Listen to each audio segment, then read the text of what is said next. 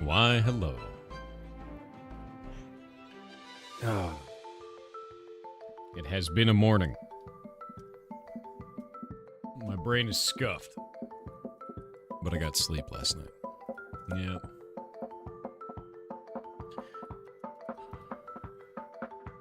Already? Yeah. Already. It's time to go back to bed.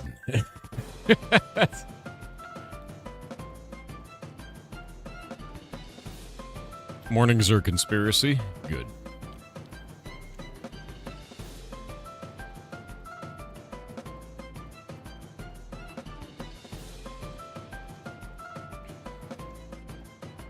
Merry Christmas Eve to you. It's time.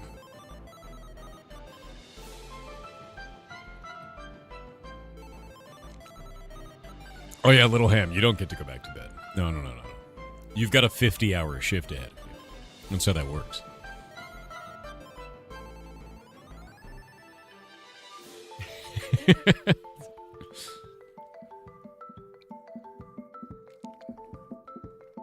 All right, that makes sense. Yeah, that's funny. Yeah, 50. Little Ham has to work 50 hours a day. That's true.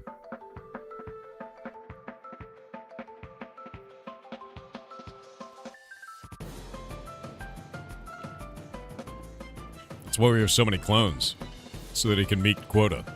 That's how it works.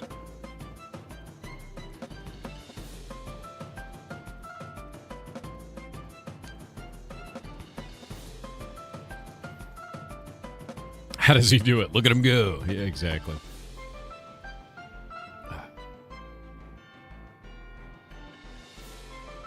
How is 50 hours a day possible when there's only 48 hours a day? Science. And cloning. And robots. Time travel. Bullshit.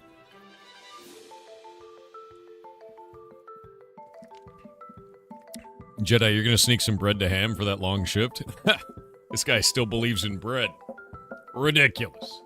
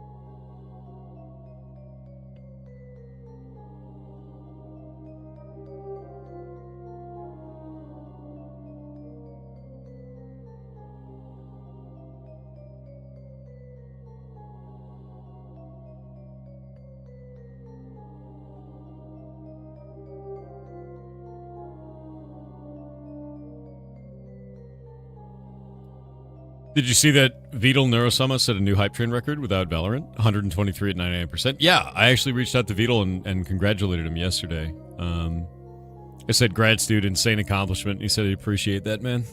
So yeah, no, Vito's awesome.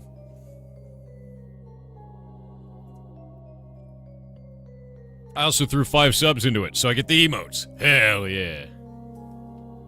My emotes now.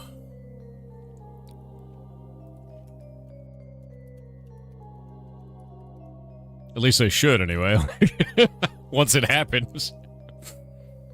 Once the emotes go out.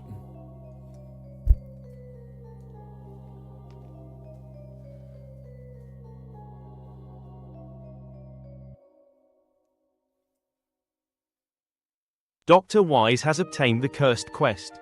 A poll has begun for chat to decide their fate. Ooh. 5,000 bits, dude. It's incredibly nice of you. Any mods that are in the guild? What do you need? I am the guild. How's it going? Is someone acting a dumbass? Because I'll fix it. With a brick.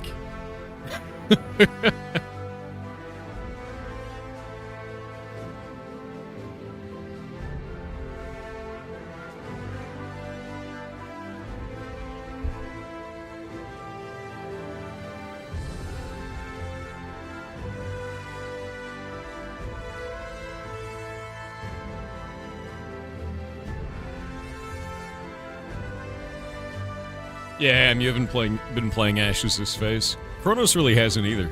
Chat has cursed Dr. Wise with cooking. Ooh, cooking. Cooking. And it's got to be something Christmas related. What do we do for that? What do we do for cooking? What do we do for cooking? Let's think about it. What is a good Christmas dish?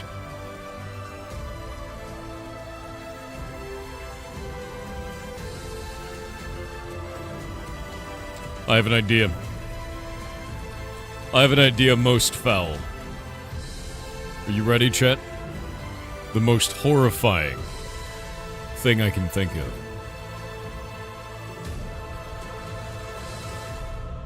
You need to make fruitcake, but with fish. Fish cake. Yeah.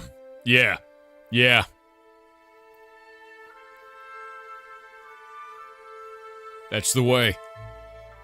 I don't even know how that would work. I have no idea. Like a Stargazy pie, but fruitcake edition. You'll never get that smell out of the house. Exactly. Bonus points if you make it in an office.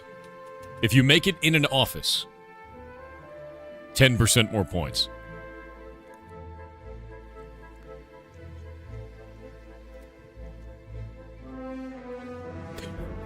This is not the way. This is how cursed quests work. You can't take that from the community. Sardines? All right. Yeah. That's a fish.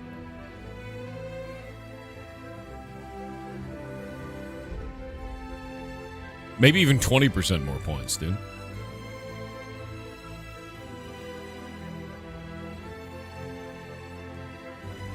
I gotta cut my fingernails today. They gotten too long, man.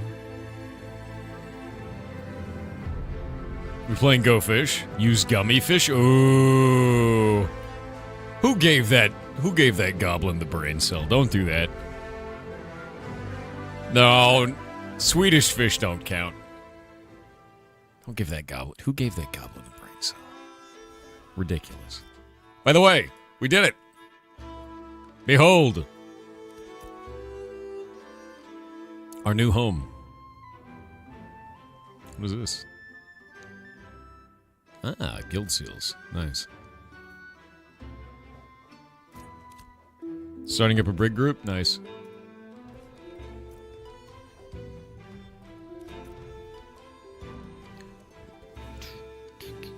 More guild seals. Nice. What percent is that at?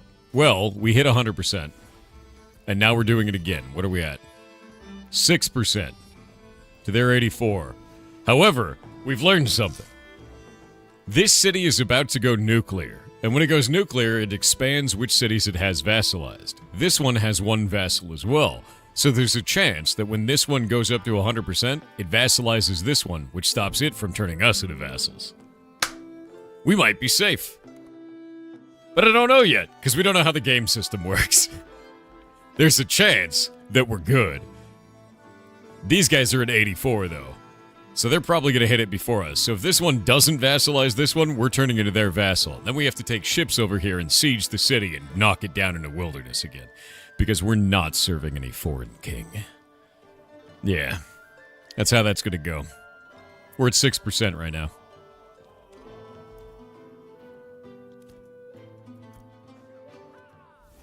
Oh, what's going on? More guild seals. Yes, yes.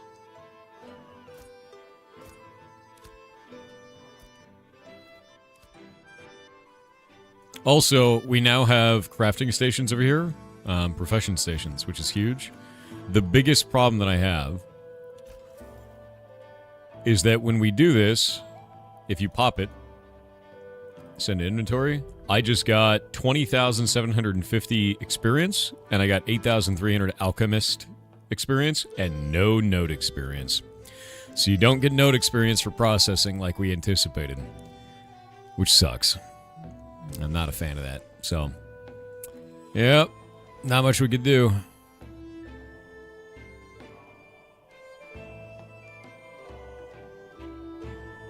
Also, it looks like elephant ear powder downgrades. So that's weird. I did a bunch of blue and a bunch of green on that one, and it all made common. So I don't know if it makes higher grade versions of it. It's kind of weird. Like, if I do this just as that one, should that make legendary? I guess not. I guess when you mass grind, it always does common. Yeah.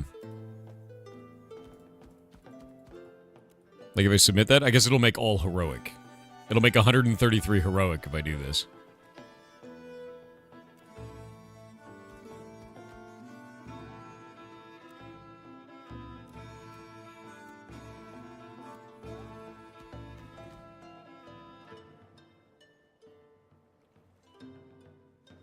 Yeah. How many is it? 82? So we can do 82 of it. And it'll only make rare when I do that. Yeah, so it looks like it does it to whatever the lowest classification is. It's kind of annoying. Let's see. We got 63, 70, 76. Oh, I guess there's 77 of them.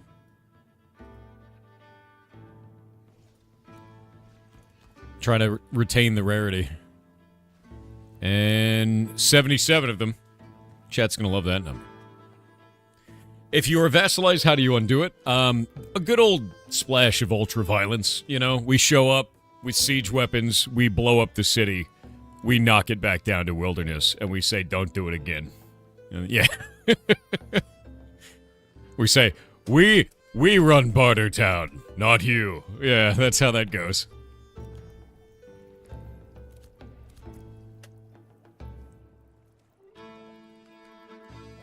Why, thank you. What's happening? You just came in? Well, our city is upgraded, and we're now running alchemy jobs. What's going on here?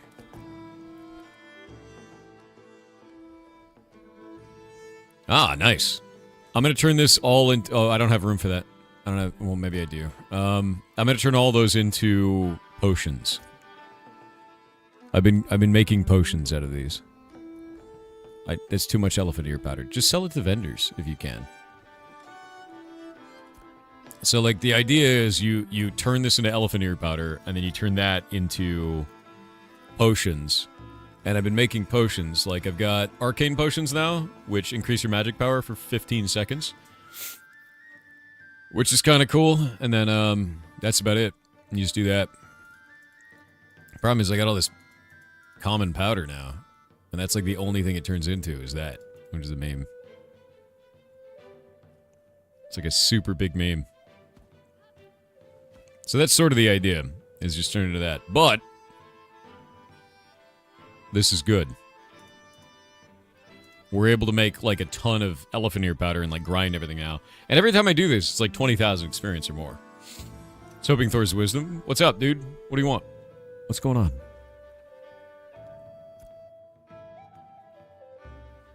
Any tips? Someone trying to play the games, but unplayable due to graphics stuttering constantly. Driver updates and setting changes don't seem to change. Are you maxed out on RAM or CPU?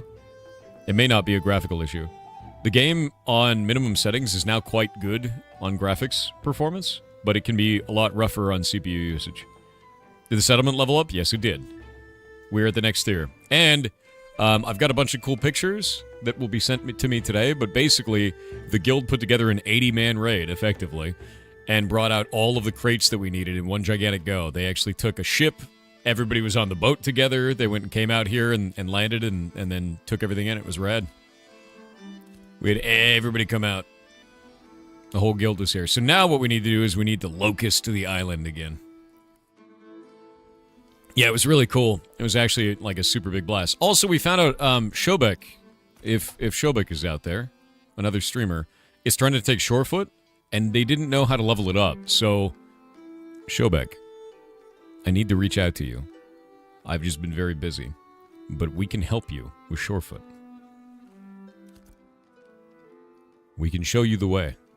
Apprentice herbalism bags? Oh, shit. My man. I had the shitty apprentice bags. These are the good apprentice bags.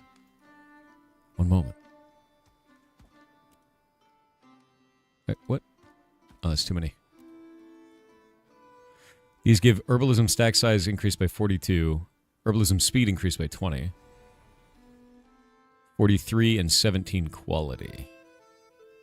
Which one is better? Do I want speed or quality? I think I want quality. I don't know. I don't know. I don't know what I want now.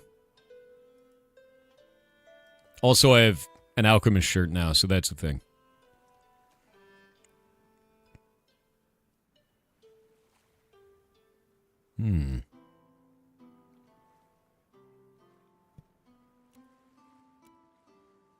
My herbalism. Herbalism speed 148. What does that even mean? It doesn't give me a percentage. It means nothing. You already had an alchemist shirt about bonding? True. True. I think I might hand these out to another. These are good, but I think mine are better. Because if I look at my materials, the bag size on this one is also medium. And if we look at this, that's herbalism speed, but I think quality is better. I think quality is generally just better. That being said, these will get used. I'm going to hand these out to somebody. Someone in the guild will be very excited about this. Oh my god, more salt woven earrings. I can't do anything with those. Rucksack. Can't do anything with that. Alright. Chum. Gross. What if the speed is additive? I don't know. Because, like, speed is cool, but, like, more rarity is, like, way cooler in this game, I found. More rarity is, like, very good. I need to do a test on how much common powder sells to the vendor for, because I've been running common powder just to mill it for XP and alchemy experience. So I'm going to see how much that's worth right now. It's worth a 1 silver 40, so that's not great, but it's better than nothing, considering I'm putting money into it to do it. I need to see what my skill in alchemy is at, because I got to go level it up. No, sir. No, sell it. I don't need it.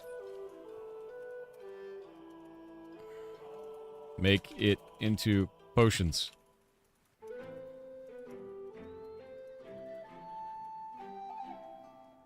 I do not need all of the powder. Do not give me the powder. Vendor said powder.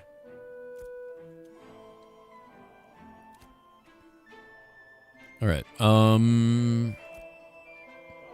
yeah, my alchemy's at level 8 right now, so I should be able to get that to level 10 today, is the idea. You've tested lumber and alchemy? Neither make a net positive money-wise? Oh, no, they definitely don't make a net positive, but they do have a recoup, right? You make some back, is the idea. All of these you're going to lose money on. You lose money, but you gain items.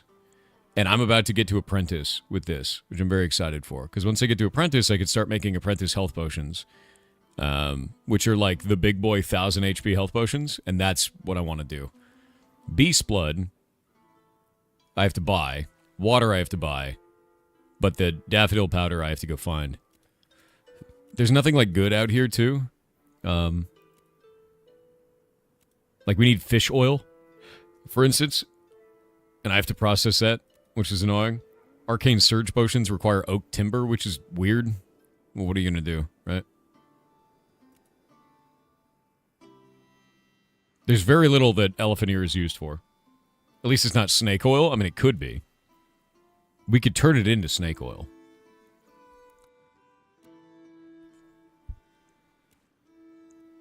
But this is sort of the idea around this, is to make sure that we can do that.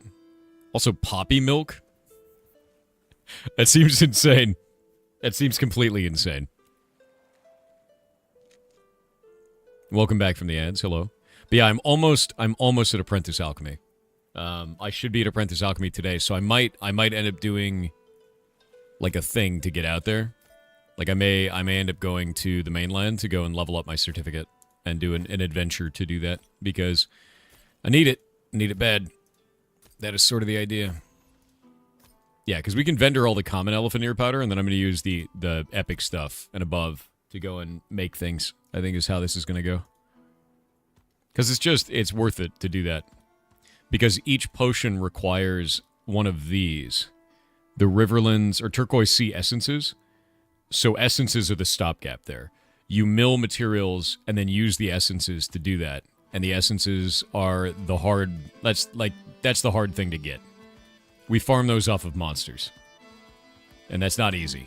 So, what I want to do today as well is I want to get Dracena. Because Dracena turns into weaving material. What's this? What's up, Anarchatic? Those essences are a bitch to find. They are. Deep Lung Potion. That's cool. That's a great one. Where did you get the recipe for that shit? Thank you, thank you. You just breathe underwater, man, for a long-ass time. Oxygen usage down by 80% for 10 minutes. That means we could farm the ocean floor. I mean, I've got my manatee for it, but that's even better.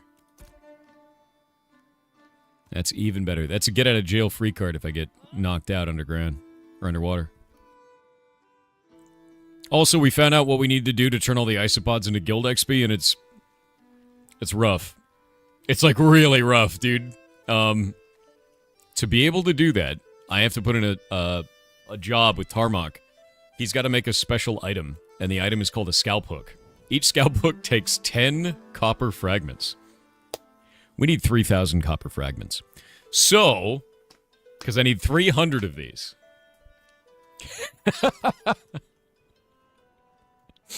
It's going to be rough, basically, is like how that goes. Yeah, it's not great.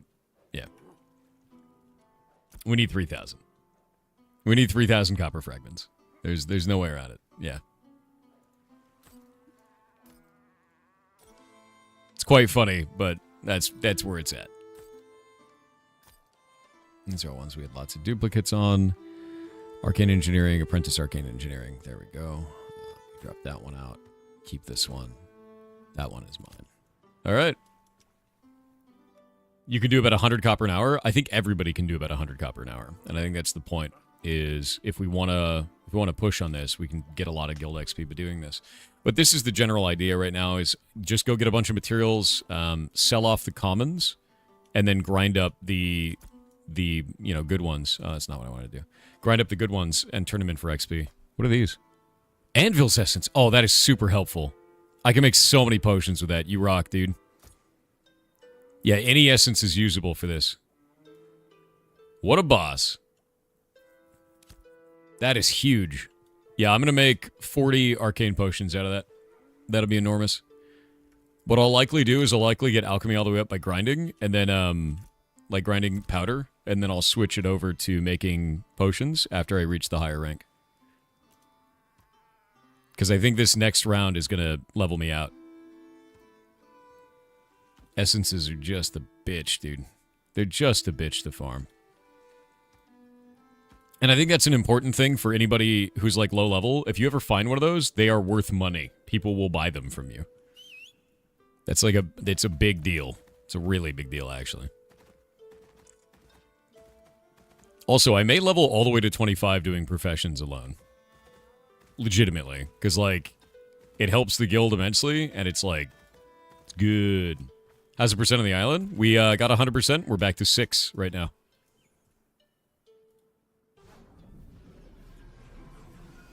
What's a big deal? Essences. Essences are a big deal.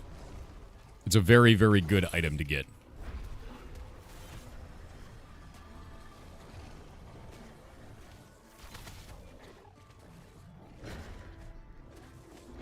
And I can kill pretty much anything on my own now.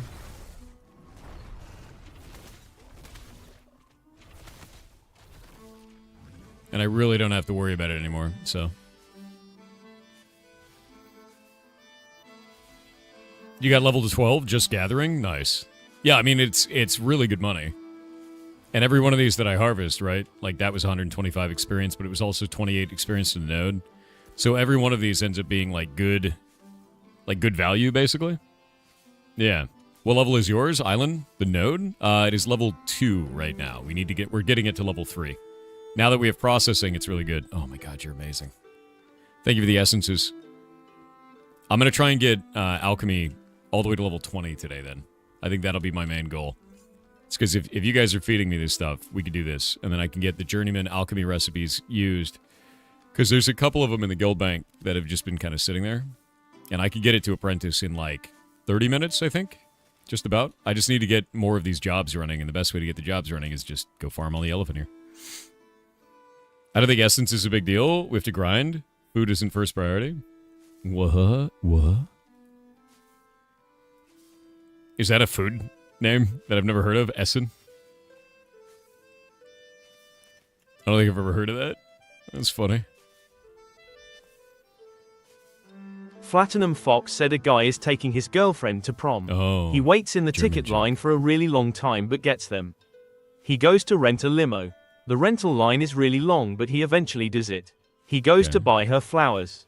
The line at the florist is really long but eventually he gets the flowers. At prom, she asks him to go get punch.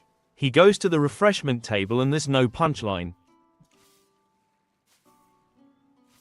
I knew it had to be an anti-joke chicken. I knew it had to be. God damn it.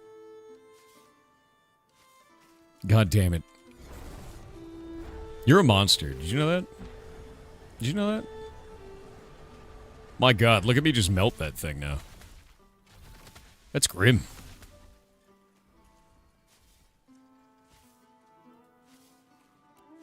I could just eat them now.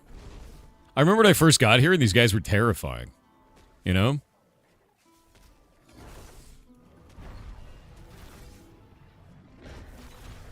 And now it's just dead. Is Ashes of Creation a good RPG? It is a phenomenal, in my opinion, it is a phenomenal social sandbox. It's a very, very good social sandbox game. I really enjoy it. And like out here right now, we're basically just going to grind out 1 billion elephant ear, get a whole bunch of material, and turn it into stuff. Yeah, social interaction, dude. It's a social sandbox MMO. It's very different. And it's funny, too, because like even though I'm level 24, I'm almost max level, I'm geared to the 9s. Like, I am doing professions because it's good for the guild, it's good for our settlement, and it's good for my characters. So, like, I think that's a really good spot for professions to be in, personally. We can see that I'm already getting a ton of material. And I could stack it to 63 in these bags instead of 43. Tried to log into the game, crashed twice on loading. You may want to verify the integrity of your game files. That may be a good thing to do, to be honest. What's max level? 25 right now, and I'm already at 24. Processing doesn't seem to be worth it. Processing gives you a lot of XP, and it gives you a lot of profession XP. It is a gold dump. If you are looking to make money off of processing, that is not the intention. Yeah. That is not how you make money. You make money by gathering and selling to a vendor. That's a good idea. If you're doing profession pure, like only professions, you are making money in other ways. You are definitely not making it through doing processing. That is the gold dump for the video game. That's sad then? No processing for me? No. I mean, you'll be doing processing eventually. It's really good experience. Like, I'll give you an example. I set up an hour-long job, and it gives me 20,000 experience. It costs me, like, 38 silver, but, like, what else am I going to use it for? You don't have to hoard it, right? It's not like World of Warcraft. You don't need all that gold. You need an amount of gold that is sane. You know, if you're not interested, that's fine. Go do gathering then.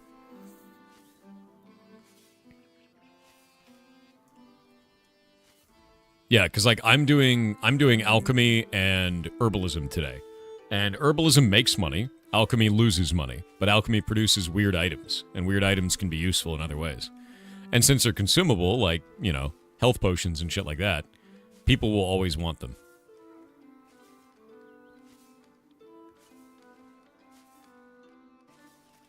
Look at the texturing on that. Looks really good. And every time I mine one of these nodes, it's giving experience to the node. Good morning. Good morning to you. Oh my god, Essence Lords. How do you have so much essence, dude? I'm gonna make 1,000,000 arcane potions today. You are a legend. We're gonna have so many arcane potions in the guild, dude. Actually outrageous. Thank you.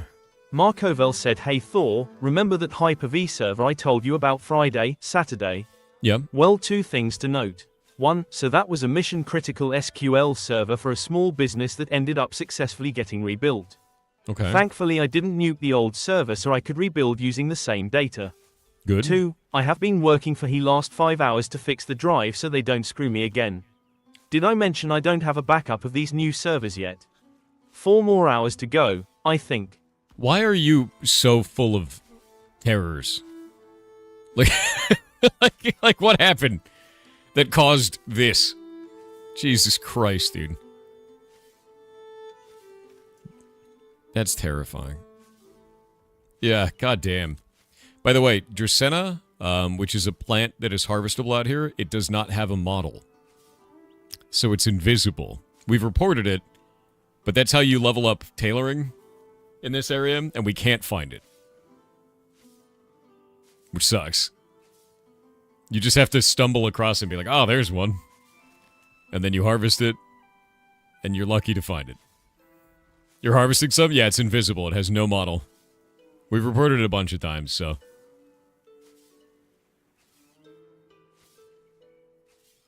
You can use any plant for coarse string? That's true, but that one is specifically for weaving.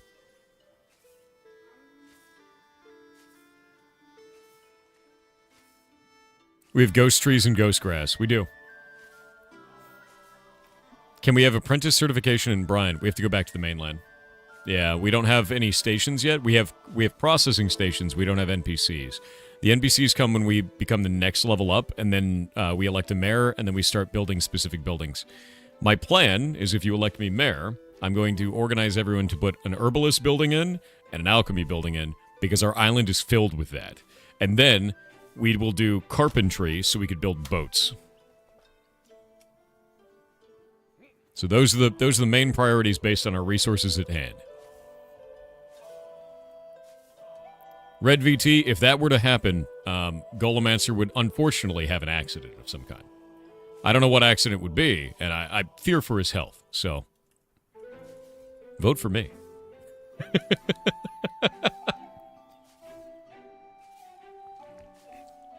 It's okay, he's a tank. True.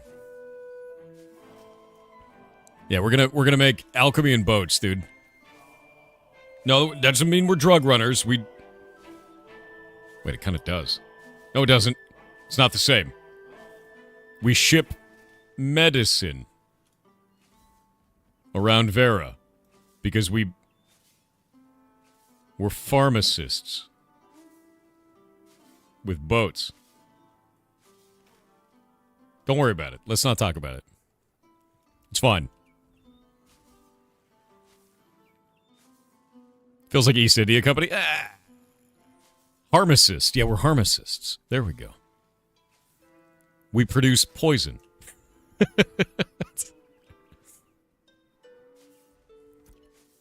Yeah, there's a couple things that I need to get up right now. I need my herbalism up higher. Let me see where I'm at right now. Where's my herbalism? Alchemy's at 8. Herbalism's at 14. Lumberjacking is at 7. I need to get probably lumberjack to max before I go back to the mainland. Wait. There it is. The invisible Dracaena. Glorious. All you can tell, you can only know by the little dot that shows up randomly. There it is. Turns into weaving and alchemy. It's great. Yes, STC. Is this something you need? We're a little bit of privateers, yeah. You thought it was an underground herb? No, it's just invisible. Report it. The model's missing. You just crafted a sword and you were supposed to get 5,000 XP, but you got 5 million instead? Screenshot it. That's definitely bugged. That is definitely wrong, my dude. Show me the screenshot. There's no way. Did we achieve our AOC goals yesterday? Yes, we did. However, there is a threat that is looming. These guys are at 99%. If they hit 100%, they should vassalize these guys. If these guys get vassalized, then they won't vassalize us. But if they don't get vassalized, when they hit 100%, they'll vassalize us, and then we got to go up here and then siege them and blow them up. So there's that. That's basically where we're at. We're hoping the game mechanics are in our favor, and if they're not, then we have to go to war. What are those locks on node percentage? It means that it is locked until it upgrades, basically. That it'll cap there. But we're at 6% already. We're going real fast.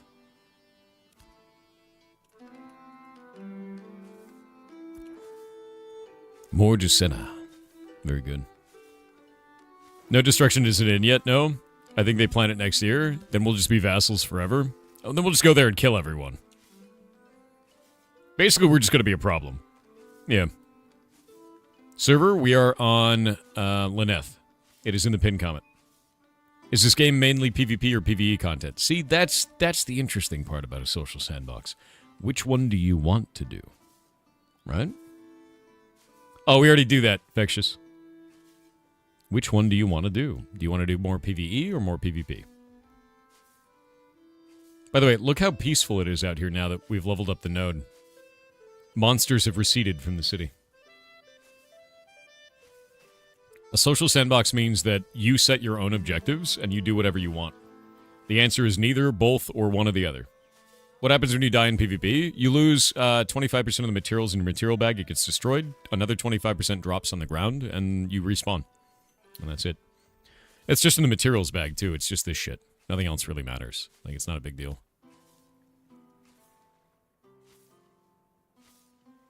Yeah, we don't have a problem. They have us. We're the problem. Yes. Yeah. We're just going to keep pushing either way. Yeah, the durability gear too. Like, durability loss is the thing, but it's not very much. It's not like a big deal.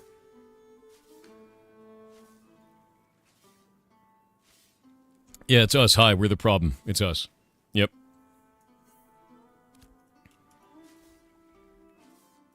But yeah, our primary goal right now is to push the node. Then we're going to push the guild as hard as possible. You just relogged and now you're back to your original level? It may have realized that something was wrong and dropped it. Yeah, dude, definitely turn in that bug. That's a big deal. Say exactly what recipe you did, exactly what station you were at, all of it. Everything.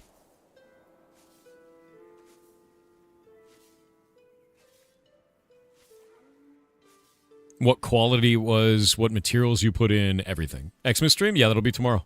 Yeah, we're doing that. Basically, any information you can give the devs is good information. Is the cross-class stuff in yet? No. No. If you're talking about subclassing, that's not in yet. It will be eventually, but not quite yet. Will you wear a Christmas hat? I don't own a Christmas hat. If I did, though, I would. Oh.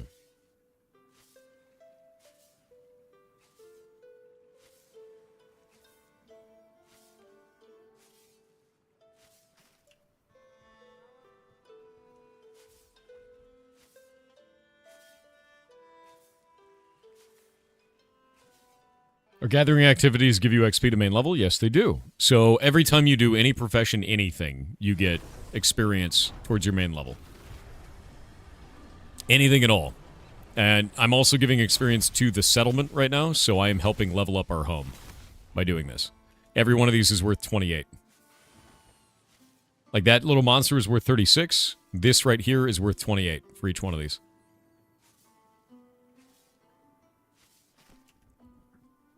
And then this one's worth 28 as well. And the idea is I'm leveling up my herbalism so I can level it up to journeyman today, hopefully. We'll see. You know?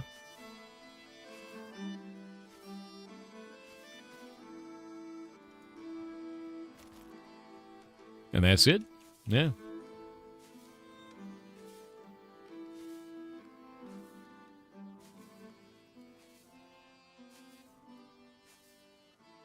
%, in 1 hour remaining to patch.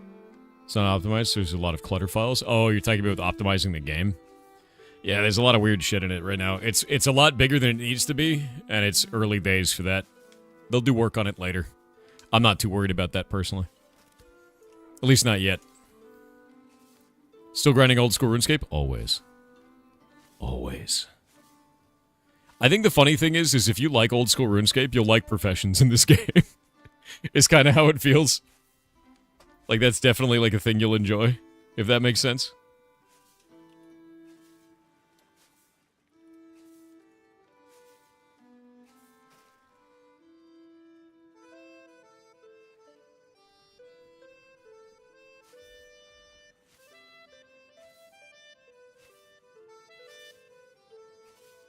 Number go up. Number go up, dude. But yeah, if you like OSRS, you're gonna like this. Like, 100% you're gonna like it. Yeah, years change, games change, grinding stays forever. I agree. Look how many elephant ears I've already gotten. I'm gonna try and get 250, because if I get 250, I can do max job, and just do all of it all at once, and then we can leave it for, like, I think it's a 250 job might be like 2.5 hours long. I think it's like an hour per 100, is the idea. So then I can dump that in there, and then every time we do an indie game, I just pop in the 2.5 hours. We're good to go. So I'll have to harvest 250 elephant ear each time. 200 is like an hour and 40? Okay, so it might be 2 hours then. Yeah, that's good. I think it takes probably an hour to harvest all of that for me. But like, look how much material we have. Oh, big iguana. I don't know if I could solo the iguana. I think the iguana might be the only thing I can't solo. Maybe. You know what? Let's find out.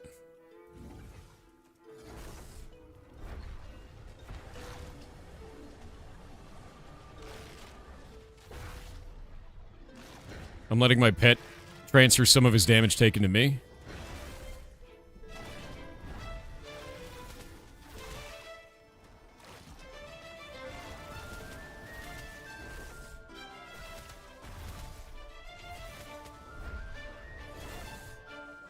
I can totally solo these. It is doable. My god. Heal my own dude. Nice. Those little baby heals hit it. Yeah.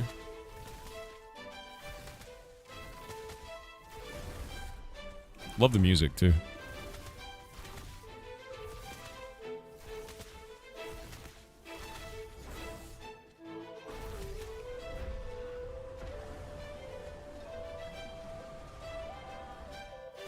I should probably get Mana Tab.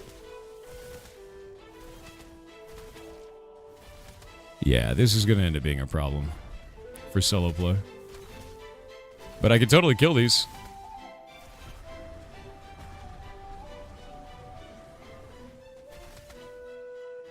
And that gave 413 settlement XP. I could be a lizard destroyer. Yeah, pet's getting healed. It also heals itself, too. And I've got to reconstruct. There's 150% healing power over every 2 seconds for 10 seconds, too. It's like another healing source for it. So there was a dude, Treason, that was doing that. He's level 11, though. So even like a little baby pocket healer can do that. Can you enjoy the game solo? Yeah. Yeah. There's a lot of solo play in the game. Massive amount. Especially if you like doing professions. Also, thank you for the raid. It's incredibly nice of you. Let me see. Raids, shoutouts, subs, hype train. Here we go. Yeah. Catharsis, thank you very much. Thank you for the raiding party of 6. I hope you have a wonderful day, dude.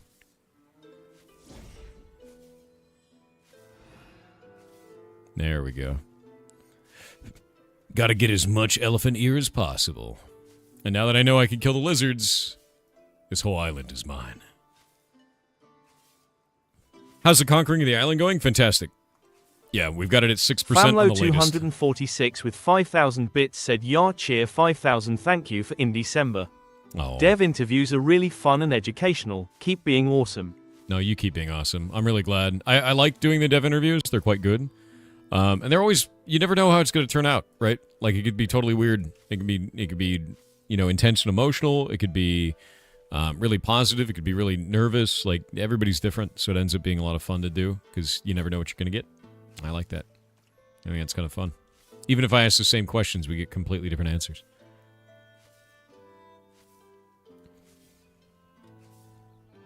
Tory Kitch said, "Why did the god of thunder need to stretch his legs? No. He was a little Thor."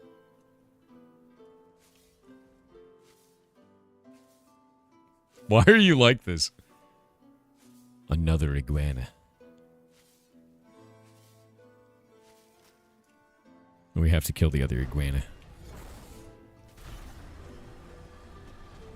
Shoot her! There we go. Give my pet a little bit of damage reduction. 25% of the damage the pet takes is now sent to me instead. And I'm healing my pet. So I'm going to be taking a little bit of damage, but that's fine. Because it makes my pet strong. Oh, Treason, you don't have to heal him. No, I got this, dude. I can drop that off so I can heal a little bit back. You gotta remember, I got parasitism. Watch the pet just heal the shit out of itself. Yeah, see that 400? That's him doing it. Yeah, he's good.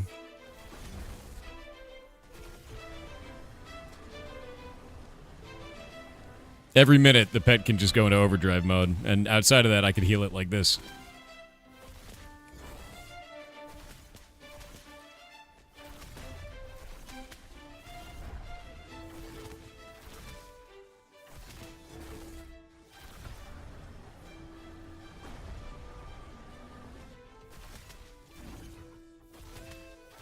Those big heals off of my, You got a delivery, Seiko. What's up? I'm here cleaning up iguanas, my dude. What you got? How's it going?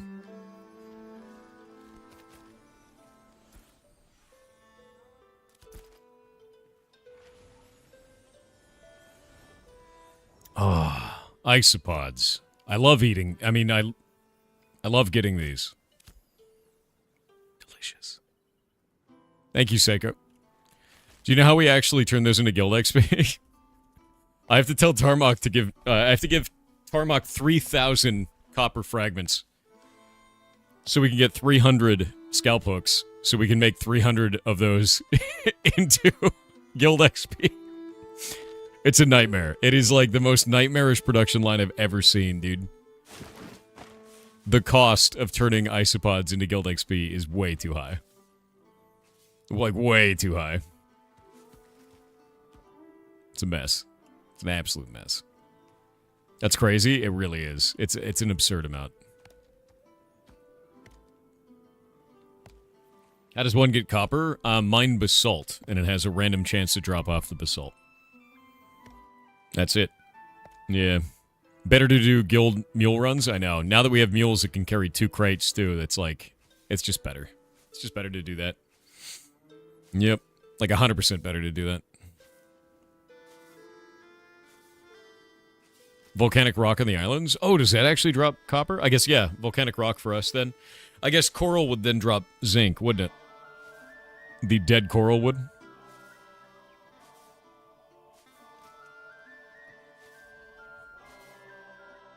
Yeah, dead coral's probably the zinc variant for us. Yeah, alright. Rockin'. If the mule is killed, is it lost? No, it drops the crates on the ground, and then someone steals them from you, basically.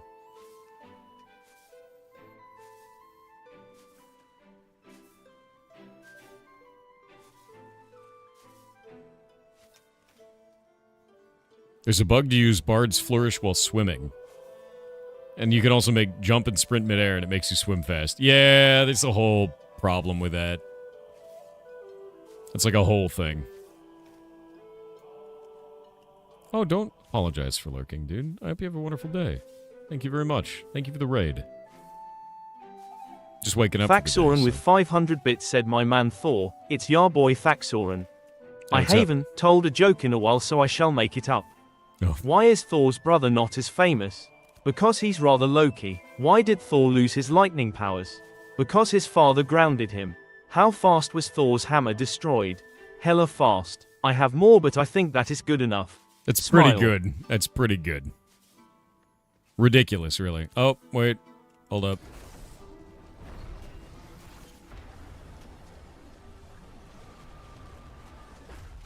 Thexorin with the 20 gifted subs, my dude. That is so many, man. That is so many gifted subs. Teresa, you don't have to heal him. You don't have to heal him. He's good. Trust. He'll be okay. I promise. Go farm. You're good. I will eat this iguana. Because I can just do this. And now watch it. Every attack he does. Everything he does. Power.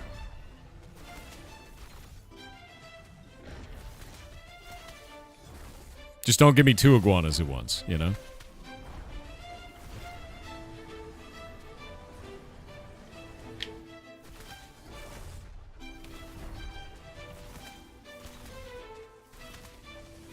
Tank GPT? Yeah, it's Tank GPT. My powerful pet.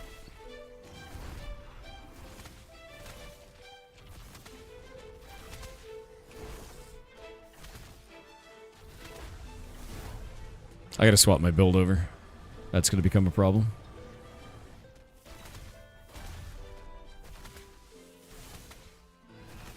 There we go.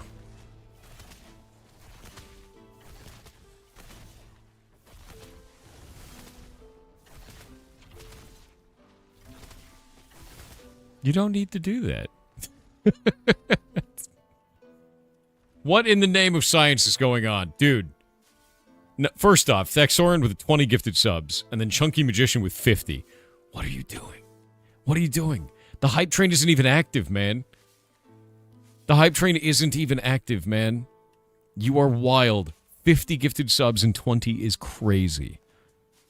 That is so many. It's still on cooldown for 4 more minutes.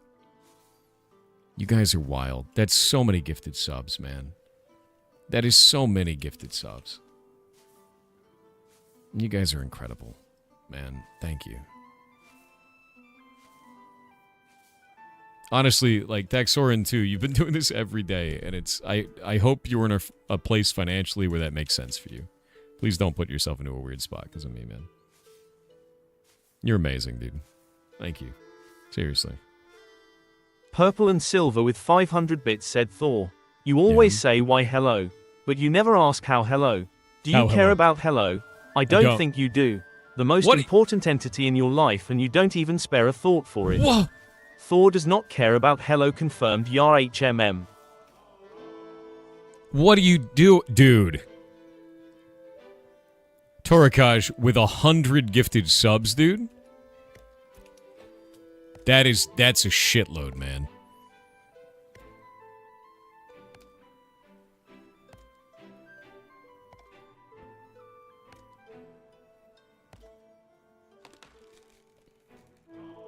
That's so many.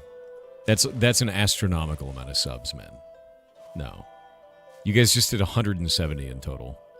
Not even during a hype train. That's insane. You're amazing. Thank you.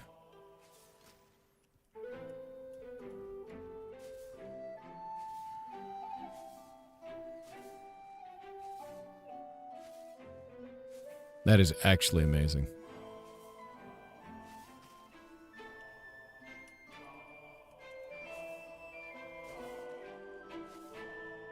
Dexter with another 25. What are you guys doing? What is this? What are you doing? What are you doing? That's so many. What? Dude, what? It's 140 subs. Wait, no, it's 170. No, it's 195 now. What is happening? It's not Christmas. Tomorrow's Christmas. It's Christmas Eve. It's Goblin Eve. It's Festivus. You're Festivus. Festivus. That's funny.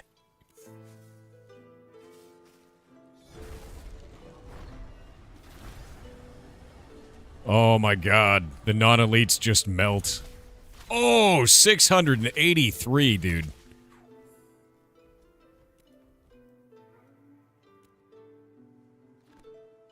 Where's my skill book? That is 195 subs is wild, dude. That is absolutely incredible. Not expected at all. That blows me away. You guys are amazing. Like entirely. You guys are amazing. Entering an immobile protective stance for a short duration, during which it gains temporary health equal to 30% of its max HP. Okay. That's the threat generator on the pet.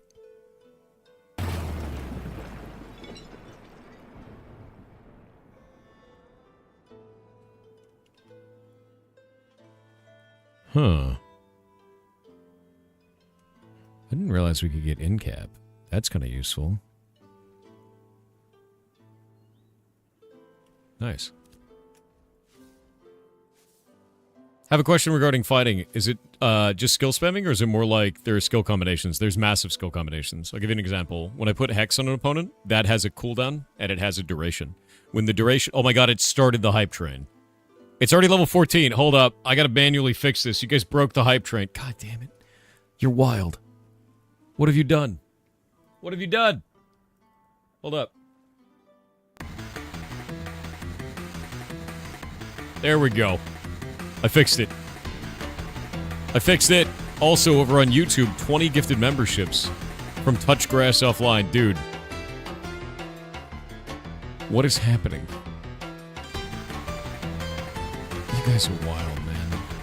That's incredible. It's already level 50. What have you done? Inky Mouse with 10 gifted subs. Thank you. This is Snoogans with 5.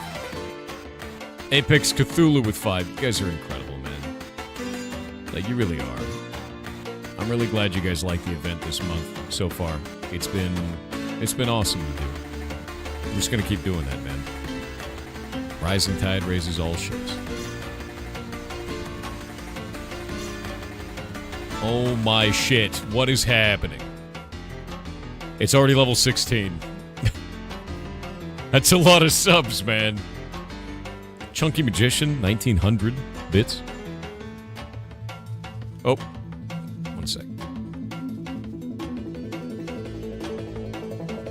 Shoot it.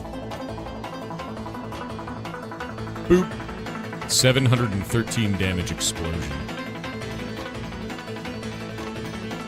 That's completely wild, man. Goblins be crazy? Yes. Thank you very much for those gifted subs. Skilla, Dr. J, Ian the Woodchuck, Ilion, Arathian, or Airtheon, or Airtharian, if I could talk. Thank you for the 20, dude. Magic Hippie with 10. Blammo Sound with 10. You guys are wild. This is wild, man. Your chat just crashed? Nice. Arclight with 10. You guys are already at level 17 hype train. If it hits 25, which it looks like you're on target for, it'll message the entirety of the Discord, by the way. Everyone will be spammed. You gonna take the record back? I don't know, dude. Our last record was 106. The new record is 123. Like, that's a hell of a thing, man.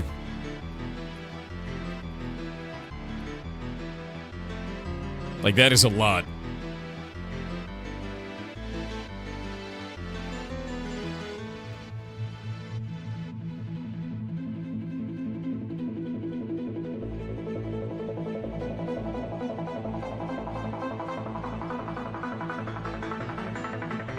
Wait, what? Chunky Magician with 33 gifted subs. Serial Choo Choo with 10. What are you guys doing? Cable, Havel, Dalinar, thank you all very much. And Torix with 50. With 50. What is happening?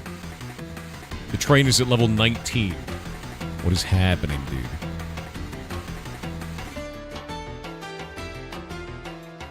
This is bonkers. This is completely bonkers, dude. This is completely bonkers. Beans for brains. Yeah, that's a good name. That's a good name. With the 5. Thank you very much. Where are materials at? I need more. I need more.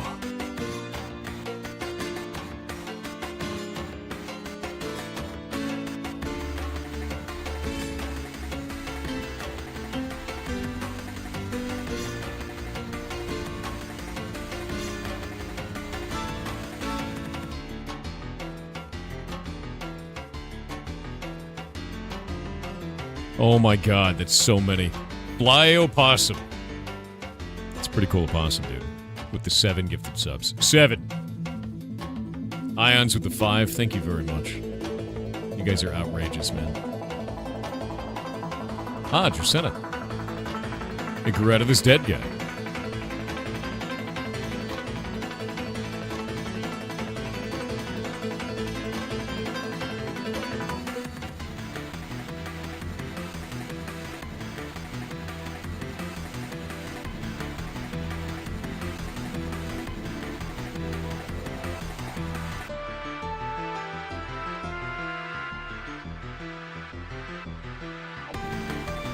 Thank you very much for all these subs. You guys are amazing.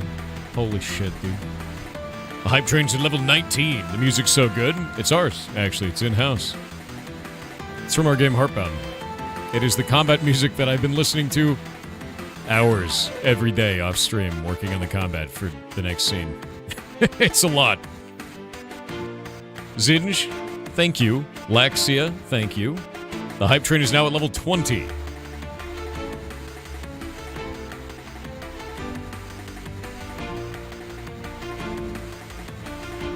Pirate Archer. Burn it! It's dead.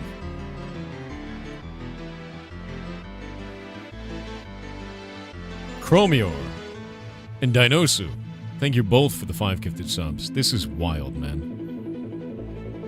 Does it continue to play in your head after it goes off like Pokemon Blue used to do for me? Yes.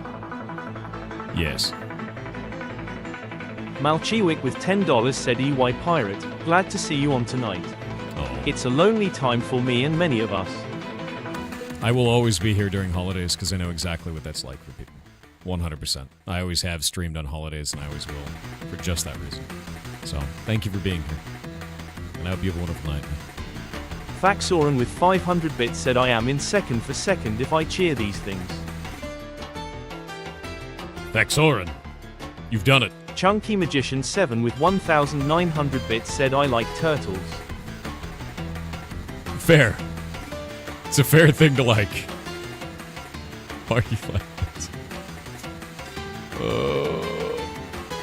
Outrageous, dude.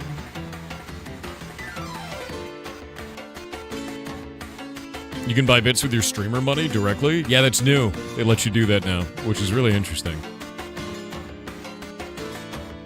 Is that a little turtle? Little turtle emote? I love that. What is this? Oh. Chopping down all these trees because they're worth XP. You guys are amazing, man. Little__ham with 500 bits said chat smells like eggnog. It's true. That is true. Wait. Eggnog is delicious.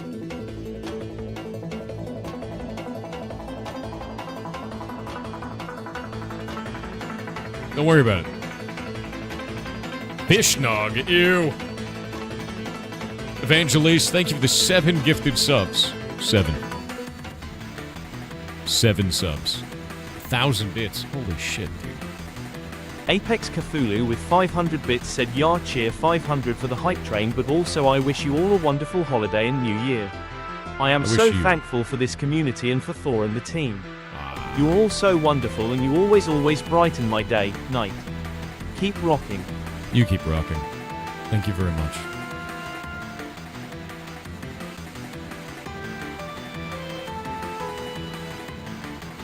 You're amazing, dude. You guys all are. Holy shit. That's so many subs. Eptity Vepsity.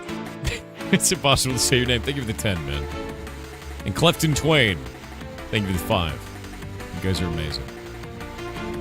When I get on in December, I'll give 200 subs. Dude, what? That's wild. Darknace, thank you for the 10 gifted subs. Darknace will bear on forever. An ancient oldie. You know how difficult your name is? The way I look at it is Eptity Vepsity. And I might be wrong. But that seems correct. Red VT, thank you for the 5 gifted subs. Wait, you used your stream money for that? No, that's correct. Eptity Vepsity. Winner. Accomplished.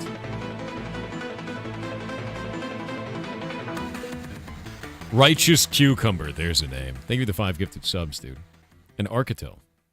Thank you for the 5 gifted subs. The hype train is now level 21. It hasn't stopped. The nightmare. The train is going off the rails. What percentage is Brand Barrel at? 6% right now. Warner with the 5 gifted subs. And Minimum Sky with the 5. Thank you both very much. What's the highest train we had? So we used to have the world record at 106, but now Veto has the world record at 123.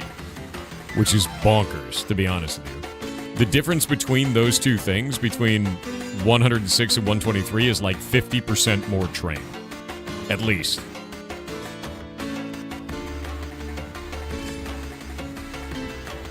Yeah, no, it's insane, dude. Like, Veto cleared hard. I actually reached out to Veto last night and I said, congratulations in DMs. I said, grats, dude, insane accomplishment. And he said, appreciate that, man, with a heart. Because, like, that's like undoable. Like that is an insanely powerful community, man. Thorinus with 5 gifted subs. Thank you very much. Thank you. Oop, 1 sec. What is my Hightail creator code? Pirate. Just the word pirate.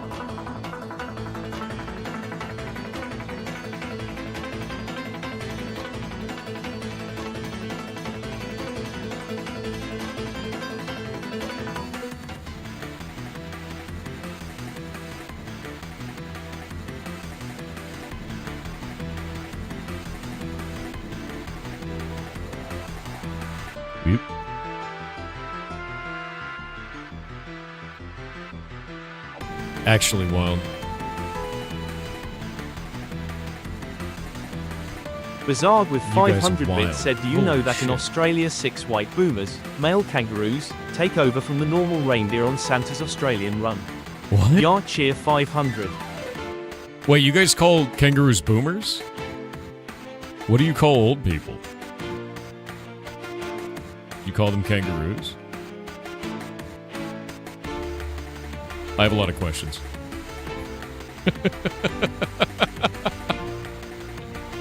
Red kangaroos are called boomers? Why? 1 sec.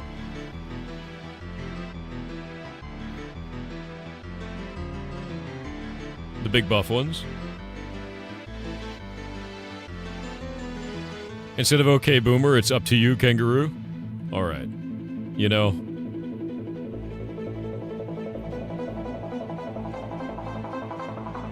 That's bullshit, but I believe it. Australians of chat, I need to know. This channel reached a level 106 hype train already? Yeah, we were the world record for, God, it had to be like 6 to 8 months, and then Veto beat it. And now Veto's the world record holder. It's awesome as shit, dude. We used to duel back and forth with Admiral Baru a while back, and then Twitch ended up implementing infinite hype trains because of us and Baru. And then after that, we got the 106, and then after that, Veto got 111, and then now 123. Holy shit, Sunzia!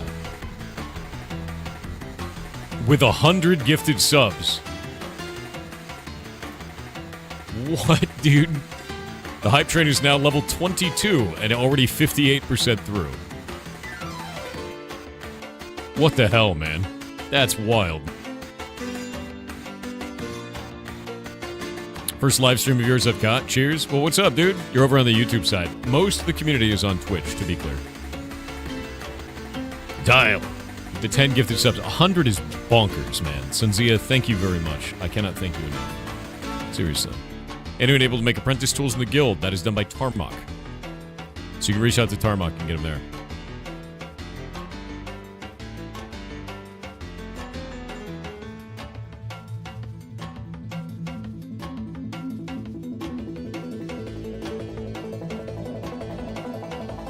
I almost have all the parts that I need. What is the total amount here?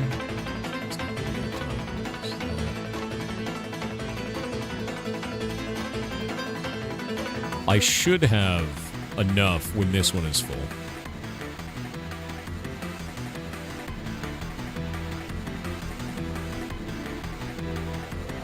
Dial with the 10 gifted subs. Philosoray with the 5. Thank you very much, dude.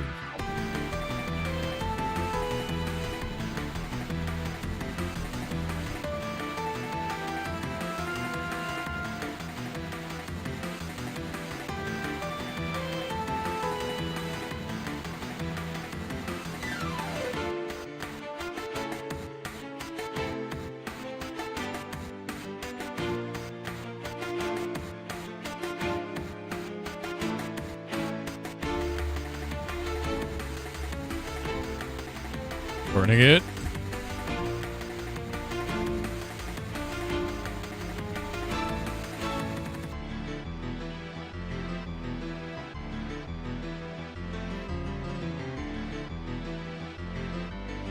I can totally solo big iguanas. No problem.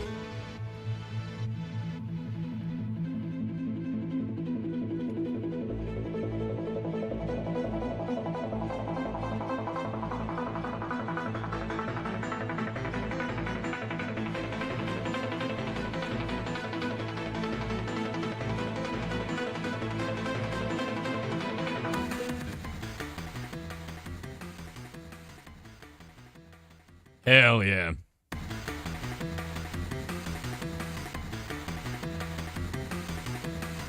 Large iguana dead. That's 400 XP to the node each time. Iguana. Oh my god. Alright. Let me see what I missed while I was fighting an iguana. That's bonkers, dude. That is completely bonkers. Alright, so... Bellino with the Prime. By the way, Primes do count. Thank you very much. Dial with the 10. Velociray with 5. Gamma Surge with 5. Beans for Brains, again, with 10. An Anonymous Gifter with 1, thank you. And Top Tea Drinker with 5. Thank you all very much. You guys are amazing. You guys are absolutely incredible. So thank you very much. Lizard. Yeah, exactly. I think I can kill that one down there. Yeah, it's another huntable. They're worth 400 each, so they're definitely worth it for the node. I basically just farm everything, is the idea. I'm solo Locust now.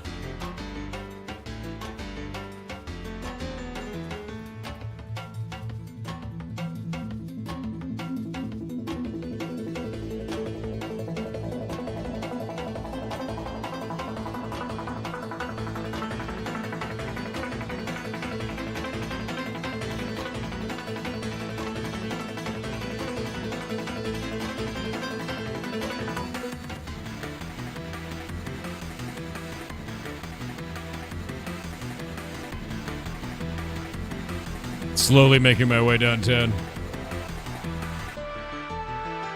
Owe Palo? Hard to say your name. Thank you for the Prime, dude. What level is the node at now? We are tier 2, and we are at 6%.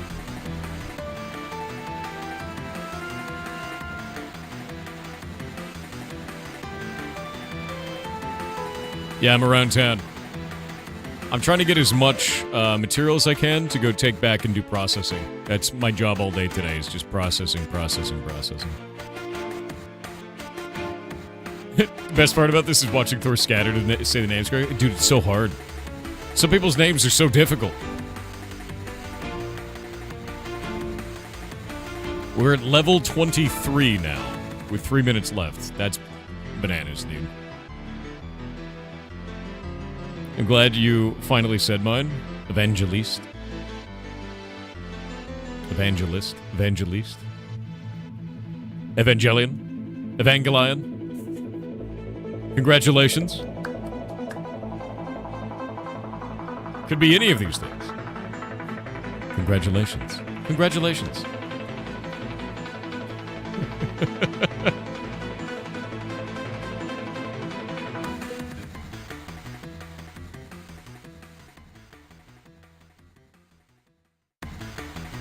Destroy the iguana. What is the node percent at? 6. It is at 6%.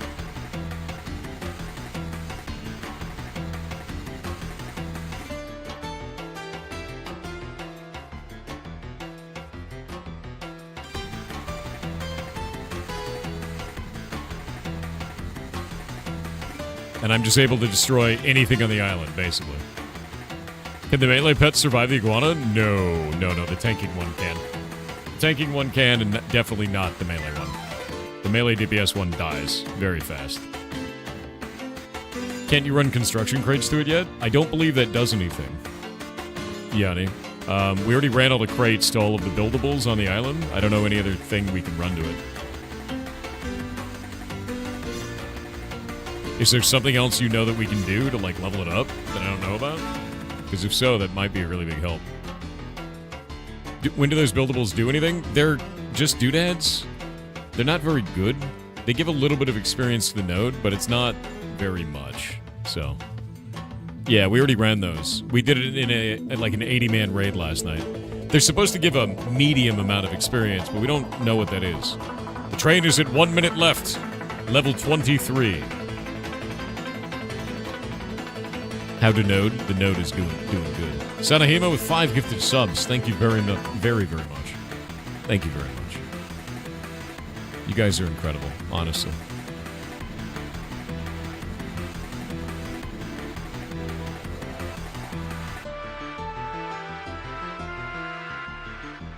Toracage with 200 gifted subs. Dude, are you... And Sunzia with it. Wait, no. Oh, whoa, dude. Both of you with 200 gifted subs? What?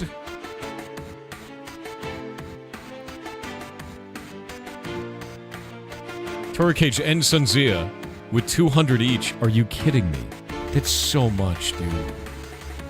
That is so many gifted subs, dude.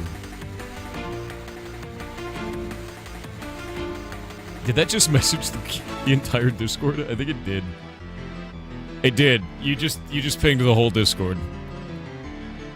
What happened to make a 25 train? I don't know. I was farming mats. That's it. That's all that happened. I was just farming plants, and they went wild.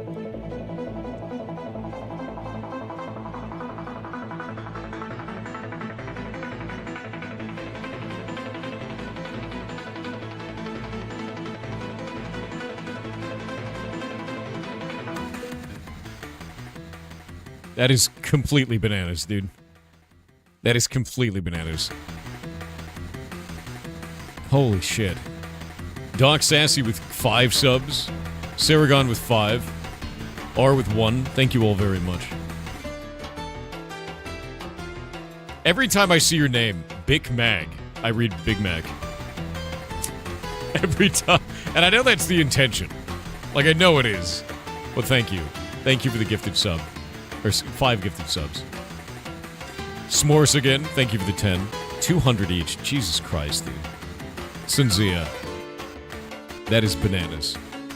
And Torkaj, that is bananas. I can't thank you enough, man. Zuther Dovakeen with 20 gifted subs. Thank you very much. Level 26? No, level 27. It hasn't stopped. The power grows. That is completely bananas to me, man. Holy shit. Bows to the wall? Feeding the ferret fund? I'm gonna tell you right now, everything I own is going to building the rescue, so... That is incredibly nice of you to do that. Takes a lot off my mind, man. You guys are amazing. Legitimately so. Abyssus J, thank you for the 10 gifted subs. Thank you very much. Are we 7ing? I don't know. Are we? The node is still at 6%. Sevens may occur. I don't know yet. I'm obtaining more plants.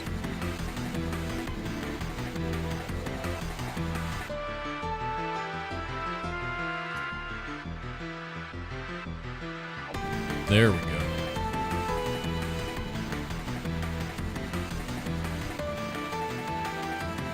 It's a lot of sevens, dude. We are back from the ads. The goblins have become too powerful. Abyssus with the 10, Electro Rocks with 5, Radical Skull with 5, Berniat with 5. You guys are amazing, dude. In December today in an hour and 15 minutes, yes. 10,000 years in December. In December forever.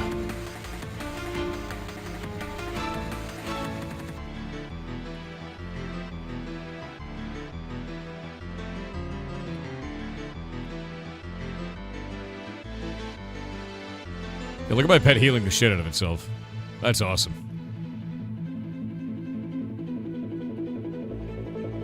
That's the parasitism going off. Such a strong buff. It amplifies their power mitigation, physical magical movement speeds by 25% for 10 seconds, and then also gives it lifesteal.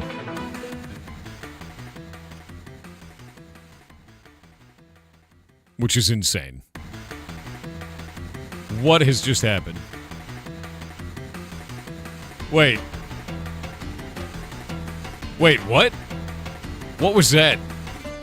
Hold up. Wait a minute. Apollo DK with the Prime. Nair has resubscribed for 25 months in advance. At tier 3. What? What? And gave 69 community subs. Nice. What do you mean 25 months in advance, dude? What do you mean? That's over 2 years, man. It says 25 months. It says Nair is resubscribed for 25 months at tier 3. They've been subscribed for 26 months. How do you do 25 months? What does that even mean? Is that like a Twitch error? 69 subs is crazy, by the way. PVT Jaws was 7. Nair was 69. Which is bananas. That is so many subs. Thank you very much. An anonymous gifter with 1. Val Score with a resub for 6 months at tier 1. So you did half a year on yours. That means 25 months at that tier. I know. That's why I'm like, what?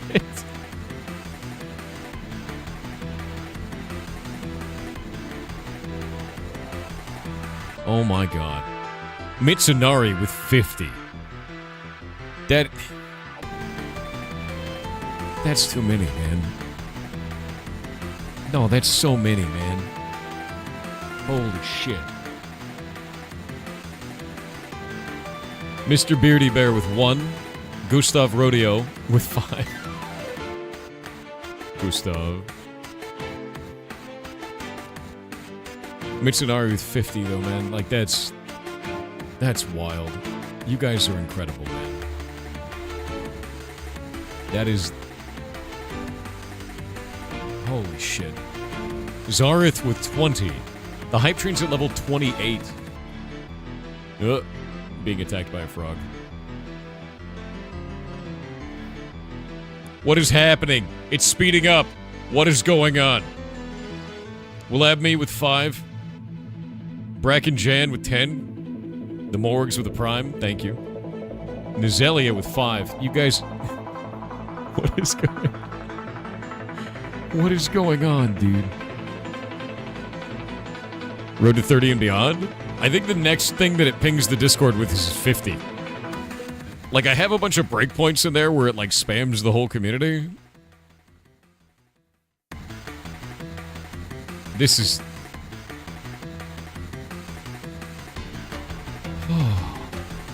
This is something else, dude. Like, this is wild.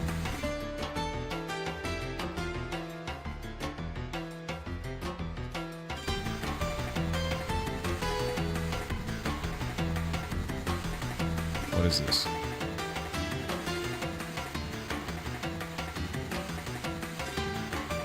There. That's completely wild, man. That is completely wild. I don't even know what to say, dude. That's incredible. You're incredible.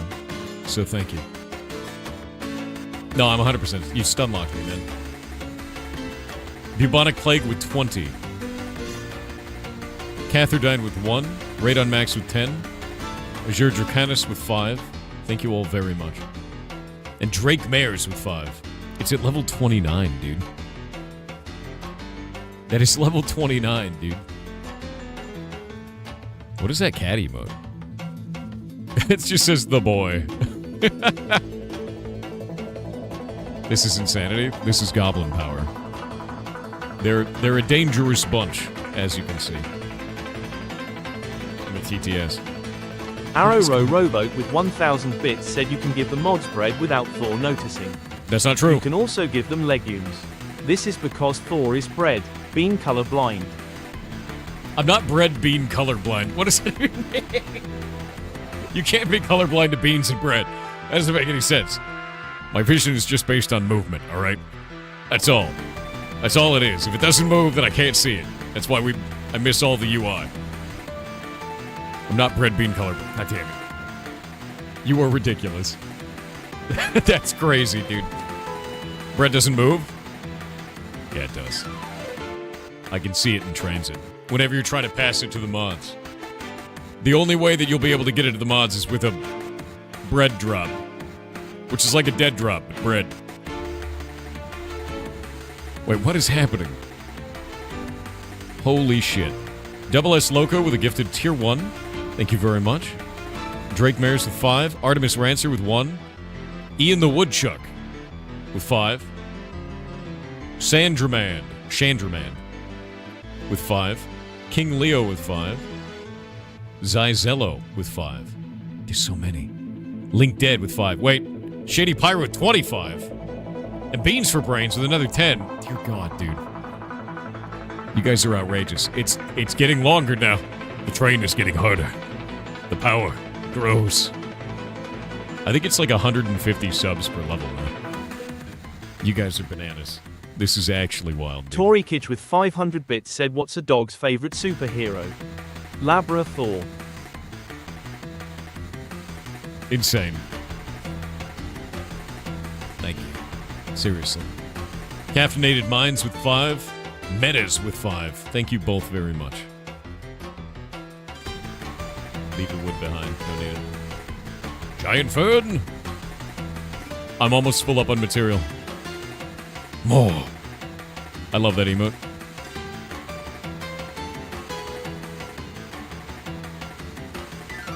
More Dracena. Lynn, I don't have any room. What are you trading me? Sunzia with 80 gifted subs.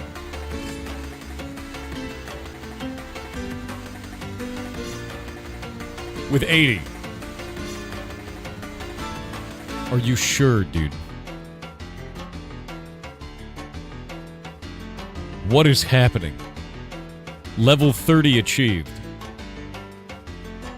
Abnock Chinwads. Okay, hold up. Wait a minute. That name. Chinwads? That's an incredible name.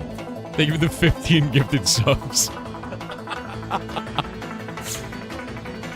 It reminds me of like Mystery Science Theater 3000. Dirt, hard chin.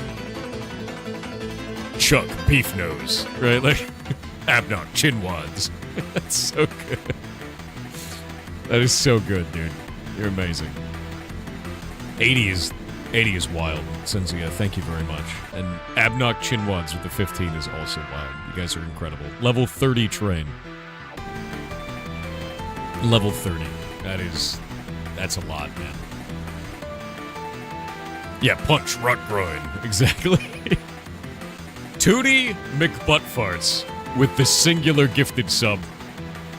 Blade Punter with 10. Okay, now all the good names go. Nair with 123. What is that, dude? What do you mean 123, dude?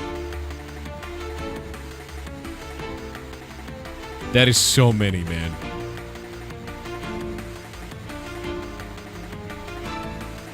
That's so many, dude. That is an outrageous amount of subs. Holy shit. Spud Force with 5, Mirror with 5. Thank you both very much. That's too many. That is so many. 123 isn't. You guys have thrown so many subs. I don't even know what to do, man. What did I do? The API is starting to suffer. It gets upset. It does. Oh my god. You guys are wild. Marinival, thank you for the 5 gifted subs. Holy shit. Christmas hasn't even started. Exactly. It's Christmas Eve. You love nerd? No. You can't prove I'm a nerd. I might be a dork. Yeah. Yeah.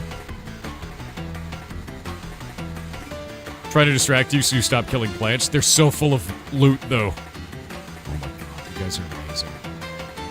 You guys are actually outrageous. Thank you. Thank you very much. You're an AI? You're 5 AIs. It's Christmas in Norway, is it? Oh, because you guys are ahead, aren't you? Yeah. What's it like in the future? Is it cool? I hope it's cool. You know? Wait, I'm gonna go to this guy.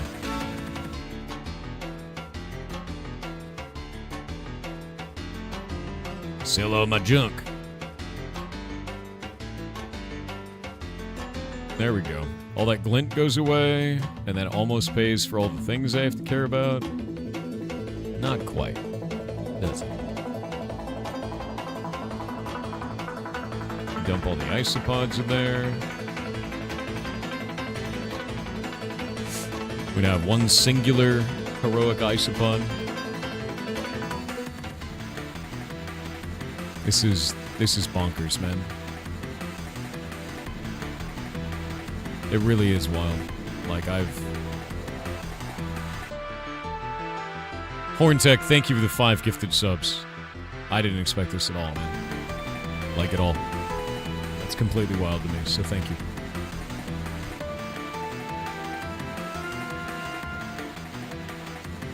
We need draw twine wax. How much Dracenna do I have? I have 33 Dracenna, so I need 33 draw twine wax. Need a new sub goal? What do you want me to set it to? Like, you beat the sub goal. I just keep putting it up, and you guys keep beating it. What do I do with it? Let me look. I'm going to set it to something.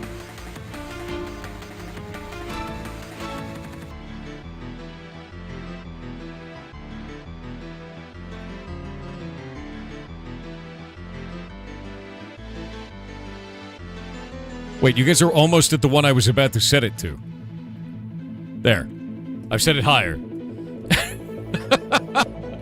I was like, oh, it won't hit that. And then I looked and it's like 300 away. You guys are ridiculous. The hype train has under a minute left.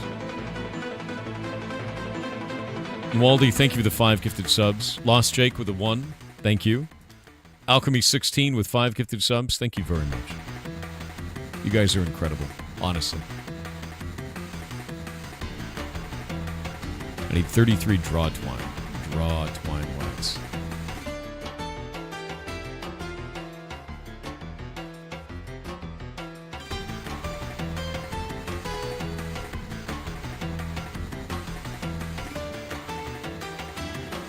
Toracage with 200 gifted subs. I thought it was going to end there. That's bananas. That is so many gifted subs, dude. That is so many gifted subs.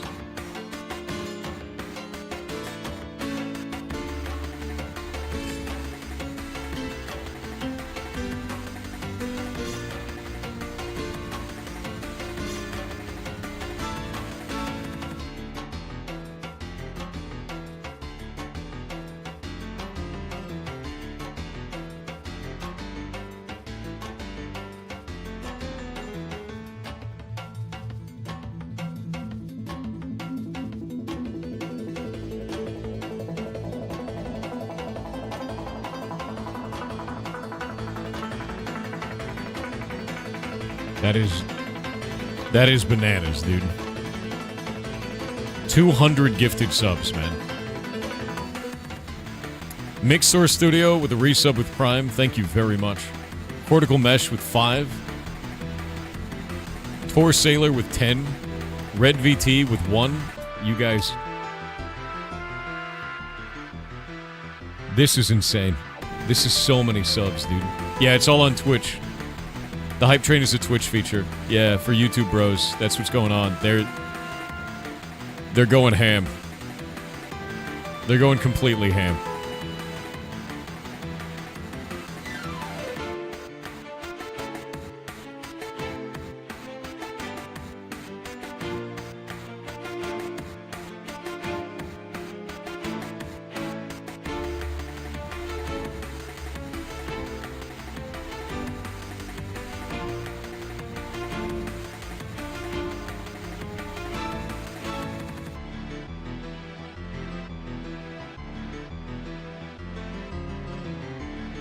Thread has begun. Dude, what is happening? Plasma Geist with 2. The Great Goddess Freya with 10. Who's the Hype Train conductors right now? Chunky Magician is the bit Hype Train conductor with 2,000 bits, and Torikaj is the sub Hype Train conductor with 500 subs. That is bananas, dude. That is so many subs, man. Yeah, 500 total subs from Torikaj. That's...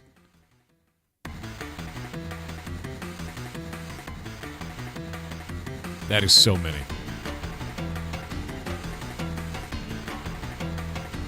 Alchemist level 9? Damn. That is not what I wanted to see. That is completely bananas, dude.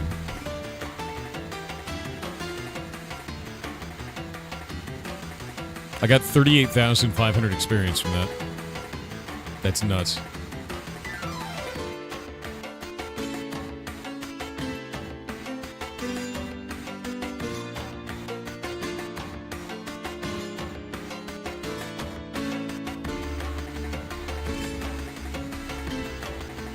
You see the emote for the level 106 Hype Train? Yeah, I mean that's our emote, right? The 106 one is from us.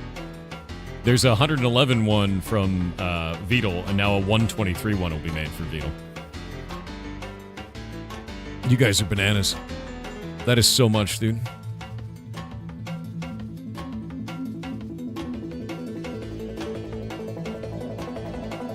You want the one from me?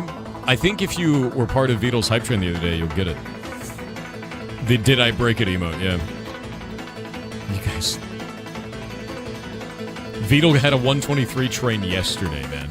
Vito broke his own world record. So we had 106, then they broke it at 111, then they broke it again at 123. It's insane, to be honest.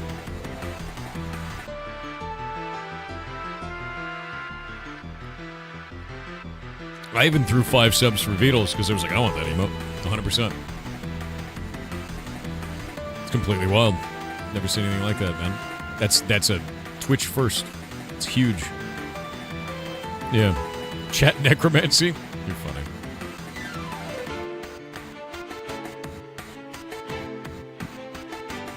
Oh, it's about to end. Here we go. Goodbye, Hype Train. It has ended. I can't thank you all enough. That is absolutely wild, man. That is absolutely wild.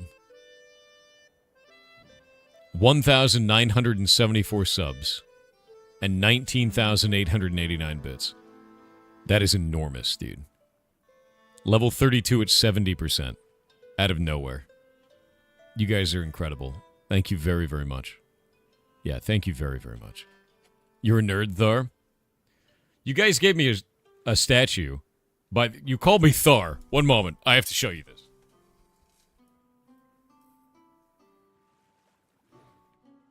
I have kept this on the shelf. You guys gave me this when we hit 500,000 subs on YouTube. And you specifically put Thar on it, like goblins. So it sits on the shelf above my desk.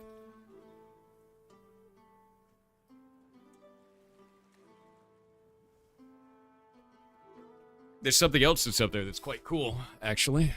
Was this box that you sent me that has Ashes of Creation on it. And inside, it has a piece of leather with Ashes of Creation with the actual Pirates logo in it. It's been up there ever since. It's got all these... It's got like a Helldivers logo on this one and like all kinds of cool stuff. It's all leather work. And a Heartbound heart, which is really cool. It's amazing, actually. You guys send me all kinds of really cool stuff. I keep everything that everybody ever sent me. So if you guys send me anything, I keep it. It's somewhere in my office. Hiding away. Including the weird stuff.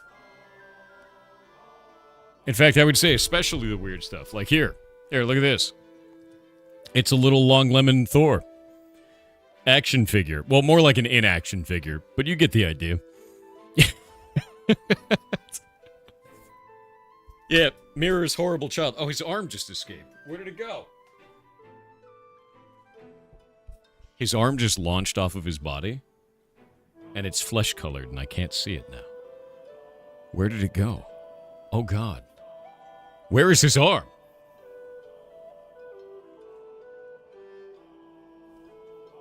I have to find it. One moment. Oh, found it. His tiny little arms. His tiny little arms, dude. Alright, the arm is back on. I'm putting him back. Wait. Yeah, he's good. He's good. He's good. It's fine. It's fine.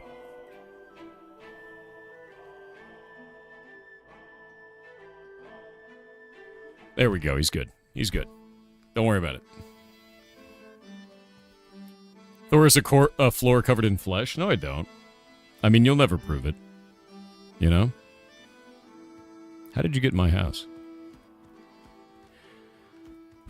Honestly, you guys are bananas, though. That is not expected at all. That is so many gifted subs. That is so many bits. Like, that's just amazing. So thank you. Like, seriously, thank you. Moisturize me? No. No! Chat breaks Thor? Yeah, you do. You do a lot. More than you know. I don't know where we get seaweed. Where does that come from? I found it in a box.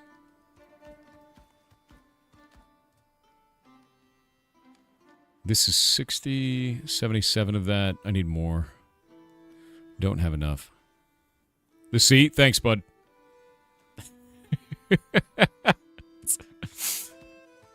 That's very helpful. Incredibly helpful. Proud of you.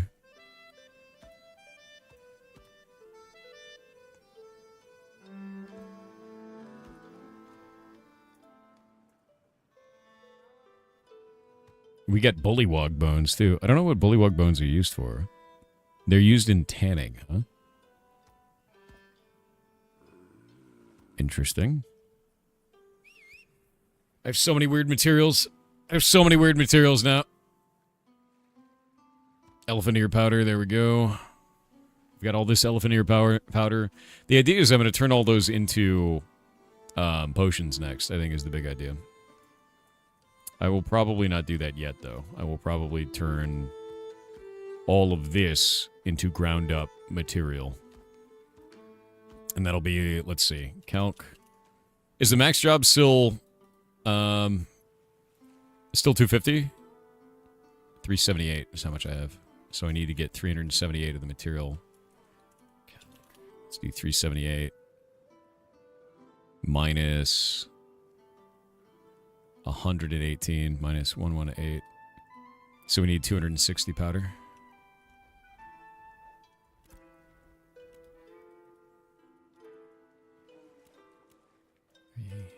4, 5. 1, 2, 3, 4. Oh. Boop. So that's 140. So I need 120 left. 6. There we go. That should be enough. Look at all that. Look at all that powder. It's so much. Oh, you guys are wild, man. You guys are absolutely wild. Yeah. You guys are incredible, man. Yeah. 2.5k people in chat and 2,000 subs given. Bro is an awesome community. You are that awesome community. So thank you. Yeah. Just give yourself permission to wake up, Simon. No. We're not doing that. Don't do it. We got 378. I have 398 glow root, so I did it a little bit wrong, but that's fine. We can do 250 at a time. Okay. So that's too much. Once this giant fern powder is done, I should hit level 10 alchemy. And then what I'll do is I'll start the big job, and then we'll go to the mainland, and then the big job will finish while I'm upgrading my alchemy level. And I think I'll pop the processing experience thing first. Because processing XP, the way it works is it goes in when the job starts, not when the job ends. Hey, Drunk Patron. What's up, dude? Plants. Powerful plants. Nair is incredible, dude. Yeah. Torcage, Nair, you guys are... That is... Dude, 200 subs from a bunch of people is insane to me. Like, that is so many subs, man. That is so many subs. Like, that is completely outrageous to me. I never would have expected that at all. You guys are just amazing. Honestly.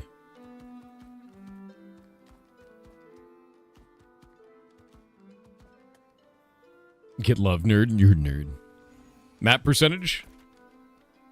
7%.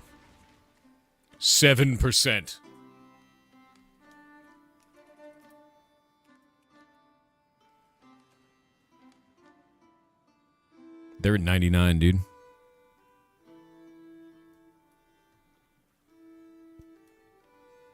We gotta push Valgadum. They're at 99.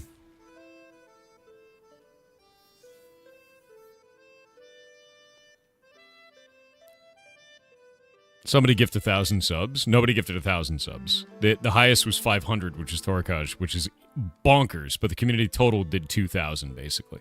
It's like 1,970. It's like, that's so much, man.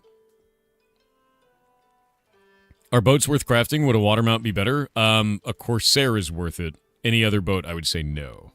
The water mount is incredible. If you can make a shoal skipper is God. That is the fastest thing in the water right now. It's faster than boats.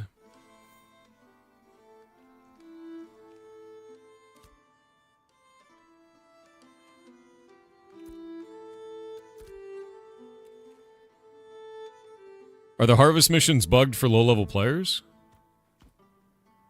Do they not work for lobies? For some reason?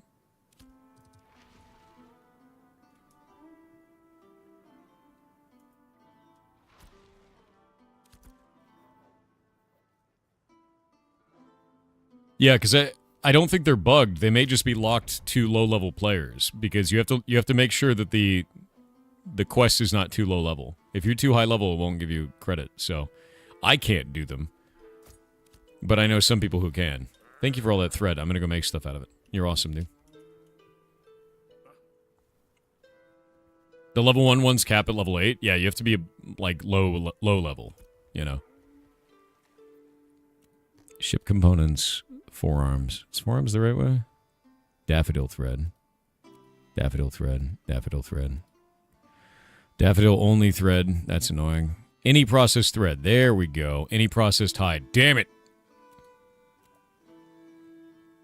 Damn it. Well, that's a problem. I need hide. That's the problem I'm having right now.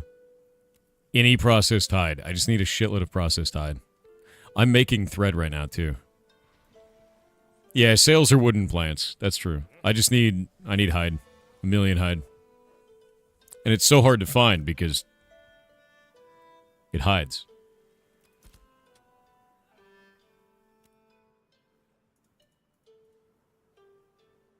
It's true. Boo, boo. What's huntable on the island? Spiders. Spiders are huntable. And they're pretty easy to hunt, too. Like, you just kill them until they're huntable.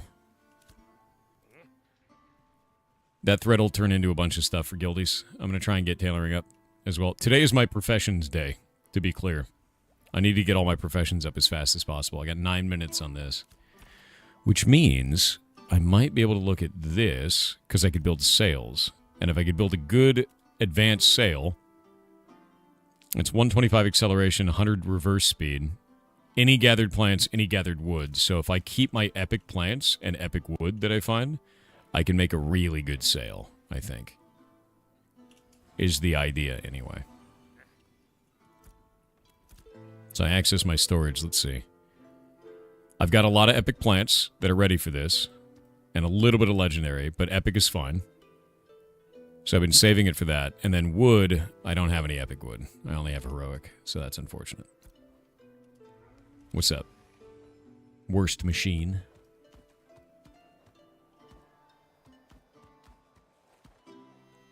Wolfhide. That is incredibly helpful. I can go make 5 of those. 5 tailoring jobs. Stop. Merry Christmas, guys. Merry Christmas to you, man. Hope you have a wonderful day. Thank you. All right. Thank you for the hide. Oh, great tanners. All the skeletons, dude. All right, so if I do Lost Soul Folds, and then do all of this... Oh, do I have to do these one at a time? You can't batch make these? Insufficient resources. Oh, I need a waste. I need light gauges waste. I gotta go buy those. You have to do those one at a time? That's horrible. Why did they do this? Hey, thank you. I may have enough room for that. I do not. I do not have enough room. Yeah, I don't have enough room for that. You got to take one of them off. Give me just a second, Jibsum. Let me make these pants first. I need to make light gauges. I gotta make how many of these? 5. I gotta buy it off this dude. Wait. Just give me a minute. Give me a minute. Light gauges. Waste. There we go. Because I have to buy things off a vendor to craft things, right?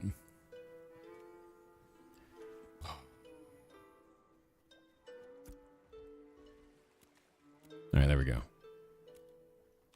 Do those. Do that. Craft it. Done. And then do those. This is... Yeah, they should really add batch jobs for this. This is, like, not great. There should be way better ways to do this, you know?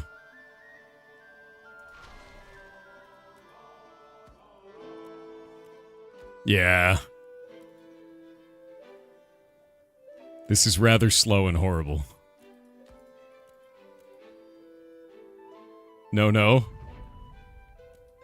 I don't know, dude.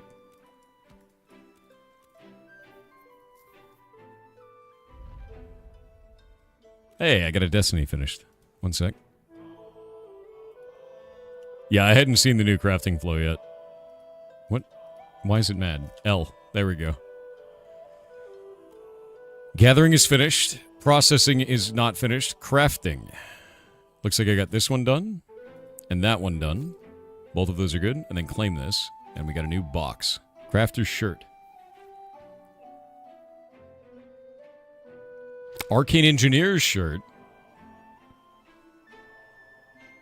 I kind of want to get the Arcane Engineering shirt, man.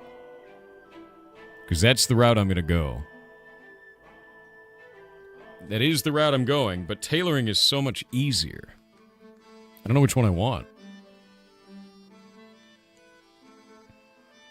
Do you also get a 1.9 gigabyte update every day when you log into Steam? Not every day, but they've been updating a lot of stuff. Like a lot of stuff. Treason, oh my god. That is a lot. Thank you. Oh my god, guys. I don't have any room. I have 2 slots. That's it. 3 now. You guys are wild. Give me 6 minutes. I have no room. You can't give me all those items. 1 min. Is that old game mechanic a pain in the ass? It is. It is kind of a pain in the ass, and it shouldn't be like that. There are better ways to do this, I think. Alchemist shirt. So we don't need an alchemist. I think for now I'm gonna get the tailor shirt. I think I'll do the tailor's one for now. Super helpful. It is a pain in the ass though. Like legitimately. It's there because it's a pain in the ass? You know, probably, maybe. But also, like, is that necessary? Like, kind of right-clicking and selling each one of these individually, is that necessary? Right? Like, I think there's a lot of economy changes they should put in the game. Legitimately. And, like, the game is hurting for them. So I don't think that's a good thing. I don't think adding that friction matters to the player. I think it's just friction for the sake of friction. If that makes sense. Yeah. There are some things that are like cool friction where it like adds a PvP opportunity. And there's some things that are like, that's just like, why are you doing that? Oh my god, there's so many. I have so much stuff now. Hold up. Okay, I have like 5 minutes on my craft, something like that. And then once I get that craft done, then I can move forward. But I have to craft 250 elephant ear into powder.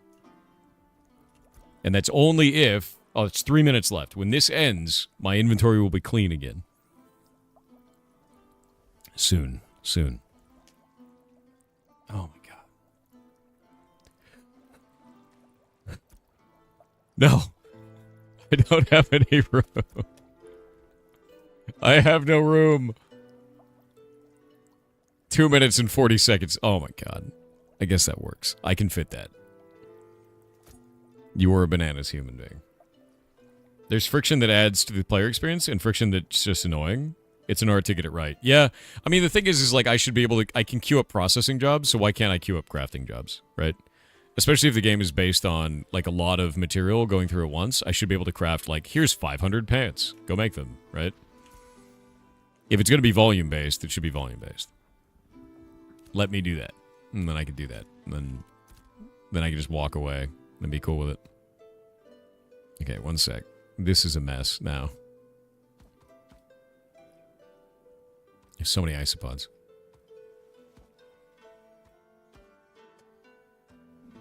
There we go. Actually, that's compact. We're good. The legendary elephant ears are cool. I have enough epic elephant ears now. I just need more epic wood, it looks like. And it's any epic wood, which is nice. Yeah. We can do that. Do that. What is this, Stress? What's up? Isopods.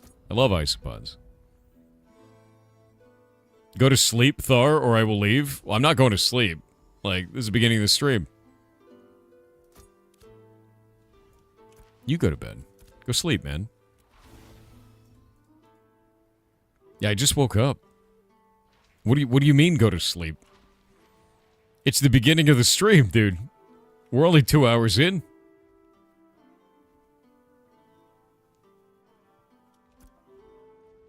Is that an angry bird? I love birds with arms. Birds with arms is one of my favorite memes.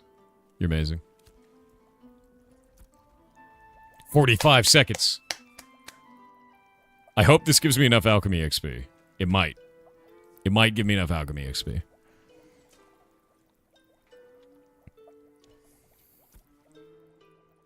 Yes, Treason?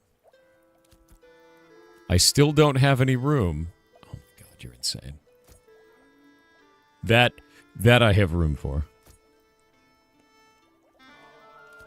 I have 1 million glow root grind in my inventory.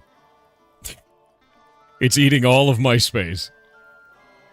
You 3D print muscle arms for your chickens here on our farm to make my mom laugh? That's funny as hell, dude. We're almost there. Come on, Alchemy. 91%. It should hit 10.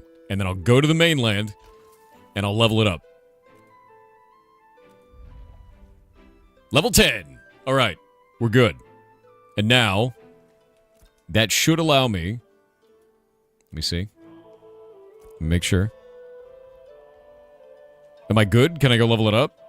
Or do I have to get it to the lock state? I don't think I have to get it to the lock state. I think you just level it up. All right, I'm going to go back to the mainland. I'm going to become an apprentice alchemist. I think we're good. Yeah, I'm going to go. Okay, so what I'm going to do now is, because of the way that the processing works, I'm going to pop this, which lasts 5 minutes. I'm then going to go into here. We're going to do elephant ear powder. I'm going to do all of that. And we're just going to do that. And then submit it. And we're cool. That's going to cost me 87 silver. And it'll take 2 hours and 5 minutes. Done. And that's cleared my inventory. Mostly. Great. No, you don't put it in the end. You do it in the beginning now. I don't know why they changed it, but they did.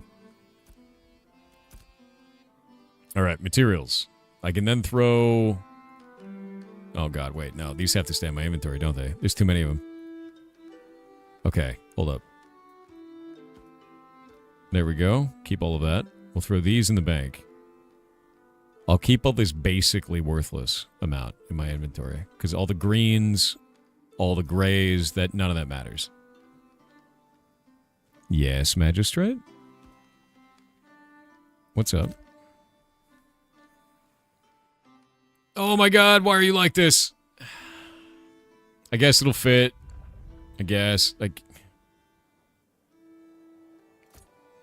What is that? Bird of Paradise. I've not seen that.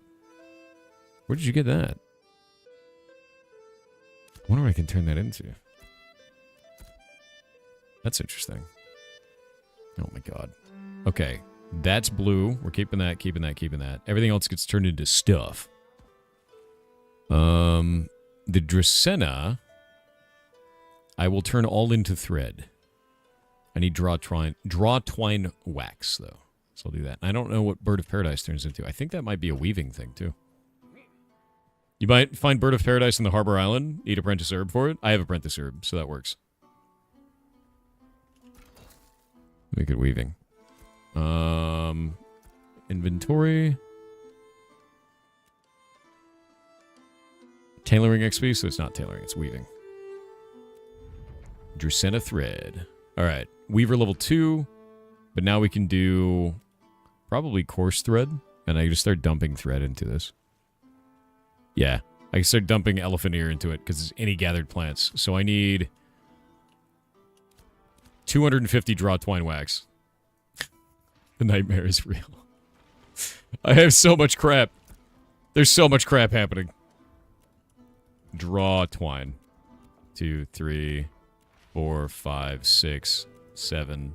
That's 140. Purchase that. And then 1, 2, 3, 4, 5. 1, 2, 3, 4, 5, 6, 7, 8, 9, 10. Done. And then we can take that over here and do any plant. Praise beans. And then I could do coarse thread, do 250 of it, and then any plants.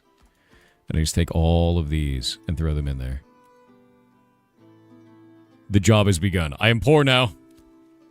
I am ultimately super deeply poor now. I just spent 2 full gold. No, I spent 3 gold on crafting so far. The idea is basically to take all of your money and throw it into a hole. And that's crafting. Yeah. I just spent 3 full gold on crafting, dude. It's insane. It's so much money into a hole. But I'll have a bunch of coarse thread now, so that's cool. And now I need leather. Elixir of Tailoring, my man! I'm gonna go level up my alchemy right now. Thank you. That is incredibly good.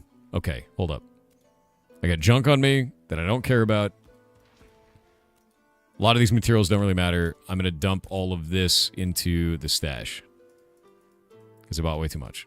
The thread stays. That's cool. That goes into here. The rest of this I have to keep on me because I don't have enough storage space. And with that in mind, I'm going to the mainland. Or I would if my pet would summon. There we go.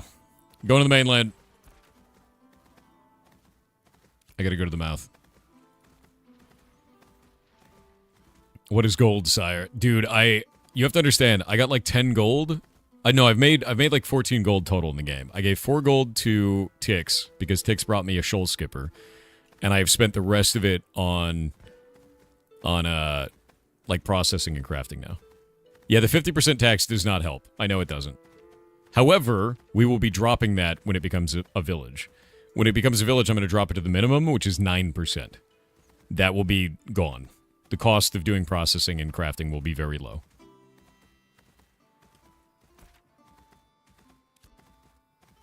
What list status at, my man? The list is not moved because we haven't leveled the guild. We've been focusing on the settlement first. Settlement comes first, and then guild comes after. Pirates don't pay taxes? Pirates pay a little bit of taxes. I mean, I'm going to be honest with you. Don't mess with the IRS. Even the Joker knows that. You know. Not a village yet? No, we are an encampment now. We need... This one turns us into a village. And then we can have a mayor. Which is going to be great. Because we need facilities, we need lowered tax. What do you get with the next settlement upgrade? Mayorship, crate running, lowered taxes, and facilities for crafting. Yeah. We started off with wilderness, that turns into a crossroads, then an encampment, then a village. We're going for village right now.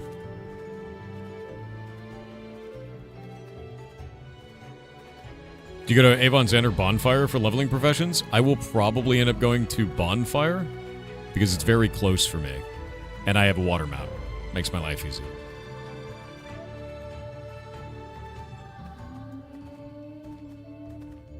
And yeah, I will be running for mayor.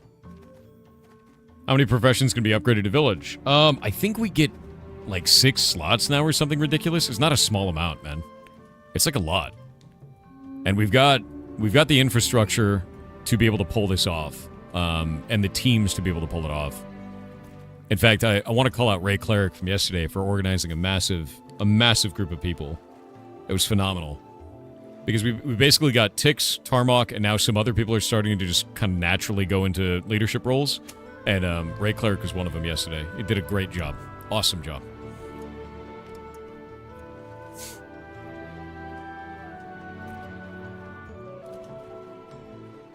Mondiler for mayor. Unfortunately, Mondiler had an unfortunate accident and can't run. Yeah. It's called tank brain. Devastating condition, really. Golemancer. Is this one of the nodes where mayorship is voted for? Yes. We don't have the other type of nodes yet. They haven't implemented that, but that is the vision. That's what they're going to be doing, and I'm excited for that.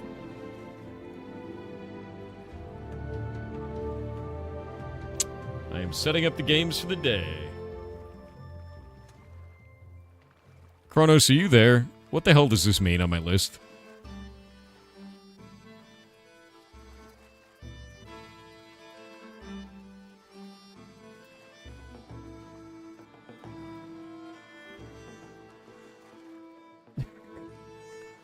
Kronos put a thing on my list, and instead of a demo or a key, it says showing screen, and I don't know what that means. I have no idea what that means. It's not descriptive in any way.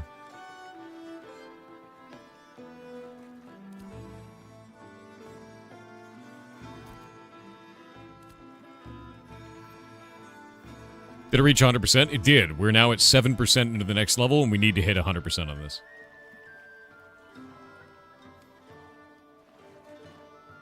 Thor stoicism. Yeah, I have no idea. I don't know what this means. Unhelpful. Anyway. Go grab this. I'm going to set the games up for the day while I'm doing this run.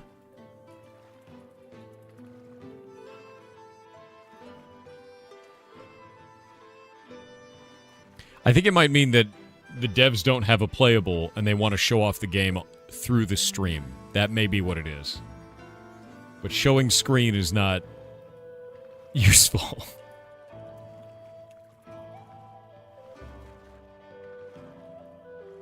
Alright. Downloading the second game for the day. Get that set up.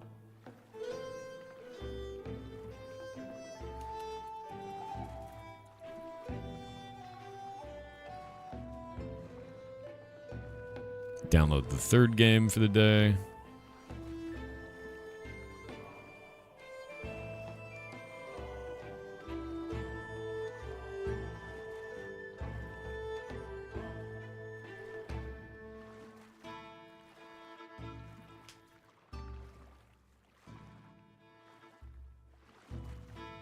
That is done. All right. Is today in December? Yeah. Tomorrow is not. Tomorrow is not. Factorio win? Dude, I might just play Modulus, to be real. Oh, come on. What is going on with this? There. Grab this.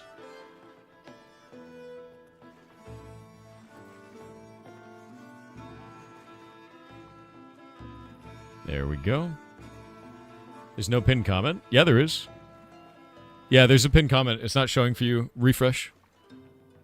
Yeah, it's a bug with Twitch. It's sometimes not showing the pin. I don't know why. Okay, getting the buttons set up for in December. Get this one. And then the next one, and the next one. One moment.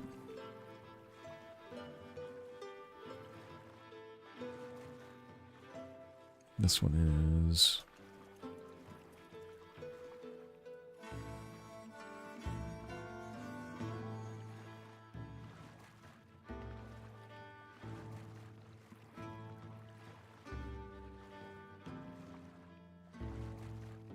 Ooh.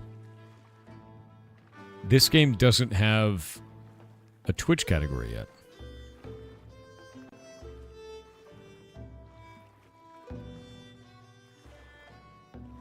Games. Let's see. Demos.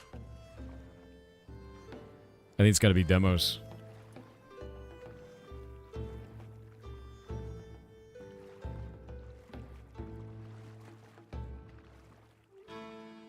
Games plus demos. There we go. And then the next one. I'm going to make that one changed. What is that one?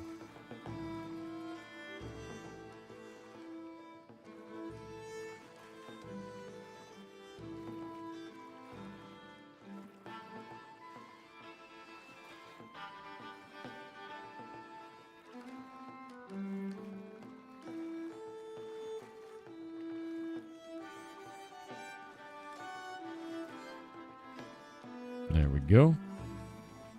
Setting all of these up. Yeah, games and demos. That's the only thing we can do for it. This one is set up correctly. And then the second game. Grab that. First game today? Not yet. Soon. I'm swimming in a direction so I can get my professions leveled up. Is the idea anyway.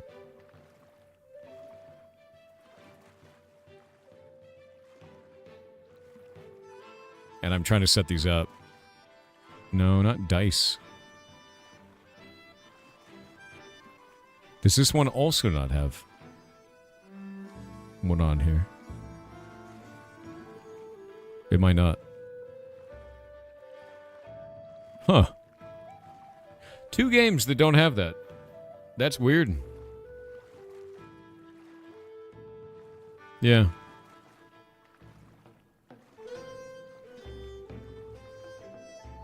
I'll have to talk to them about that.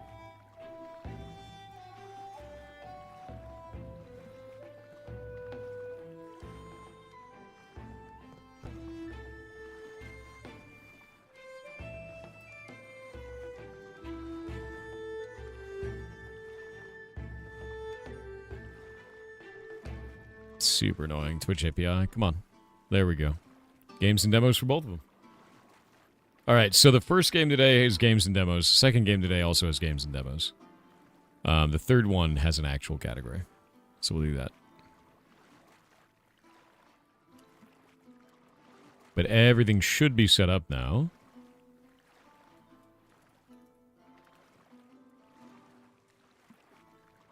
And then the third one now. Grab that. All done. Buttons are set up. Everything's good to go. Hell yeah. Go this way now. Where we're going, we don't need maps. Maps are worthless. Am I off the map? I might be. Yeah, I'm going off this way. And I need to go to Kaltorum and then go north up to Bonfire, and then I can level up my skills.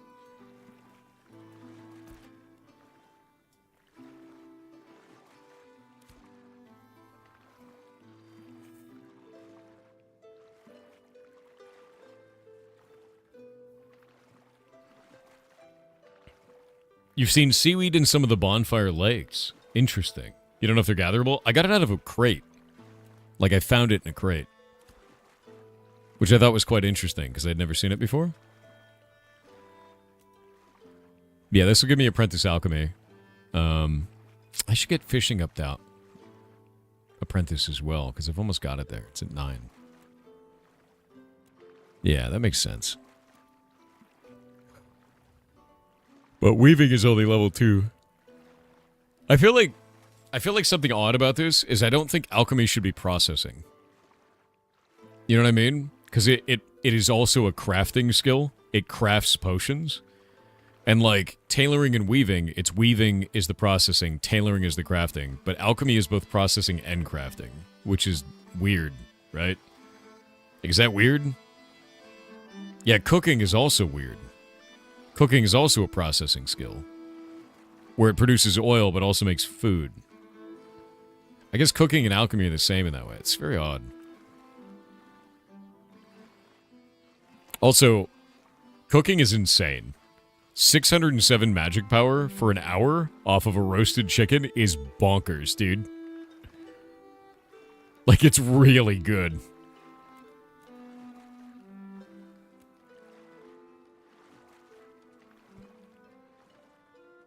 You think animal handling is the same too? Animal handling is quite weird too, yeah. Animal husbandry, rather. That just makes mounts. That's like all it does. What is a brew bear? Brew bear? Is it different from a normal bear? I have never been to this area, by the way.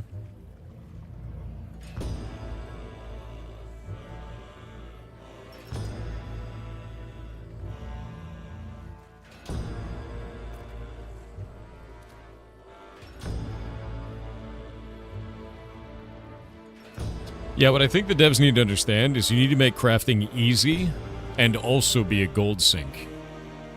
And a material sink. You want people to engage with it, you know? Especially at the lower levels. The idea that we need 3,000 copper fragments for like a day and a half of farming from the guild is kind of absurd. Novice herb to gather? What are you talking about? Sulek, no, I won't be. Bugbear in D&D? Hell yeah. But it's a brew bear, and it's just a normal bear. Yeah, no, that's really interesting. But you want crafting to be accessible in the low end, and very difficult in the high end, which makes sense. But yeah, no, it feels too much of a brick wall right now. I think for crafting, it's better than it was, to be clear. Yeah. Ooh, that was weird. What's going on with the node? Performance got really strange there.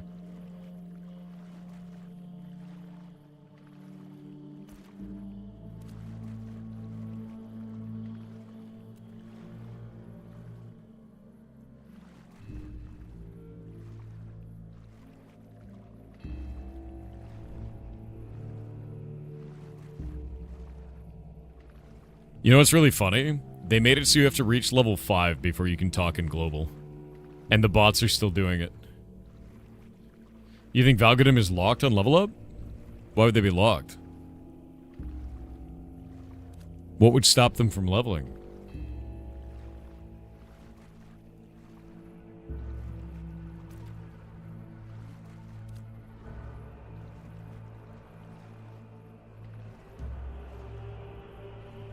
More item crafting churn, less crafting frustration. I agree.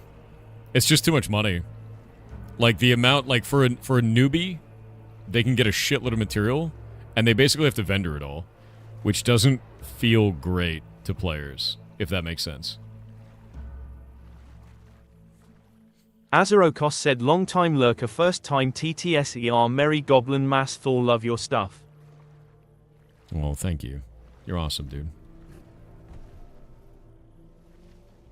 It's very, very nice of you. You guys are incredible. I'm gonna go through all the TTSs that we accrued during that hype train. It's completely Purple and bonkers. Silver with 500 bits said, do you ever feel like getting it away from it all? You Nah. probably don't, Thor. But if you ever do, here's what you do. Get on the fastest ship with the most fuel and the most supply of rations and whatnot. Yeah. Then you're going to sail for hours, days, weeks even. Then you will to get to the one that radio signals can't reach, that human influence has only grazed. Oh. Nemo's Point is the name of it. The Nemo's nearest Point. human on the ISS. Yep. I know Nemo's Point. I know about that place. But yeah, no, I don't ever want to get away from it all, to be honest with you. I'm in the middle of a forest, and I have you guys on the internet. And that's fine. I'm good with that. It's a place you wanted to live, Nemo's Point. It's so secluded, though. It's the middle of nowhere. There we go. Going into this rival city right now. The game is not happy about this, by the way. It seems like this node is having serious problems. Yeah, this is the next level up, by the way. This is what we're working towards. See this? This is what our city will look like when it hits 100%. This is awesome. Like, I can't wait, dude. Yeah. That's why we're trying to do it. This node is not doing well in terms of, like, performance. The performance is rough. That's vast? Yeah, no, it gets huge. They get massive, dude. The next tier above that is even larger, too. Faxoran with 500 bits said, oh sure, when Thor throws a hammer, he's a hero. But when I do it, I'm out of control, and banned from Home Depot. I mean, it's all about context, right? Red__VT with 500 bits said, yar cheer 500 get loved nerd.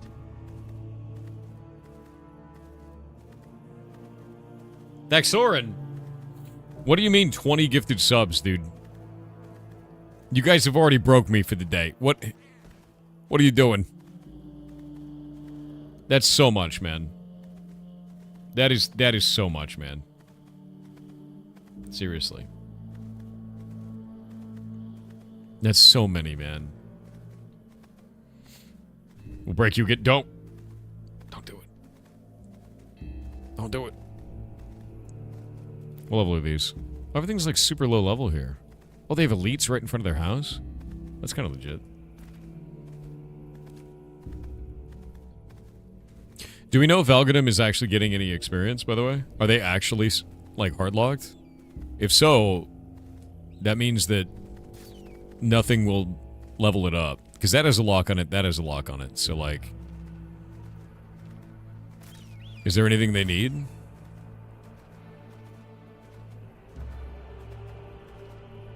Wow, this is a lot of birds on your road, man. How deeply annoying.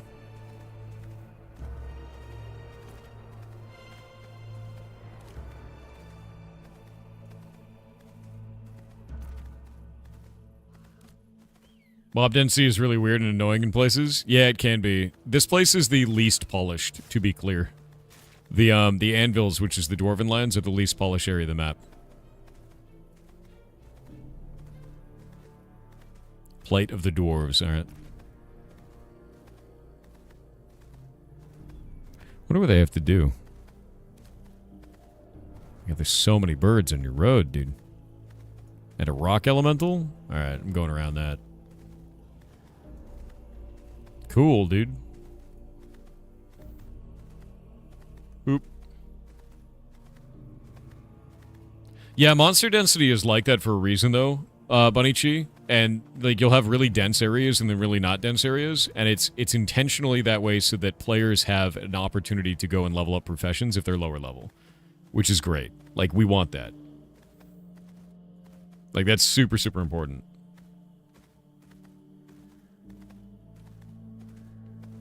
What are you talking about, Wig? I have no idea what you're saying, man. Apex Cthulhu with 500 bits said okay chat time to RuneScape this thing. If 106 is half of 123 then we got a double 123 and get to 132 yard cheer 500. Old school RuneScape. Chunky Magician 7 said I like things that have shells and shell adjacent coatings and such. That's kind of cool. I dig that. Shelled creatures are interesting. I agree. I'm almost to bonfire. I'm almost there. They've got a lot of really cool architecture and, like, environments out here.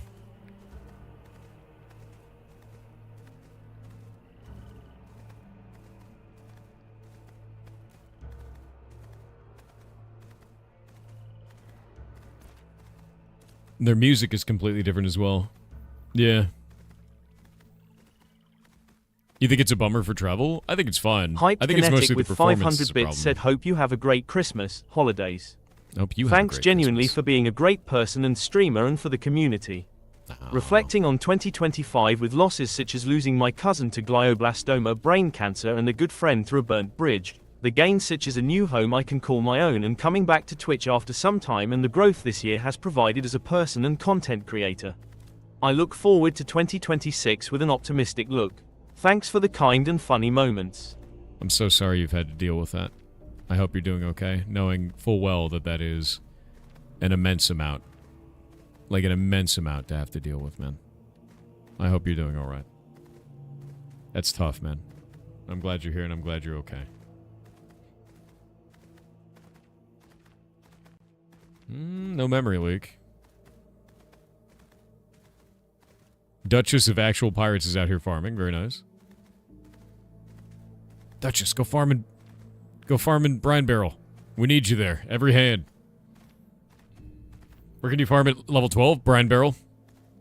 You can farm Brine Barrel at level 12. It's a good idea. Mayor Thumbs. Vote for Thumbs, by the way. If you live in Valgadim, vote for Thumbs. Yeah. Vote for Thumbs. Valgadim. We need more farm? Always. We need to constantly farm. He's destroyed the node? How has he destroyed the node? Hard slot. I would like context, please.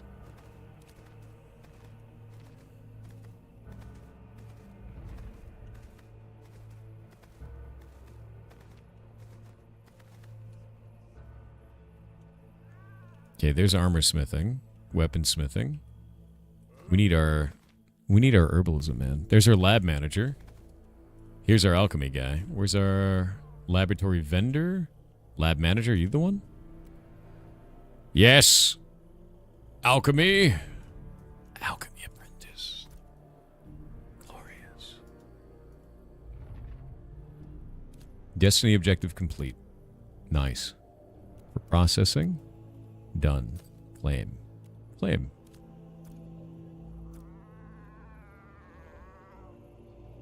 Merry Gravmas Eve?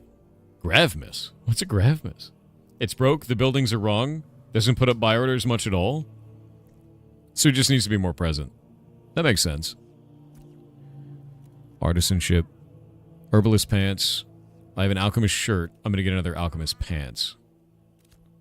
Yes, Duchess? What's up, dude? Whoa!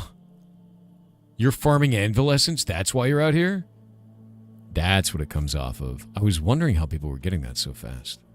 You're amazing. Awesome job.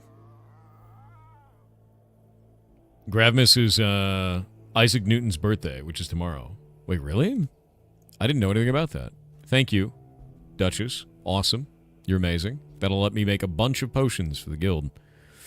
Alchemist shirt and pants now, so I've got both of those. I'm trying to think about anything else I need to do while I'm out here. I think that's it. That's all I needed. Artisanship. Gathering is up. Fishing's almost 10. I think I'll leave my character here fishing during the first indie game, and then that will allow me to get it to apprentice before I go home. I think that's the right way to do it. There are in December games today. Yes, there are. Tomorrow there will not be, though, to be clear.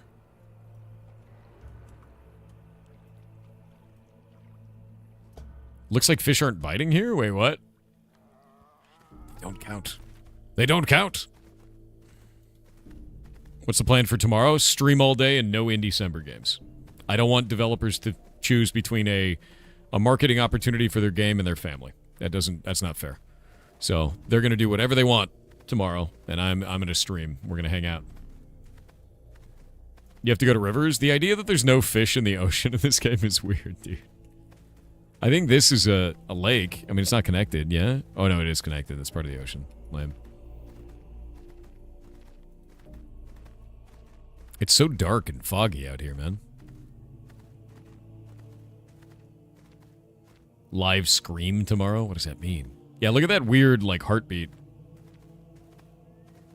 It, like, freezes randomly as we're loading new areas. I think something's wrong there. I thought that was a caravan. I was going to kill it. I love killing. In the game. Oh, wait, is that a caravan? What is that? That might be a caravan. You just crashed? F. Sorry to hear that. They said there were plenty of fish in the sea, so that was a lie? It was. In the game, dude. I love killing in the game.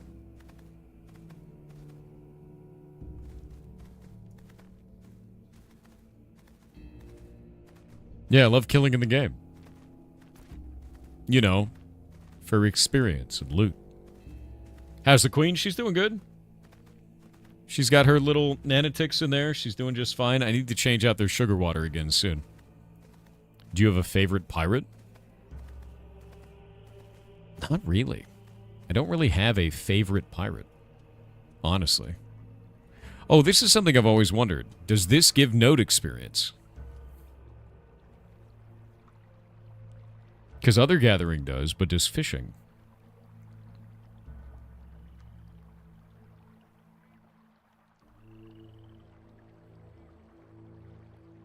Did I not get anything? No fish for me, dude? Sad.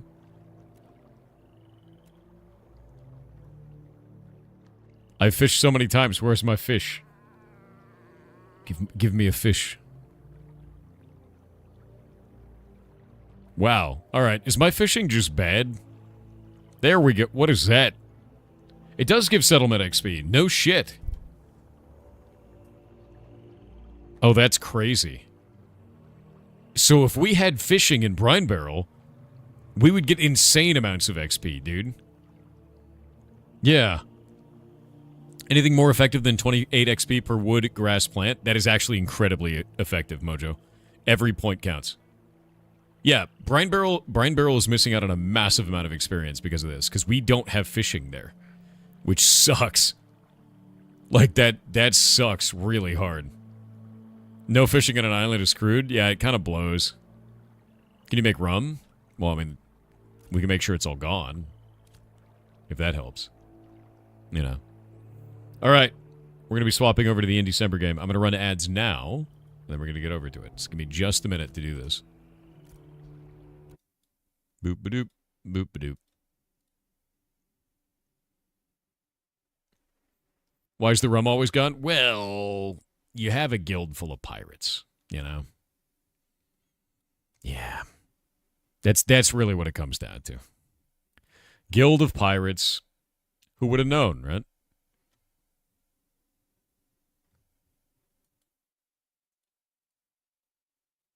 Okay, I've got basically everything right now.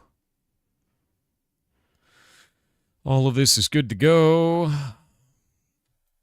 We can set up this. I guess this one is just going to be the devs. Okay, they're sharing their screen rather than gameplay.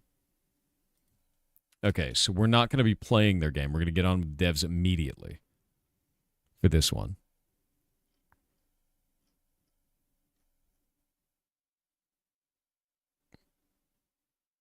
We're going to share their screen. Okay. These channels are out of order. Put it there. And the game is this. Let me hop on there with them.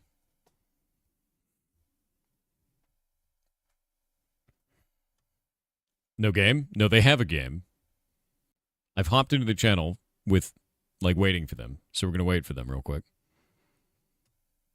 Waiting on the devs. Valgadam just leveled? No shit. It worked! Oh my god, Valgadam worked. It is vassalized Kaltorum. We're free! We win! Yes! I'm announcing this to the guild. This is insane.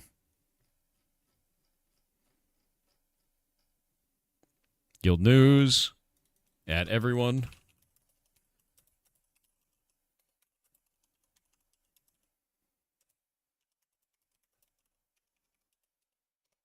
In a stunning reversal, we have won. Val Gadim has reached town status. This then made Kaltorum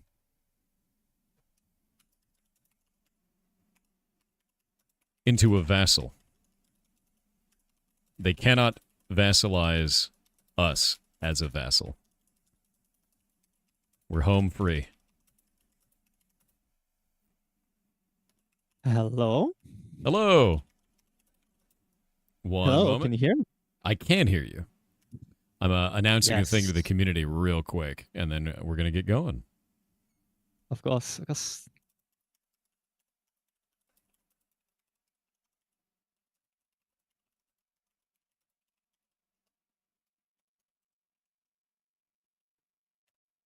Awesome.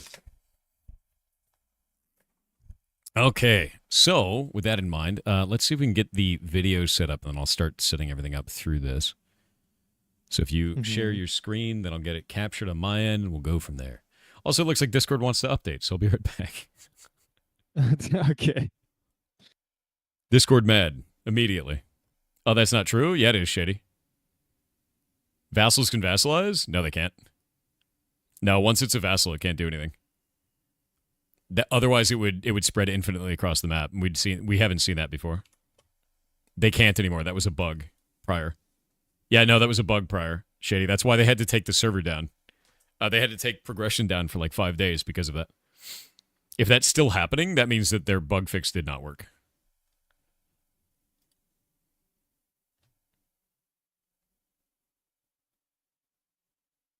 Okay, let me grab this. Hello, I'm back. Discord is updated. Welcome back. Okay. Well, nice to meet you. But I guess we set up the things first. Should I share my screen? Yeah, go ahead and share it, and then Alright. I'll get it captured on this end, and we'll get everything switched over. Cool. I'm just gonna say I'm going to be streaming like the entire screen because I'm a bit scared that the game will crash.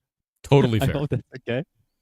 That is totally fair. Give me just a second. I'll get it all set up on this end, and you'll be good to go. Everyone can hear you already. So if you'd like to take this opportunity to, introduce yourself, say who you are and what you're working on. Also, someone already said, big fan of Broman Guy. So. Hey, already a celebrity. You've got it. Yeah, so my name's Broman Guy. That's how I go online. I'm working on a game called Soulgrave right now. You can maybe see it on screen, maybe not. It is on screen. I'm trying to fix it.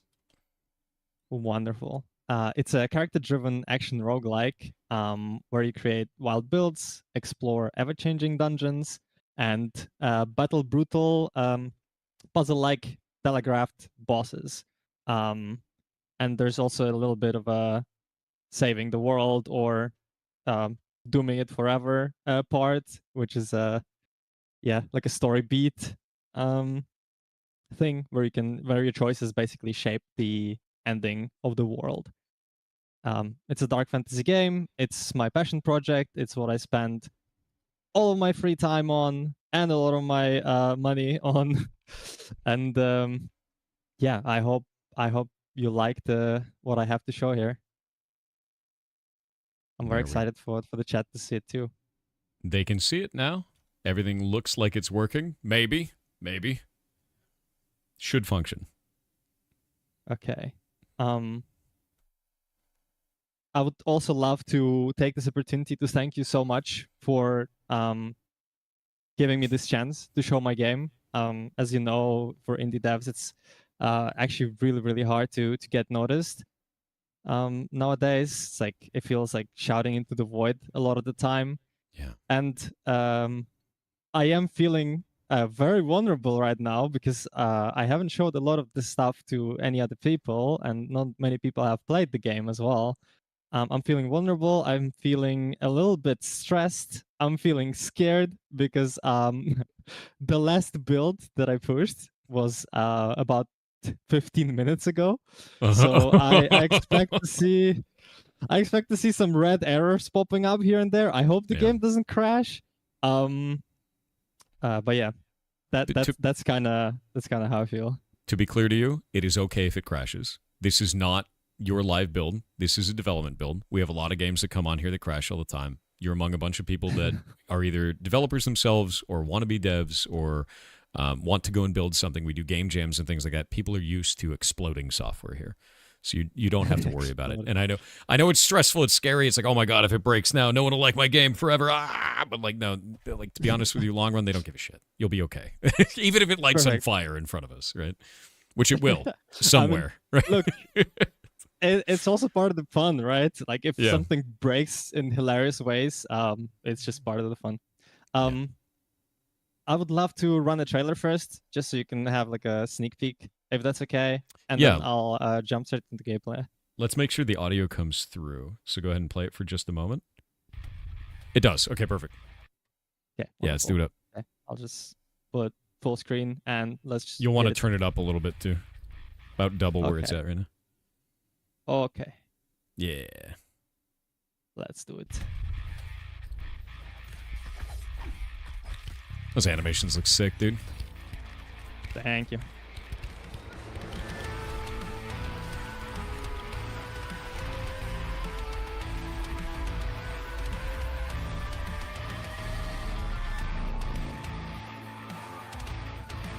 Someone enjoys particle effects.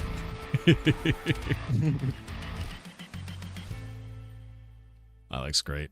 I really love doing particle effects myself. Like tech art's my favorite, so that's rad. Looks really good. Thanks so much. Yeah, a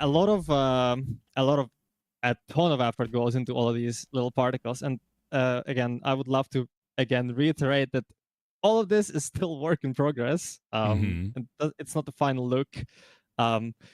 Okay, so you see me in game already, right? I do. Yeah. Oh, before we start, by the way, how many people are on your team? Is it just you? Is it a bunch of people?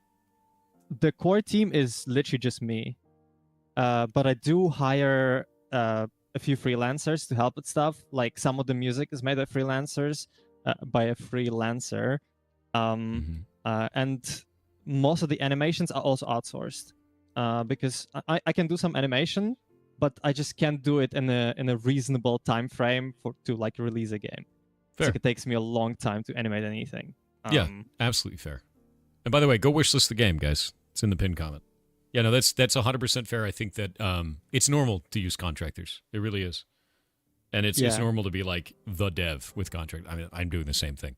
So it's normal. Yeah, I think most indie games do that. So it's very nice to have this transparency, because I feel like nowadays a lot of people just expect, if you're a solo dev, that means you did like literally everything solo. No. I think that's just a misconception, right? Like most people will have some help no matter what.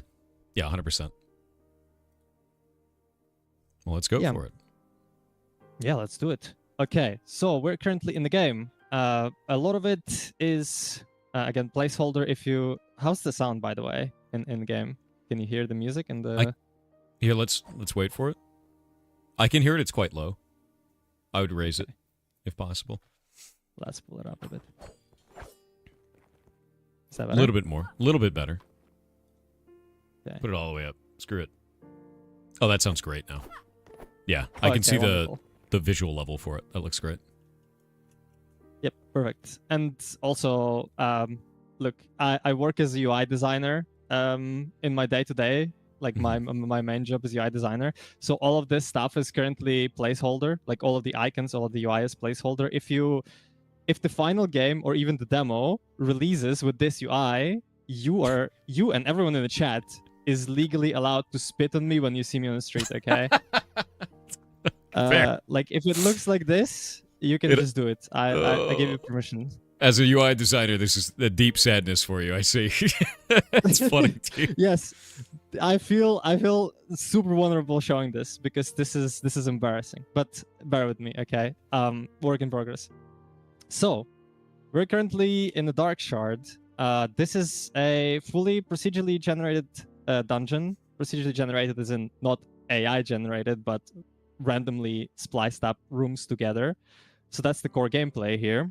Mm-hmm. I have not tested this. Like I planned to have a kind of a, you know, a little bit more of a guided thing here. But when I tried to generate a dungeon, it just broke on me, so I couldn't actually do it. So it's not guided. It's basically how it is set up currently in the game.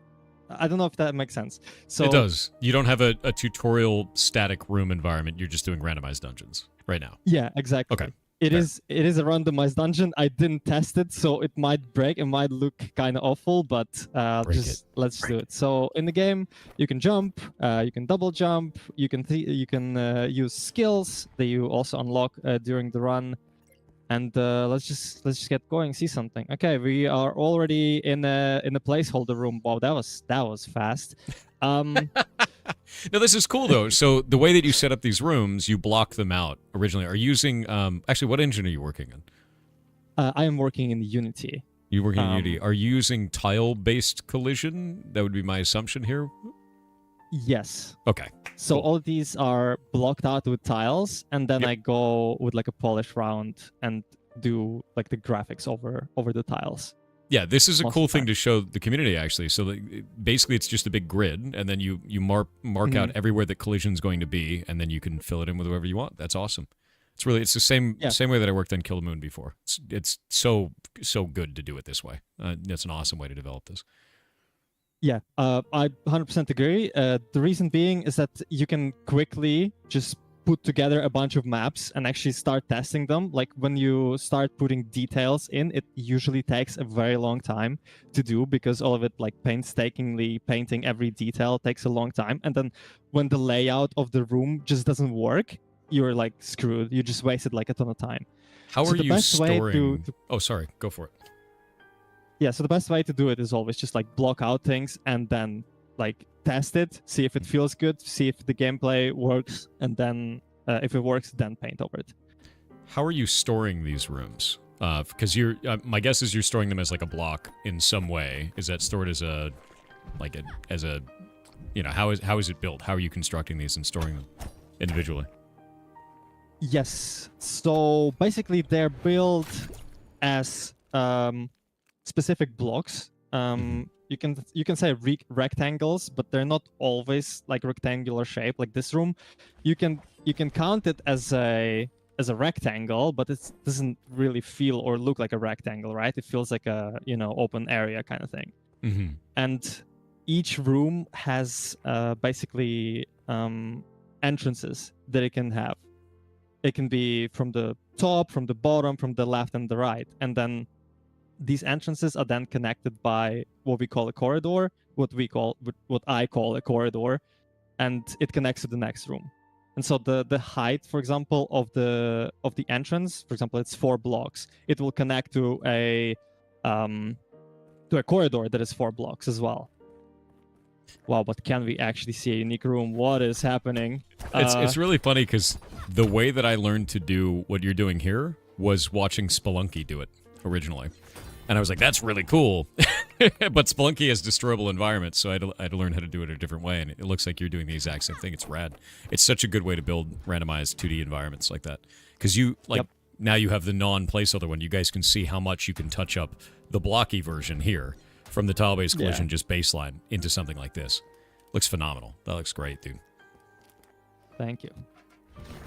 So yeah, the enemies are also procedurally positioned. They are not like put into the rooms by me. The generator of the dungeon actually selects which enemies, or like randomizes the enemy pool and then selects how many enemies it puts into the room and then positions them in that room, basically. This looks great, by the way. The animations are really cool. The sound is fantastic. Like, this is looking awesome. Thank you, thank you. So we see this little guy being kind of annoying and not letting me play. Unfortunately, we don't have a lot of skills right now, or just one, but we can try to push this guy into him. So you have physics combat where you can knock back into another territory. I like that. That's cool. Yes. So if I were to describe what the game is, he denies me a little bit of area here. Let's just get rid of this real quick so I can yep for a little bit more. That feels fantastic. Like, even just seeing your combo system and the weight of each attack feels nice. The sound and the weight for that feels very good. Thank you. Love the particle effects on that. Thank you. So the best way I would describe the combat is, and basically the idea for the game, is there isn't really a roguelike Devil May Cry that I have seen on a Steam, right? Yeah, you have different games that kind of utilize the roguelike formula. They have like skill combos. I'll definitely go more into skills later, but skills combat and roguelike elements, but there isn't like a randomized one, you know, where it's a randomized dungeon, a randomized skills that you get, so you can explore different combos with those randomized skills. I don't think there's anything like that on the market right now. So that was kind of the inspiration of it, behind the combat. And yeah, I don't know. I hope it resonates with people, because that's just something that I've never seen done before, or done well before, especially. We've seen so many games throughout Indie Summer that have been inspired by DMC, and they're all expressed in very different ways. And I really like that. I think this is great, because it's showing it's the time for the Devil May Cry indie. And I love that. And like, it's that kind of combat feels very good and fluid. Something I am wondering with this, do you have contact damage in this, or is it only from weapon swings? I do not have contact damage, and that was actually a very deliberate decision. I see the thumbs up on I love screen. that. I see them. Dude, it's funny because like I've played a lot of like fighter platformers, man, and then like recently during December we had a couple of games come up, and I was like, why does this feel so good? I was like, something about this feels amazing, and I was kind of blown away, and my brain turned off, and I was like, oh shit, it doesn't have contact damage, and it just felt infinitely better to me. And like I've realized through this event, like that is what I want from a like a 2D combat game, dude. Right. It just feels great. Yeah. The biggest probably thing that pushed me to not do it was actually Hollow Knight Silksong. Or rather, I have made this decision way before. Like when the game just started taking shape, I was like, okay, I'm not gonna have contact damage. I just don't like the concept. And then Silksong just solidified that feeling in me, that like passionate hate, you could say, for contact damage, right? Where I can't describe the feeling of when you do some really, really cool shit. Like in Silksong, you like dash diagonally down into an enemy, right? And then you're just a little bit short of the enemy, just like 2 millimeters short of the enemy, and then your attack ends and you fall on the enemy and you take damage. that makes me rage. I really dislike that part of it. It I understand why they did it. Yeah. It turned me off entirely in Silksong as well. I think the reason why I like it so much is because of how frustrating contact damage was in Silksong. And I don't think Silksong's a bad game at all. I think it's amazing. But I hate contact damage. Yeah. So, I get it. That's exactly how I feel as well. So that's like very relatable stuff. Oh, look, something's glitching behind. Don't worry about it. It happens. You'll fix it. It looks great, honestly. What is the most difficult thing you've had to implement in your game so far? Would you find? Okay. Let me actually think about it, because just to be clear, I started game development in general like 2 years ago. I started from zero. I didn't know how to code. Like the only thing I could do was like, I don't know, do UI, and not in Unity or like in a game engine, just like in, UI software. Yeah. So I had to learn from the start, from like very zero, basically. And literally everything in game development was extraordinarily difficult for me. Really? And it still is. Yes. Like from programming to sound design to music to like, I don't know, thinking of like features and skills, like all of it has been extremely difficult for me. But the hardest part is for me always just wiring systems together. Mm-hmm. So for example, you have the skill system, and then you have the auto attack system, and you kind of want them to interact together. And that is probably the hardest part to do. And like you have the hub, and then from hub you spawn into a dungeon. So you need to connect the hub to the dungeon without everything else like breaking. And I swear it's like the hardest part. It's very easy for me, like after 2 years, to just sit down and like create a system for the game. If that makes sense. It's like, hey, I want like, I don't know, an item system. Boom. It's like there in like 2 days. But then, okay, how do I connect this new item system into a dungeon so these items actually spawn?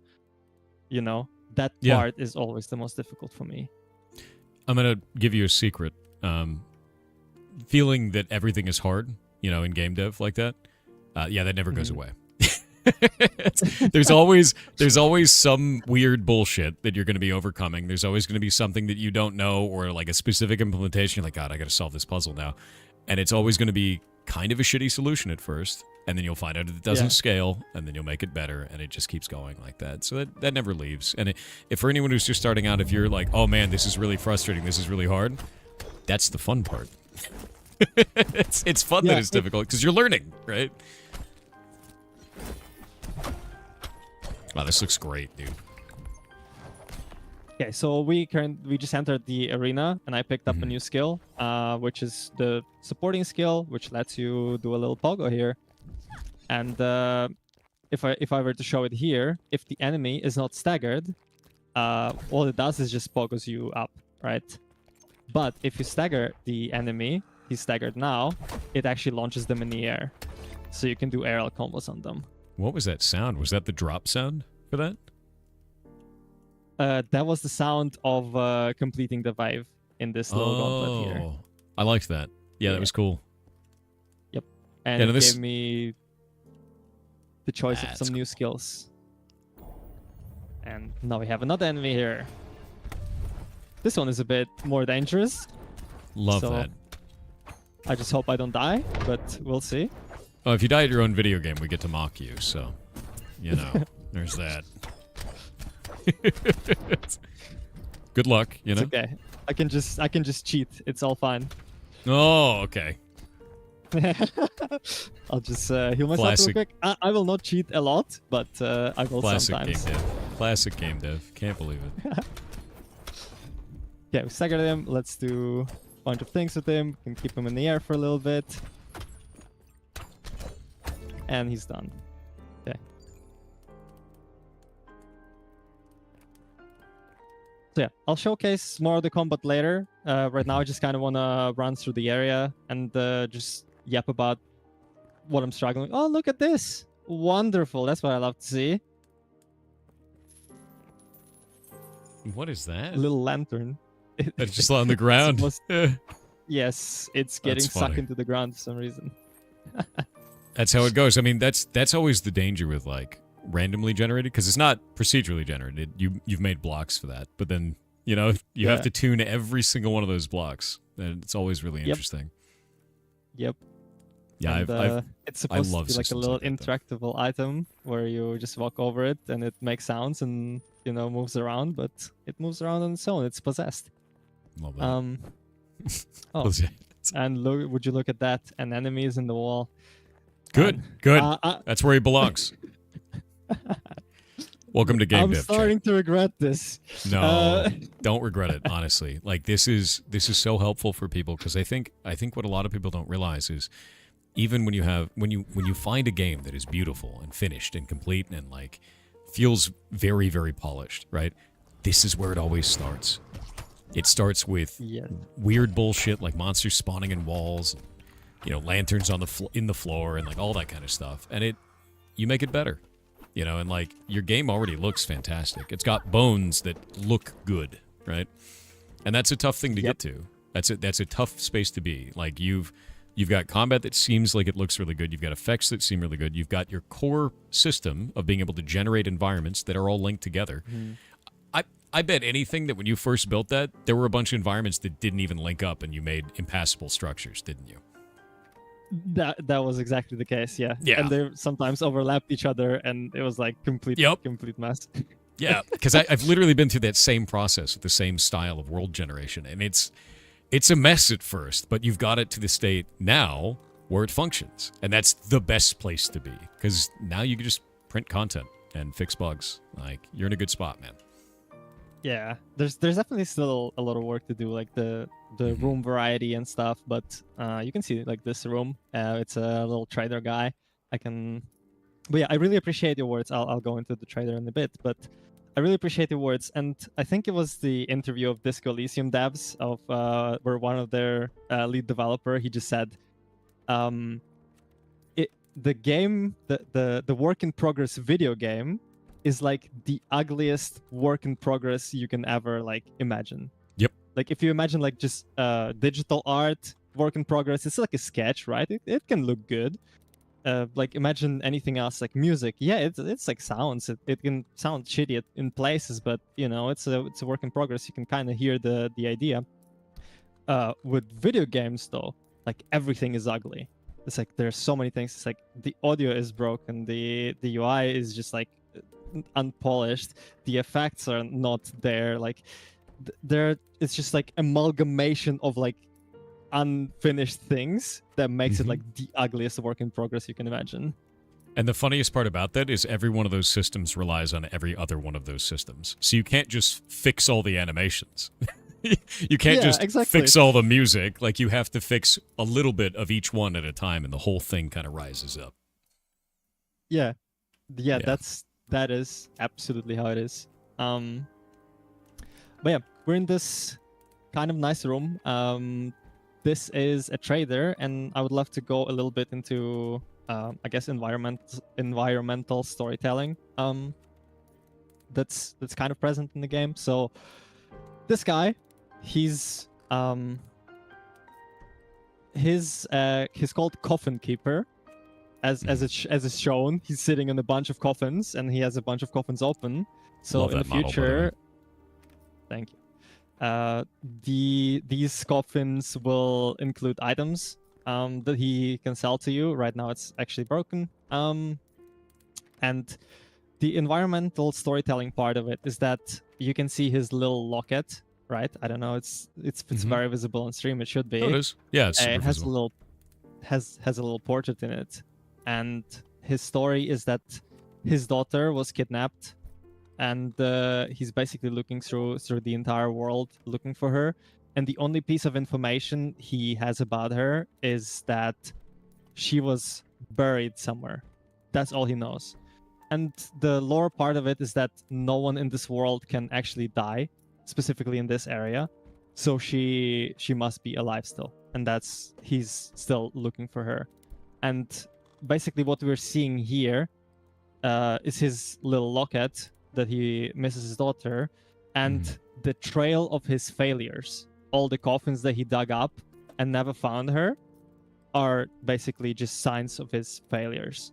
And what he does is he sells items to drifters like the player to basically keep himself fed, keep himself on the road looking for his daughter.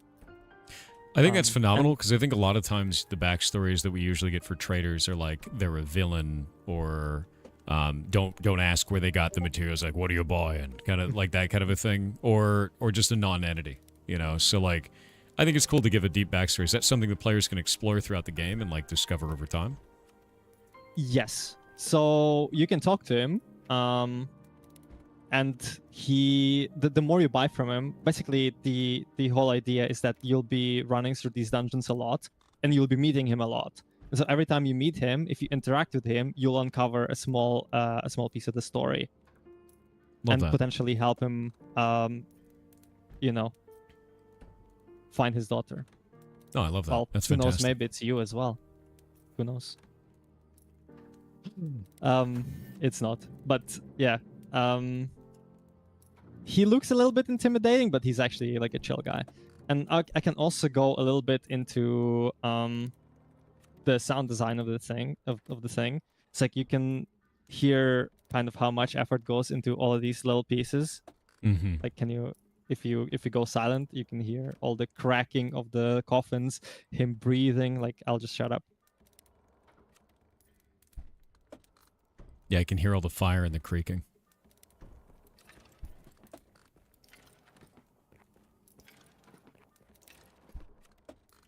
Yeah, I love that. And it's incredibly hard to describe how much effort goes into all of these sounds. It's a lot. It's like I just sit in there and put them all together. Do you do radial sounds? So like as you get closer and farther away from the object, it like disappears, or is it just in the environment? Yeah, you do. Okay. Yeah, I can hear that there. Okay, good. Yeah, because that was the thing, is like a lot of people don't realize. They're like, oh yeah, you just put the sound in the game. No, you gotta tune that sound. You gotta make sure that it fades as they get far away. And how far do they have to be away to fade it? How quickly does it fade? There's like all the choices that you have to make it just feel just right, you know? Yeah. Yep. Yeah. Yep. Love that. You've done a really good job with this. In fact, it's funny because it seems like there's a lot of people from your community that are here that are echoing the same thing in your chat, dude.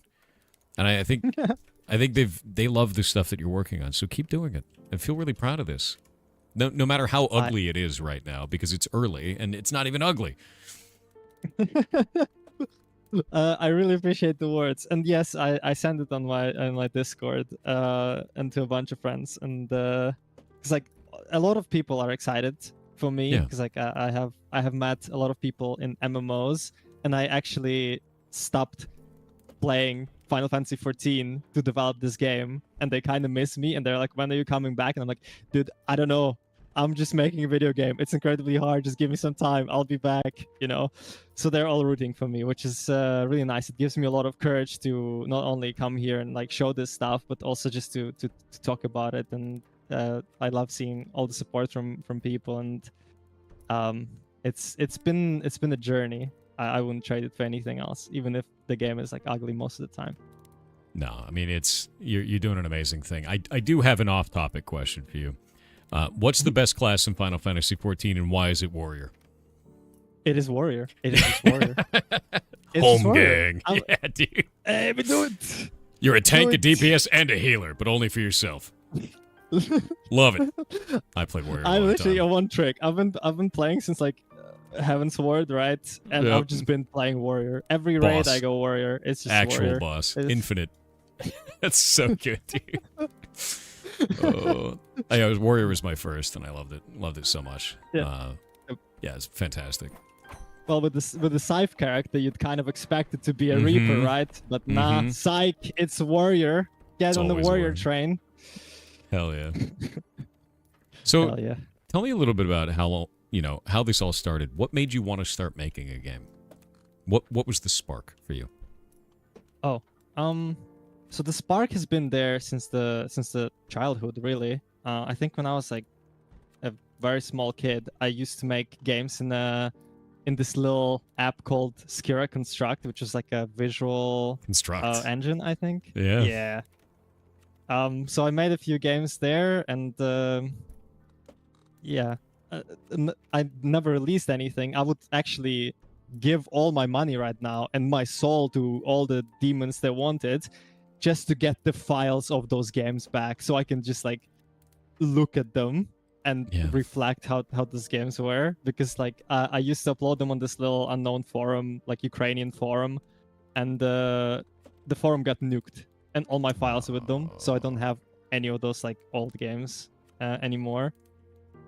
That's rough. I'm sorry to hear that. That's always the worst, is losing the old stuff like that. But I guess the way that I would feel about it is, you've unlocked this now because of your experience there. That spark never went away. You're still making stuff. So I think I think it had a lot of meaning, at least from this perspective. For sure. Again, I was like very small, and then I was always like a creative kid, right? I used to draw, I used to like make these little games, I used to make like animations in Pivot. I don't know if you heard about the program. It's basically for stick figure animation. And then, unfortunately, my parents never realized that I was that kind of like a creative kid. And our family was had like lawyers in it, basically, so they kind of nudged me towards the lawyer thing. So I spent like a third of my life studying law, okay, in Ukraine. I think it was like 8 years of my life just getting that degree. And I haven't worked on the games in that entire time. I haven't had time for like art or anything. So it was just like a very kind of depressing existence, going to the university and back, and like not being able to relate to anyone, and just being kind of like this, like, I don't know, a weirdo in a place of like normal people studying law. You know what I mean? Sure. You felt like an imposter, right? Yeah, for sure. Yeah. Like I did okay, because like I studied and I had some kind of like, I don't know, talent towards it. Like I did okay in college, university, but it just wasn't what I liked to do. It just wasn't it. Yeah. And yeah, and then I also worked as a lawyer for a year, and then I was like, okay, this is like the most boring piece of shit job I can ever like imagine. Like I spent 8 years studying this, and then I go and work for like a year, and it's like the most shit, like boring stuff that you can imagine. So I quit. Okay. I learned how to do UI design and went freelancing, and that's how I got there. And the game that was building in my games throughout this entire time is the Soulgrave. It's like in front of you. I've been like thinking of concepts, playing games, consuming media, and all of these concepts I like kept in my head, and I was like, this is like shaping into a video game. Mm-hmm. And that's how Soulgrave basically came to be. I was like, okay, I worked for a while now as a UI designer. I have a little bit of money saved. I can probably make this happen. Like, if it's not the time now, it's never going to be the time. You know what I mean? Yeah. And it's my birthday on January 1st, 2023, I guess now, 2 years ago. No, 2024. Where I said, okay, so this is my New Year's resolution and a birthday like thing. I am going to make this happen. I'm going to make this game. And I've been working on it every day since. Well, maybe not specifically on Soulgrave, because I made a few smaller projects just to learn how to, program. Mm-hmm. But that was all in service of making Soulgrave. And see, now you're here. And now you've got a game that's mostly put together, right? You've got some really cool lore, you've got some beautiful graphics, you've got some cool gameplay, and you're showing it off to people. So you're doing it. You're kicking ass. And like, I think you have a lot to be proud of, especially with a story like that. Your history for this, you're doing everything you wanted to do, man. Yeah. Yeah. It makes me happy. As frustrating as game development is, this is like my main thing. It's like I don't touch grass. If I have free time, I just sit down and I just work on the game. Bro, what is free And time? it's fulfilling. It's like, you know. I don't know what that is. Yeah, exactly. And it's like, you know, it's me working backwards for all these like 8 years in college where I couldn't do it. I'm just like sitting down and putting it all in right now. Yeah. I mean, to be real with you, don't feel like you wasted time. You know, I think that's the biggest thing. The best advice that I have for you is don't feel like you wasted time going and getting your degree like that. Even if you were in a job that you didn't want to do and you've chosen to go a different path.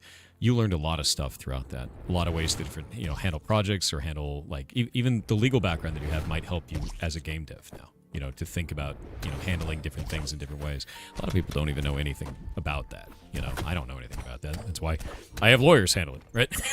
It's like the whole point. So like that's the thing with it, man, is like you've gained knowledge and experience by investing in yourself, and you can use that in everything you do for the rest of your life. So don't feel like you wasted time, I guess is the biggest thing. Everything matters. Everything you ever do matters. And you're doing this now, and you're doing a really good job at it. So keep it up. Yeah, I really appreciate it. And it is really hard to not feel like you wasted time. But yeah, I definitely agree with you. Like all of these experiences are what shaped me into doing this now, right? If I didn't go to college or didn't go to university, probably none of this would have happened. Something else would have definitely happened, but not this. Like all these experiences, all this time, all these connections, all of this has brought me kind of like into this, what I have right now, which is with that being also very said, important. I guess a good question for that is, would you do it again? This is like a question would you recommend game dev to a friend or something? Honestly, at least not the college university part. I would I would choose game development, but I would not go to fucking college. Okay, so that's fair. That's a fair answer. For all of you in the chat, if you're like a creative person, okay, and your parents tell you like, yeah, fuck that, do something else, don't listen to them. Follow your heart. Follow your heart. Always follow your heart. Do not take the bait, okay? Don't do it. The way that I always feel about that is every generation has a way to succeed. And every generation wants their kids to succeed. So they'll push them to succeed in the way that worked for them during their time period. Exactly. But it's different every time. Like, it's different every generation. So success metrics don't work the same way. Maybe college doesn't work as well as it used to. In fact, it doesn't a lot of the times. It doesn't mean you shouldn't go if you have an opportunity, but it does mean that it's not the end-all be-all like it used to be. And I never fault a parent for wanting their kid to succeed, you know? They just came from a time where success was different, you know? Yeah, I 100% agree with that. And that's exactly how it is.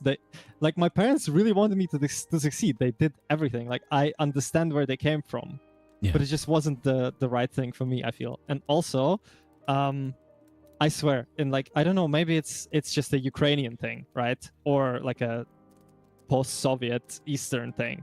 But I swear, for my parents and for a lot of parents of my friends, there's only like 4 jobs. It's like a police, a firefighter, a lawyer, and like a doctor. A doctor, yeah, exactly. A doctor or a military, and that's it. That's all they know. They don't have this concept of like, yeah, you can make anything work. Like if you put your heart into, I don't know, making a motherfucking like a cup made out of salt on the internet, I think you can still make it. I think you can make it. You probably could. I mean, like that's the thing is, we're more interconnected now than we ever have been in history. And because of that, people can support things that they want to see on that internet more than they ever have been able to. Like, as an artist, today is the best time in history to be an artist. Like, the only way you could make it as an artist, like in the Middle Ages, was some rich guy was like, I'll have one of those. I'll have that local artist is mine now. They will live in my home. And that was it. That was if you didn't get that, you got nothing. It's just like, it's completely insane to think that like we're in a time now where you can just be an artist on the internet, right? And people can just support that. It's amazing, actually. there's an audience for like so many things that you just wouldn't expect to have an audience, right? So you can really make anything work nowadays, as long as you put your heart and the passion and the time into it, I feel. So Yeah. for the young people in the chat, follow your passions. Oh, look, another one of these. You'll fix it. So I'll try to get to the boss, because I can't believe we've been yapping for like 40 minutes already. I'll try. Oh, okay, so perfect. This is the boss room, as you can see by this fantastically abrupt change of background. Good job. So I'll just try to give you another little explanation of one of my inspirations for the game. So if you look at the current roguelikes or action games, and you look at their bosses, I'm not gonna throw another like shade at Silksong, but Silksong is partially also like that, where the bosses are a glorified big enemy, right? So what they do is they attack, but they have different patterns of attack, right? But they'll just keep attacking and circling through like different states of attacks based on how far you are from them and stuff like that. It's like a dance. Yeah.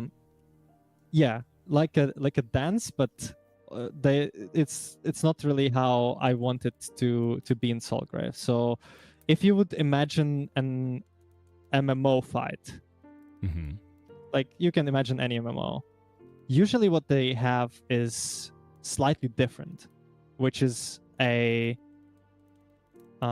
sequence of specific not attacks, but sequence of specific mechanics that you kind of need to solve.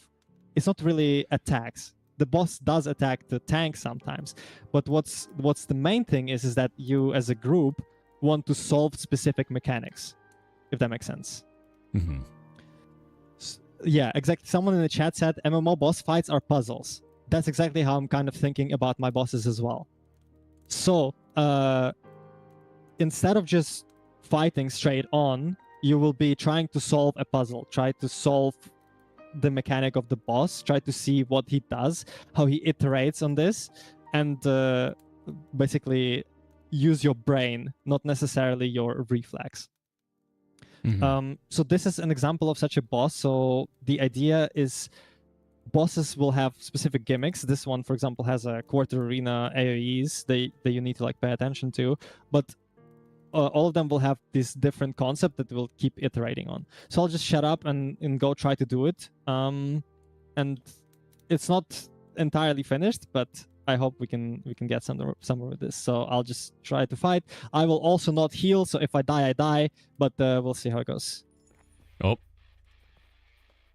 let's see. Love that.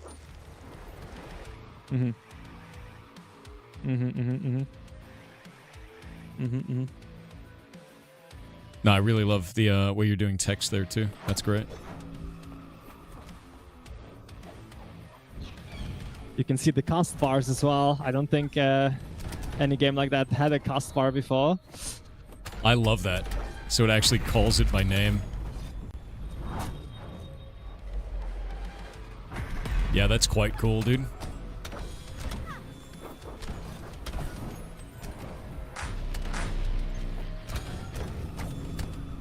That's rad.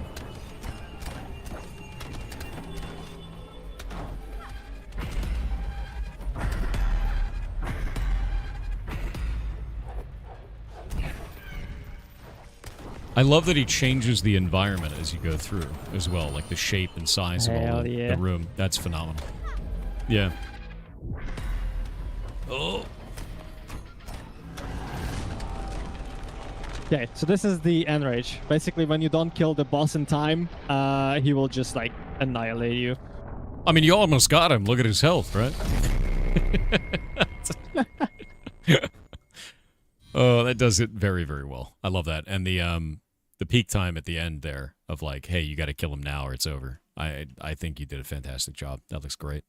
That looks really great. Thanks so much. And yeah, I didn't make it, but look, it's still here.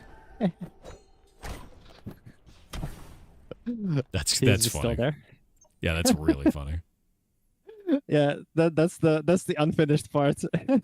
Fair. I mean, it's okay to have it unfinished. It looks good. I think what you're making looks really good, dude. Like that is fantastic. Thank you so much. I wish the errors weren't popping up there so you could see a bit more, but it is what it is. Again, I apologize for all of this, but it is what it is. Guys, you're good. You're good. Your game is cool. Your game is cool and it looks cool. You just got to remember that, like, in progress doesn't mean bad. What matters at that point is the vision that you have. Because you've already implemented all of this, but the vision that you have is quite compelling. And seeing that through your mechanics in your boss fight, I can tell that this is going to be an awesome game when you finish it. You just need time to cook. That's normal. And that's fine. That's great, you know? Yeah. That is very reassuring to hear. Don't even just believe me. Look at everyone in chat. Look what everyone is saying there. You've got thousands of people that all are saying this looks cool, you know? So you're doing it. You got this. Thank you, chat. I appreciate you all. As always, I read it a little bit, but it's kind of distracting when I'm trying to formulate a thought because again, English is not even my first language, so it's you're I'm doing trying my great best. in English, by the way. Like, I thought you were a native English speaker. That's fantastic. So yeah, that's great. So I'll close the game right now. It should still show my main screen, I hope, and I'll also like restart the dungeon and show a few other areas maybe. Just one moment. You see my folders? Yeah, perfect. Okay, so I'll just Enjoy. this and open it again. Oh, all the background scene, dude, leaked. Oh. Okay, so I will teleport myself like right here. Oh, that looks fantastic. So you've got very different environment now. Yes. A little bit of heaven and hell going on. Love that. And the idea is that each area. So what we saw just now was the like a dark cave styled area, right? Where it's a bit claustrophobic. It's a little bit closed out. It's a little bit, tight. So the idea is that each area will have its own gimmick. So for example, that one was just claustrophobic. You're always going down, always like descending. This one is kind of the opposite. You'll have wind currents going up. The area is separated into different flying islands. And completely different build will work better here. One moment. We have ads. I was not watching the timer because I was looking at how good your game is. They just popped up. So give me just a minute. They'll be running for about 2 minutes, and then we can go from there. I can still hear you. They can still hear you, but I wait for those who have not paid any money because I don't want them to miss something. That's just bad for them. Yeah, of course. So we're gonna wait. That is fair enough. Yeah. I'd love to also shout out some other game devs that have been extremely helpful for me.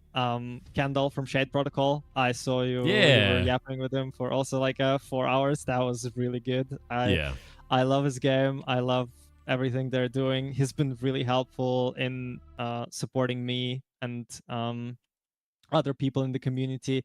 Amazing dude. Yeah. I saw you 100%. also played Divinum. That game is so good. Amazing. I know, right? It's such an underrated gem. Like I could not believe that like this game just randomly popped up into my Twitter timeline and it was that fucking good. Like I don't understand. And it has, I swear, it's like it's a hidden gem. It's like nobody knows about the game, and then every time I show it to someone, they're like, "Holy shit, this is so tight!" Right? Yeah. So for everyone in the chat, Divinum, look at it. It's great. Yep. There's also Frog Rain. The guys recently had a playtest. Frog Rain is amazing. Try it. It's a game about Metroidvania. Frog, you can pull things with tongue. They're also kind of struggling to get a bit of audience, so that game is also great. I don't know if they applied. I haven't seen them here. So if they if they haven't applied, or if they did apply and they didn't get in, we had 500 submissions. We had a massive amount. Oh we can Lord. only do like 80 to 90, and that's with me streaming every day, 12 hours a day. So that's with no missed days, nothing for the whole month. With that in mind, we're gonna do it again in June. So tell them to apply. Tell everyone to just apply for June, because we're gonna do Indie Summer. So we'll do it again, and then we're gonna do it again in December next year. And I'm just gonna keep doing this. I can't do it more than once every 6 months because it's a lot of work for everybody involved, and our editor would probably murder me because we're making a video out of every one of these too. So every one of them will turn into a video. Yeah, absolutely. And again, I can't stress it enough how much I appreciate you doing this, like showcasing indies like that. It's like no one does it like this. I think do like one event and that's it. And this is just something completely new, something completely different, and I can't thank you enough for doing it. Oh, dude, it's only possible because of you guys making cool shit. Like, the way that I felt about it was there's a real and present need for indies to do this, and every time I looked at anywhere that was trying to showcase any indie dev or showcase any project, it was a brick wall of money. Of anywhere from for a small spot would be $1,000 to $5,000, and I was like, that studios can't handle that. There's no point to that. And there's so many amazing indie games that are out there. It's just a shame. Like, developers miss out on cool stuff. The players miss out on cool stuff. Like, nobody wins when that's the brick wall in front, you know? You get less games. And you get devs that just never get seen, and they spend huge amounts of time making something they're really passionate about. It never sees the light of day. And, like, I can't fix all of that, but together as a community, we can fix some of it, right, is the idea. And it's worked, and I'm blown away by how well it's worked on the first round. That was the thing that caught me completely off guard. I was like, maybe some people will be into this, and I was like, no, everyone is into this. it's overwhelming, dude. Yeah. It's been super awesome. Like, just I'm glad. Seeing all of it happen. It's really cool. Hell yeah. And I can't shout out everyone, but there's also Long Fungus, there's Lucid, there's one of my favorite super passionate developers from Super Adventure. You might have seen it also in the other showcases. It's an amazing game. Like, all of these are amazing. And obviously Soulgrave, very good game. I highly suggest Never seen that one before. I don't know what that is. What could it be? Yeah. I think that one's really cool, and everyone should wishlist it. Yeah, definitely wishlist the game. Like, if you guys are interested in this game at all, the best thing you can do is wishlist a game, because it tells Steam that they'll make more money off the game, and then they'll show it to more people. So it's the same as upvoting a video on YouTube. It's the same as retweeting something. You are helping the developer directly by doing that. I'll also bring us into the new area if everyone's eyes are tired of looking at the yellow screen. But yeah. Oh, that's beautiful. Oh, looks great. Yeah, this is also my guitar. I played this tune. You played this yourself. That's amazing. Yes, thank you.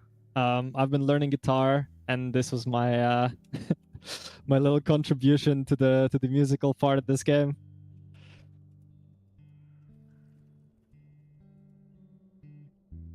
Ah, that's pretty. Thank you.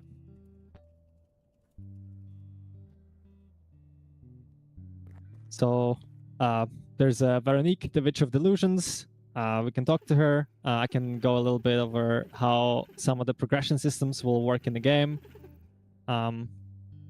She says there's been a murder, and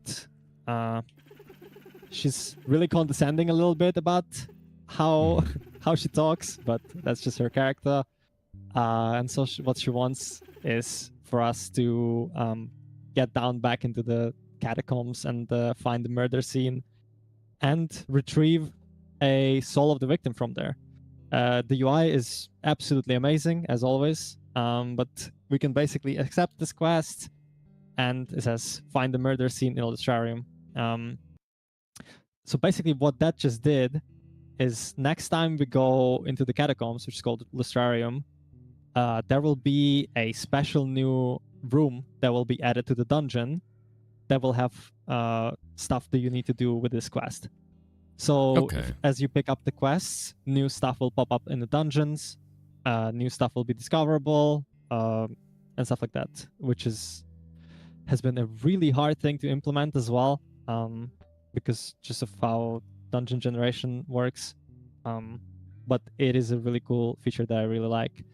And also, going back to the boss fights and general progression of the game. So throughout the game, you'll be unlocking obviously new skills by completing challenges, beating bosses, stuff like that. I'm not planning to have any straight stat upgrades. So like, people call it meta progression, I guess, where you just become straight up more powerful, but just like your attack damage is bigger. I'm not planning to have that in the game. Will you have other types of meta progression, like maybe unlocking powers or move sets or anything like that? Yes, I'm planning movesets. I'm planning. So this is kind of going into scope creep, but I was planning multiple characters for this game as well, with their own unique skills and playstyles. That is hell of a lot of work. I don't know. Yep. Don't quote me on that. If somebody like comes to me later when the game is released and they're like, oh, there's only one playable character. I remember this dude said on a Pirate Software stream that there will be multiple characters. Look, I'm not promising anything. Okay, it's probably Dev going to has be promised 50 much playable work. characters. Will be released January 1st next year. Got it. On my birthday, let's go. Yeah, there you go. That's funny. But there will be unlockable new items, unlockable new skills that you'll be finding in the dungeons. There will be unlockable new difficulties for the entire dungeon. There will be, basically there will be a lot of stuff that you can unlock outside of just like that are not, you're just hit harder, basically. That's cool. I really like that. Do you have like a crafting system in mind for gear, or is there any different types of weapons or anything like that?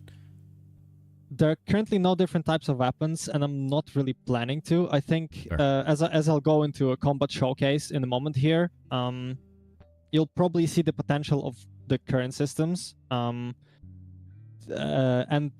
each skill will have at least 3 different variations of it, so they will be rerollable and upgradable, basically, to allow you to do new things with them. It's not implemented yet, so I can't really show it. Maybe if I come back in like June, in summer, I can probably showcase a lot more, like a properly showcase the game if I come back. But yeah, right now it's not planned. It's also, there's going to be active items, which will allow you to, deploy a turret and stuff like that. Also not implemented. But all of these things will be coming, and I think they will be diverse enough to make the game stand on its own, basically, and feel really good to play. So and are you on each run? Right now? You there's no indication of you knowing when you're going to release. You're way too early for that. But do you have any idea of when you want to get a demo out to people? Even if you can't fit that timeline, do you have an idea for where you'd like it to be? Yes.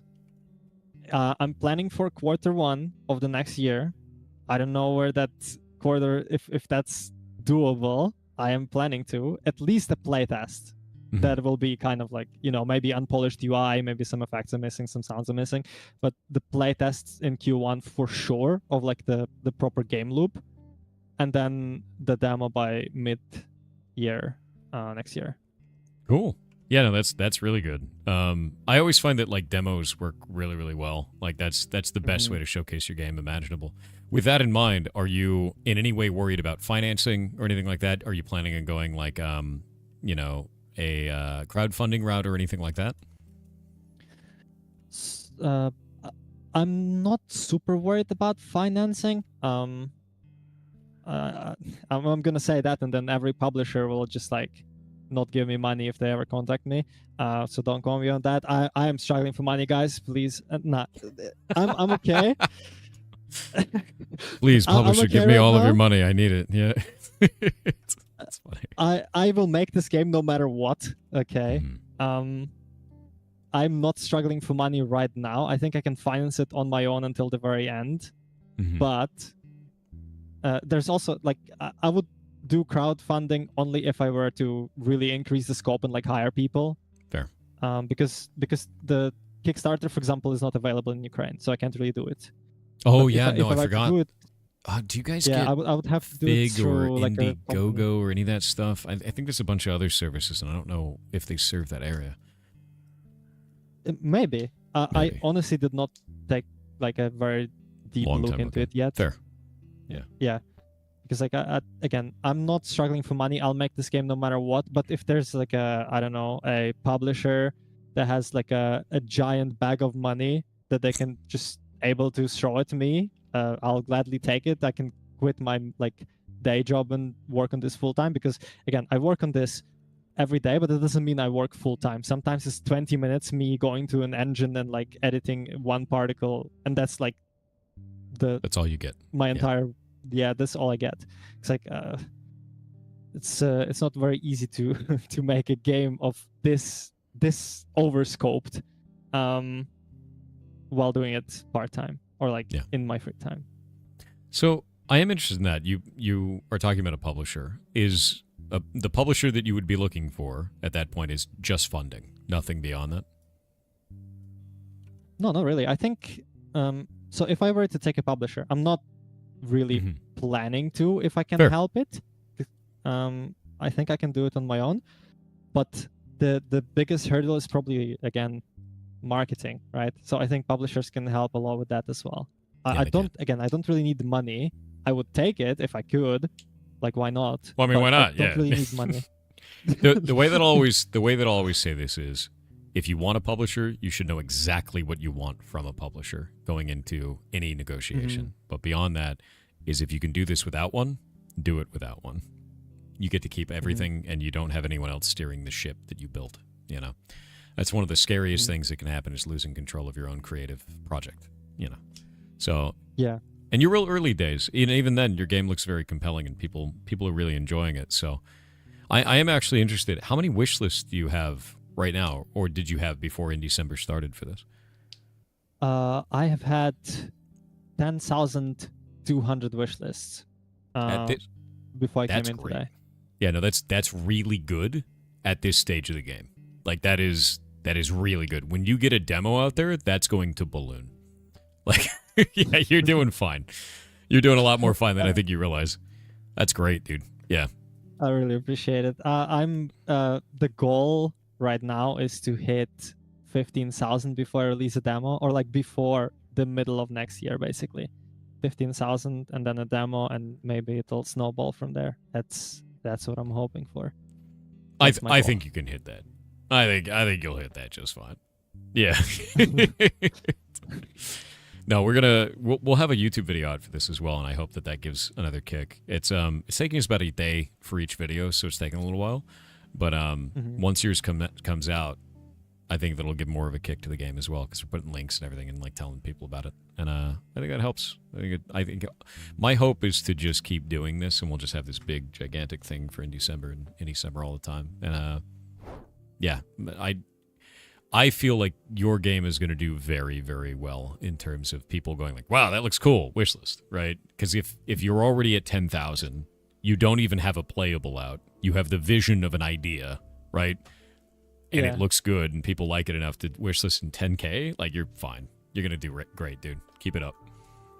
I'm really grateful for your words, and it's nice to hear this little bit of reassurance, because like, it's really hard to describe when you're like just sitting in your room alone like all the time and just working on the game, how daunting it sometimes feels. It's like I'm like a fucking metronome, okay, going left and right, tick tick tick tick tick, in the sense that one day I think, okay, this is going to be the absolute greatest game of all time, and then on the next day I'm like, it's this horrible, is the biggest pile of shit I have ever seen. Okay, it's That's so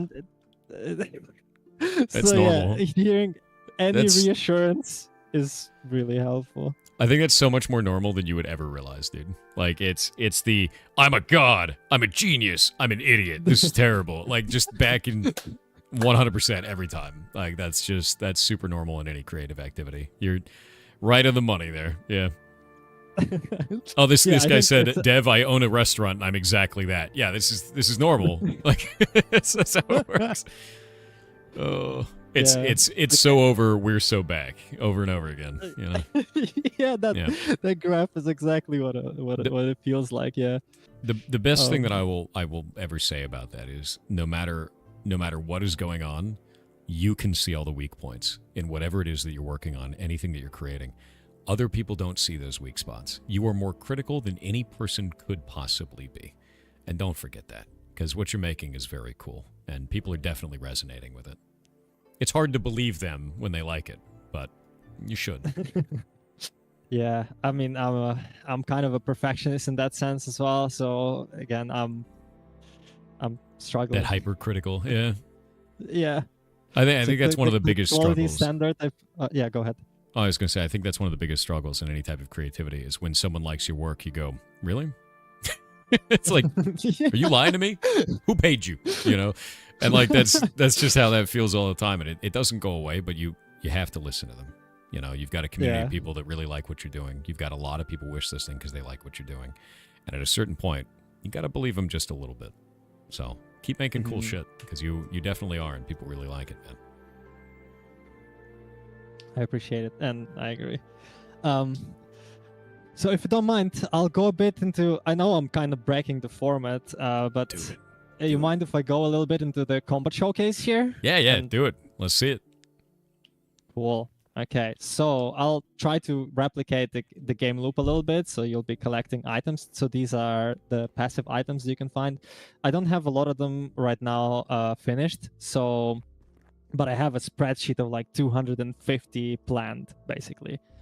So all of these are kind of passive items. For example, this one on counter, it applies a burn that deals magic damage and then can spread to other enemies.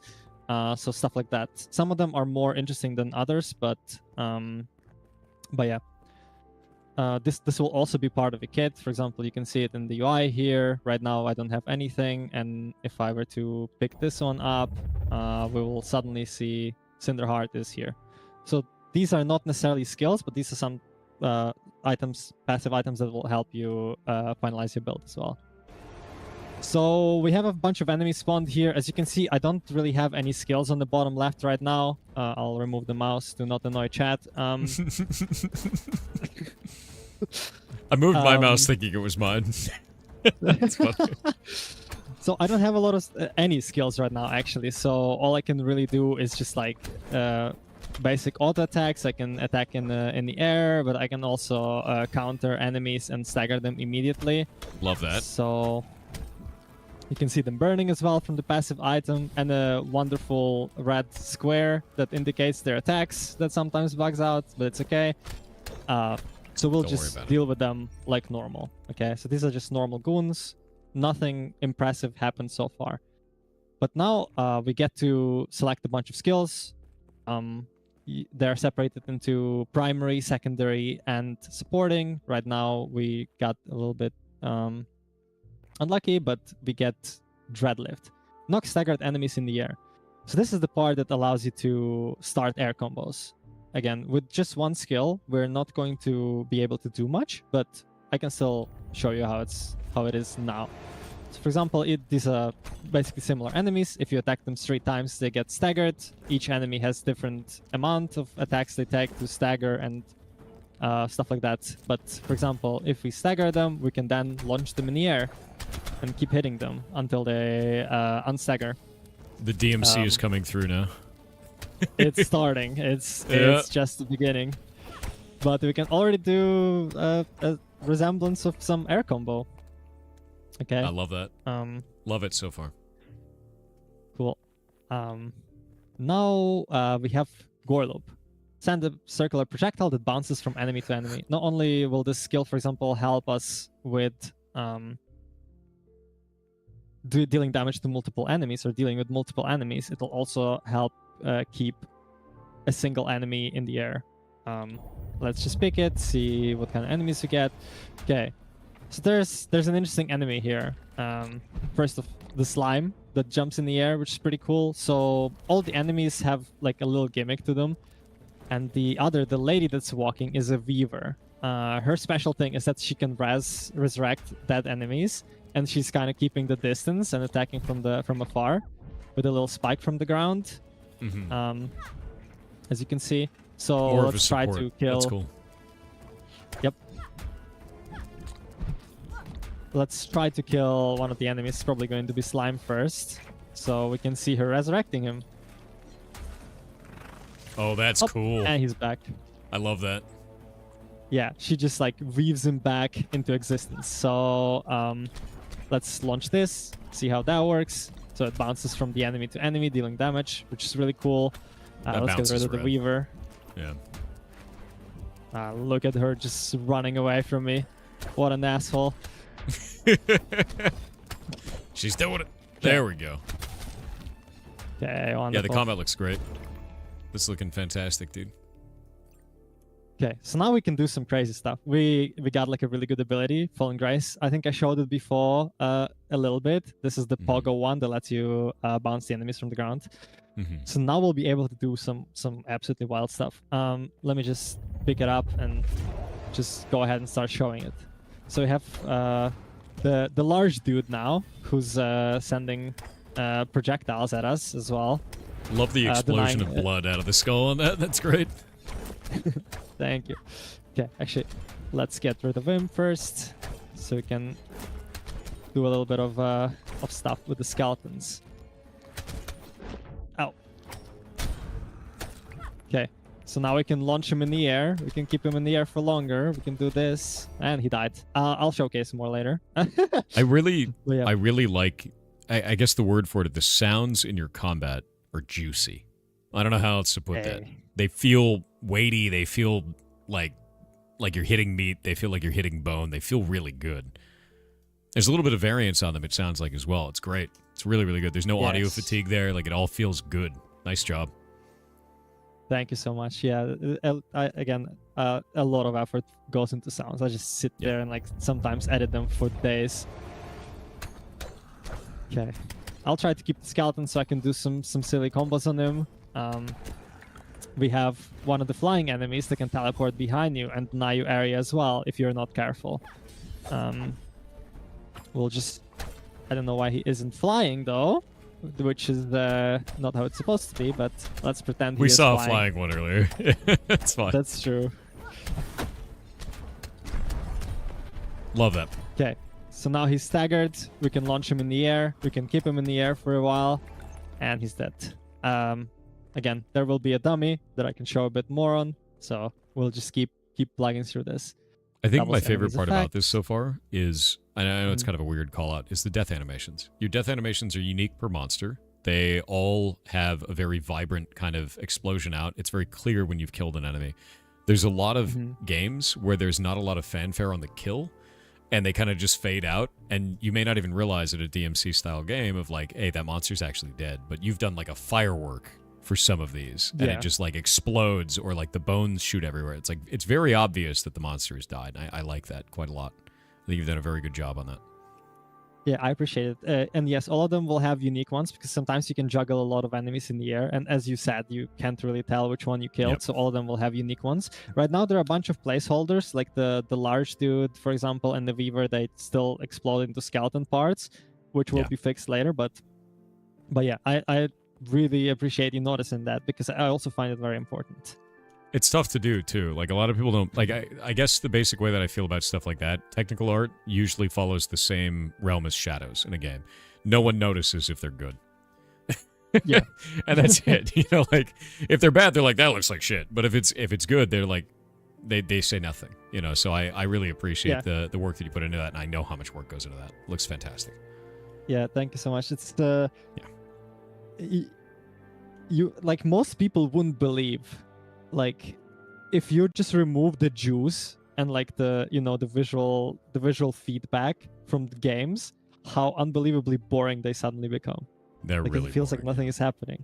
Yeah, if you like hit things and there's no like visual, or I don't know, if your controller doesn't rumble, for example, there's no like this, haptic feedback, or the sounds hitting your eardrums, or I don't know, some visual particles flying away. If you remove all these things, it just becomes like insanity room, It's hollow. of like, Super hollow. Yeah, it's just yep, and it's like makes it boring. Like a lot of game fun comes from these small things, so a lot of work goes into those. It's like dry and hollow when you don't have that. I think those are good terms for it. Chat was saying dry, and yeah, no, I agree. And it's you've got it right, and that's that polish phase that takes a long period of time. Is like it needs to feel right. It needs to evoke an emotional reaction or make you feel like you did a good job, even though it doesn't tell you anything. You know, it's just it feels. Absolutely. You know, and that's unique. That's unique to every dev. That's unique to everybody who's making anything, and it's subjective for the audience. So it's a tough thing to do.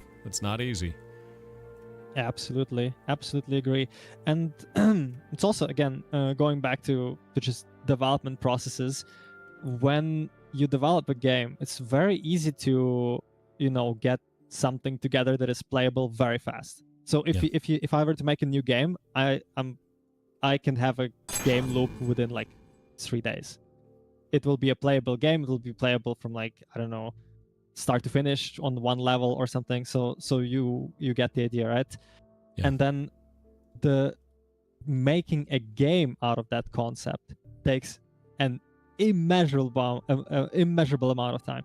It's like adding sounds, adding all this visual feedback, adding all of this, adding new enemies, adding new content, adding this and this and this and this and sounds, and it takes like designing levels. Yep. That takes the most time. Like you can easily make systems, but to keep adding meat on those systems, keep adding all this like game on it, it takes insane amount of time. Yeah. I always think it's quite funny is you've got kind of two kinds of developers that I see in the very beginning. Either I can't make anything ever, or I made my first game, I'm going to go make Elden Ring now. And I'm like, no, dude. It's like, neither of these is true. It's always really funny. But like, there's so much game in that game. We are about to hit ads again, so I'm just going to run them now. I also want to thank Larentia. Thank you very much for rating this stream with 77 viewers. You're awesome. Yeah, we're going to do the ads first. It says ads starting soon. We're under the whim of old Bezos. He's going to show up. I really wanted to prepare the graphic for Bezos as well, but I didn't make it in time. Don't worry about it. It's there's so many Bezai at this point, but we've got the basic one for the event, which is quite fun.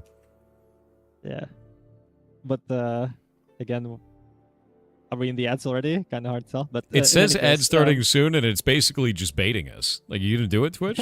I'm ready. We're all ready. Edging. Yeah, come on, dude.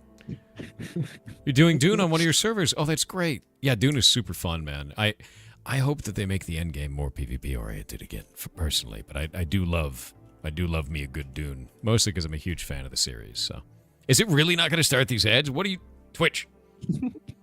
Twitch, come on, man. Don't do this to me. It's just sitting there. Bezos to pull the lever. Pull the lever, Bez. There we go. Okay. Good. Let's go.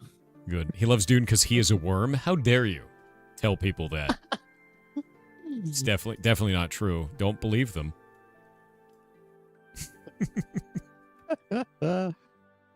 There's Jeff. There's Jeff Bezos. He's come here to take presents. He doesn't leave them. Yeah, that's why he's got that big bag of presents. He's just stolen them from people. He's looking at my main character Jill, like he's gonna steal her. He's like, oh, put that in the bag. I'm just move her a little bit to the right for no reason. That's mine now. Her. Into the bag. Exactly. But yeah, I don't know. When I saw Gandalf come with a completely custom one where it shoots laser at Zura, his main character, I thought it was like so cool. So yeah.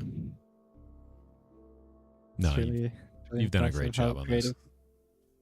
Thank you. I've got the hard questions after this. The nasty, difficult questions. So I'm excited. Let's do it. There.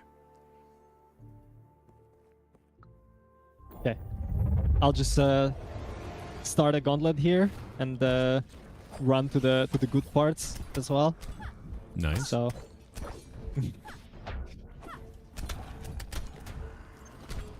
we got 30 seconds on ads. Trapped for 10,000 years.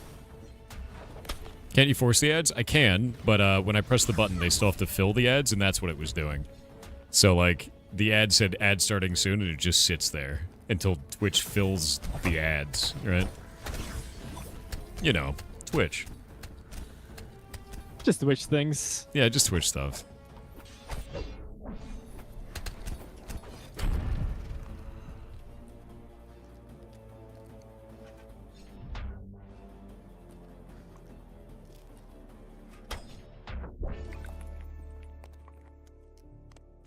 All right. Bezos has receded. The ads have ended. We're now free again. Goodbye, Bezos. Now I have the difficult question for you. And it's Yes. going to be tough, but I feel like you haven't answered considering how critical you are of your own work. I want you to call your baby ugly. What does your game do the worst? Stunned silence. It's a tough question. It is. It is a tough question. Let me think. Right now, I would probably say it's the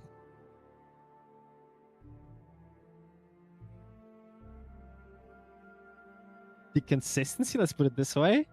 Okay. I feel like some areas are a lot more interesting than others. And I feel like some areas are a bit boring to explore because there's not a lot meat on it yet. So I think that's kind of where it falls short right now. Because it's cool when you generate a dungeon, but it also has to be really fun to explore it. I think it's getting there. Like I'm working towards that, but right now it's definitely not the best part of the game. I think it will be amazing in the end, but it's not right now. That's fair. That's a fair answer. And it's always interesting to hear because sometimes players will have an idea of what is wrong with the game, and sometimes devs will have an idea of what's wrong with the game. And those things I usually find are the same, but you don't have a demo out.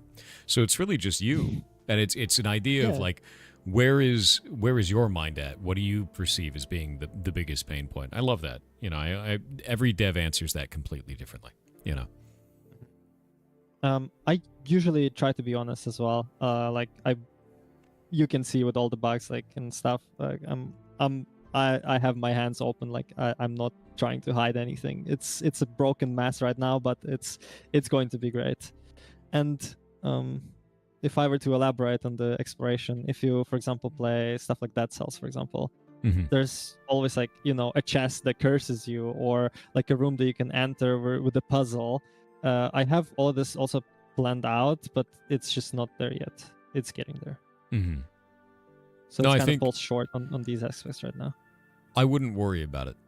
I think you'll get there. But I always like getting the answer to that question. I think the other super difficult question, and this one, you're very far off from there, but you can always ask chat to see how they feel about it. What do you think you want to sell your game for? How much? And I know that's a hard one, man, especially this early in the process. But it's interesting to find out what people's thought process is for that, too. Yeah, so the short answer is I don't know. And the long answer is... Fair. Team Cherry is doing us all dirty. No shade towards Team Cherry, okay? But holy shit, you buy Silk Song and there's so much content, it's so hard to compete with it. Yeah. Like we've had this other developer from Lone Fungus raise the issue on Twitter and get crazy media coverage because of it, just calling this out. It's yeah, I just played Silk Song and it's $20 and it's or 25, what was it? It's insane amount of value for the buck. The game is a proper $60 game, and then it's sold for less than half the price. It's insane to me. So if I were to put a price tag, I would probably put it at $15 to $20. It's one of those replayable games, hopefully, so you can buy it and play it for 150 to 100 hours or whatever. At least that's my hope. So I think it'll be just good value for buck overall. So 15 to 20, I don't know exactly, but everyone's saying 15 to 20 in chat. They all think that that's a correct amount. I'm going to be honest with you. I would see Silk Song as an outlier. And I think a lot of people who buy video games also see it as an outlier. They don't see it as a price that makes sense for that game. It is incredibly generous of Team Cherry to do that, and I think it was an absolutely correct move, especially considering the way that the economy is now for a lot of people. But they see it as an outlier. They see that as a $40 to $60 game that's on sale at all times, is effectively how that works. And I think that's something you should keep in mind, you know. Yeah, you think Silksong's a $40 game? Yeah, exactly.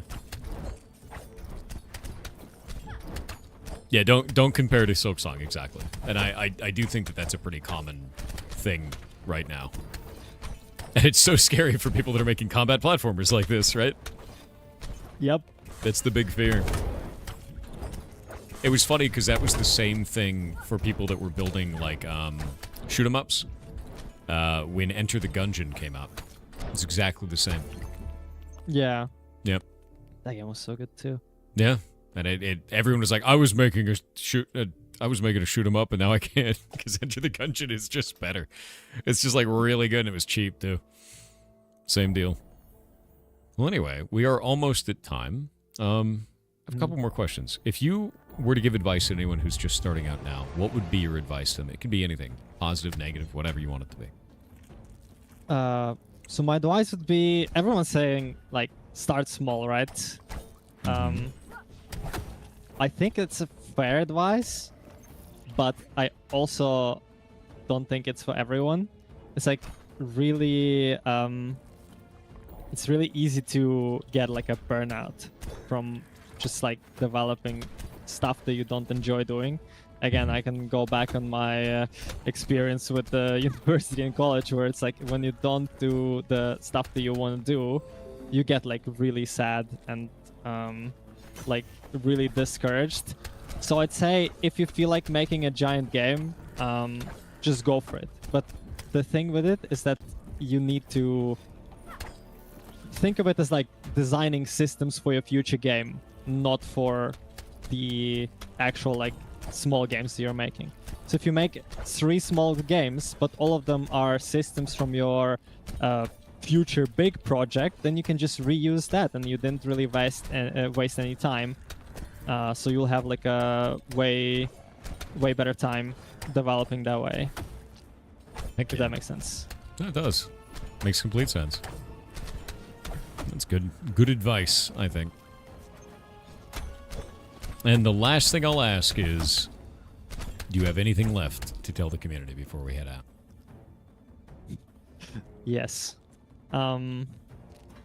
Just actually, I have 2 things. Because I didn't get to showcase the combat completely, which I can do like in the next 5 minutes. Yeah. And then I'll probably thank people again. So you can see this is like a dummy enemy, and we have a bunch of skills. This one lets me push him away. I currently have an item that does damage when I dash through enemies. We have the pogo still, and we have this little circle that does damage over time. So this is like a more or less standard little build that you can have. So we'll stagger him here, we'll send him into the wall, we'll send him in the air. Now we can start juggling him. Okay. And we can keep him in the air as long as we have basically skills available. In future there will be mana as well, but you can kind of start seeing how different builds can dictate what kind of combos you can do. Yeah. So we can keep him like in the air for a long while. Love that. Yeah, really love that.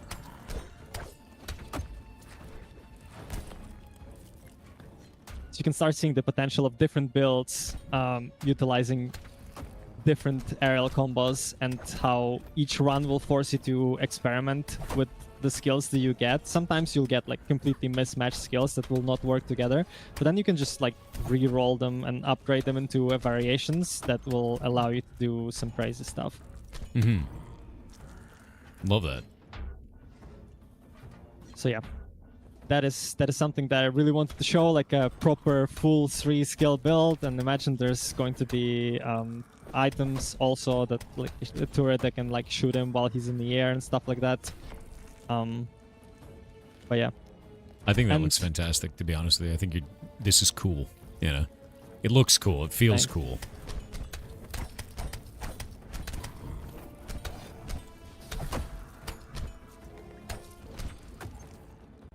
So yeah, you can do a bunch of stuff. And the other thing is that, okay, I have 3 things actually. I'm sorry if I'm like dragging this, but no, you're thing is good. that, Don't worry at all. Don't worry whatsoever. okay. The other thing is that I really value accessibility. There will be a lot of accessibility options in the game. I want everyone to be able to play this game. Like this can look fairly complicated. Like you need to press a lot of buttons to do a lot of skills. But the accessibility options will allow you to have like an easier time playing it, because if you know the situation in Ukraine, with the war happening and everything, I'm not going to go too deep into it because it's not about it, but there are a lot of people coming back from these places that lost their limbs, that had something bad happen to them, that missing fingers and just unable to play games properly. So accessibility is a really important topic to me, and you can expect to be able to play this game no matter what. Like I expect a lot of the time you'll be able to get through the game with more simple attacks as well, if you prefer that. So basically, I'm making this game for everyone, and if you're struggling to play other games, I'm really hoping to make it so you can play this game. That's good. It's I mean, really like, important. controller support goes miles for that. Remapping controller support goes miles, you know, and like we actually talk about that quite a lot, is people with physical disabilities use controller remapping to play your games. So if you add that to your game, you are unlocking an entire other audience of people that otherwise would not be able to play at all. So it's a big deal. Yes. It's a very, very big deal. It's huge for them and it's huge for you. Everybody wins. And it's not hard to implement. It's actually like pretty easy with today's tooling. Yep. Unity has special tools just specifically built for that, so I'll be utilizing everything I can to make this as playable as possible.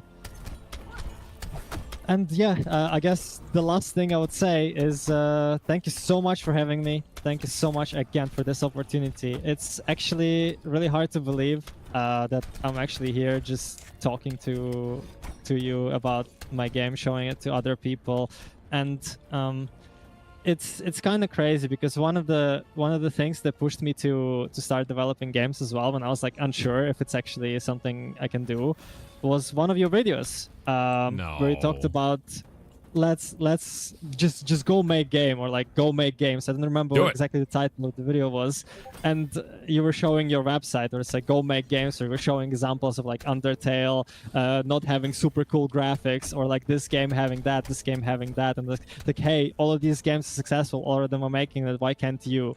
So yeah, that was like a big morale boost for me at one point, like a few years ago. So again, it's kind of hard to believe I'm here just like showing you what I've been working on partially because of that video.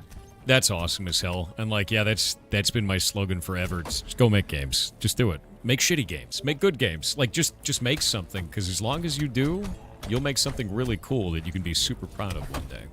And if you don't start, you'll never get there. And look at this. Your game's freaking awesome looking. Like, this looks awesome. And you're making it look good too, which means you practice combat quite a lot. Yes. Some of the playtesters had a bit of a harder time, but yeah, I've been here like hours. Yep. That's fantastic. That's really cool, man. And I'm glad you got inspired in any way by the stuff that I do, and I'm glad that you're building things, because the world is cooler as a result of you making stuff like this. Thank you so much. I really appreciate it. And thank you everyone in the chat for sticking with my bullshit and watching me break shit. It's again, it's really cool. Nah, you're doing a great job. And I say again, feel proud of yourself once in a while, because you're making something a lot of people really like. And that's hard to do. It's really hard to do. You'll stand out pretty well, I think, with what you're building and in the way that you're making it. The fact that you already have 10,000 wish lists and you don't even have a demo out is truth enough for that. A lot of people don't realize how hard that is to pull off. Thank you so much. Awesome job. It's been lovely having you on, and I want to thank you very much for showing us your game. Thank you so much for having me again. I'll probably do a little gift sub for the chat for sticking with me as well. No, Because I appreciate you all and this opportunity. And I hope whatever dev comes next also has a lot of success, and everyone who's been a part of this event is a success in the future. And I hope you have fun in Ashes of Creation. I've been taking a peek at that as well. Yeah, it's super fun. Been having a blast. Oh, and also congrats on that huge sub train right before. I know. Like, it was crazy. The goblins are insane. I was like, oh my god, what are they doing? It's absolutely wild. Blew me away. You guys are incredible. Wishlisted? Heck yeah. Heck yeah. Yeah, no, definitely wishlist the game. That helps the dev more than you could ever know, and it's free. It's free to do. Just do it. Do it. Do it. Do it. But yeah, thank you very much, and I will talk to you later, man. Thank you so much. Have See a you good around. one.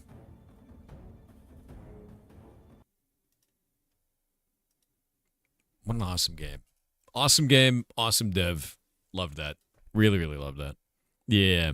Really, really loved that, man. I think it's so common for anybody who's creative to just be like, I suck, all my stuff sucks, because you only see the bad things. That's all you see. It's like that in any position, though. It's like that when you're trying to be creative. It's like that when you're doing any job. Like the guy who was saying earlier, they run a restaurant. It's the same thing for them. It's like that when you work in animal rescue. You see all the negatives all the time. You see all the bad stuff because that's what you're there to fix. And you got to make sure that you also see the impact that you have that's positive outside of that, because that's what matters.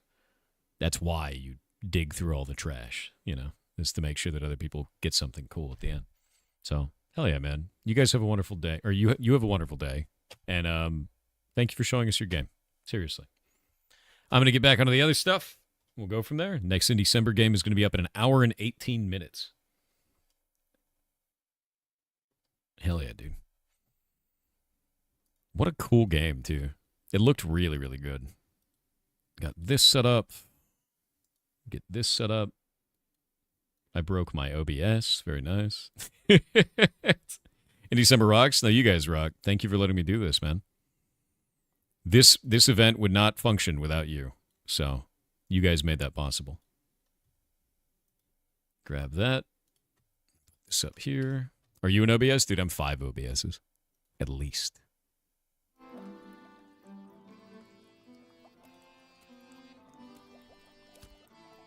And boop. And I think the filter is on. We're on. Cool. Arcane potions are crafting. Broman Guy dropped 5 gifties. Dude, Broman Guy, you didn't have to do that, man. Thank you for the 5 gifted subs. What a boss. That's the dev of the game, by the way. Of that game. Yeah. You totally want Indie New Year? No. We gotta have a cooldown period of 6 months, dude. It's a lot of work for Shadelock. It's a lot of work for the team. It's a lot of work for me, too. So, with that in mind, we're gonna do this every 6 months. Next one's gonna be in June. We're gonna do Indie Summer, because it's in December. And then in December, which is in December. See? It'll work. Yeah. It'll be fantastic. Yeah, so we're going to do that. We'll do Indie Summer and in December. Zach, with the 10 gifted, thank you very much, man. You're amazing. Y'all for it? Yeah, no, that's kind of the whole plan with this, man, is to make sure that, I don't know, indies they're critically underfunded, they're critically underviewed, and, we can fix that, man. That's a fixable problem. There's enough of you goblins that we can fix that, and it's working. So we're just going to keep doing it. Yeah. You be indie any month? No. Indie January? No. No, I wanted to do this 2 times. Indie Summer and Indie December. Usually you can buy 3 to 4 indies for 1 AAA. Yeah. Yeah, you can. And it also makes the perfect ligma of indies nuts. There you go. Now that's yours. Indie hype train? Nice. Oh, sure. Oh, yes, Grimskin. Give to me all of the skin. Oh my god, you have so much skin. I don't have enough room. I don't have enough room for that. You gotta take some out. Wait. Don't move. Don't move. Don't move. If I get rid of this, and I get rid of that fish. Yes. Skin. It's a lot of skin, dude. It's a lot of skin. Huh? Skin. There's so much skin. Skin. Thank you. I'm gonna go use all this skin now.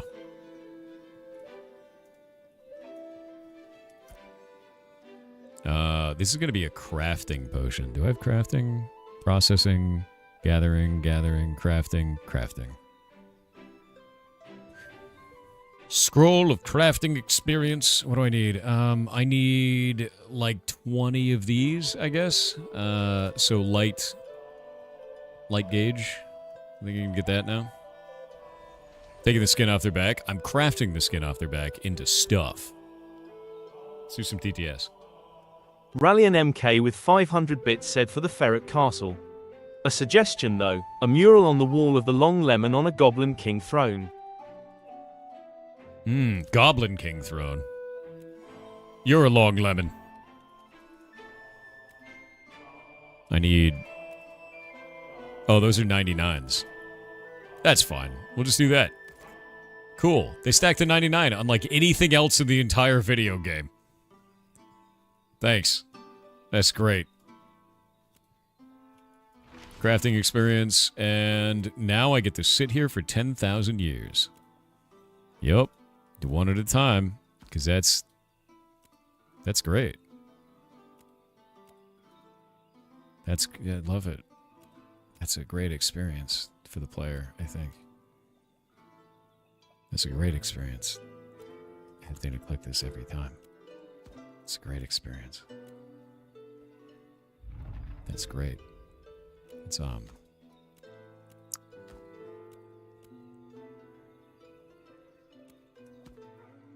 This needs to be fixed immediately. That's bad. Did you use a scroll? I did. Yeah, I used the 5-minute scroll. This is terrible. What's the combat like in AOC? Combat is stellar. Combat is amazing feeling. This is not it. Oh my god, dude. What a horrible wrist damaging inducing death machine that this is. 10,000 years. 10,000 years. I just want to click go, dude. Like, why do I have to do this? What a horrible experience. Level 3 tailoring, let's go. Yeah, they really gotta work on this. Forget aim trainer, menu trainer. Yeah, I mean, to be honest with you, this is something you'd want to automate. Like, players will automate this because it is an insufferable experience, I think. I'm surprised that they haven't updated this. This has been, like, bad for a long time. Probably about a year and a half. Like, that needs... That's friction for the sake of friction. I know Steven likes to add friction to the game. I know that he does. I know he likes to add, like, friction that results in PvP action. But this is the kind of friction that isn't fun. Not the kind of friction that adds tension or interest for the player. This is just friction for the sake of it. 90% of the crafting macro, good old SWG. Yeah, just crafting macros is what people would use. They don't allow macros, and they don't allow third-party, like, tooling for this, so, like, you'd be in violation of the TOS. But I know players are going to do it anyway, because this experience is not good. It's a negative experience. All it does is waste time. It does. Yeah, it's a time waster. And it hurts your wrist. Slowly but surely, you know?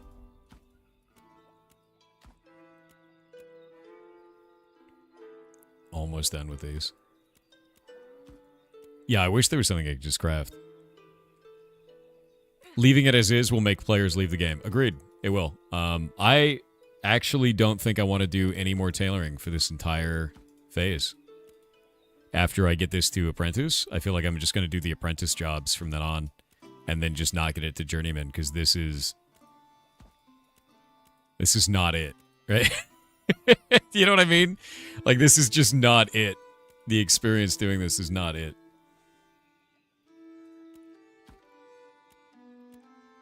And now I have to go sell all of these to the vendor as well. Weird. Yeah. Processing items.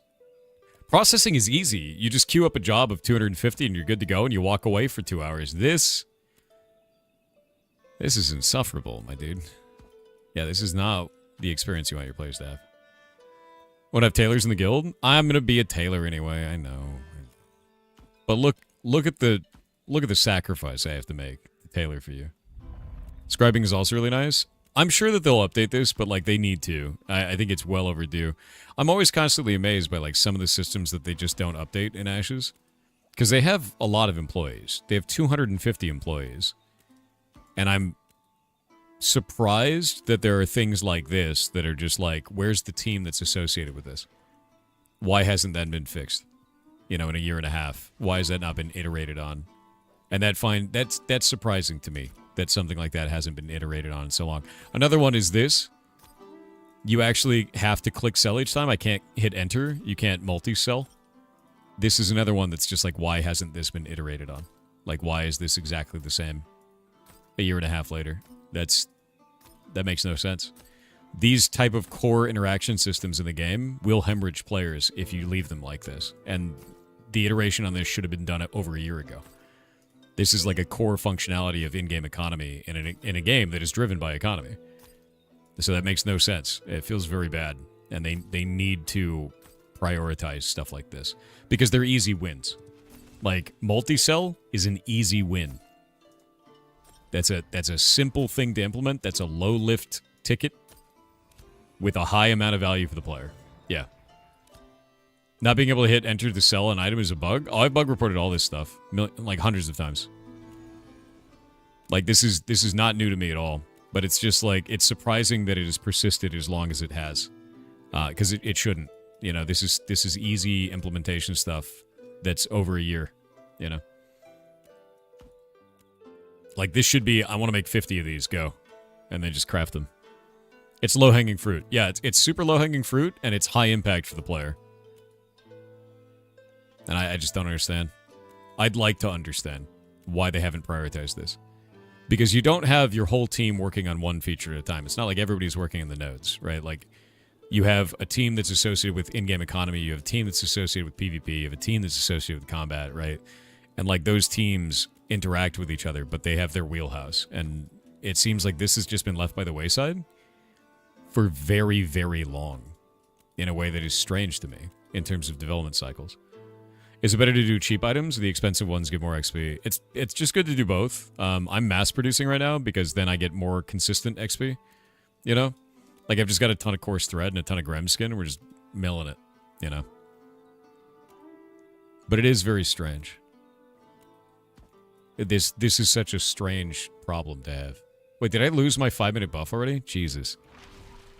I eat another one, I guess. That's how long this took. It was over 5 minutes to craft all of this, and I'm not even done. That's really bad. That's, like, really bad. Yeah, wild. It more than doubles the amount of experience you make off of it, too. This kind of stuff needs to go. I agree. Yeah, like, they gotta fix this. And I'm gonna complain about it because it's alpha, and that's when you're supposed to complain. Yeah, it will drive people towards automation.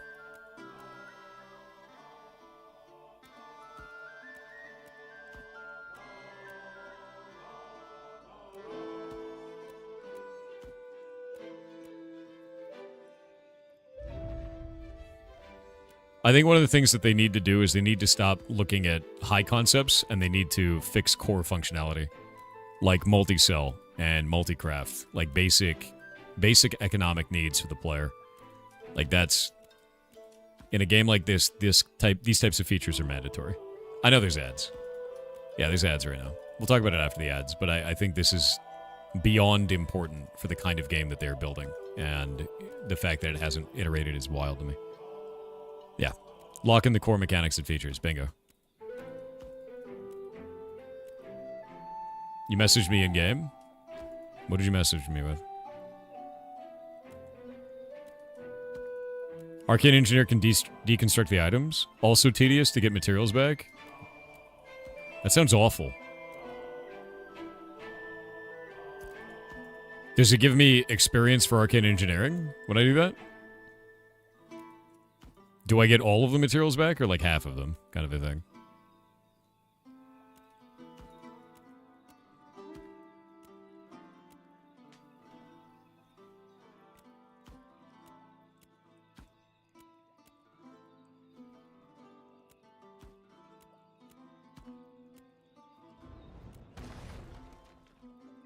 Every one of these costs a full silver, too.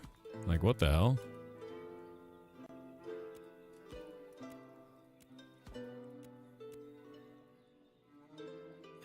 God.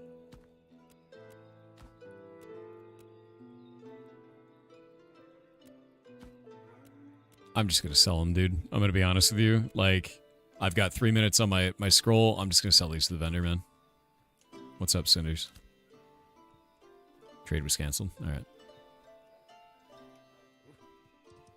No EXP for deconstruction either. Yeah, I'm just gonna sell them. I'll do stuff later. What's up? Oh, thank you. Thank you. Unable to loot. I'm out of inventory space, my man. Let me see if we can fix that. I shouldn't be out of inventory space. The hell? Oh, that's why. It's trying not to stack those for whatever reason.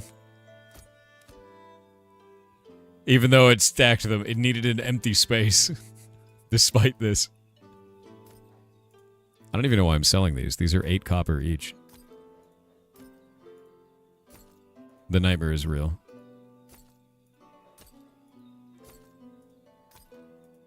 Yeah, this is not good.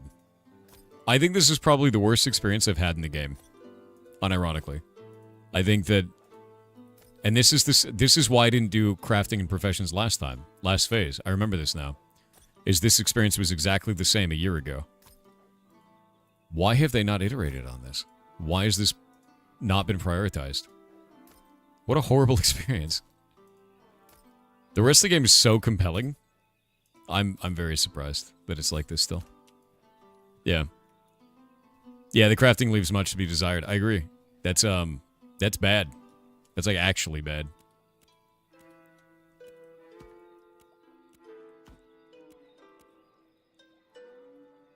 You can right click to put them in the trade window? Oh, you mean that. Okay.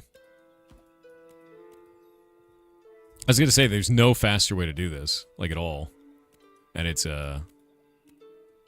not great. You love building your professions in WoW? Yeah, I'm surprised they didn't just do that, like the World of Warcraft profession system, like craft all, right? Like where's a craft all button? I think this leads to a lot of people not wanting to do professions as well. And the people who do professions, it's leading them to want to do automation. Very strange. Eat another one of those. Yeah, I ate a scroll.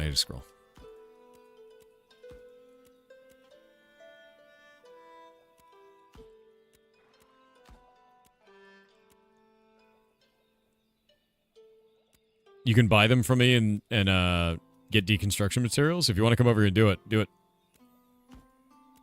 Because I got a lot of these and I don't want them. If you want to do deconstruction, that seems incredibly not compelling to me. You know what I mean? Like if this is the job, I'm out. I just want to make good gear. And I'm going to get there, but like, holy shit, this is mind-numbing. It's weird, too, because like processing works so much better than this. Like, why do they do this with crafting? Welcome to the world of leveling crafting? That's awful. Yeah, I'm going to, you know what I'm going to do? I'm going to do a write-up of all this stuff that I think is just bad in this phase, and this is going at the top of the list. This is going to be numero uno of feedback round. This has to be fixed. What are you doing?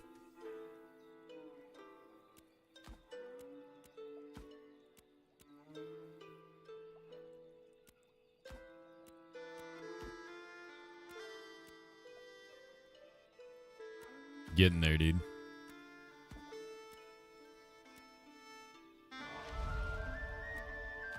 Yeah, you know what it is actually? This is going to be even more horrifying. I have a better experience crafting on my Iron Man character in old school RuneScape than I am having right now. That's when you know it's bad. Like, it is an insufferable amount of bad. Wait, what am I missing? I made 99 of them. Jesus.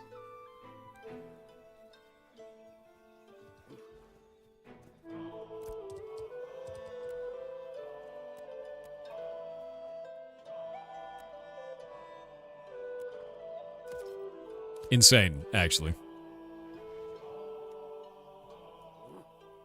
You've made at least 500 crafts of armor and weapons to get where you are. Fun. Dude, I just did 99. It felt like pulling teeth slowly.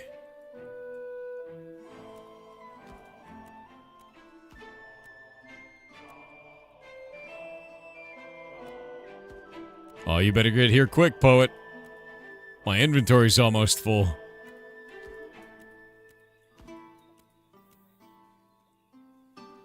What if you like pulling teeth slowly? I don't know, dude. Then you do this. You press this button. Hey, by the way, now that you're on, Tarmok, I have a work order for you, and it's going to be the worst work order you have ever heard of in your life. Are you ready? You ready for the worst job I could ever give you?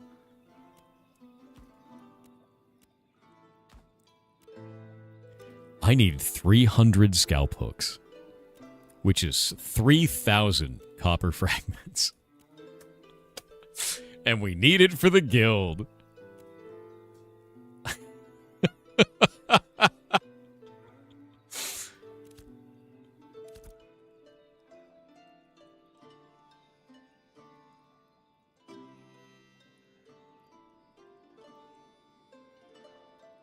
Hope your inventory is open, my dude. There's a lot of stuff going in.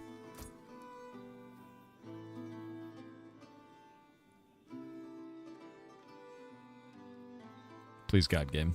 Take it. Take it all. I don't want to look at it.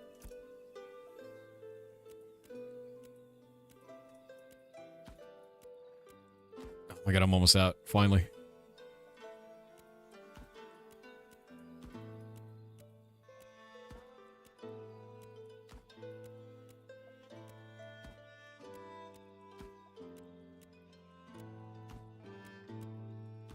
I found out that I could actually do this. And I can immediately start putting in the materials for the next craft before finishing the first craft. No EXP waste now, chat. Nope. No EXP waste for me.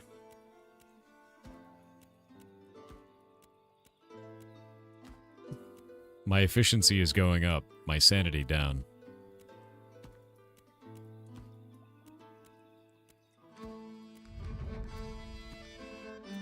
Level 9, Taylor! Another one. Oh, I should have just crafted the last 3. I think I wasted that. Poet in the box, I have more bullshit for you. More shit garbage. Unnecessary amount of clicking. It's really bad, dude. Like, this is... Nah, it's not the one. So yeah, Tarmok, I need all those scalp hooks. I don't know where you are, but I need them. Dude, this guy's name is Grok and Balls. Nice. Proud of you. And this is why we need them. Because for every one of these that we turn an isopod into a guild XP, I need a scalp hook to do it. Which is great. It's definitely great. It's like it's a really good experience, right? What's up, Spike? Oh my God, guild points. And isopods. I love isopod.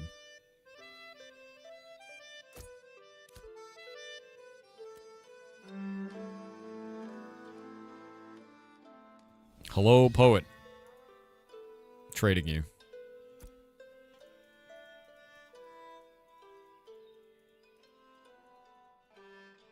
Enjoy. Enjoy the horrors. Do you need to shuck the isopods? That's kind of what I'm thinking, right? Like, I don't know why you need a scalp hook. That seems really weird. The way that I would see these, to be real with you, the isopods, just let them bring them to town. Like, let them bring them to town and turn them into the thing directly. Why does it need a secondary crafting experience to make them work? It's just unnecessary, right? It's, like, deeply unnecessary and, like, not fun for the player. Please select all the chairs to confirm your craft. Exactly. You're like, it's ridiculous. Thank you.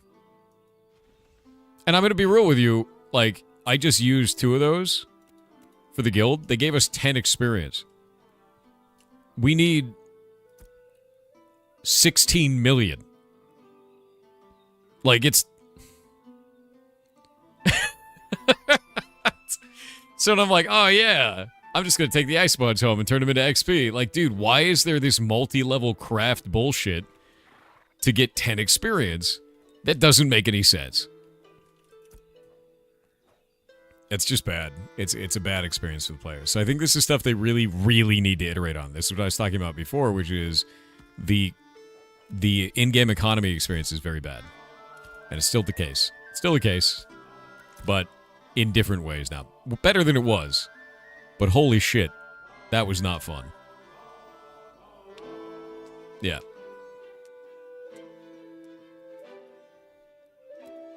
Do the scalp hooks have to be the same rarity as the Lawless Trophy to get the rarity? I don't know. Oh, they do?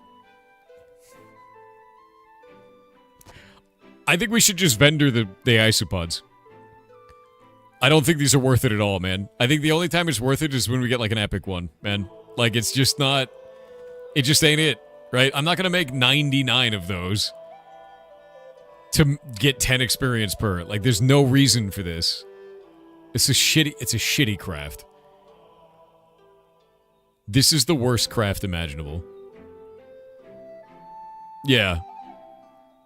I do not waste uncommon and rare copper in that. Can you make me 1 for an epic one? Because that's actually worth a bunch of XP for the guild. It's like a lot, unironically. If you make me 1 epic scalp hook. 1. Singular. I only have 1 of these. And it's something like 100k XP to the guild. Like, it's a big deal. After your time tomorrow, got it. I'm throwing away all these other isopods. Putting them in the trash. We're gonna be isopodless when I'm done, dude. This is so stupid. What a bad experience. It's wild. That is unfortunate, is how that feels. You scammed yourself? Check whispers? What'd you do? I think you can't deconstruct the lost titled items for some reason. So you took all of those off of me and they don't do anything at all. Hey, you know what? You throw this away. They're worth 8 copper each. Enjoy.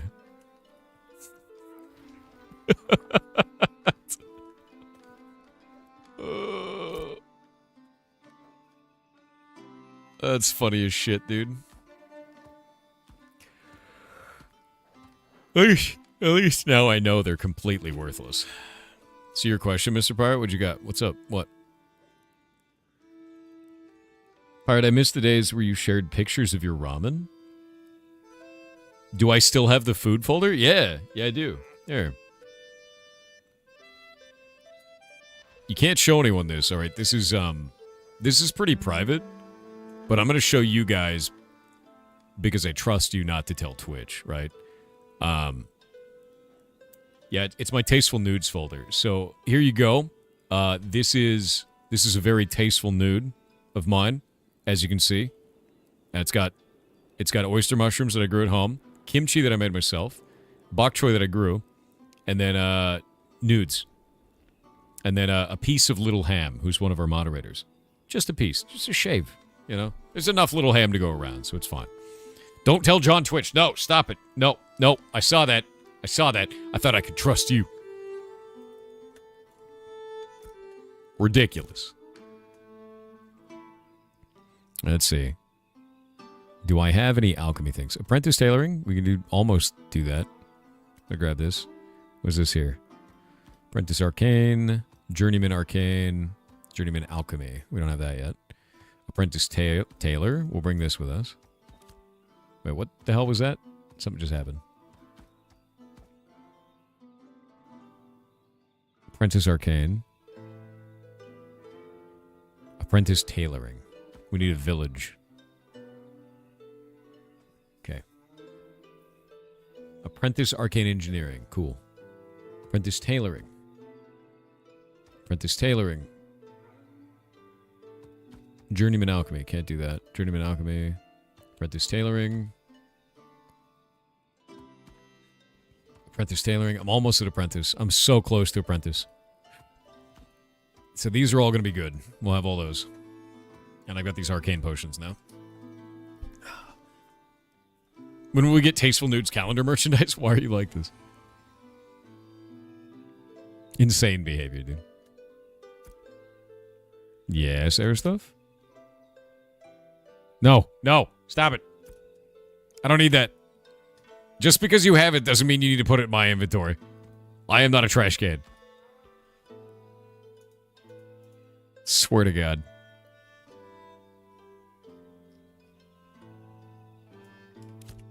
No, don't say I mean.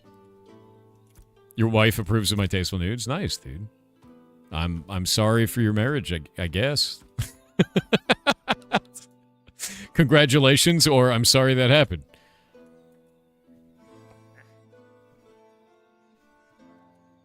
But I hope you have a wonderful, wonderful day either way, dude. That's very funny. But no, I love cooking, man. Like, I really do. And I get to make good food all the time. In fact, I'm going to go eat some more of my good food from yesterday in a moment here. Because I still have it, and I'm hungry.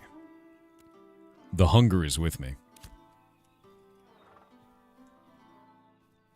What is it? I made tortellini with Parmigiano Reggiano inside, and then julienne sun-dried tomatoes, and some bacon and pineapple sausages mixed throughout it, and then delicious.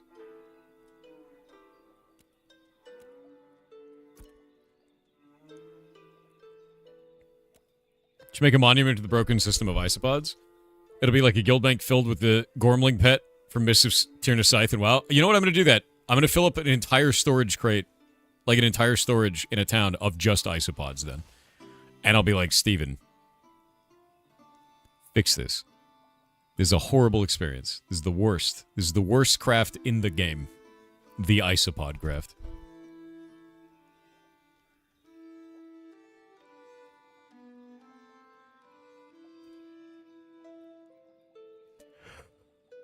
Alright.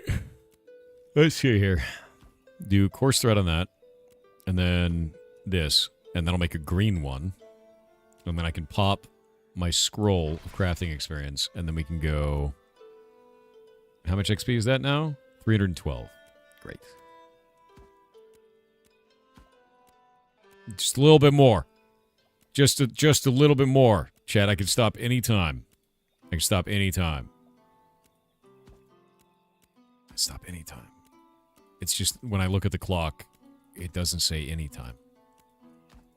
So, you know, that shows you that it's not anytime right now. By the way, this has taken all of my money too. I've spent 6 gold on crafting today, and I've basically stood still, which is like not a good thing. I think that's like a pretty bad experience.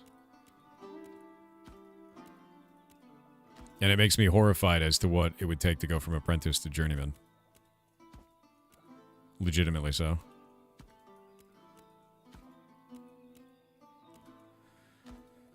Deeply horrified. Oh, almost there. Almost level 10.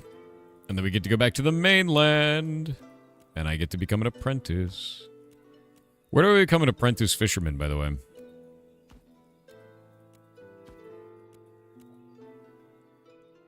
Stuck in a craft loop? Yeah, it's pretty bad. Not enjoyable.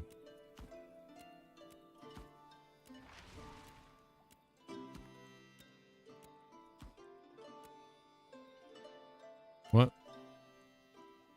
Oh.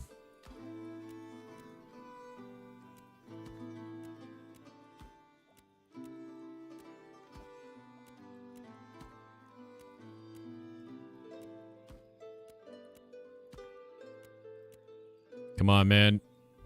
I did it. Apprentice Taylor. Does this help node XP? No, it does not. Because for whatever reason, they forgot to tie up processing and crafting to the node. Which is great. Let's It's a good experience, I think, is doing all of that. Getting 0 experience for the place that you're at, which is fantastic. Check in-game whisper. What do you got? What's wrong? You have terrible news? What's the terrible news? Just check the recipe for the scalp hook. I will not make an epic one. That shit is 4+ gold worth of mats.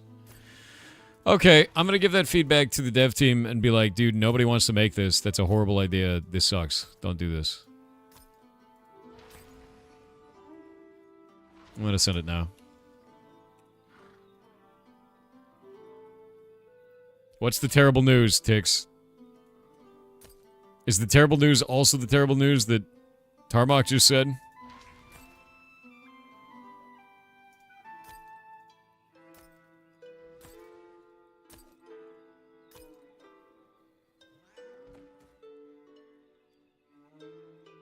Yeah, no, this is bad.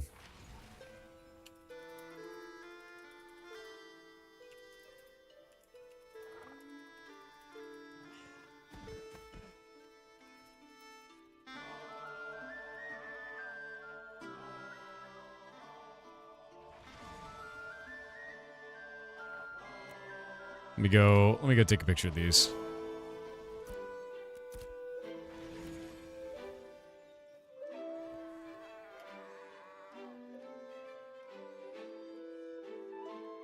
One sec.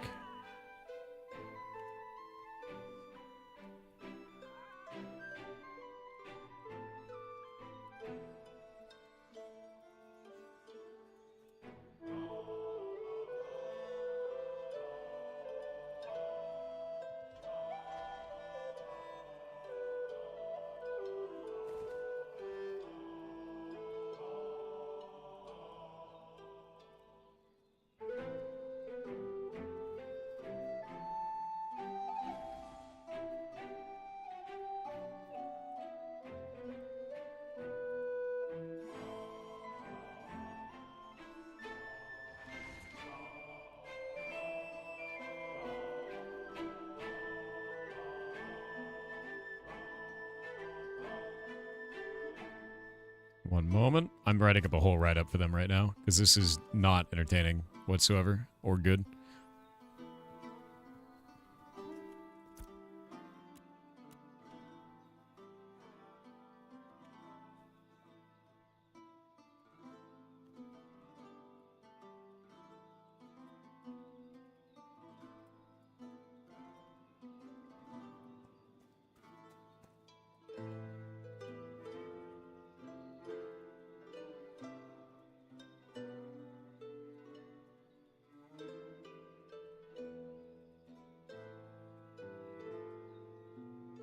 We'll grab this. We'll go to weaponsmithing. It's a terrible, terrible thing. Scalp. Yeah, each one of these scalp hooks requires 10 copper fragments, a basalt weapon mold, and daffodil thread.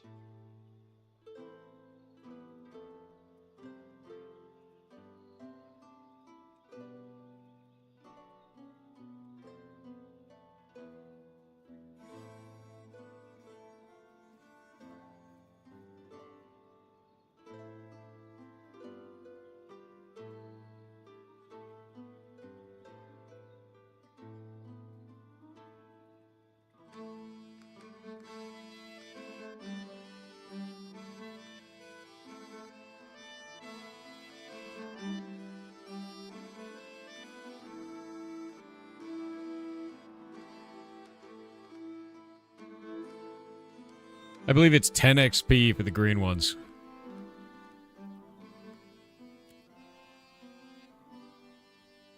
Yeah, it's very small.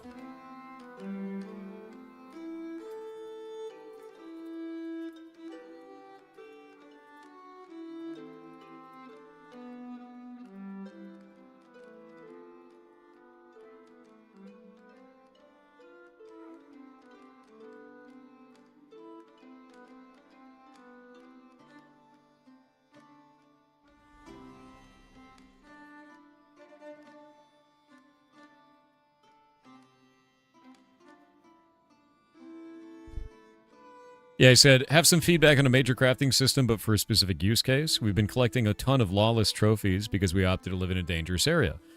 These should be seen as a boon and help our guild progression because they turn into guild XP tokens via arcane engineering.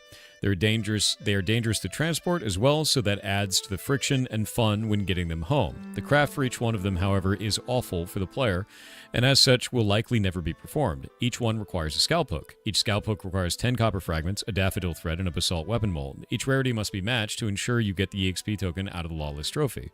From there, the EXP gains are effectively nothing when you need 16 million to reach guild level 4. This system is the worst option for guild leveling, so these items rot in the bank. To put it bluntly, this feels awful at every level for the player. You get a token for a dangerous activity, cannot use it unless you pour resources into it, and then it gives a terrible reward. I really feel that this needs to be looked at.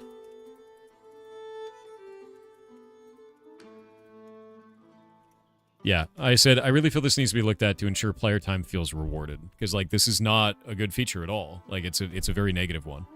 It's pretty bad. Yeah. You can farm these trophies at a rate of 10 or maybe 20 times you can get the mats for the hooks. Yeah.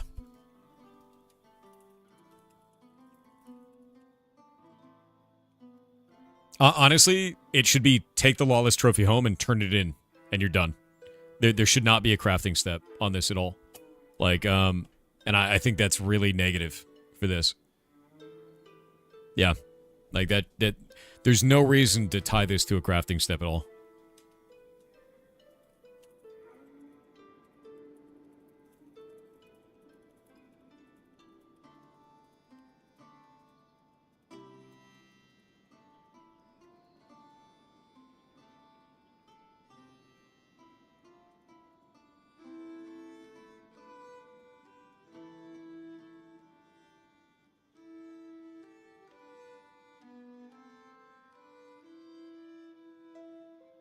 Yeah, so I put in the end, I said, I really feel that this needs to be looked at to ensure player time feels rewarded. Overall, I feel that we should be able to just turn these in a settlement or at a guild vendor directly for guild XP tokens.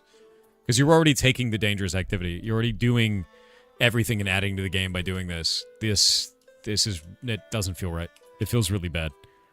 Yeah. You're starting to regret your purchase mid-download based on what you're seeing from the crafting systems? Give feedback on them. Alpha, right? They really do need to do stuff with this, and I think it's a mistake right now, the way that they have it, but it's important to give that feedback and to help them fix the game. Otherwise, it's going to stay like this forever, and the game will die. It's kind of how I feel about that. I don't think the game can survive a crafting system the way that it is currently. I don't think it can. They have to change it. And the only way they'll change it is if you tell them. And that's why I'm giving feedback, right?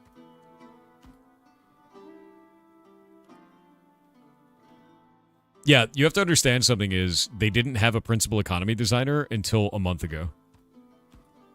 Ever. Yeah. Alpha 1's mining is what made you quit in the beginning? Oh, was that when there was copper nodes? I remember that.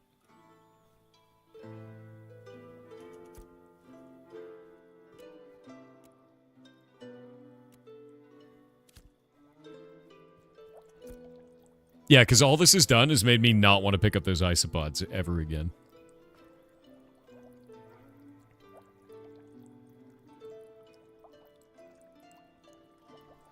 When in a group, anytime a person dies or levels up, a bug seems to lower the drop rate of loot. This means that any time that someone dies or levels up in the party must be remade in order to reset loot drops. You can actually turn profit dismantling it and selling, but in a daily meeting now. Oh no, some of the stuff we can't dismantle.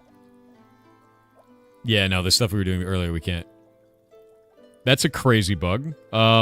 Keep testing that and see if you can get that to Like, be a parent and then turn it in. If that's a real bug, that's crazy.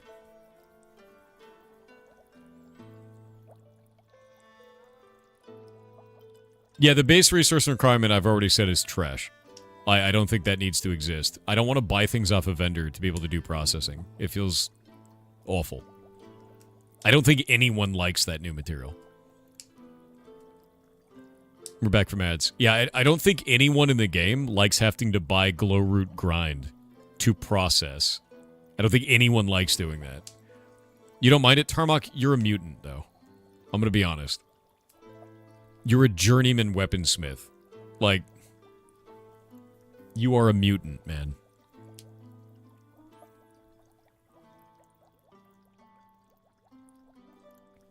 I don't think there's a benefit to that. Basically, the way to look at it is this. Anytime I want to implement an item in a game, what is the gameplay intended to be?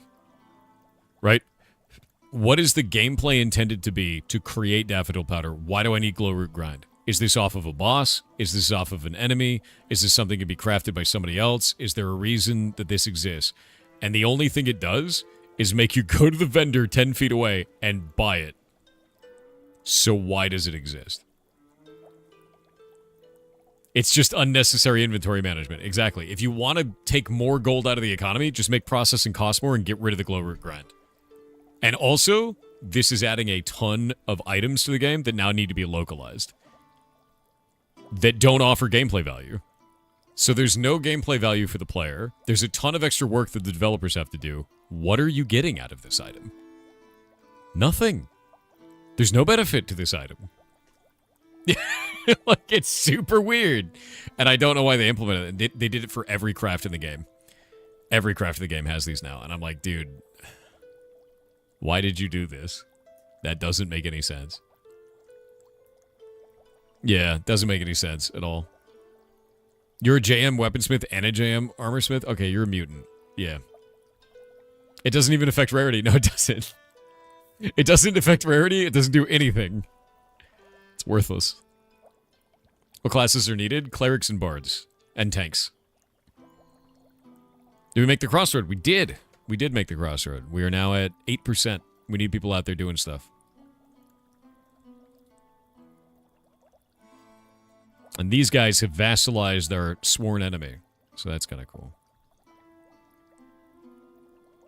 But we need to keep pushing. We need to not stop.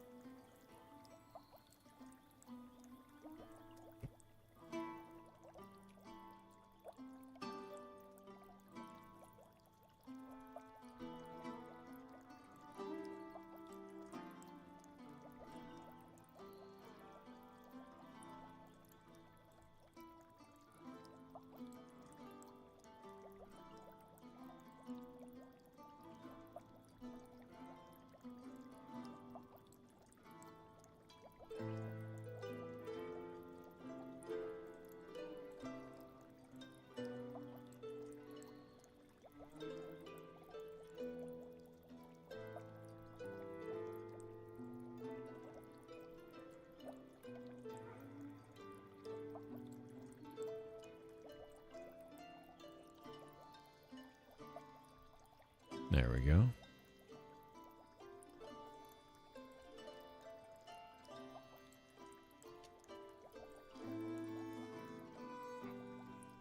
Are you vassalized? Nope. No, we are not. We knew they wouldn't because a node will only do the next two away. So since they were already in the corner, they vassalized all of this. There's a concern that this place, when it hits max, will be able to vassalize more, but I don't think that's how the system works. Because they changed stuff. There is a concern about it, but I don't think it works that way. So, thankfully, we should be all right. However, we are the top node in Turquoise Sea. It's our top home right now. Top place. These guys are at 60. These guys are at 74. We're at the next tier up. And we're at 8% in the next tier up. So, we will vassalize the others. How did the vet appointment go yesterday? It was good. Yeah, everything was good there.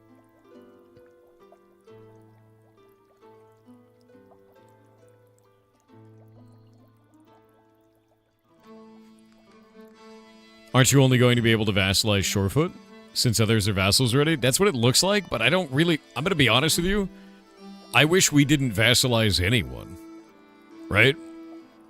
I kind of just want to be an island nation, but that's me.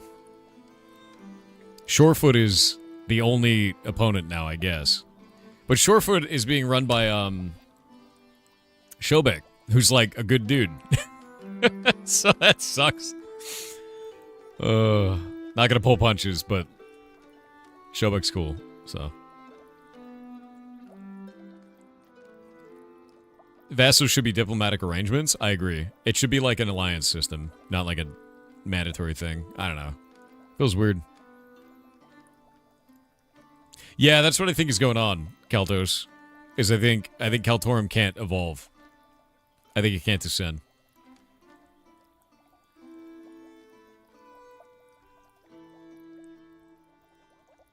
What is this? Shady Pyro.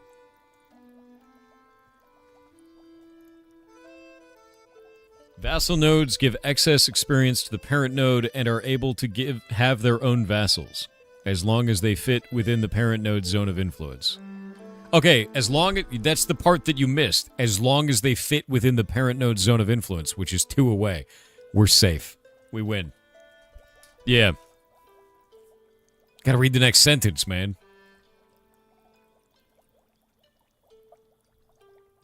Yeah, I'm gonna delete that announcement.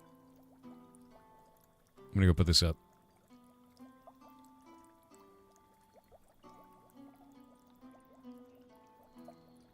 There we go.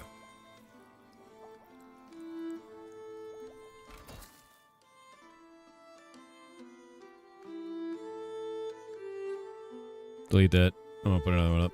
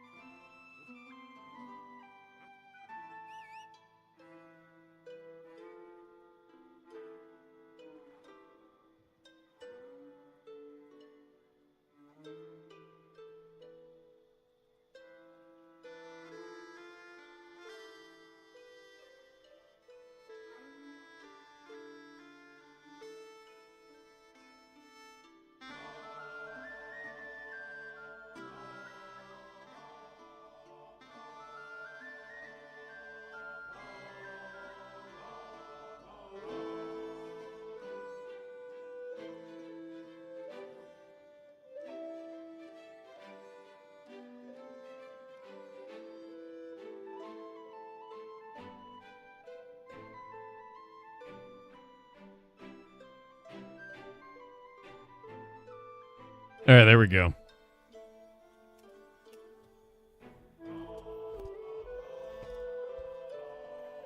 Sent out. We're a democratic pirate republic where all crew members get their fair share of spoils. You goddamn right.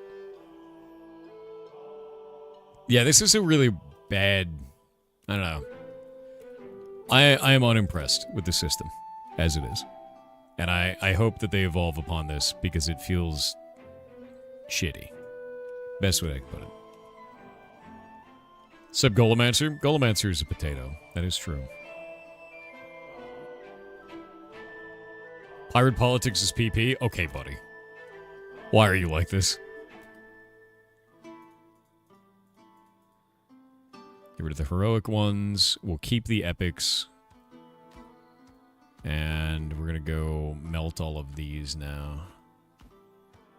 I think what I need to do is just kind of melt all the plants that are just blue.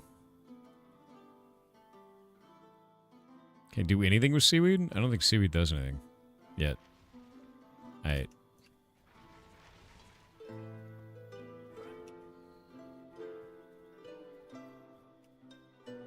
Alrighty. The biggin.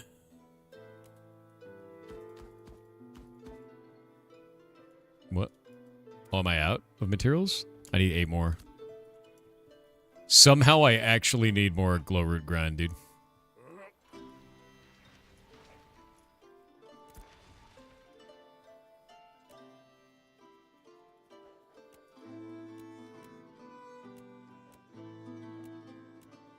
Which mod is on staff right now, by the way? Is it Little Ham right now? I don't know which mod is on today. I have no idea. You are? Is Jake around, do you know? Or is it his day off? I don't know what day it is. I don't know things.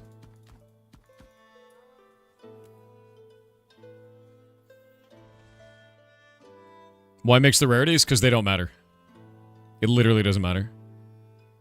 Soon to be around, he hops on in 20 minutes. All right. Like, I'm just going to dump this in here. I'm just trying to get, like, alchemy experience. Like, it literally doesn't matter. We get so much material out here. Like, screw it. Who pulled the short straw for Xmas Day? I don't want any of them to feel that way. If they want to not be here that day, I don't have a problem.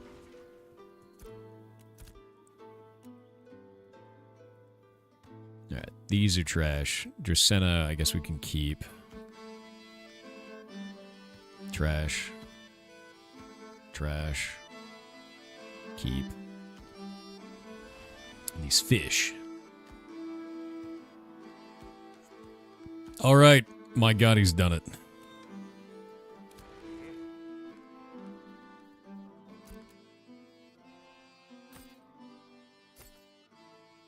Well, I've lost 7 gold, and I have leveled up multiple things to apprentice. And now I gotta go turn in apprentice tailoring. Because I've done it. Is it crafting that I got up? It did. Claim. Claim. I have so many arcane potions now. I don't need this many.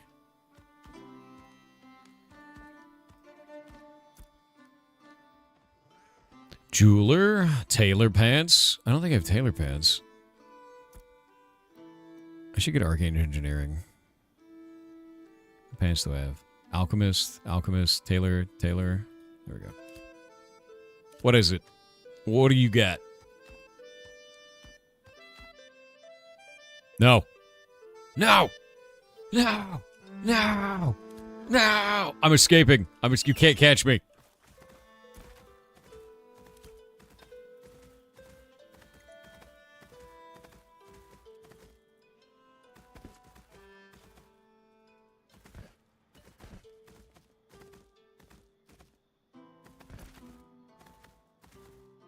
I've escaped.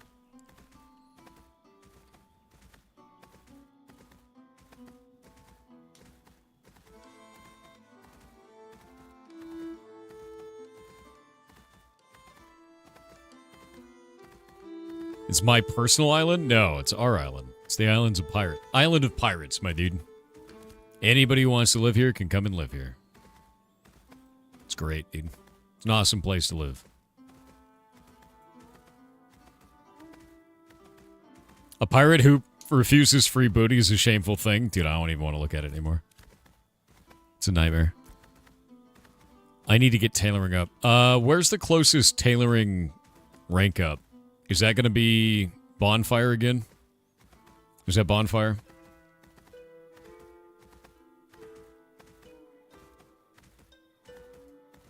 Yep. Damn.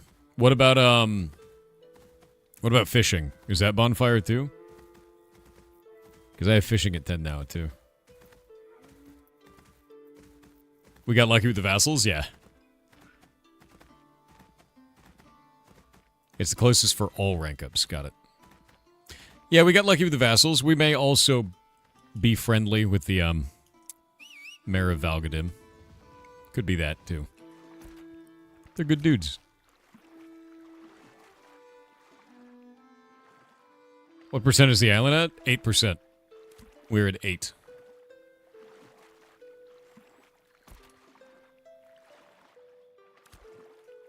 And with that in mind, I'm gonna go get a snack. I'll be right back. BRB.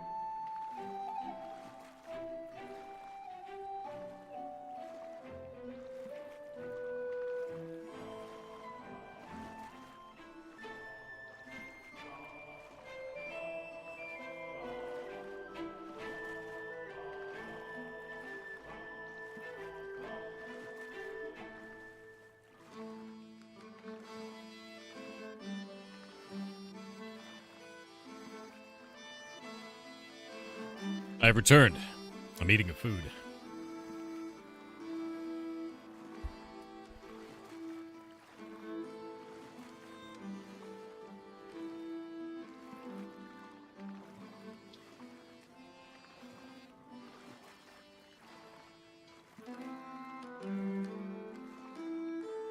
Underscore bubonic underscore plague with 500 bits said good morning Thor. Good morning. I lost my father in April 2019 to alcoholism, so from October to April each year is extremely hard for me. As I'm writing this I am tearing up. Sadly my mom is still taking it hard, even after all the years, and because of that, I really can't show emotions and last year I broke down and almost ended it all and today marks a year and 2 months from being free from that demon. So Jason, thanks for making me laugh and chat. Thanks for being the best gremlins I could ask for. I'm glad you're still here. Number one. But if you ever feel that way, ever again, talk to people. And understand that the world is better with you in it. No matter how you feel at the time. I'm sorry you've been through so much, man. It's rough as hell.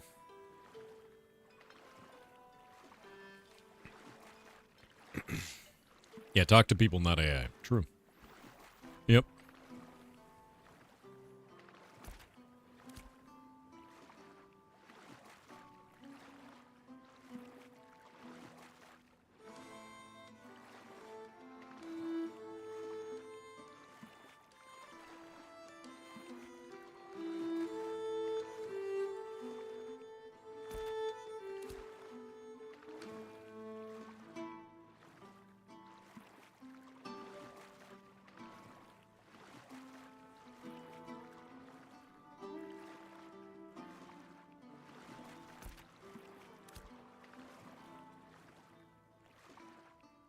More noodles. More noodles. Apex Cthulhu with 500 bits said because you're worth it yar cheer 500. No, you're worth it. Shandroman with 500 bits said hello to Thor and chat, merry crumbles to all. I shall now return to slurp eggnog and making the factory grow. Yar heart. Good, good. The factory must grow. Good, good, good. Like I0N said the first day of Christmas my true love gave to me. A buttload of subs. For the orphans.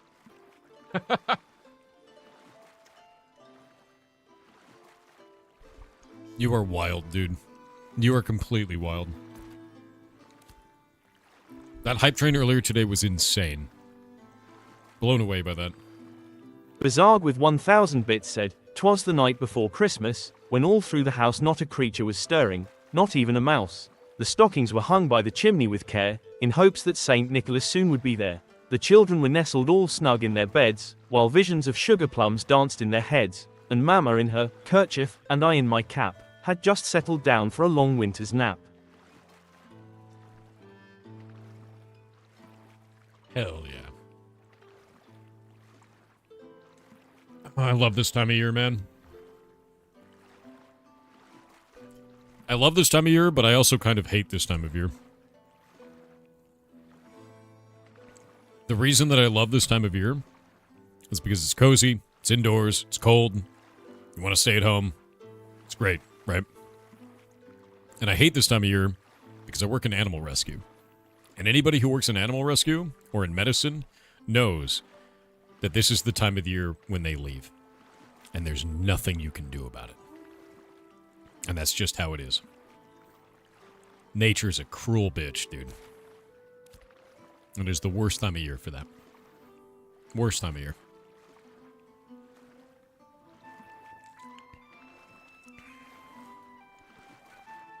You had 14 animals surrendered yesterday at your shelter? That's nasty. It's also the time when, like... It's when people surrender the most, and it's also when animals pass the most. And that's it.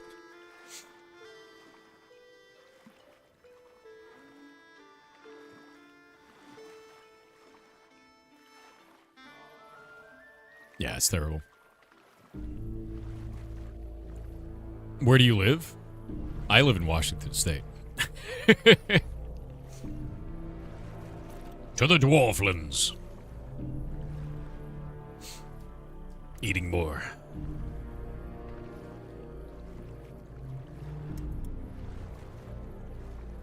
Karmaban said if 4 is bread bean colorblind, what does he see when Kronos eats his favorite food, beans on toast?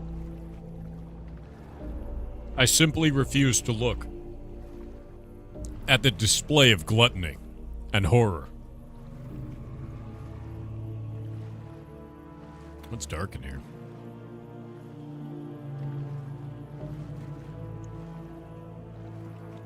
Do you make your own noodles? No, I usually store buy them, dude. I've made my own noodles in the past, and it's just kind of, it's a lot, you know? It's a lot of work.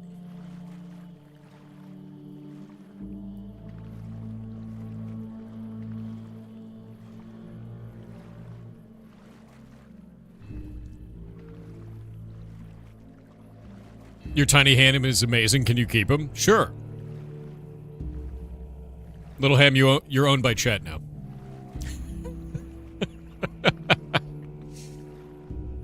Wow, why is this zone, like, really chunky? What's going on here? My frame rate has just died. I wonder what's happening there. Might be a lot of people in the town.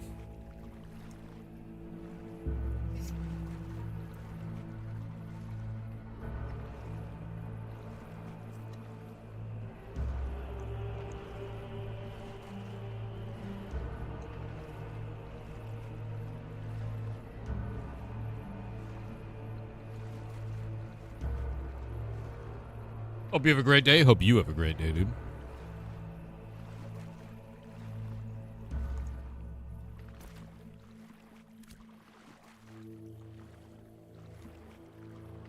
King Leo 739 with 1000 bits said this year I have had more success and more time and more peace and more things accomplished because of being a part of your community and you providing me a safe place to be.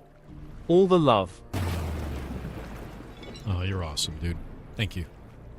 Karamak with 500 bits said I hope they solve this patching problem sooner instead of later.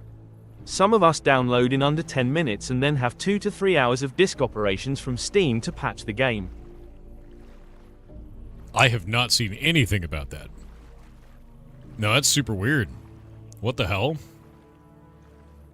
Trev Francis with 500 bits said Yah cheer 500 Merry Christmas Thor, mods and chat. Thank you all for being a phenomenal community. Merry Christmas to all, and to all a good night. Oh, well, you're awesome, dude. Not 2 hours, but it takes so long. I was gonna say, like, I've never heard of anyone saying that. That's completely wild to me, man. Merinival said a lot of countries celebrate Christmas on the 24th, on Christmas Eve. True. Enjoy your global community celebrating you twice. Get loved, nerd. No. Can't. You'll never prove that you can. Allegedly, it can be fixed. If you disable caching on the disk when Steam is off, then verify it, then turn back on.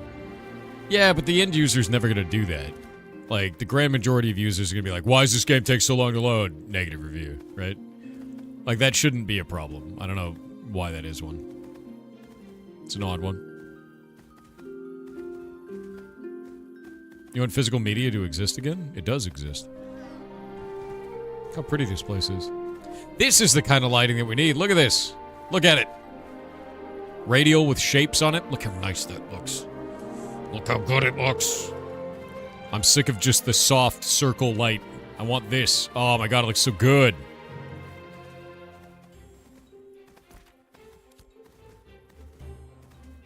This is what I'm talking about, man. Look at it.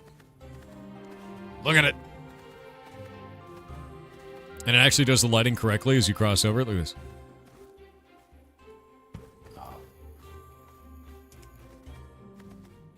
Looks so good. Looks so good.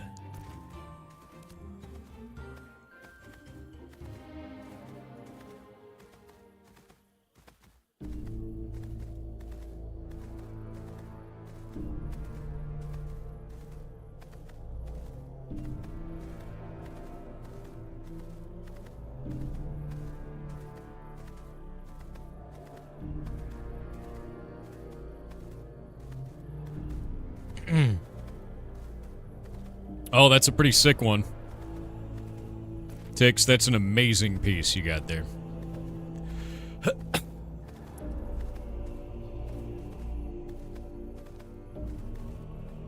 Wait, where is Bonfire?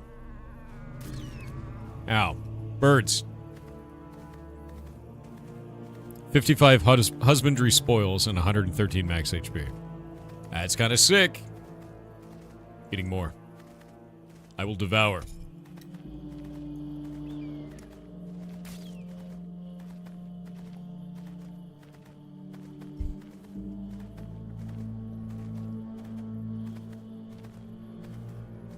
What do you think is the future of physical media storage? Magnetic tape. It's already being used for many, many archival purposes.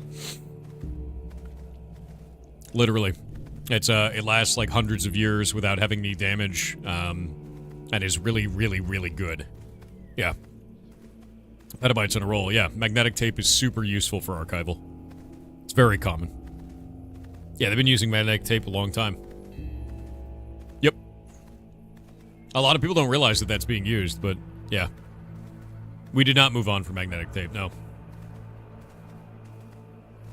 Yeah, Microsoft is doing some glass and crystal hard drive shit, but magnetic tape is king. How can you use it? That's the neat part.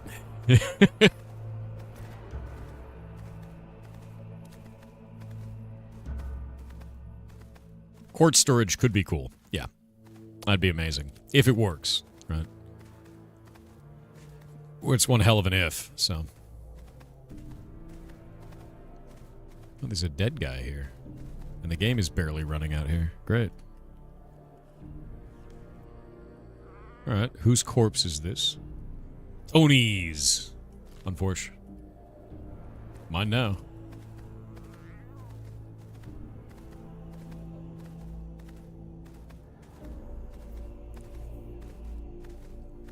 Bonfire is always laggy? Yeah, it just seems like there's a lot of people up here. Election? There's no election yet, Slow Duke. That'll be much later.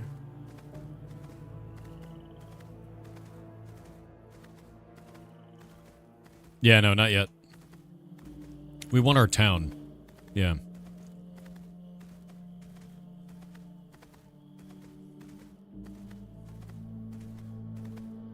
The theoretical potential for crystal storage could be groundbreaking. I agree. Could. Do it. Do it, I dare you. I dare.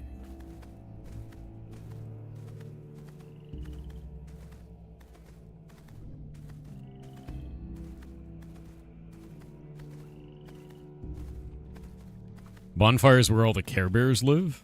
You think there's Care Bears in Bonfire? We have to go to Bonfire to level up our bullshit, so. You can store a video game in a crystal and then eat it? I could eat a CD. That's not impressive.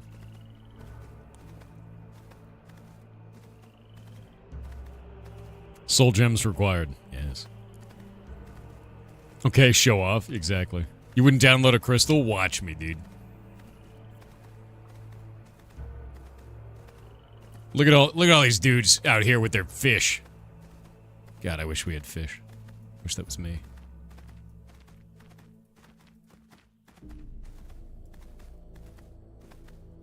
You downloading a crystal right now? My man. By the way, from processing alone today, I've gained about 400,000 experience.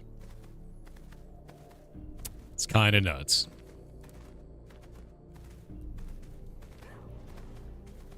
Yeah.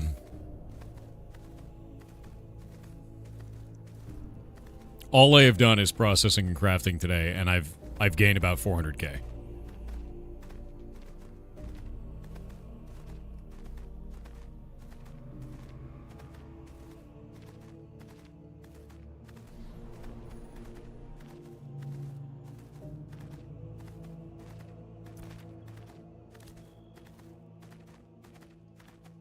At what cost? 7 gold. It costs 7 gold to do all that processing. What is that t-shirt? It's the Lost Boys. Today is the Lost Boys. Can the crystals play Doom, though? No. We're gonna do the next indie game in two minutes. What's happening? All right, where is the dude? Animal husbandry's over here. Alchemy we already did. Not worried about that.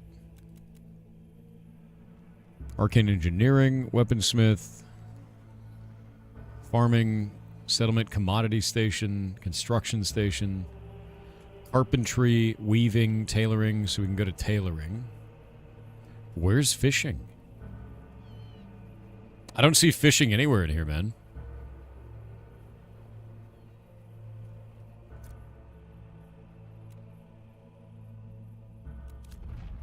Weaving. Weaving is the next big one. Yeah, yes? 280? Yes? What is that? You're just giving me a dead bird? I'm really glad that you just walked up and handed me a dead bird. Oh. That person's a cat. They're like, here. A dead bird for you. Yes! I've done it. I've learned a bunch of new recipes. Artisanship. Tailoring. Show only known recipes.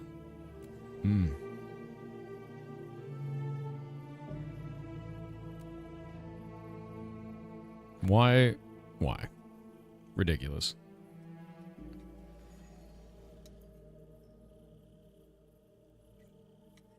To be clear, this is an example that is of something that doesn't need to exist in the crafting system. You see this? Why is there a craft for every single settlement? Why isn't there a siege contract for that settlement, and then you right-click it and use it on a siege banner? Why does there need to be an entry for every one of them?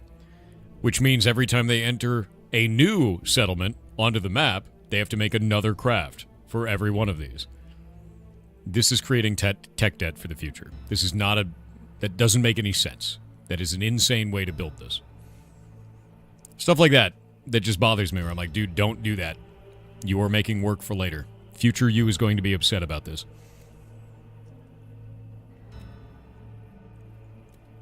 Emberwake? Thistlemoth? Can you Wololo people in AOC? Yeah, oh yeah, 100%. Here's my apprentice gear. I can make an Ashen Haunt cloak. Oh, that's cool. I never would because they just drop, but... yeah, okay, I can make stuff that doesn't suck now. Soon I'll be able to make stuff that really doesn't suck. So, I'm excited for that.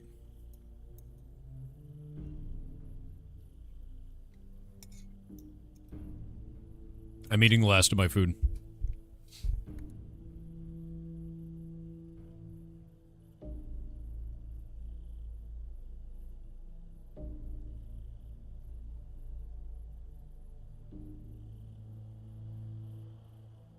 I'll be excited when we can make crates. I agree.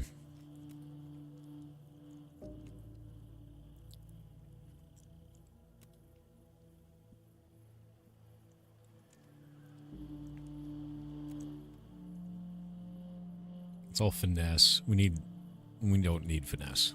We need force. Seafoam. Force. Magic.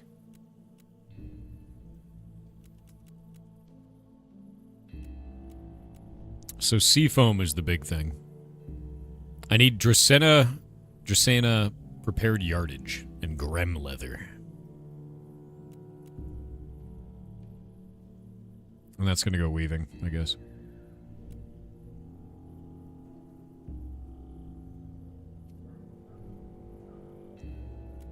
Oh, there's so many options.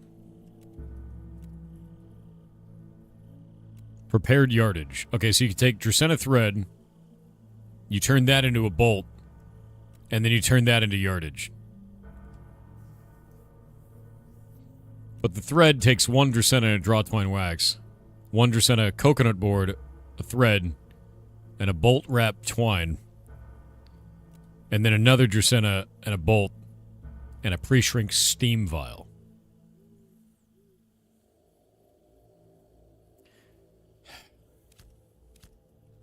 The nightmare. The deep crafting.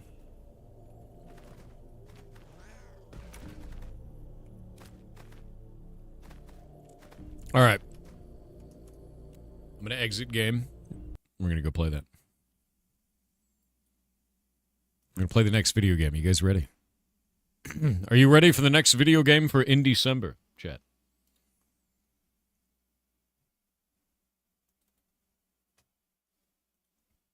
Devs, are you here? Are you here, developers? Turning your video game on.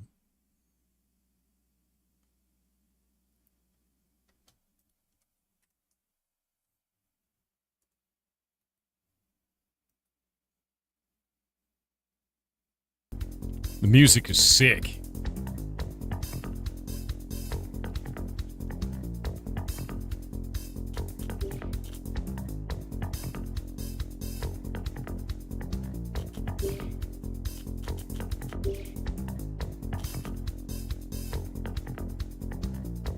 Borderless window does not work.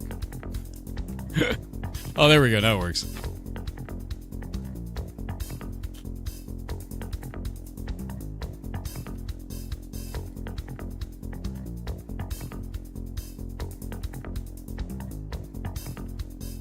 The game is called Die or Die. Oh, wait. It's got the bug. I love this bug.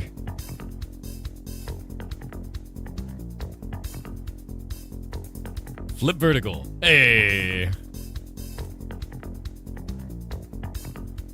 My guess is they made it in Godot. That would be my guess. All right. I'm going to go use the bathroom real quick. I'm going to turn off chat blur. 1 sec. Oop. There we go. It's off. Now I'm going to go use the bathroom, and I'll be right back. Mods. Cool. You got it pinned already. BRB.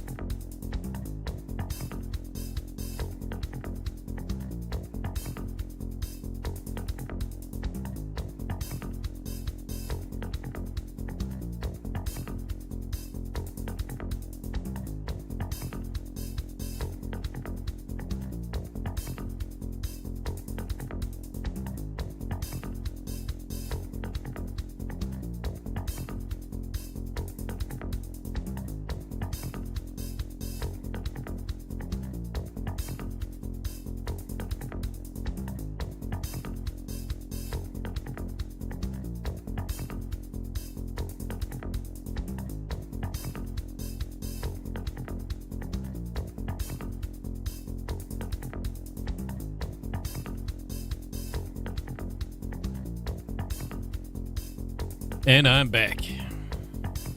Alrighty. Make sure this is all working.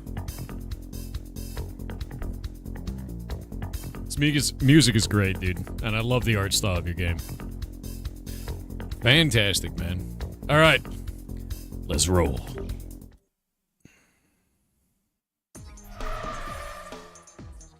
Defeat all the enemies. Ranged weapon on the left hand. Or left click. Right click is melee. Reloads ammo. Move. Dodge. Got it. Look at the art style of this, man.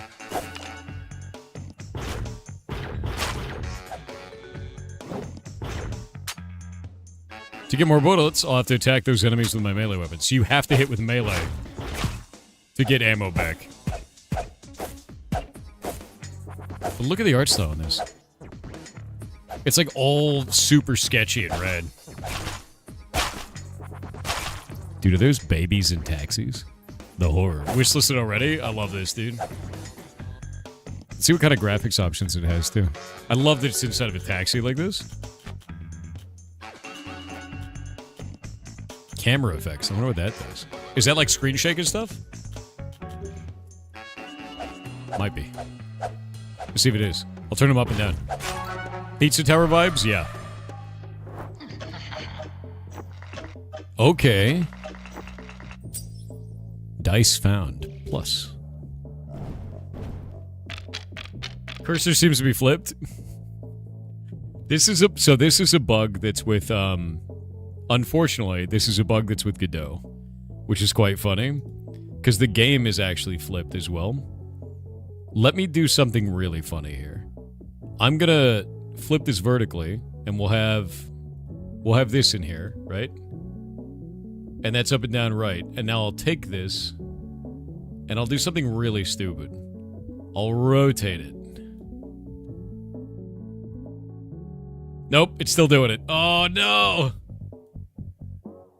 Wait, what if I rotate it and then flip it? Can we flip that? Transform, flip horizontal. Nope. Nope. I have a better idea. Okay, hold up. Hold up. We're gonna fix it the other way. This is such an interesting bug. It's something that I think is a Godot problem. I'll ask them if they made it in Godot, because we had this exact same problem in the past. Flip horizontal. We'll do that. I'm going to change this from that capture, and we'll instead do die or die. Where is it? There we go. And we'll do this as a window capture. And now I don't have a mouse. Wait. Now I can't see my mouse in the game, but I can see it on the screen. I don't know how that happens.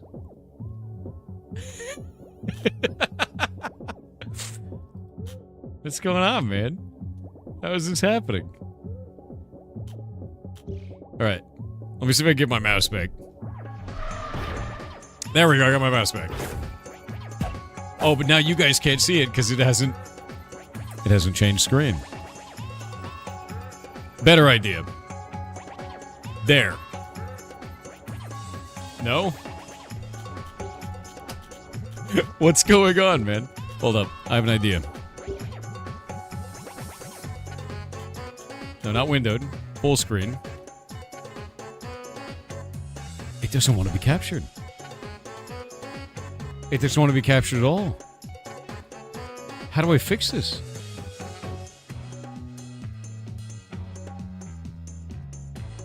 Like, it's captured, and then when I click on the screen, it disappears. There's got to be a way to fix this. There has to be a way to fix this. Is that working now?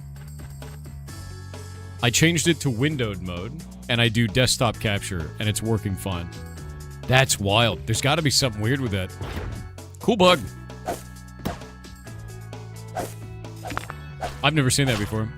I wonder what they're doing that's unique in terms of graphics changes. You know? There's got to be something. Ooh.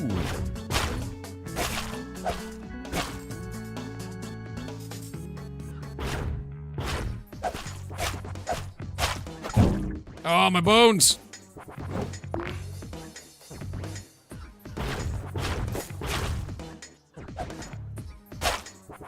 Squished. Oh, they can shoot each other?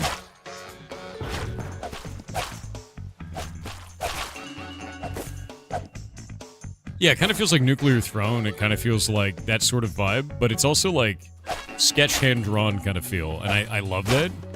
I think it's the thing that like made me really interested in this overall was the fact that you could do that. Oh, you can hit the bullets. That's interesting. That's really interesting, actually.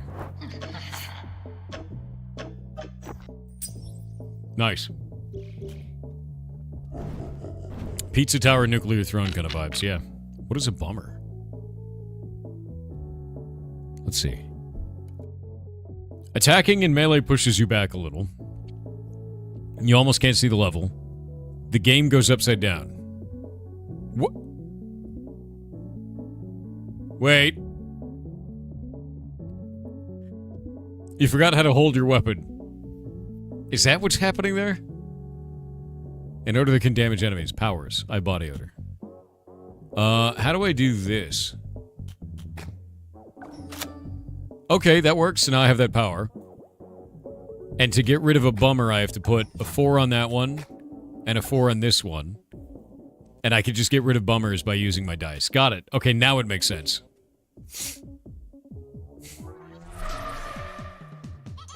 Okay, the game is now officially upside down on purpose.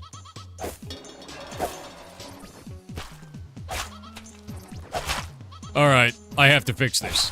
This is a nightmare. What have you done? What great horrors, developer? Oh, my bones. Because not only do we have upside down, but we have attack in the wrong direction, too. Ow.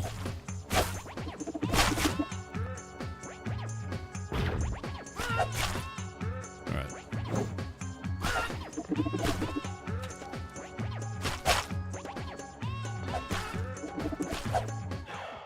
What? I actually don't know what killed her. Alright, we're gonna start this now that I know what I'm doing. Got a dice. Wow, alright.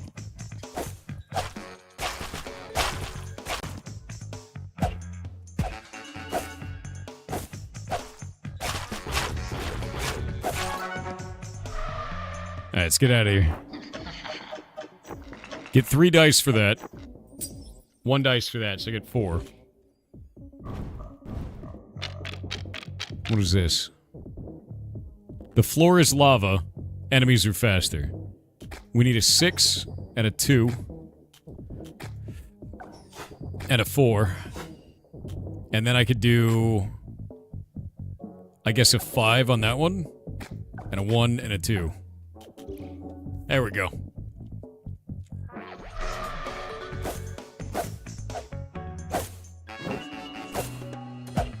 Yeah, it's one of those things where you gotta go fast.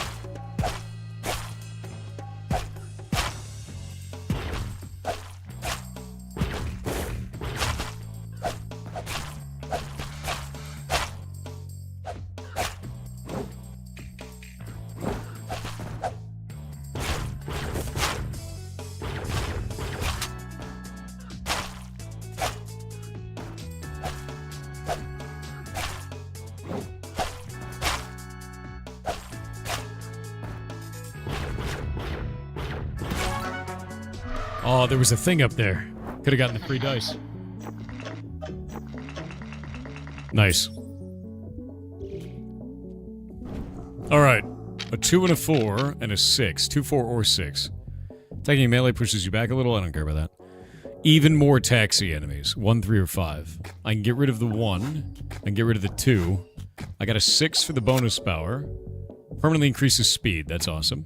A 3 and a 2. So now this is leveled up. Our scythe is now stronger. I like this. Yeah.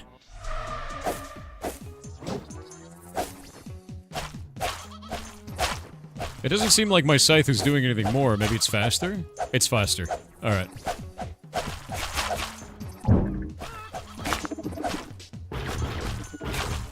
What the hell was that?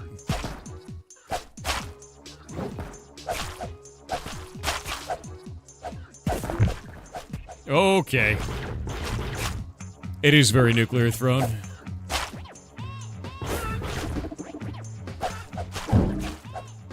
Jesus.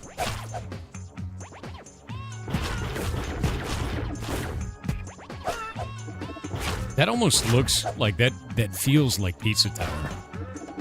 Which is a really good thing, to be honest with you.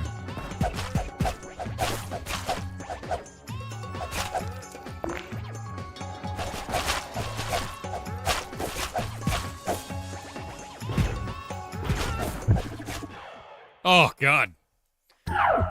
Yeah, I need a better gun. I need a gun that doesn't suck, dude. Maybe I'll level the gun first.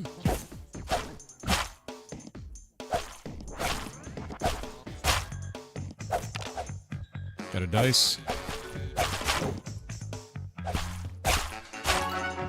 Nice. This game looks fun. It's because it feels really good. And it does what it's doing quite well.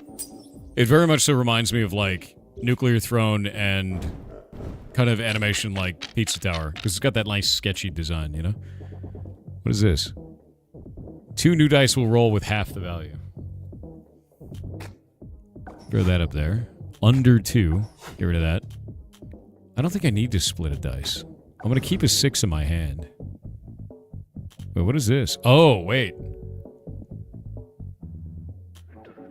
I thought that was to put it, like, in my hand to hold it.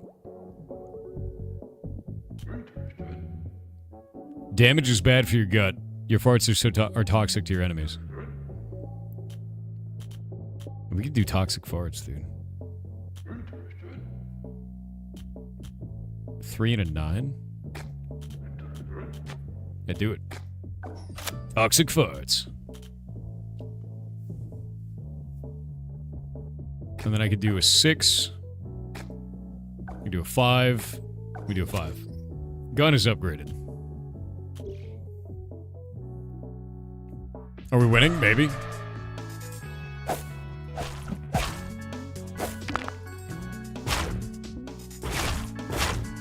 Gun is amazing now.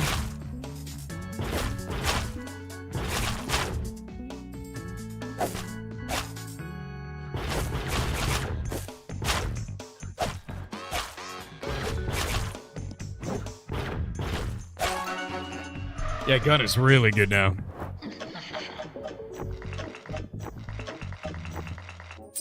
Nice. So I get 5 extra dice. What is that? Headless. There is no info on the screen. Well, not a problem if you have good memory. Enemies get duplicated every so often. Shit. Okay, 2 or below. 5 or above. 4 or above. And then I need a 2 and a 2. That's not great. Do a 6 on that. Put a 3 in his hand. Reroll dice again. Your bullets explode on impact. I like that. If I split this one, we get a 3. I can put the 3 there. That can't go in there. And then I could just dump everything into this. There we go.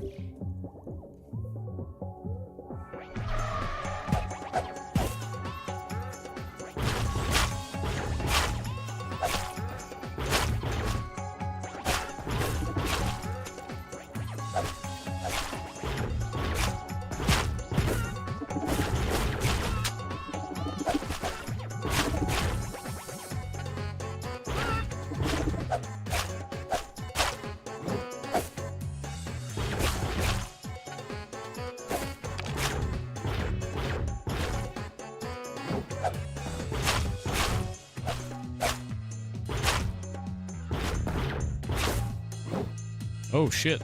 There's a way over here?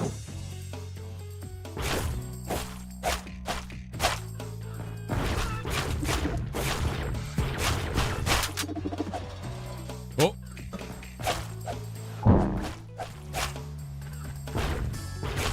Did I just fart when I got hit? Did that water hurt me? Is that what it was? I think the water hurt me and then my character ripped the fart, dude. Nice. This is the way. Oh, what is that? Oh no! -1 to all dice.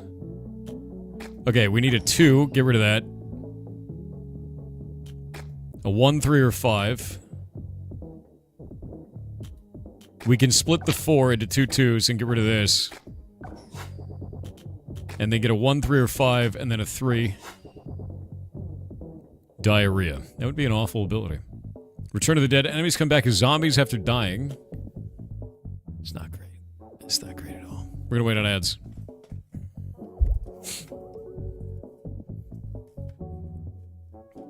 Yeah, I split the 4. We got that one done.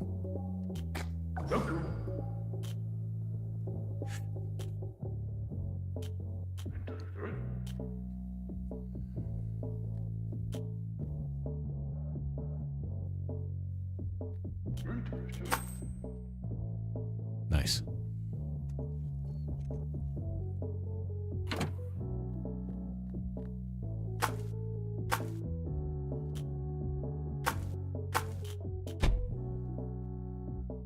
Gotta wait.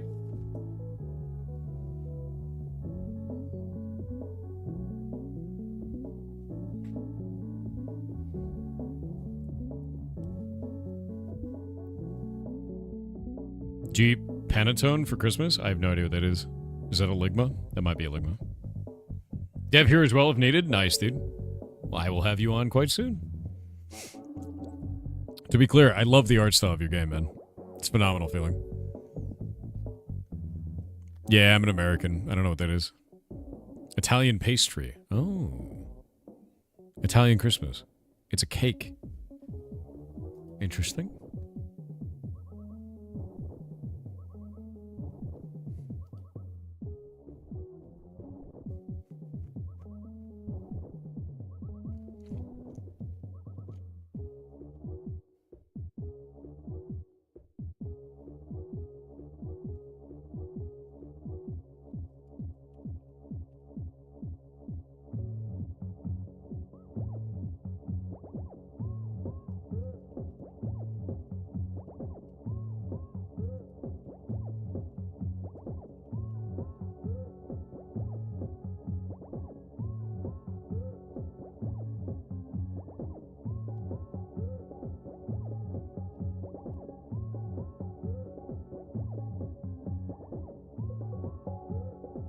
All right.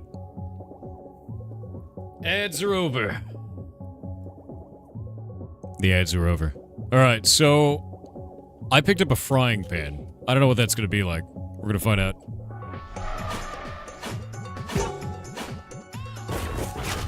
Oh, we got birds. Oh, it stuns.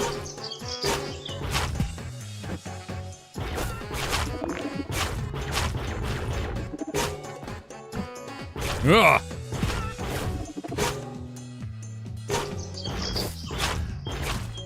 Why did that bird just turn into a zombie?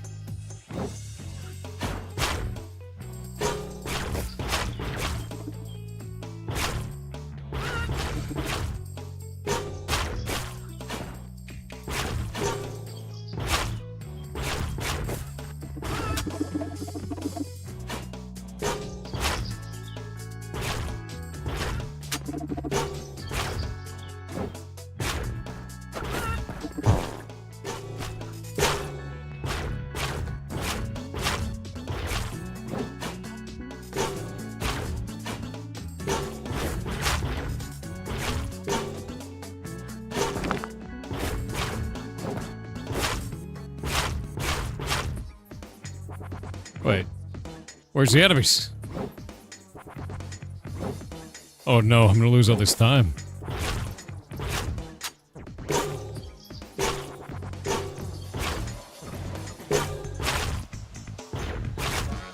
Stun is so good, dude.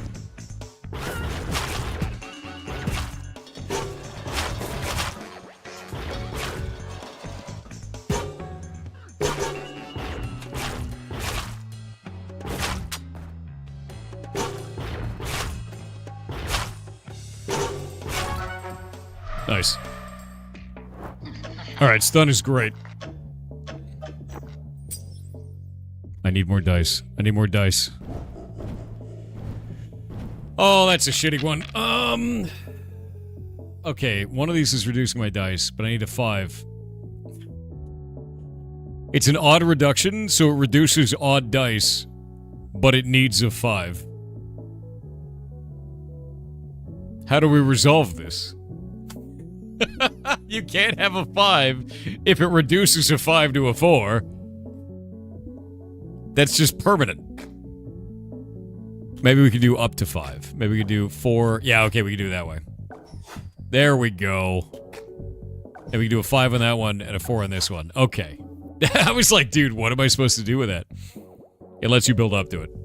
Yeah. I was like, wait a minute.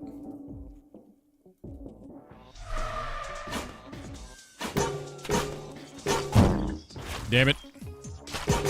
Wait, why are they luchadors?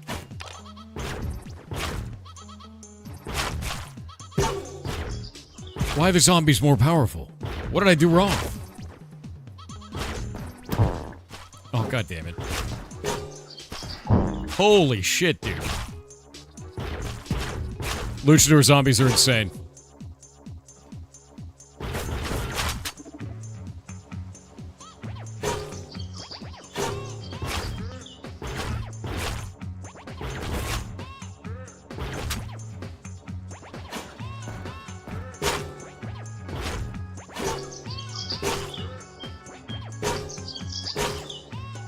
The zombie that rises out of that is stronger than the original monster.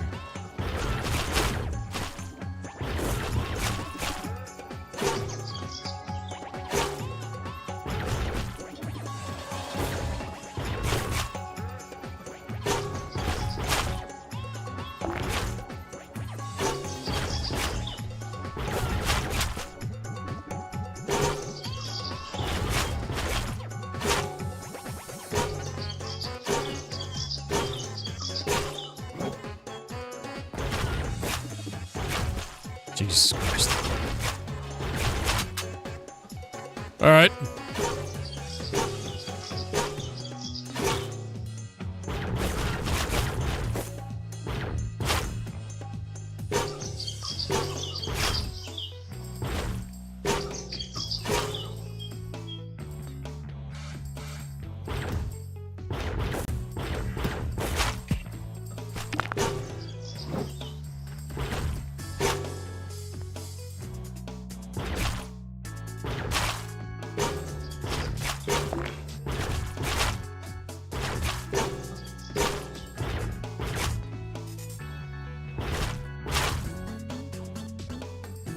It's a lot of zombies.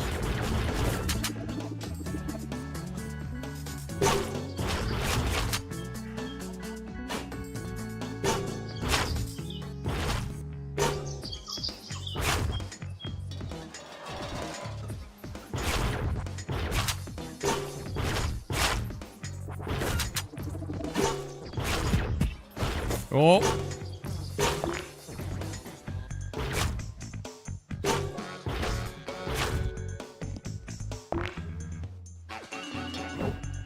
Alright, somehow still not done with this level. Ow.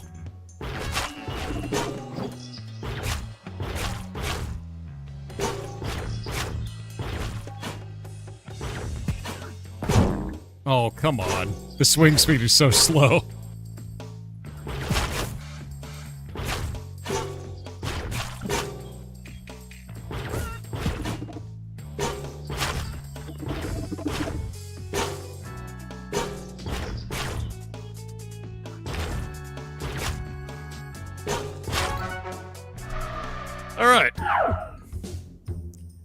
I finally beat the demo.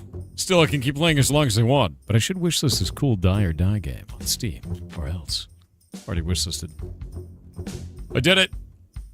I did it! Yeah. Level's basically 2x because of zombies. The zombies were insane. Like, actually insane. I'm gonna bring the dev on. I'm gonna go again, but I'm gonna bring the dev on. You ready, dev? You ready? Your game is tough.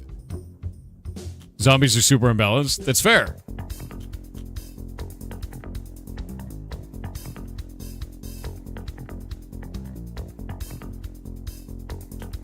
Good music. I'm gonna turn it down a little bit, and I'll have you on.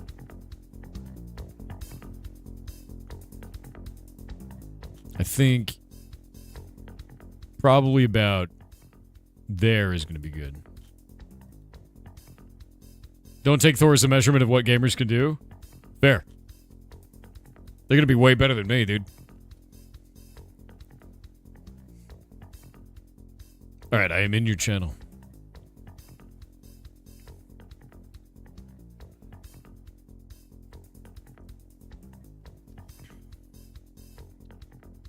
I'm ready.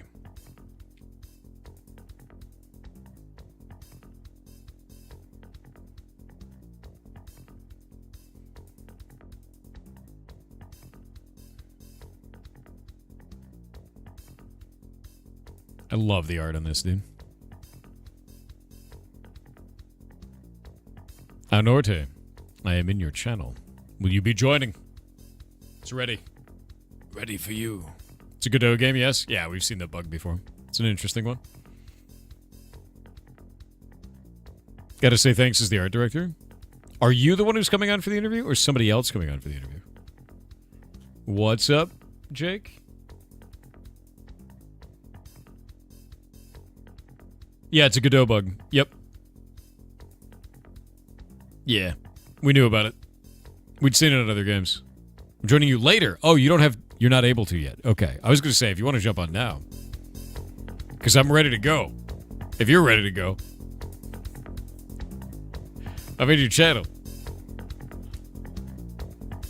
Whatever you want, right now. Let me jump in here. All right. That's funny.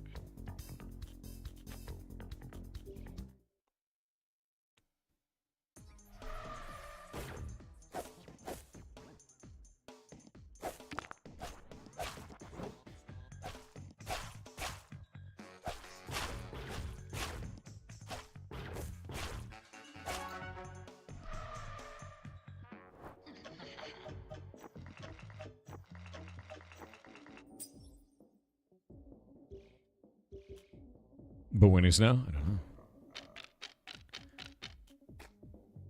Stink. There we go.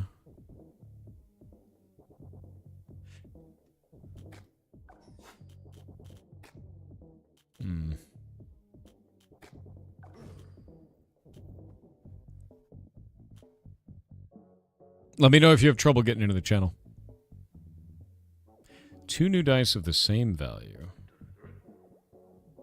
Shotgun. Shotgun might be interesting.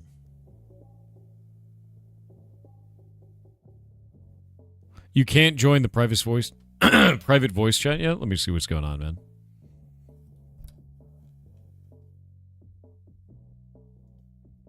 Let me see why that would be the case. Was it a different one of your dev team that was supposed to be on, or are you doing this all yourself? Let me grab.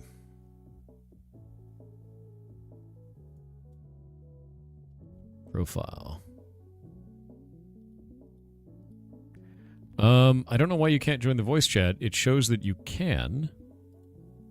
Let me look at permissions on this. Oh, that's probably why. They gave you every permission except for connect. You should probably be able to hop in now. Yeah. Hey, can you hear me? I should, and I am. Yeah. That's quite funny. How you doing, guys? Hey, how's it going? Pretty good. Enjoying this Christmas Eve evening here. How you doing, Doc? You might want to move a little bit closer to your mic. It sounds like you're pretty far away, and it's kind of echoing in the room, so it's hard to hear you. No, sorry, let me... No worries. It may be that Discord is using a different microphone too, because it does that sometimes. You have to choose the right one. I thought I was ready, but I was not. Let me try this other one. Maybe this one. That is way better. There we go. Feels better. Way better. Yeah, infinitely so. How are you doing? Thank you. How are you doing? Well, if you'd like to introduce yourself, tell chat who you are and what you're working on, man. Yeah, pretty brief introduction then. I am Ruben Calles. I am the art director and producer at Al Norte. We are a super small development team set in North Spain. Actually, Al Norte means to the north in Galician, which is our home language. And that's pretty much it. I've been working on game dev since 2014 or something like that. Nice. I moved to Madrid after making fine arts and trying to look for a game dev job back in the day. And here we are with our tiny studio nowadays. Dude, that's awesome. That's really awesome. And is this how long have you guys been running this studio? Actually, has it been a long time? We started this studio in November last year, in 2024. That's great. And is this your first game from the studio? This is our second game, actually. Second. We first started working on on a super huge game that was definitely out of our scope when we started working on as a team on our spare time. But then we moved into developing Tiny Garden. Here it is. Yeah. I'm pulling it up. So this was your guys' first game, and this looks like it did pretty well too. Yeah. You're sitting at 88% positive, 90 reviews. That's not bad. Yeah, And then actually, we founded this through Kickstarter. I guess on June or July last year. After that, we engaged with Super Rare Originals, and they help us funding the rest of the development. And then we published this. On April last year. I was missing the dates. We did the Kickstarter in July. So I gotta ask, what made you go from cozy pocket garden simulator to rude boy, sketchy graphics flipping you off when you win a level? Like, how did that happen? That's a wild transformation. Yeah, we know. Before jumping into Die or Die, we started working on a super small kind of started as a companion app for Tiny Garden. This is one similar to an idle desktop game, so we could nurture the community with. We started with the Kickstarter campaign, but yeah, your question is super valid. I'd like to say recently that if I have to retire from making games due to the current state of the industry, I would like to retire making the game that I like, the game that I love. Fair. And you guys made this one because that's the one you like? Yeah. Yeah, actually, yeah, that's it. It's not super different in terms of influences from Tiny Garden, because Tiny Garden was super inspired by Mighty Max and Polly Pocket Toys from the 90s. And Die or Die is pretty much inspired from the cartoon shows from the 80s, 90s, and 2000s. So we'd like to throw here our reference from when we were children and try to work over that. That's awesome. No, that's really cool. And I think it's so wild because most studios, they get kind of like a flavor, right? And then like they just do that kind of game and like that's the game that they're known for and that's it, you know? And and you guys went the opposite direction. Like, what if we did something totally different? And I find that to be really fascinating. I really do. I very much so like that. I think you guys have done something really neat there. That's wild, man. Like, that's really wild to see. Yeah, it is wild. I mean, they do that, and they do that wisely, because in terms of creating a company and making it stable for the team, maybe making this super crazy jump from one genre to other is not the most intuitive way to proceed, but we are not having that much of a problem at the moment. It's kind of difficult to fund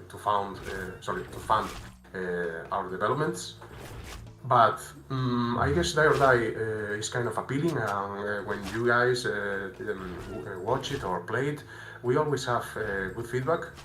But I don't know. I don't know. Yeah, no, I mean that makes sense. Like, what do you think? Like, you've had this out. Have you had this out in demo for a while? Actually, that's one of the things I didn't check. Yeah, you've had a demo out. How long has the demo been out? Since September? Have you gotten a lot of good feedback from people so far? And like, if so, what has that led to in terms of changes for the video game?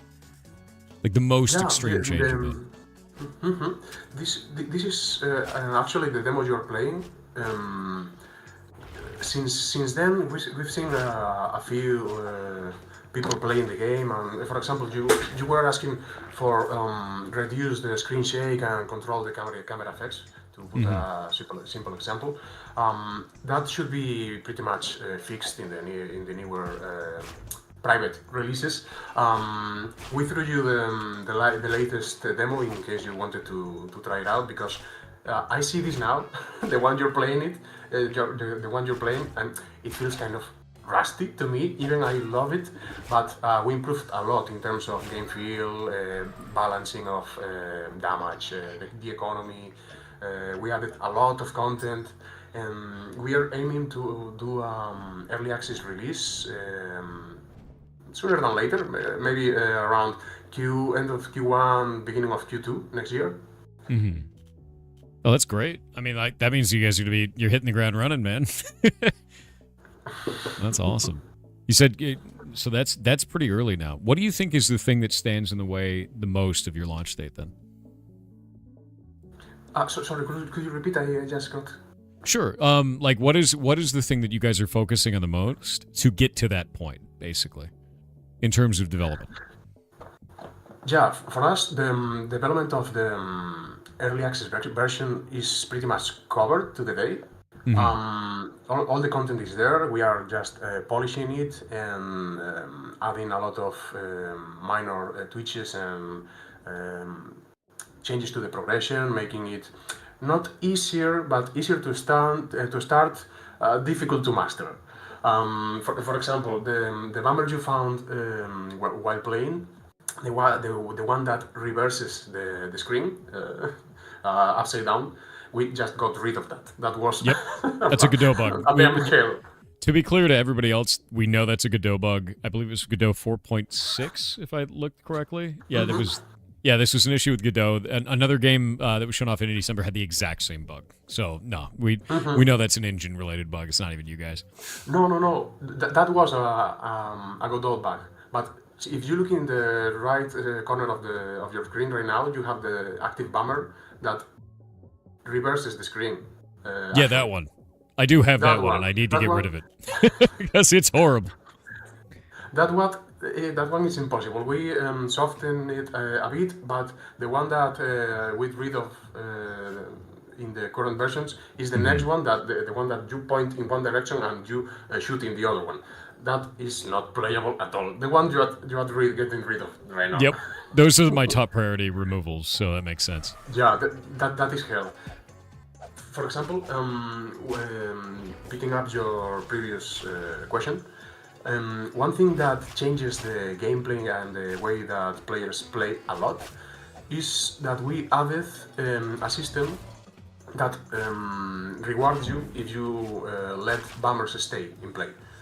So high risk, high reward. Right now, maybe a priority for many players is to get rid of bummers. So you can play safe, you can enjoy the game as it is. But we added a system that, okay, maybe you leave 5 bummers there, okay, that grants you 1 or 2 extra dices. That's cool, actually. That's actually really awesome. It's like, if you accrue bummers, it's not just a bummer, you know? it's like actually something that can help. Yeah, I find that to be really interesting. And that's like kind of high risk, high reward gameplay at that point. That makes it very fun and interesting. I think it really adds up to the game. You're super right. Is firing this opposite is really rough. It's horrible. I'm trying to speak meanwhile. I don't know how you're making. How are you doing it? Through sheer determination right now, man. Let me tell you. it's pretty rough. I can see it. It's pretty funny. Last day, this very Monday, we enjoyed a gameplay session with the whole team. We are 4 right now. With the addition of this new system, it's super funny to see how everyone plays in a different way. A couple of us like to play super hard, leaving all the bombers stay in play, but others try to, okay, I'm going to be a coward, but I'm going to make it farther than you did. That's wild. Like the idea of, oh my god, there's so many dogs. The idea of keeping like so many bummers in play at all, like with them being as strong as they are, you know, like that's completely crazy to me. I also, one of the things I do love is that you guys allow it to, allow the player to hit bullets in midair. If you're like, you know, skillful enough, that's nice. And that's not something I see a lot of in these types of games. Yes, that's true. We have a minor debate about that, but we kind of reduce the effectivity and the speed you can use your scythe. But we still allow the player to do so because it's super useful and it adds minor mechanic from other games of the genre, as you said. Yeah. What would you say is your guys' biggest inspirations for this game in terms of other games? Super easy. Nuclear Throne in terms of Done. Yeah. gameplay for this particular scene. Obviously, we love Lambier, we love Nuclear Throne. Other main reference for in terms of gameplay are Dicey Dungeons and Dice and Fall for this other menu you are going to. That's cool. I like that. In terms of general vibes, we really like Pizza Tower and Cartoon Network as a whole, so those should be our main reference. Honestly, that's fantastic, because Pizza Tower really came through immediately. I was like, oh man, this art. Like, that's actually one of the things is when you guys submitted, I was like, this is so cool looking. Because, like, the art is it's just, like, sketchy and fun and neat, you know, and I really enjoy that, so I think you're doing something awesome there, for sure. Thank you so much. As I said, if I have to retire from making games, I'd like to do it having a nice time with the team, spending a good time and making the game we love. Well, I hope you don't have to retire from making games, because this is I hope so. Especially because you... With a wish list. Yeah. Wish list the video game. Do it, Chet. Let them keep making ridiculous, weird video games like this. This is rad, man. And it's tough, too. No, I have to say thank you so much for playing the game, for making a space for a tiny dev like ours to join in December. This is a great initiative, so thank you so much for covering it. No, pleasure's all mine, dude. You guys do amazing stuff, and it's so cool to like see everything that the indies out there are doing, man. Like it's really neat, and this is cool as hell. Your game is rad. It's tough too. Oh no, I have to get rid of this. Yeah. Oh no. Oh no, that again. That's the thing. This demo kind of lacks many different content. Some of the bombers and powers kind of repeat themselves from play to play, but hope we can upload a new demo soon so you can all enjoy it.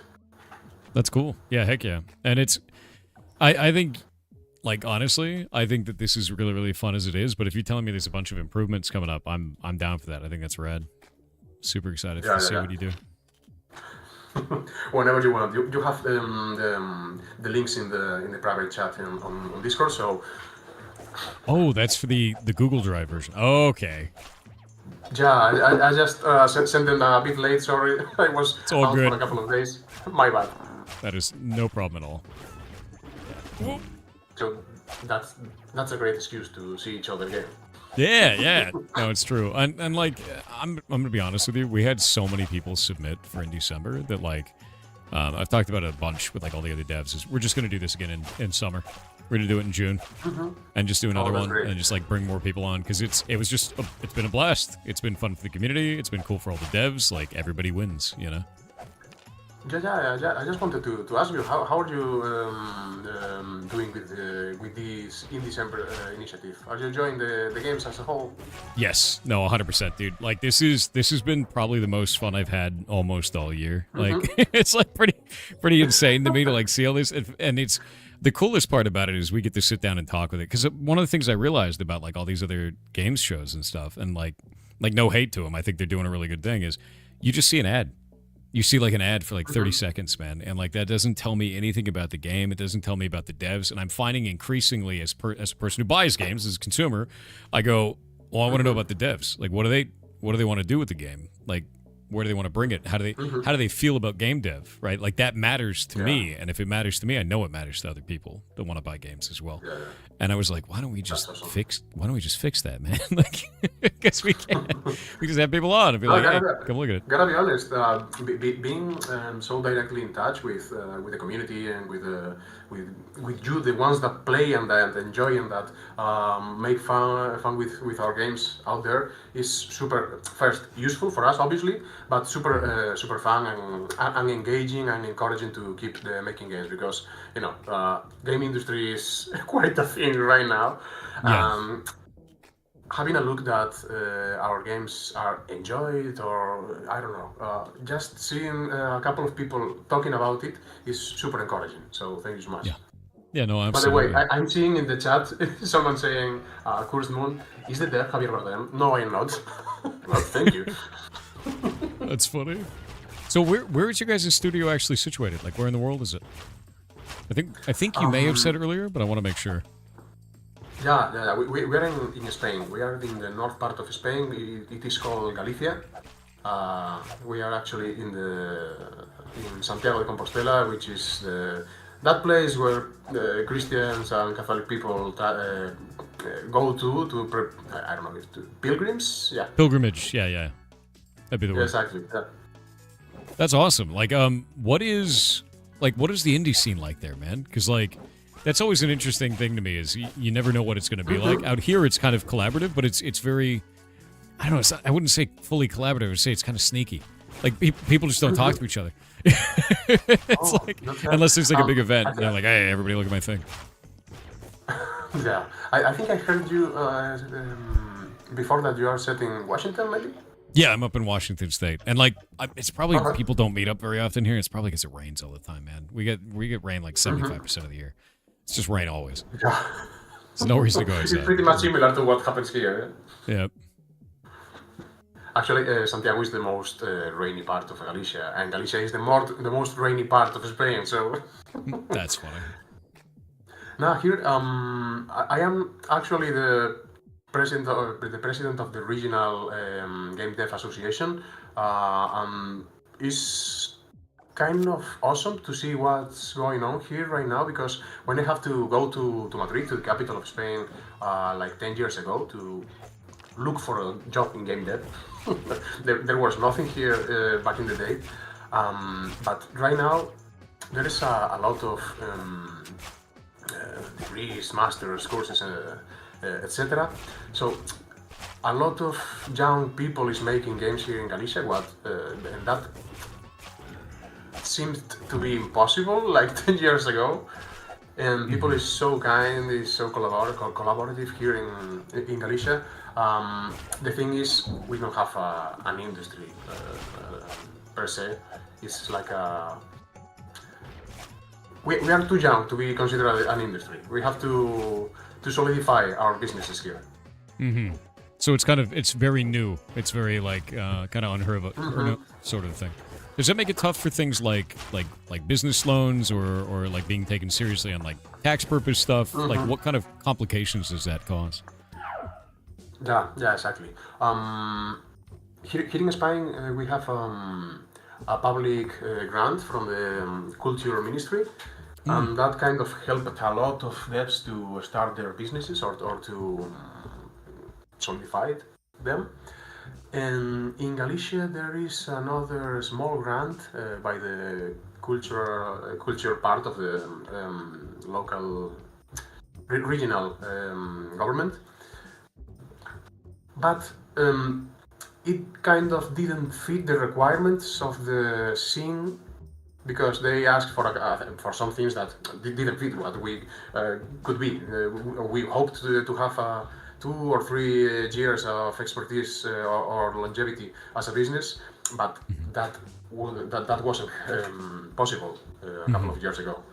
So we are actually from the association. We are representing, trying to collaborate with the regional government to help them understand the situation of the devs here. I think honestly that's fantastic that it's moving in the right direction, because it's one of the things I've seen pretty globally now too, is a lot of governments starting to be like, hey, we should definitely fund these small businesses that are indie devs. And I think a lot of it was, the government's always going to want to get as much tax as possible. That's what they do. So, like, they're like, oh, if we fund this small studio, they'll sell a game internationally, and then we can recoup from that by doing it. And it's really beneficial to the indie devs. The local government is super fine with it.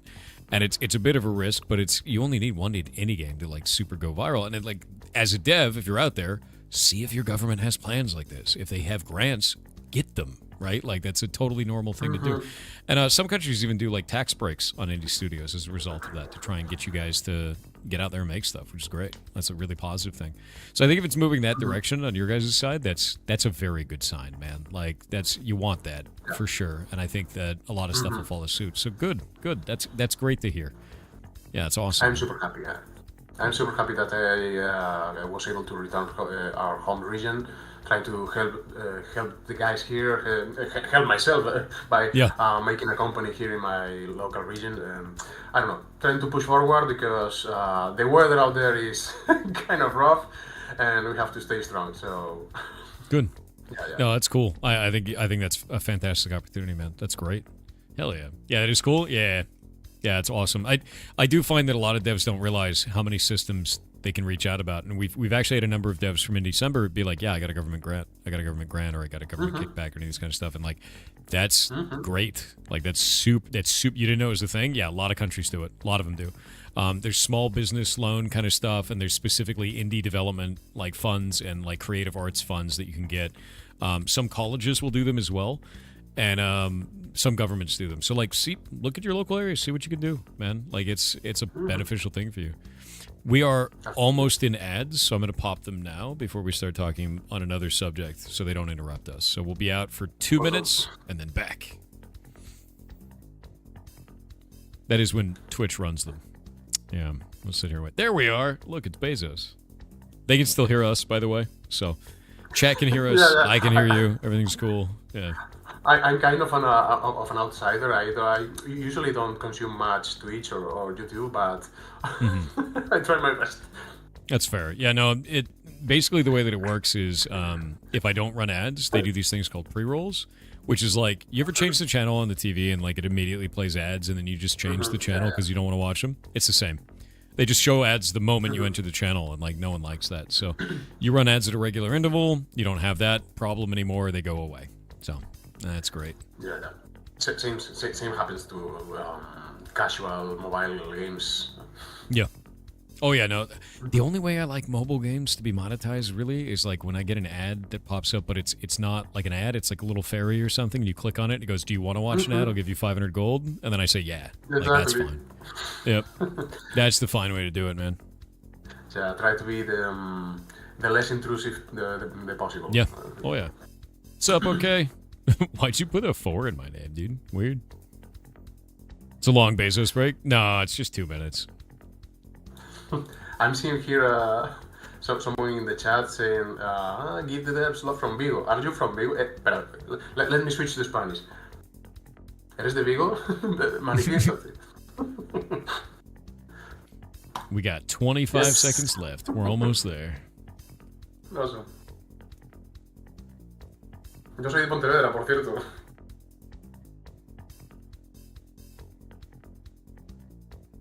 Are you guys... Short ad? Some people are still in ads. We got like five seconds left. Okay.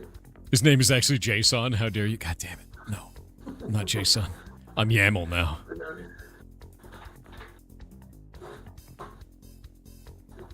Viva Vigo, me cago en tal. No, no. All right. The old...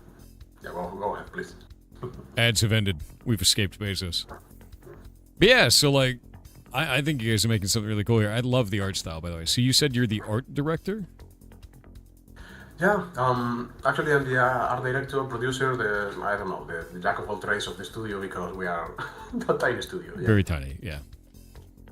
No, that's awesome. I love this art style. I thought it was immediately like, this is rad as hell. And it's funny too, because like I saw people react to kind of like Pizza Tower, and I was like, that is an amazingly animated game. And they're like, no, it looks bad, sketchy. And I was like, no, no, no. And then I showed them, I was like, this has like tens of thousands of animation frames, man. Like it's like Pizza Tower is insane. Like insane the amount of effort they put into the animation. That's a phenomenal looking game. And this kind of a thing is just like this to me. Yeah, it's very pretty because like people don't realize to make something that looks sketchy like this, like that's a totally unique art style, and you have to make something that is familiar while at the same time being, you know, readable and good with that kind of a thing, not overdone. So like, can you talk a little bit about your process for reaching this art style, because it is really interesting. It's kind of funny because our first approach in terms of art style to Die or Die was trying to make a claymation game. Really? I love playing with clay, and I did a couple of super small shorts, like 15 years ago or something like that, with claymation. And I said, okay, maybe I love this style. Is it possible to take a couple of photos of clay forms and just animate them via with 2D rigging, like Spime or something like that?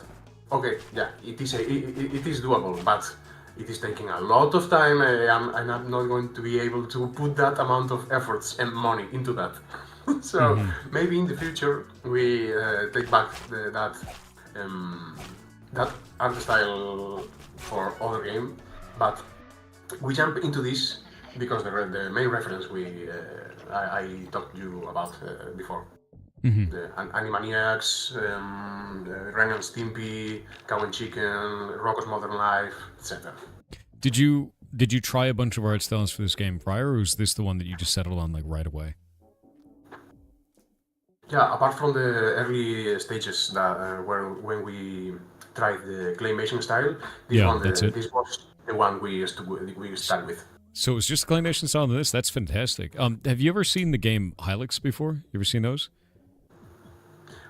Which one, let me? So Hylix, that's what reminded me of when you said that sort of claymation style. Hylix is done completely in claymation. It's crazy. It's a crazy looking game, and if you like that kind of style, they basically took the claymation, took a picture of it, and then deep fried it, like made the image deep fried. And I've never seen anything like that. So when you said, "Oh, we did it like wanted to do like claymation," I was like, "That sounds like Hylix." Hylix 2 is the same. This is the one. I cannot see the developer. Is this one developed by I guess he was called Jack King Spooner, maybe? Mason Lindroth. I don't know what other names they were. Okay, sorry, Mason. Yeah. But this reminds me a lot of the work of Jack King Spooner, and maybe I miss and I swapped reference, but I didn't know this one. Yeah, wow, this is impressive. It's crazy looking, right? The thing that's funny about it is that those hands that we're going over are actually like animatic hands.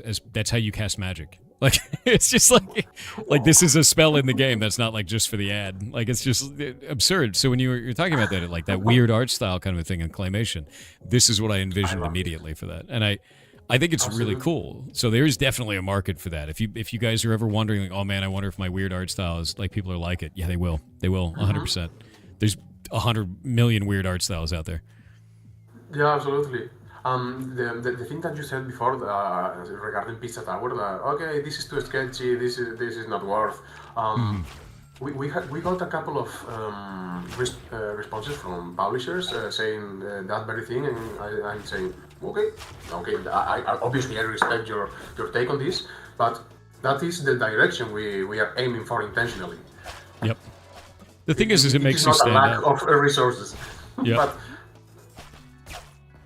it makes you stand out, and I think it's a positive thing for the game, and it's what you want the game to look like. And I don't think there's a problem with that whatsoever. And I do think that any publisher is going to be afraid. They will. And the reason why is because they want safe. They don't want new. They want safe. But you know what you get when you don't take new and interesting? You get AAA.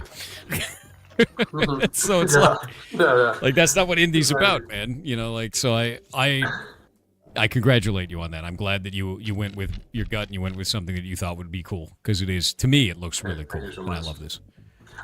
I just wanted to ask you a couple of questions, one regarding the game and other not regarding the game at all. The first one, when you arrive to the action sim, we have a better scene of what I'm going to ask you. But do you, and I mean you Thor and the rest of the chat here, think that the scene, that the level is feeling kind of empty? Would you need anything else in terms of, I don't know, decorations in the floor, decoration on the rooftops? Because we are working on things like that, but as I said, we have a few resources and we are trying to prioritize them. Yeah, I do think that the rooftops are kind of empty.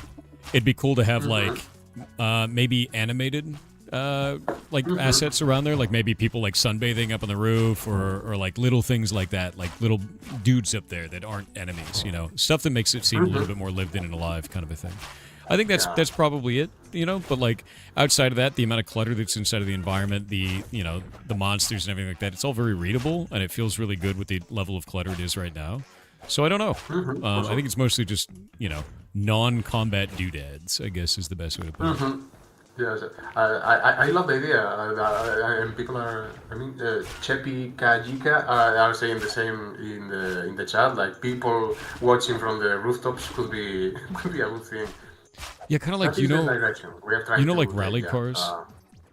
You ever see like rally cars before? Yeah. So like when all the people are on the side of the road and they're like really close to danger, but they're like right there on the side. I imagine something like that. Like people will be like, "Oh, what's going on down there?" Kind of a thing. That's a great reference, actually. Yeah. No, I love watching that because I'm like, those people are crazy. Like, what? There's like a car within 6 inches, and they're like, wow, and it's going like 60 miles an hour on like a dirt road. It's terrifying. We have a lot of rally culture here in Galicia, and people tend to put themselves in danger. Actually, yes. It's terrifying. That scares the hell out of me. Oh my god, I could never. If you guys like rally video games, a developer from Vigo is developing a lot of rally games, and they are super cool. The name of the dev is Bijuda, and the games are Super Wooden. Super Wooden GP, I guess. Never heard of that. That's awesome. Write it in the chat. Super Wooden GP. Here it is. What would you say is like the thing that takes the most in developing this game? Like the most time for you guys? Looking for fans. Really? Is that like the primary thing you guys are after? Really? I have to say, and I have no fear in saying so publicly, our business, our company is super in danger right now because we don't have much resources to keep working on games if we don't find external funding in a few months. Really? That soon? Do you have any ideas of doing any crowdfunding or anything like that? Or is it not something you're into? We are looking into something similar to that. Hope we can say something publicly soon. But at the moment we are focused on finish the game, keep talking to investors, publishers, and etc. Increasing the number of wishlist because that is the metric they pay attention to, and having a couple of secondary projects to look for funds as well. We have another project in development that is kind of ready to release when we have enough wishlists. Is this tiny deskpot? Is like the how does he say it? The idle desktop game I told you before. It is already done, and it's a chance for us to make some sales and help the studio keep moving forward. And we are also thinking into a couple of other games. But for people, a game is more than enough to keep us focused. But if this game is not making the cut for some publishers or investors, we have to keep looking for other options. That's fair. And I think that's something a lot of people don't realize is the reality of, making games is it's very financially taxing for a lot of studios, and it's very scary. So, looking for a publisher for that kind of thing is very common. And I generally believe that no developer wants to have a publisher. That's like you need one if you can't make it, and that's it's not a you'll want to have, it's a you have to have. So if you do go down the route of doing self-funding, of doing anything like that, let us know, because I know there's already people in the community that like this. How many of you guys like this game so far? And you would want to play this game, or want to do something with this game. Say something in chat, because that's the thing is, like, if you have that, let us know, and then we can announce it out. Yeah, there's a bunch of people in the community that would. And yet, he's also very right. If you wish list the video game, that is a signal to two things. It's a signal to Steam to say, Steam, you're going to make more money off this game. You should show it to more people. And then they will. And then it's also a signal to publishers to say, hey, you're going to make money off this game. you should publish this game no matter how you feel, right? Like, which is like such a ridiculous thing if, like, it all goes off of wishlist. Wishlist is the most powerful indicator you have as somebody who wants to buy video games. As the consumer power is in the wishlist, 100%. People don't realize they have that much strength, dude. They really don't. Like, people do not realize how much power they have over these types of things. Good games don't sell themselves. You do, 100%. You do it by wish listing them and telling people. Yeah. Yeah, it's super useful because having that external validation not only allows a publisher to be sure of that the investment and the business is safe for them, but it's also a signal of, okay, this game is worth the effort for us as developers. So we know this is a thing we say when pitching our games to publishers. We didn't miss a single deadline. We know how to make games.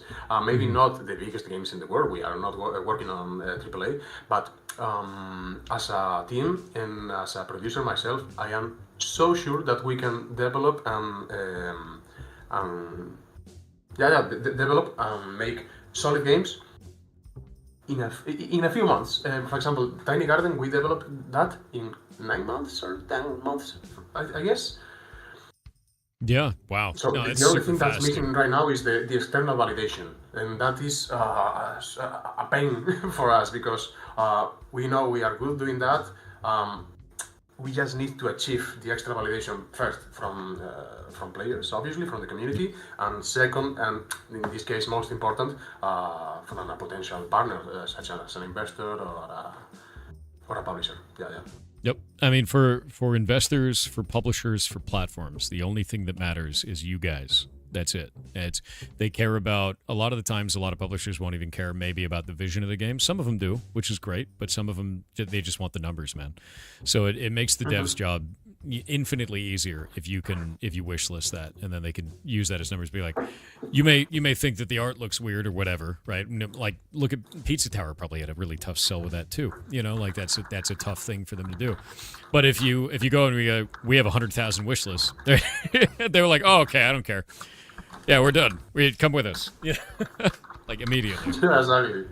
How many wish lists do you guys have, if you don't mind revealing that? Right now, less than 2,000. And if you ask me, that is so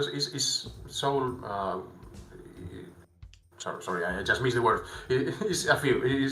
We need a lot more. For example, we released Tiny Garden with 10,000 more or less. Tiny Garden, I guess it has like 25,000 more or less. But we releasing a game with 2,000 wishlist is a suicide in terms of commercially and finance. What other marketing activities have you guys done outside of in December? Yeah, that is the thing that we were struggling with the most, because we were super focused on the development and going through the regular course of looking for extra funding and extra partners, external partners. So we looked into publishers, looked into investors, and after seeing that is kind of difficult in this particular moment, because we didn't have such a problem with Tiny Garden, we engaged with marketing NPR company just a month ago or something like that. So we really hope you hear a lot more from us and from Au Norte and Die or Die from now on. So getting to work with a marketing partner is going to improve a lot our visibility and hopefully the wishlist number too. Yeah, no, I hope so too, because what you guys are making feels really good. I don't know how you guys felt in chat about it, but like playing it feels really nice. You should check out the demo, like legitimately. If you're into Nuclear Throne, you will likely love this. Is how I felt about it, and the leveling up of powers and reducing bummers on your character, which are like debuffs. The dice system for that feels really good because it's like a little mini game, right? Yeah. So I am interested. This is a really tough question for a lot of people, right? And this is chat's favorite, by the way. I want you to call your baby ugly. What does your game do the worst? It's a tough one, man. The worst right now. I really hate the cinematics and the teaser trailer we made. In terms of gameplay, I'm kind of proud of what we achieved in terms of art style too. The code obviously is not visible for the general public, but Sergio, which is our main programmer, is the best. He's a young and talented programmer from Vigo, actually. This is the scene that you're watching. I made this in, I don't know, a couple of evenings, and this is terrible. Why do you hate it? I thought it was great. Yeah, it could seem great, but I kind of think that I need to put a lot of effort into a proper trailer or teaser. Maybe not 24 frames per second, obviously.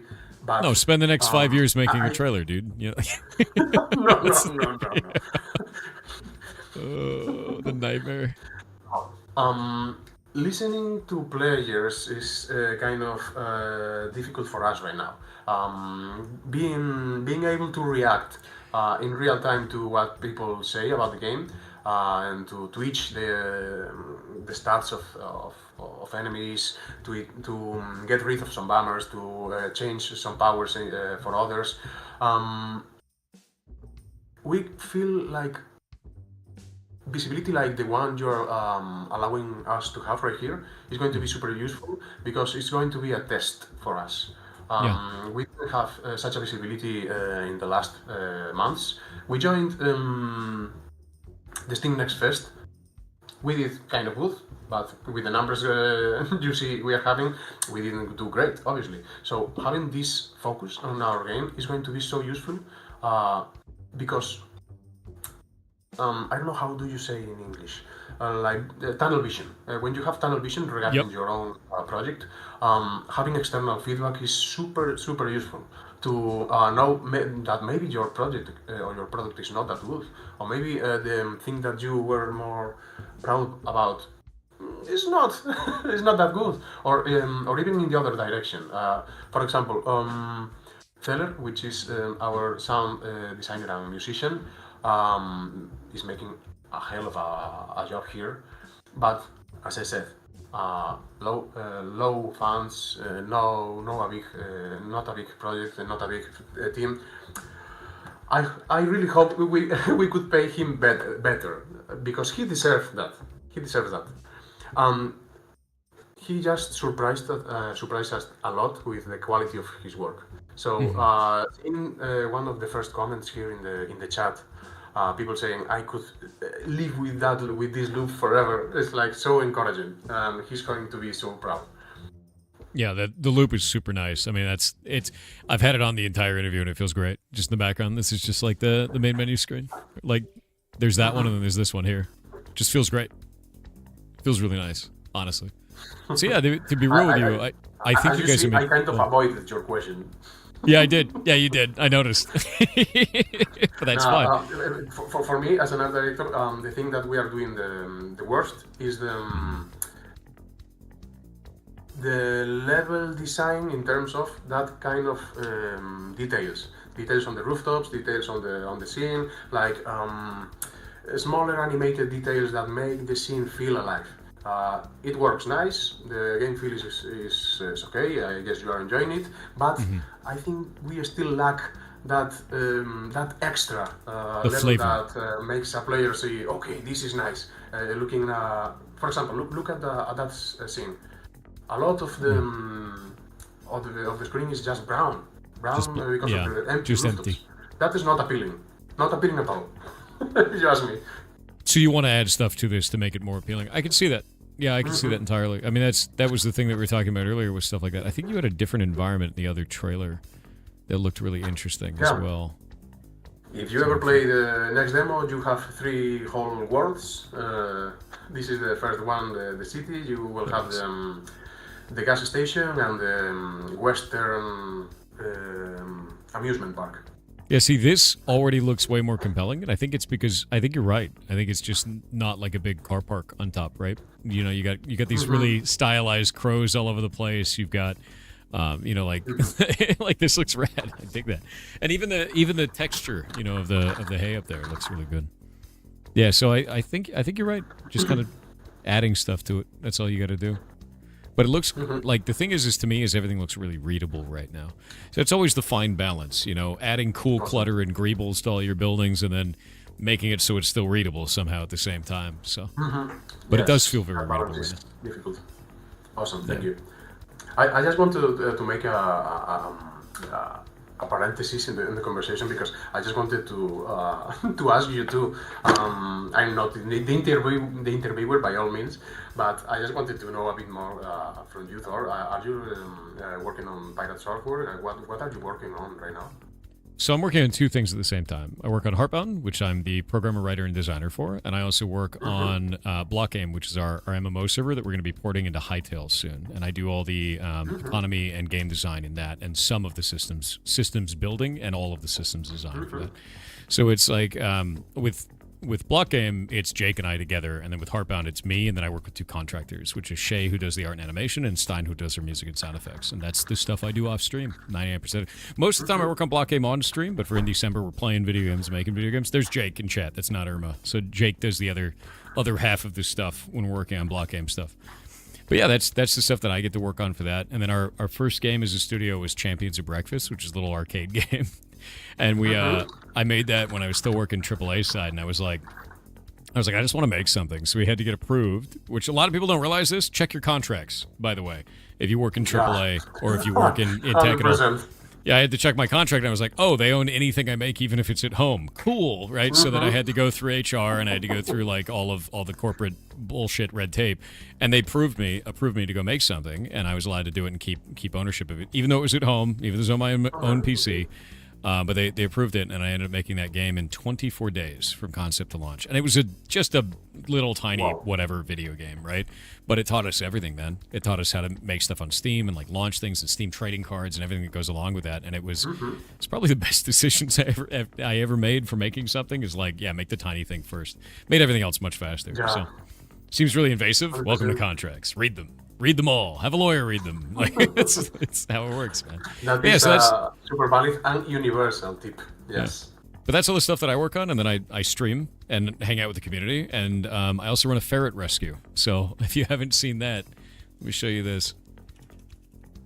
So I run a ferret rescue here in Washington State for ferrets, which are cool little animal. But we run that, and we are building the largest ferret rescue in the United States right now. So that's the big project we're working on. We're building a building, which let me tell you, I learned a lot about building buildings, which is that it's way more expensive and terrifying to build one than it is to just buy one that already exists. So that's terrifying. It's a horrifying thing to deal with, man. So yeah, I've been doing that for the last, I think we've been working on that build project now for almost a year, but we just signed off on the next phase, which is schematics and everything like that, and we go and do that, and we actually stream all the animals, so they're up 100% of the time you get to watch them. So this is their environment right now. I don't know if anybody's out right now. There may be nobody out. Basically, I'm a giant nerd on the internet, is the best way I can put it. But I do all kinds of stuff, right? And like that's the idea, and I can't do any of that without the community behind me, the team that we have together, like it makes it all possible. So you can blame all them in chat for this, you know. But yeah, absolutely As I fantastic. said before, I am not much Twitch and YouTube consumer, and that's why I Fair. didn't have you on my radar. So Totally thank fair. you, because I wanted to know a bit more about you since you invited Yeah. me to your home. Yeah, the biggest thing that I always try to push in terms of, streaming on here is go make video games. Like 100% of the time. And I just tell people, go make games. We run game jams. We get people involved with that. The Discord has tons of resources for this. And it's just, I don't like the idea of barricades to knowledge. There's a lot of like paywalls and bullshit that's out there on the internet. So the biggest thing that I've tried to put forward on the internet is you can learn this. Here's a free way to do it. Go do it. Stop waiting around. Do it. Do the thing. And it's made a bunch of people be creative and go to make things. And we get all the kinds of games in the game jams. It's just been a blast, man. So like, yeah, I'm really happy with that. And that is why they're all here. Yeah, now they're all here and they're very happy about it. But like I think that's awesome, the opportunity they've afforded me, and now I can do events like this that help out indie devs like you. And it's worked out amazing. So thank you, Absolutely. goblins. They're also called goblins, by the way. They love that. I guess it's not an insult. Oh, that's very funny. No, that's beautiful, man. Yeah, well, hell yeah, dude. Well, I guess the last question I have for you then, now that you've interviewed me in response. Sorry. That's so funny. So this is a really tough one. If you don't have an answer for this is fine. You can always ask the community what they think it would be. But what do you think you're going to sell the game for? How much? Yeah. Tough one. Since we are aiming for an early access release, we are looking into have different prices from the early stages until the 1.0 version. So please do not take this as an agreement, as a compromise, because it is not. But we're looking into $8.99 into the lowest, into the first release, more or less, going into $12.99, $13.99, more or less. So like 9 to 12, 9 to 13, kind of an area. That's that's good. More Yeah. or less. What do you guys think in chat about that? What do you think? What do you think a good price for this game would be? We'll see what they say.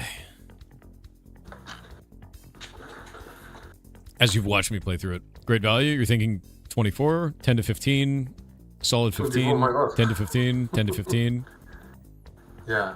15, 10 to 15, 10 to 15. Yeah, you're definitely right in the money. People seem to really like that price. Yeah, that's great. Awesome. Heck yeah.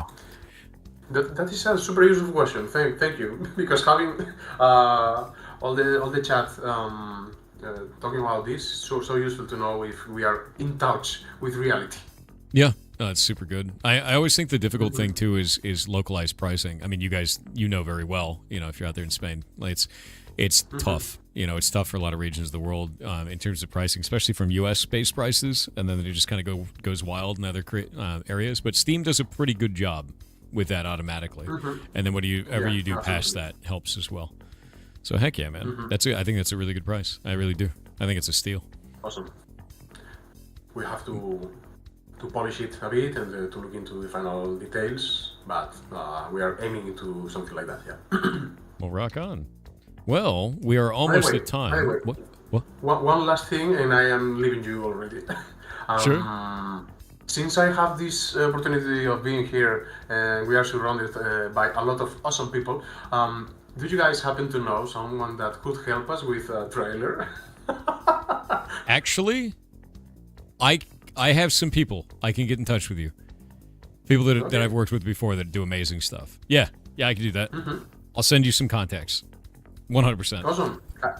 I'll write to you after the holiday season. Perfect. Yeah, I think after in December, then we can get in touch. Use the same channel we already have, and then we'll just talk in there, or send me a DM on Twitter. Right? Either way works. Yeah, no, I can talk to you about that because I worked with some really good animators in the past, and I know some that are fantastic. They do some really cool stuff. Really, really cool stuff. So That's heck awesome. yeah, man. Awesome. We'll rock on. Thank you so much. With that in mind, is there anything that you want to say to the community? Anything at all whatsoever? I get you have a great community here. Okay. I was not again. I'm not sorry. I don't use Twitch a lot, and I felt super welcome here. So just that this goes for you and this goes for the community. Just keep engaged. Just keep looking for weird games. Keep talking to developers in a reasonable manner. Keep encouraging people to make the things that they love. And you do yourself the things that you love, because it's never too late to enjoy your work.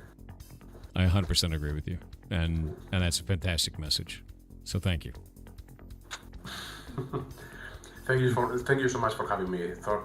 I don't know. Feliz Navidad, Merry Christmas, Happy Holidays. Yep, to you as well. Everybody. And I want to thank you again for being on. It was great having you. So thank you very much. And I will talk to you later, man. Same here. Bye, everybody. Thank you. Bye. Cool dude. That's a cool dev. Yeah, W dev. Agreed. And the game is really awesome as well. I think the thing that's really cool is this is the first time I've seen a game that has been inspired by like Pizza Tower's art, right? Like that same kind of genre of art. It's also like the first time I've seen like a Nuclear Throne style game in a while. And it feels really good. Like, it feels really good. Yeah. I like that he interviewed you back. I know. That's so funny. If you're still here, that was a good job. I think you're one of two people, no, maybe three, out of like 65 devs that we've had on that have been like, you know what, I'm interviewing back. That's so nice. Hell yeah, dude. Thank you so much. Oh, no, dude, thank you. Thanks for being on. Your game is cool as hell. Yeah, I really, really enjoyed that. Legitimately so. I think you guys are making something really awesome. If you guys have not... For whatever reason, if you have not wishlisted this yet, I'm going to go throw this up there. Make sure that we're actually using the full game, not the demo, for the wishlist. Go wishlist this. Go wishlist. Do it. It helps the devs immensely. It is the best tool that you have as a consumer if you want a game to succeed. That is the one to use, is to wishlist the game. It is, you are very powerful, much more so than you believe. Just with those two references, they should be able to get some support. This game will sell. Yeah, and I think so. I really believe so. It's hard though. I think one of the most difficult things is to get people to, I think right now, is to get people to realize that art style is kind of not the whole thing of a game, right? I saw the same thing with Pizza Tower. People saw Pizza Tower and they're like, that game is probably slop. And I'm like, no, this is one of the most brilliantly animated games I have ever seen, because Pizza Tower has literally tens of thousands of animation frames. It is insane what they did with that game. But people saw it and they're like, oh, that looks like crap. And I'm like... So I think there's always going to be people that are like that, no matter what. But if you aren't like that, if you don't look at that as the... And yeah, it's crazy tight mechanically. That was one of the best games I've ever seen. But like with that in mind, there are really, really cool games, and you are missing out if you have that kind of perspective. So don't. Like, try those games. See how they feel. Not just... how they look, and that's it. I think that's important. And I do like the look of that game. I think that Die or Die looks really cool to me.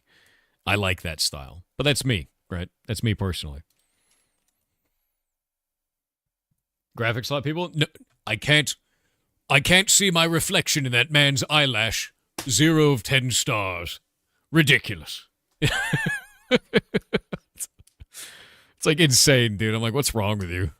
Stop it. It's so common, though. And boop. And set up. Ashes. Tetris looks bad. 0 of 10 stars. Exactly, dude. That's exactly it. Phenomenal games, though. I really hope they succeed. It's a great game. Really fun game.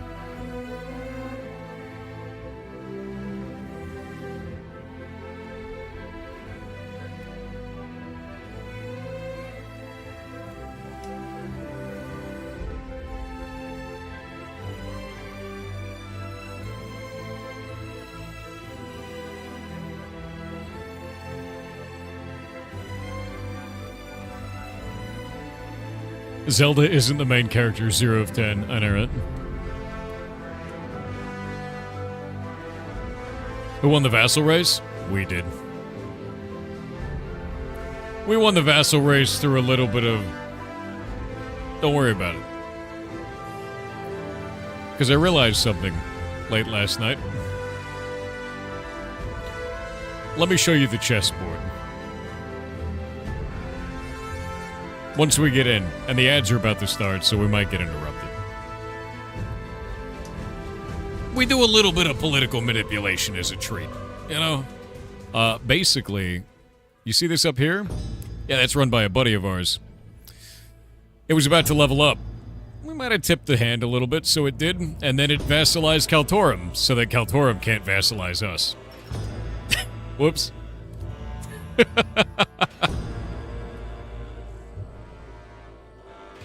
And now we're safe.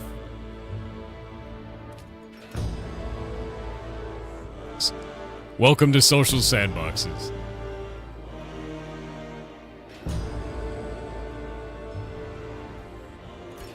That worked out great. There's a reason I'm up here in the Northlands, and I was last night as well. Helping push it. You totally don't live there with an alt? Yeah, a lot of us don't. Oh, it's been a good time.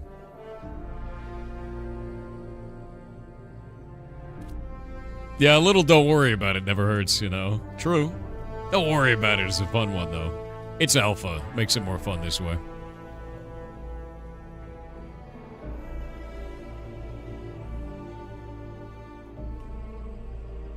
Did Brine Barrel break 10%? We're at 9%. It's very slow going at this tier.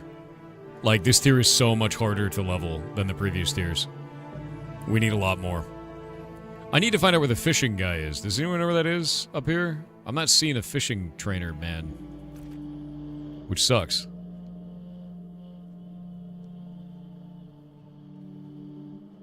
Yeah, I don't see that anywhere. Go see the chef? Oh, it's the chef guy?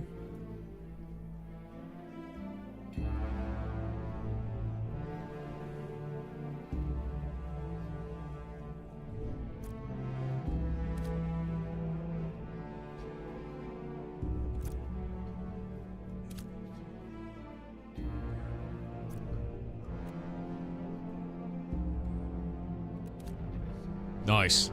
Apprentice fishman.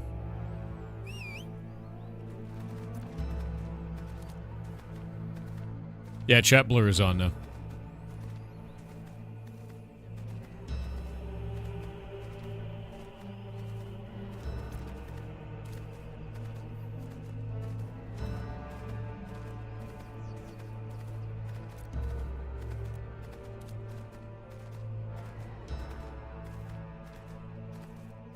Is it sportsmanlike to do? No. Is it impressive enough to overlook it? Absolutely. You gotta respect being able to level up 2 places at the same time. Look, let me tell you.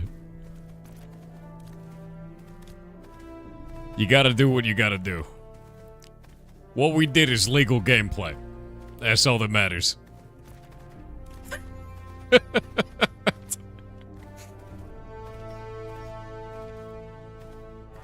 This place is really laggy, I found.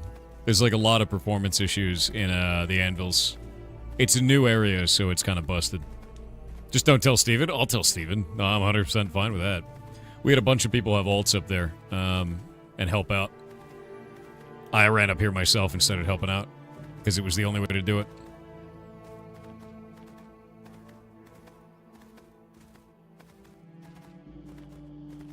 Do AAA studios have strategic partnership roles, but indies don't? Depends. When you're talking about strategic partnerships, you're talking collaboration. That's down to each individual indie studio, and there's no kind of standard for that. It's about whether or not they want to. I mean, look at Balatro. Balatro's done like 1 million collabs, right? Last I checked, historically, vassals could have a subject. They can't in this case, because they can only do it within the zone of influence of the host nation. That's Valgadum. Valgadum is the host nation, and its zone of influence extends only to here. It can't get larger than that. We're scot-free. We win. Somebody in local just yelled, I heard Thor double parks in the shower. Actually, I parallel park in the shower. How dare you? Yeah, look at that lag. This environment's rough, dude. Now we just need to eat Shorefoot. We will. That being said, I believe Shorefoot is being run by, God, who was it? It's a streamer. There's a streamer running Shorefoot. Why is my brain off? My brain's off. Don't remember. Yep. Is it Showback? It is Showback. You're right. I don't know why my brain turned off. Yeah, it's Showback. A little bit of Bankai over there, dude. But, like, no, it's, Showback is running Shorefoot, and we're running Brine Barrel. So we're trying to win Brine Barrel up to the... We want to be the guys for Turquoise Sea.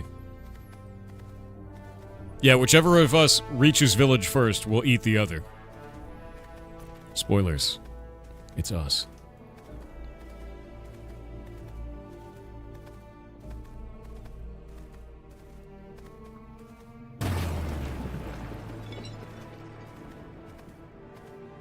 But no, the biggest thing about social sandboxes, to let you guys know, is political manipulation, board manipulation, everything like that.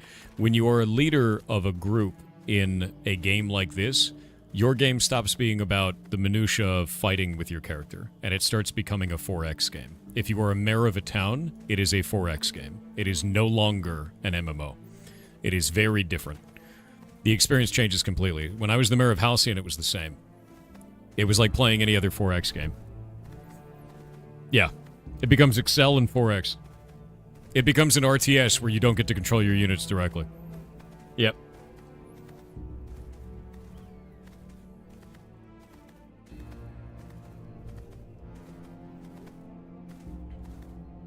What is a 4X game? It's explore, expand, exploit, and exterminate. That's a 4X game. It's a whole genre of games. Mick Matterson with the 10 gifted subs. Thank you very much. Thank you. Any suggestions on class or race? Class is up to you. Race doesn't matter. You can make your race anything. It doesn't have any effect in the game right now. Yeah, like civilization. Bingo. But seriously, thank you very much, dude. That is incredibly nice of you.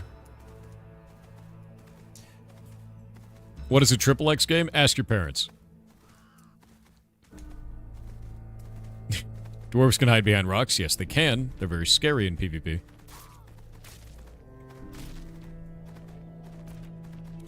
This is a really weird-looking area. It's just flat. Yeah, I don't like that, actually. Doesn't look good. There needs to be ground variation in it. Just empty and full of birds. What a terrible place. I bet you guys die to birds all the time out here. Look at these damn things. What a horrific creature.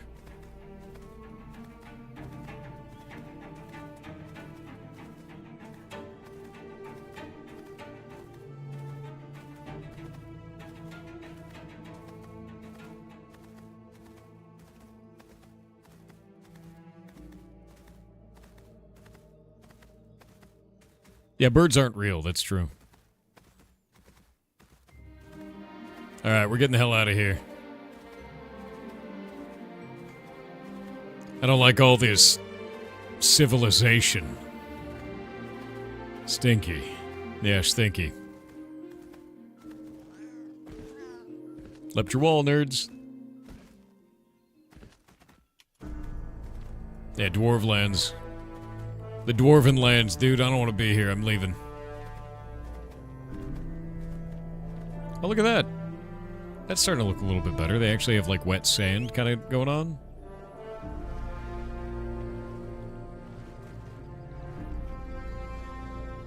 They're very annoying, especially when you run crates through them. Yeah.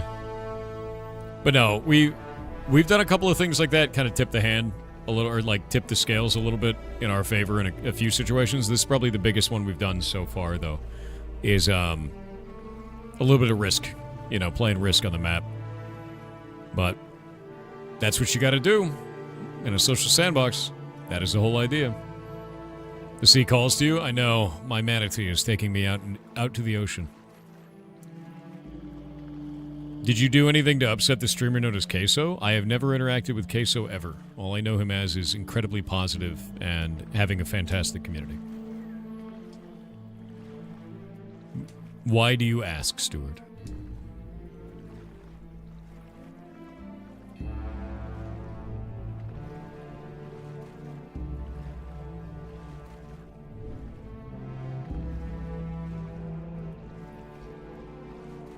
Boop.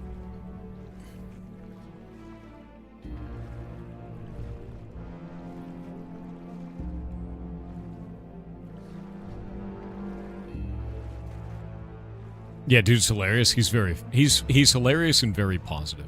Very much so. Yeah. Yeah, he's a legit fun dude. He seems like that. 100%. It was a response to this chatter, my bad. Oh, I was so confused. That's why I was like, yeah, I've heard of him, but like I don't know him, you know. Sand for dessert. You know, sometimes you want a little sand for dessert, alright? Do some TTS.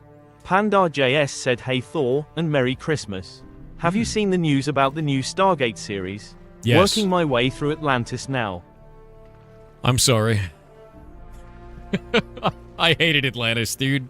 I'm gonna be super real with you, man. Like, I'm an SG1 bro for life. Atlantis, I thought, sucked real bad. They turned Goa'uld into vampires, dude. Like, I just can't. I can't. It's so bad. New Stargate is cool. I'm interested to see what they do, personally. Everything after SG1 felt kind of... It just felt like not SG1. You know what I want? Okay, hold up. Let me be concise. If it doesn't contain Teal'c's eyebrow, it's not Stargate. That's it. That's the entire take. Yeah, I need an indeed, and I need a raised eyebrow. Nothing else. That's the whole show. It could just be him doing that at the screen for 30 minutes, and I'd be enthralled.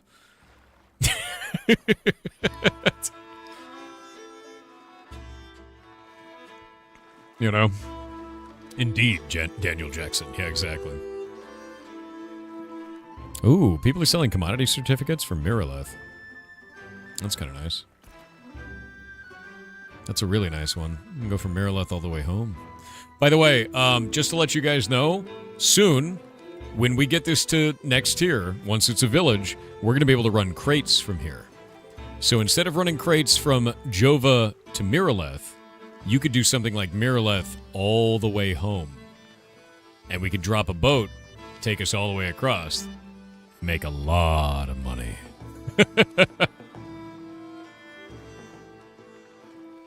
And, to be clear, there may be other people that are running their crates to our home, and sometimes we'll let them through, and sometimes we won't.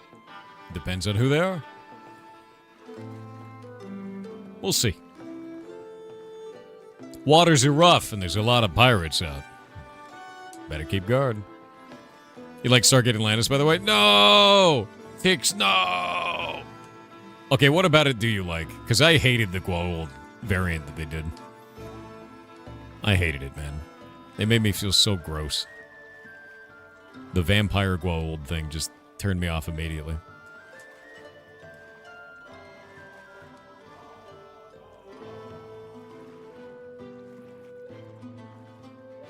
Some will deliver crates to Brine Barrel, some will deliver crates to you, and then you'll deliver them to Brine Barrel. Exactly, exactly. Jason Momoa, okay, fair. Fair. That is a fair statement, I think.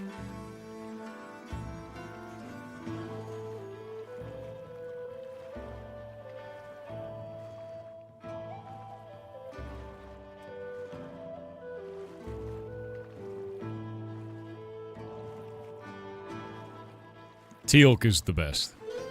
I agree.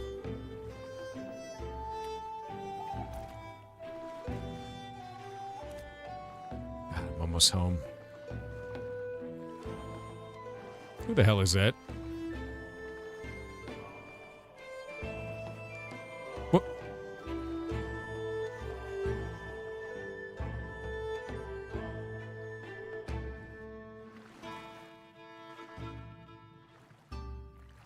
I know you're down here. I don't know who you are, but I know you're down there. Insane. Deeply funny, dude. Yeah, being a submarine is the way. Because you can just be lightly under the water like this. Because this Manatee, maces so you can breathe underwater, by the way. Been gone from gaming to Twitch for quite a while due to Lyneth. What the heck is Ashes of Creation? It is no, it's not a swimming sim MMO. It's a social sandbox, and I love social sandbox MMOs. They're my favorite kind of game. They're very rare. You know, things like EVE Online and Albion Online are good examples. I've been playing this one for the last 2 years. It's in early alpha. It was then too. And it's expanded dramatically since then. So if we look at this was the entire playable area previously. You're seeing me move from up here down here right now. And this is how long it's taking. So the map is enormous. And now they've added all of this. They've added all this up here, all of this down here, and all of this down here. And it's based on interactions between players because it's social sandbox. Much less like World of Warcraft, more like Albion or EVE. Also kind of like Arcade. The combat feels like Guild Wars 2. They've done a really good job of upgrading the shit out of the game, but they've got a long way to go. Crafting and professions, I think, are in the worst position right now. They got to do a lot of economy changes. Massive amount. Is this going to stay buy to play? No. So they're going to move to a monthly subscription model with no buy at the beginning. So it won't cost like $60 and then 15 a month. It'll cost 0 and then 15 a month, and that's it, which I think is a good model. Much better. And they refuse to have any pay to win in it. If they ever added pay to win, I would abandon the shit out of them. Because they made that promise to everybody in the beginning, and they've never broken the promise. In fact, they've even implemented purchasable mounts in a way that I think is good. Like World of Warcraft, when you buy a mount, it could have extra systems like shops and shit like that on it, right? Or crafting or anything. Or the auction house mount. In this one, it's just a skin. Your mount has the powers that your mount has. You must get that through in-game activity. And then you put a skin over the top of it to change the way that it looks. And that's it. Yeah, I did, Potato. If you want to see my work history, just do exclamation point jobs, bud. So what extra will I get if I choose to buy early? You just play. You just play, right? We're gonna be probably gonna be playing alpha for the next year and a half, and that's about it. Yeah, and that's it. They do have a 300% golden mount for bug reporting. I don't know how fast that mount is, or if it's just a cosmetic, but there is a bug reporter's mount. Yes, if you report an exploit, they give you a mount for it. And I don't know what the stats of it are. You get the mounts from the in-game quests, just as Guild Wars 2. Yep, not from the in-game quests though. You get it from animal husbandry. So if we go to artisanship in here, and we do gathering, and you look at hunting, hunting lets you get the material, and then animal husbandry lets you train that animal. So this is how mounts are created in the game, and there's a lot of them. There's a lot of mounts, and a lot of them can also be beasts of burden that pull caravans and all kinds of stuff. And that's it. So, yeah.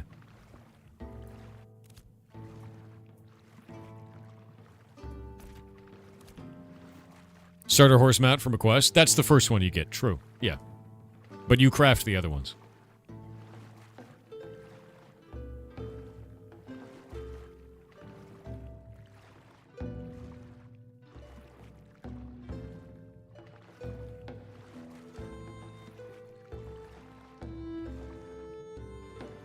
Need to get a new mount. The starter mount is rough. It is. There are people that sell them, though.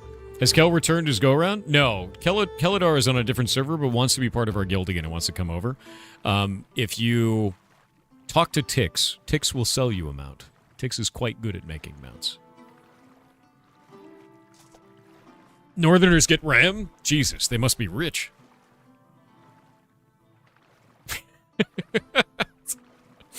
Is it worth playing if you have access? Yes. I quit for 6 months because I thought the game was in a bad state. I returned to it being in dramatically better position than it was when I left. So, quite happy about it. What happened to the Flyboy? Oh, they wiped the servers, bud. Yeah.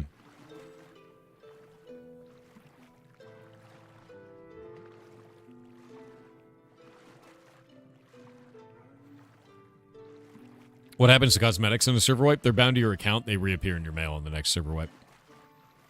Server wipes are only happening because it's in alpha. When the alpha period is over, when the game is out into 1.0, there will not be any more wipes whatsoever.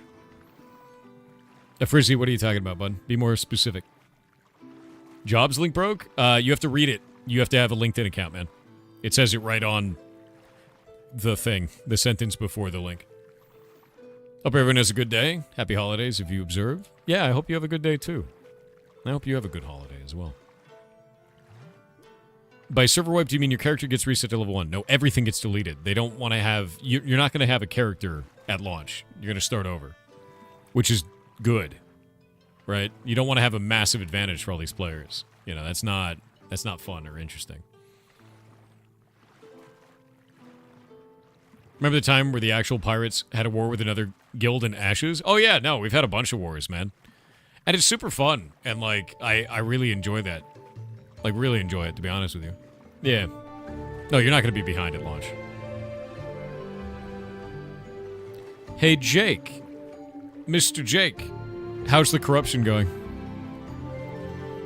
I forgot to ask the system on that.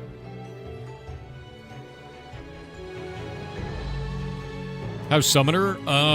Overpowered in some respects and weird in others. So I'll give you an example. Our pet, as a summoner, busted. Shit is amazing. It is probably too strong, to be honest with you. The weird part is, the summoner doesn't feel like a summoner. They feel like a necromancer, or an affliction warlock. All their spells have to do with ripping spirit out, dealing arcane damage, putting dots on opponents, and debuffing. The theming doesn't fit. I expected to be summoning things that deal damage, and maybe they explode, right? Like a wolf that runs at the enemy and detonates, like other summoners do in the game, NPC summoners. But for us, it's like, I shred their soul. It's a little bit weird. It's more like an affliction lock. It does not feel like a summoner at all. It feels like a necromancer. Yeah. You just, it's like you're a necromancer that happens to have a pet. It's kind of weird.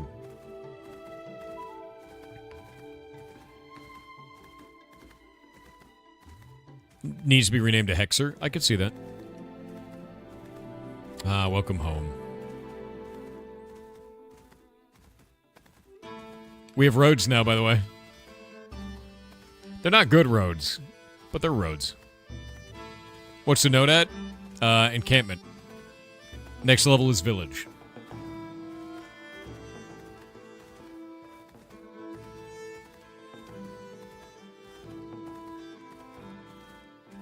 Takes a village. We have roads, Winky. We made roads.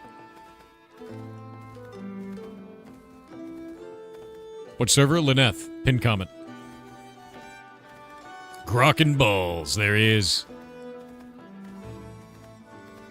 It's looking great. Wait till you see the actual camp, man. We had an 80-man troop show up and bring all of our crates over. It was organized by people in the guild, and we had 80 people show up and just do that. And then we went back to farming. This level is dramatically slower than previous levels, by the way, in terms of amount of experience needed.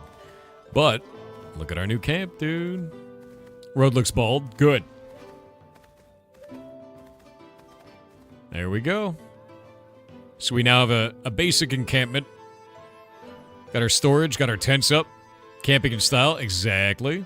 And we have some processing buildings over here now, which is pretty much placeholder placement for this. But you can see we actually have an alchemy table now, which is sick. Watch this. Wait for it. Wait for it. Boom! 39,000 experience, 15,600 alchemy experience. Glorious. Get thread. So we actually have processing and crafting out here now. Yup. Yup.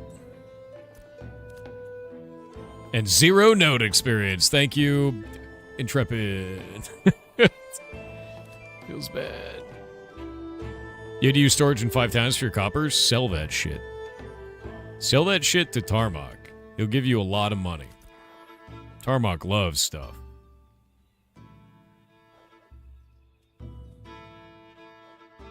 Can we become citizens yet? Nope, that takes village. We're working on it. But what you can do is come out here and help, which would be great. So, please, God, come help. Okay, I need to go materials and grab all of this. And then also materials and do all of this. It's going to be an interesting time in a minute.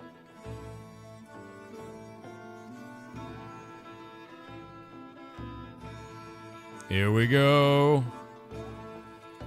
And now I can go down to potions and do arcane potion. I might do might. What does might do again? 50 physical power for 15 seconds. Kind of a meme. Boop.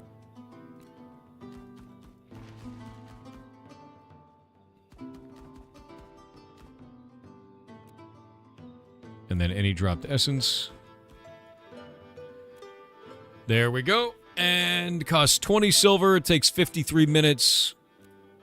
Boop. And we're out. There's another pack of stuff. Did you scroll? No.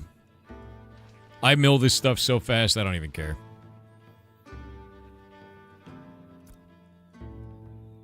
Alright. Now I'm going to go back to farming. Farming. It's farming time.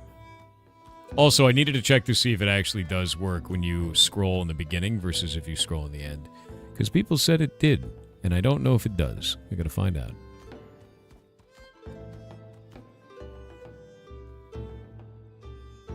I'm gonna throw out all these lawless trophies, I swear to God.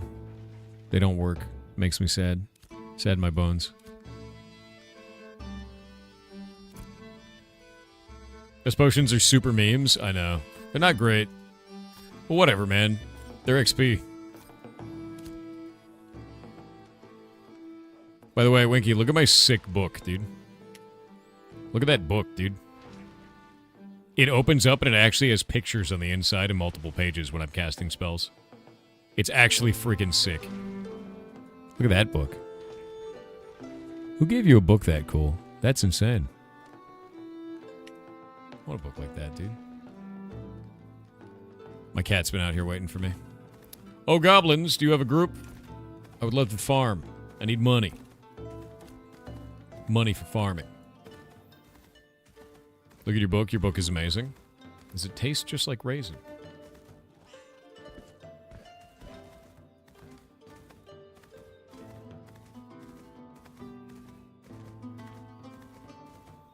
Indeed. Indeed. I can't do the eyebrow. I wish I could. That's my one great sadness in life, is that I can't control my eyebrows individually. And I will never be able to do the people's eyebrow. They did not remove spell bows. No, they didn't. Yeah. You didn't waste 50k, Shadows Eternal. It goes into the queue, dude. It goes into the queue. It goes into the queue.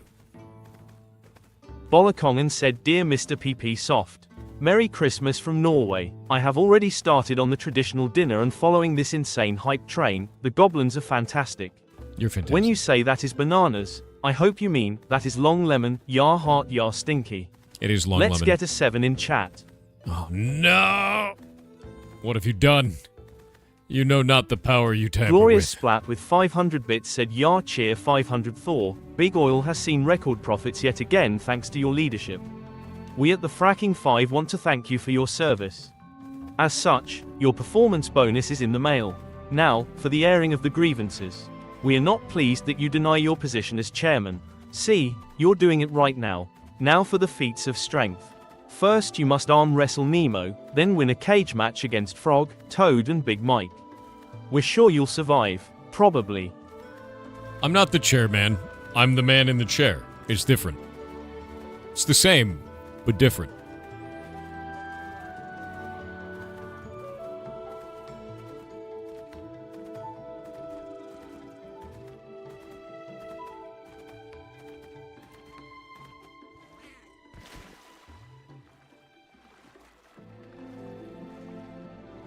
Run, run, run. There we go.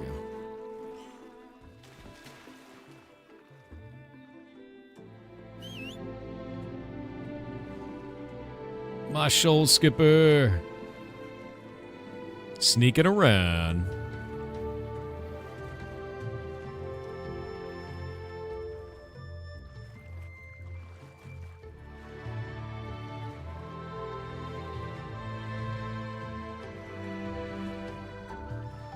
Is there classes needed more than others? Tanks, clerics, and bards.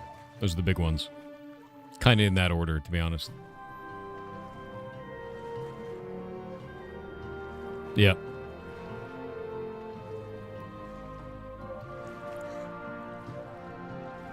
Ugh. The ad. The ads. Faxoran with 500 bits said, Thor, you know who it is.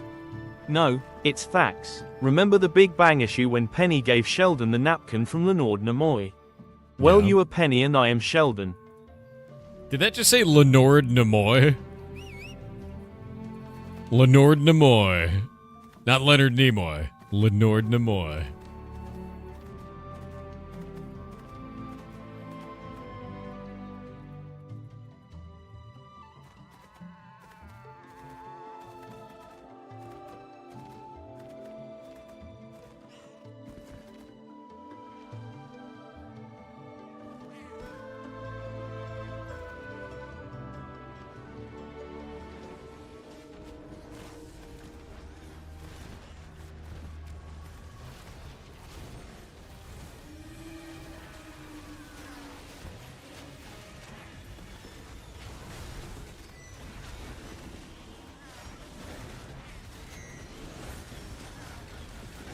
Seiko called me civilian. Now I have to jump on them as a cat.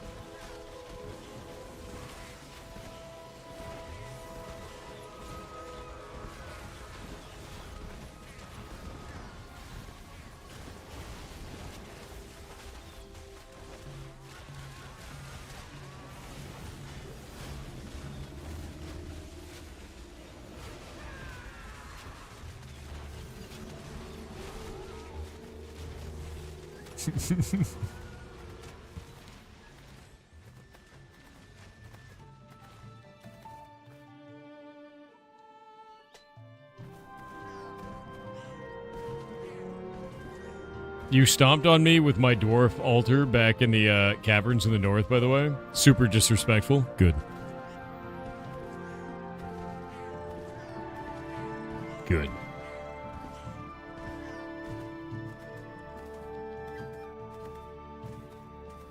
She's called Mind Your Feet. You made a dwarf named Mind Your Feet? That's funny, dude.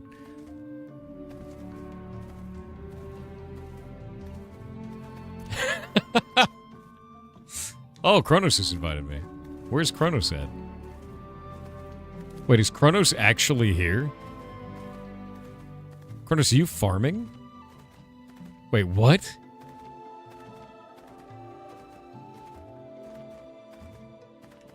I didn't even realize you were... Oh my god, he's doing it.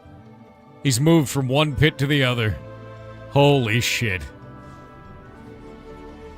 Insane, actually. Never thought I'd see the day. Never thought I'd see the day. Kronos, unironically, outside of the pit, doing something. Anything. Pit boss, dude, yeah. Open air pit. Well, I mean, you could go inside. It's not that spooky in there. Kronos, yeah, what is it like to be a traitor of the one true pit? What is that like? Have you seen the clip? What happened? Let me see.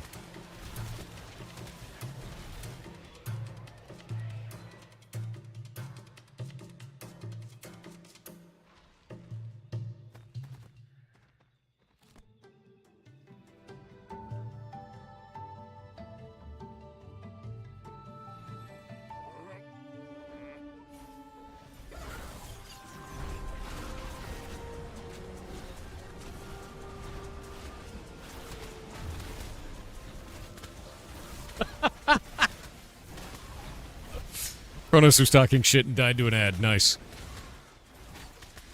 It's a good day. Better than pirates hate lawyers. I mean, these are undead. I feel like undead would hate lawyers. Because the lawyer's like, actually, sir, you don't have a license to be alive because you're dead, technically. Kronos would try to lawyer them out of life. Yeah. I could see it. Oh my god, you're level 20. You're so small. You're so small, Kronos.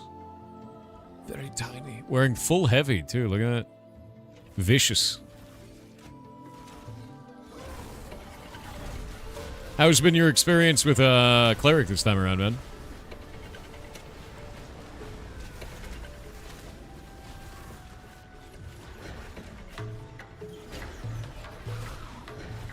The dead just want to evade taxes, just saying. You know, that's probably true, Nellis.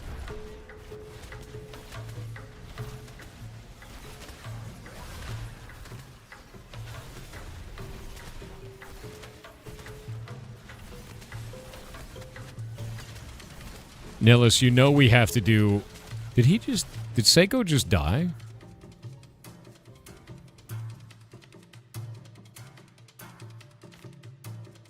I'm gonna warm my hands by the fire.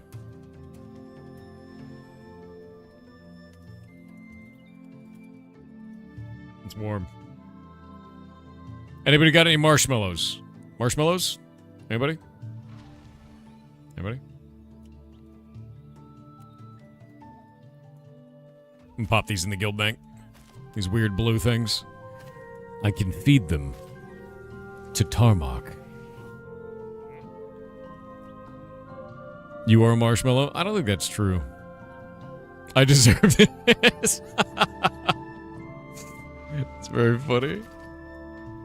I've been feeding all these like special boss items to basically we're putting it all stockpiled so that when we have a village we can just like actually make things that don't suck.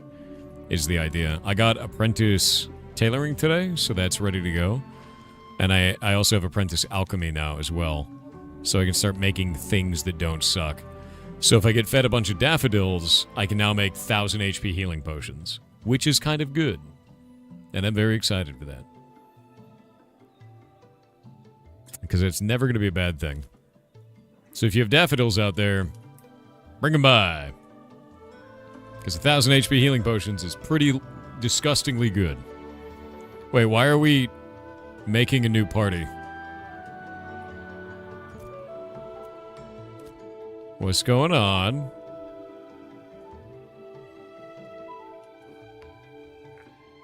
Can you make some non-suck cloth armor? I can, actually. So, if we go to crafting, we go to tailoring, and I go down here to apprentice, you can see I can now make this. That is pretty non-suck. But anything that's in here that I have the recipe for, I can do. And I gotta go through the guild bank and check them all. Mubarian. With the 50 gifted subs, dude.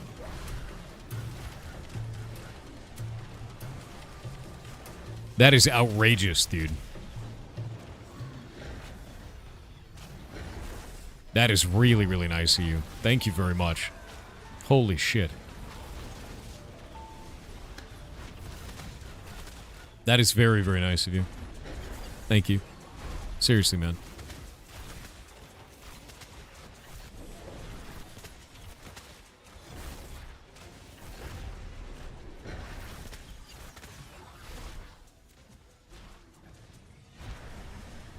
Wong.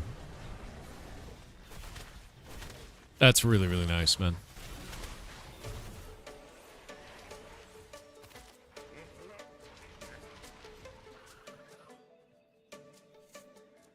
There's a place to check for mobs to grind. I hate all the filled leveling locations. For mobs to grind, I mean, to be honest with you, I gained 400,000 experience today just doing processing. If you want to make a bunch of XP, crafting is totally a normal way to do it too, is gathering and processing. Why are we doing this again? What's happening? What are you guys doing? What is this?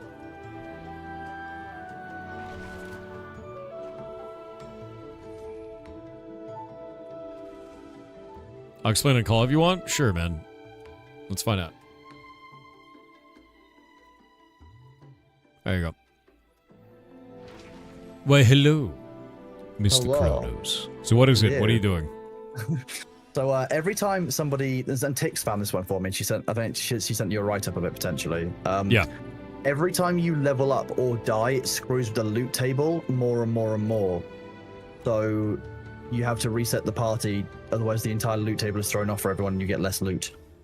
So we know that they do loot based on your current level and the lowest level of your party. I wonder if what it's doing is it's just screwing up somehow and saying like, oh, you know, that person's level is now nothing.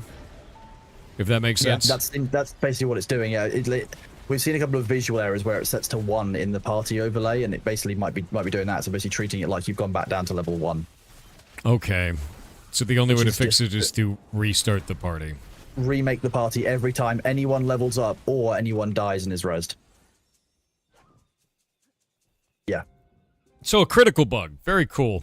Yeah, great. Yes. Yeah. Not an ideal one. Yeah. No. I went through some crafting today, and I found I saw that you there, got an absolute shed load of XP. I did. I got a ton of XP. It was like 400,000, 500,000 in total. But That's something awesome, that I yeah. learned that they have not improved, that I have now complained about.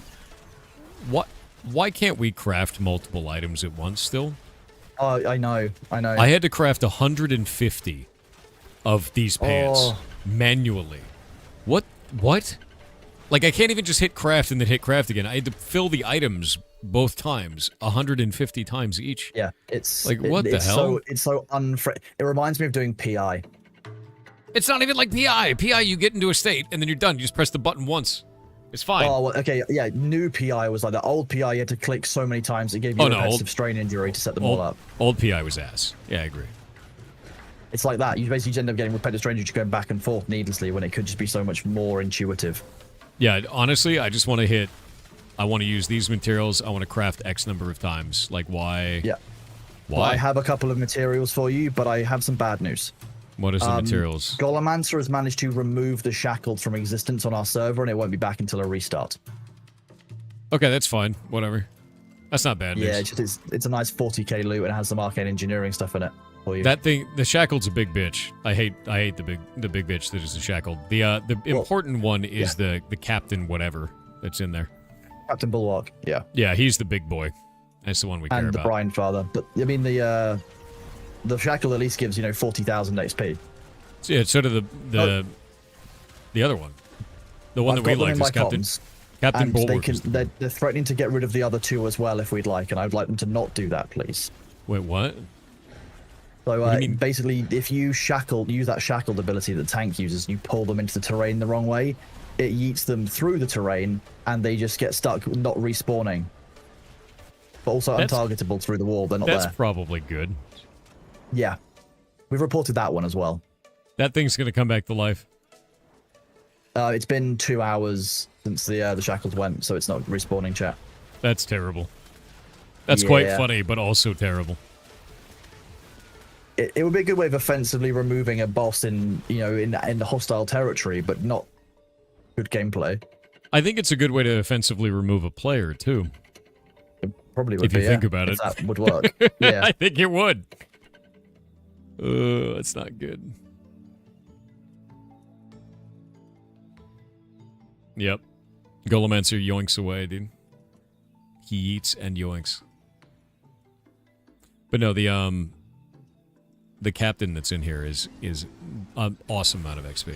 Like, we've seen that in the past. Oh yeah, Brian Father, the captain, and the shackled all gave the same amount of XP, which is like, well, I'm getting more every level because I'm getting closer to their level. But when you get one level over them, they will drop in half, and then you'll be sad. Yes, That's where I'm at. Like, how much are these guys giving you? These Like mobs that are level 25. What? How much XP did that mob just give you? That one. That last one, 3,400. 1,933. Here's Captain Bulwark. Captain Bulwark is we'll the find best out in this one for me. Yes. So Is he? Okay. yeah, he always gave the most.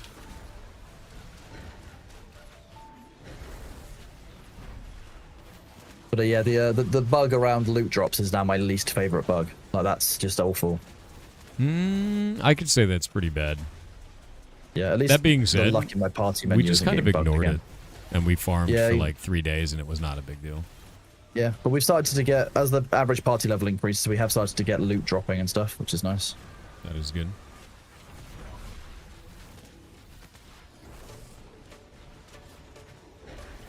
It's gonna come to a point where you just ignore it, because like when we're doing Tower of Carpin, people are just gonna die. Like you're not gonna reform every pull, dude. It's only worth it on this because you pull outside, you can just do a quick rebuild of the party very, very quickly. But if you're in a hostile environment where there isn't a safe spot to sit and farm, like that's just it's not going to be done. How much XP was that for you? That was 43,168. 18,527. It ramps down fast, dude. Yeah. I guess at that point you probably want to move because you're level 24 now, aren't you? Yeah, I'm 24. I don't. Guessing I'm at not 24, moving. you probably want to be going to kill the level 28 1 and 2 stars that are on the nearby islands, wouldn't you? No. This is the best for per hour. Is it? It's great. Yeah, it's super good. This is the best place to kill. Because every one of these is like a couple thousand, you know. Yeah. Could try forming a raid We and had going a- back or changing loot rules might work. Maybe. No, forming a raid, we couldn't get out of the raid menu, so it just gets stuck as a. And you can't turn it back to a party at the moment.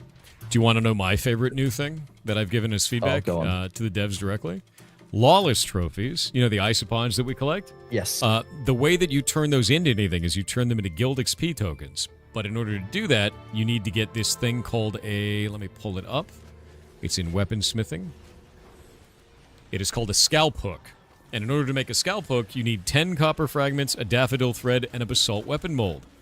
And it needs to be the same quality as the isopod. Meaning no one is ever going to make these because you make like 300 of them in a farming run. And that means 3,000 copper fragments. And they have to be the same quality as they the have to be target green isopod. copper fragments as well. Oh, that's. And here's the thing. When you make a green one of these, guess how much XP it gives to the guild? How much? It would be like 10. 100 or something, wouldn't it? 10. It's 1 for gray, 10 for green, 100 for blue, 1,000 for yellow, 10,000 for epic, and then 100,000 for legendary. That shit is not worth it. And if you want to do the legendary one, that means 10 pieces of legendary copper. Oh, a legendary I've been basalt saving them mold. because they say they're for arcane engineering. If you're It's not a actually going lie. to use them for the craft, okay. It is a That lie. makes me sad. I have 500 or so of them in my bank. And then I went to go do this and I was like, this is not a thing that any human being is going to do. And I gave feedback immediately to the devs because I'm like, this is terrible. This feels so bad. But my exact feedback was, I have some feedback on major crafting system, but for a specific use case. We've been collecting a ton of lawless trophies because we opted to live in a dangerous area. These should be seen as a boon and help our guild progression because they are turning in guild XP tokens via arcane engineering, right? So they're dangerous to transport as well, so that adds to the friction and fun when getting them home. The craft for each one of these, however, is awful for the player, and as such likely will never be performed. Each one requires a scalp hook. Each scalp hook requires 10 copper fragments, a daffodil thread, and a basalt weapon mold. Each rarity must match to ensure you get the EXP token out of the lawless trophy. From there, the EXP gains are effectively nothing when you need 16 million to reach guild level 4, and you get 10 That's from wild. the token. Yeah. This system is the worst option for guild leveling, so these items rot in the bank. To put it bluntly, this feels awful at every level for the player. You get a token out of a dangerous activity, cannot use it unless you pour resources into it, and then it gives you a terrible reward. I really feel that this needs to be looked at to ensure player time feels rewarded. Overall, I feel that we should be able to just turn these in a settlement or a guild vendor directly for guild EXP tokens. There shouldn't be a Yeah. crafting system for this. No. You're already going No, out it's of your way to ridiculous. fight in a lawless area to get a rare drop off of these items and then ferry it home safely. That should be the reward situation, not crafting on top of it.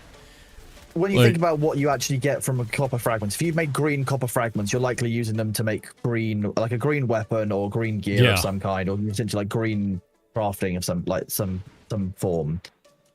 You're going to be making more XP from doing the gathering part, you know, and spending more time doing that. And you might as well run a caravan. The caravan gets hundreds of thousand XP, or a mule gets hundreds of thousand XP. Why would you ever engage with this system? It doesn't make any economic sense.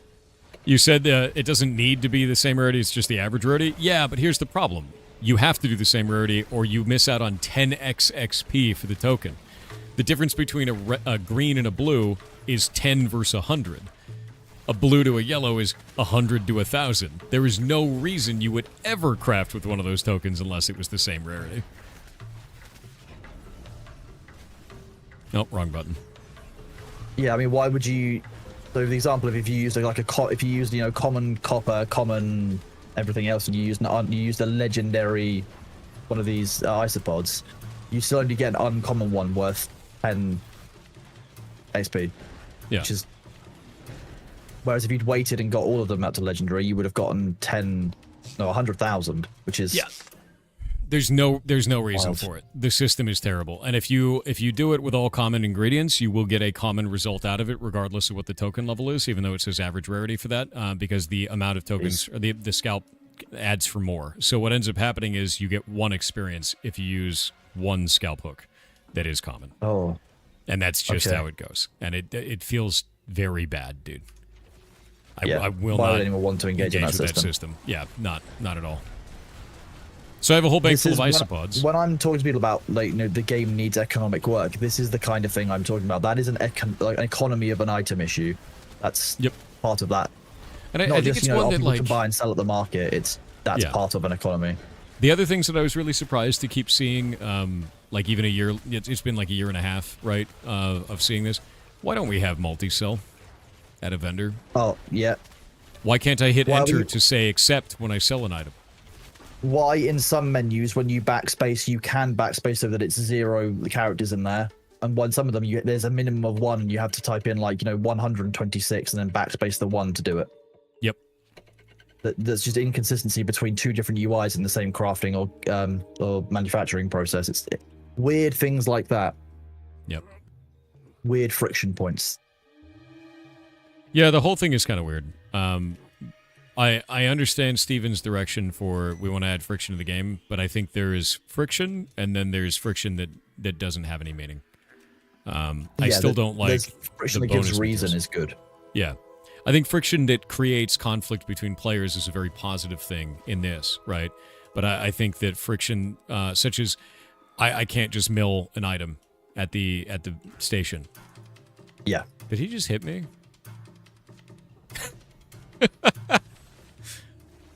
That's funny. Wait, what are you trying to do? You want to trade me? Someone has stuff for me? Oh, nice. Oh, hello, Illusion Cleric. What's up, dude? Who has stuff for me? Oh, look, another isopod. My favorite. Oh, wait, you're here, so I don't have to roll for these anymore. I can trade these to you. Who's trading me? What's going on? Are you giving me the isopods? I'm going to give you isopods because I don't need to carry this on me. I also got one of the rare grey isopods. This is used for your stuff as well, and you can have this. I turned those into potions for us. Nice. That's great. That's huge. I've got a bunch. I've also got a bunch of settlement. When I go back there next, I'll give them to you. Cool. I haven't actually looked at the guild storage or anything, to be fair, so. We have found a really good farm for essences up in the anvils that people have been doing. And nice. I've just been making bank off of them. Oh, nice. I'll get these into the guild bank. Yeah, it's been really, really good. And basically you can get like dozens per hour of essence up there. All right. Trades seem to have been done. Are there any more trades? Were you given gear? No. Who's trading me? Who needs to trade me? Oh, come trade burn, baby burn, back here, I think. Okay, what's up?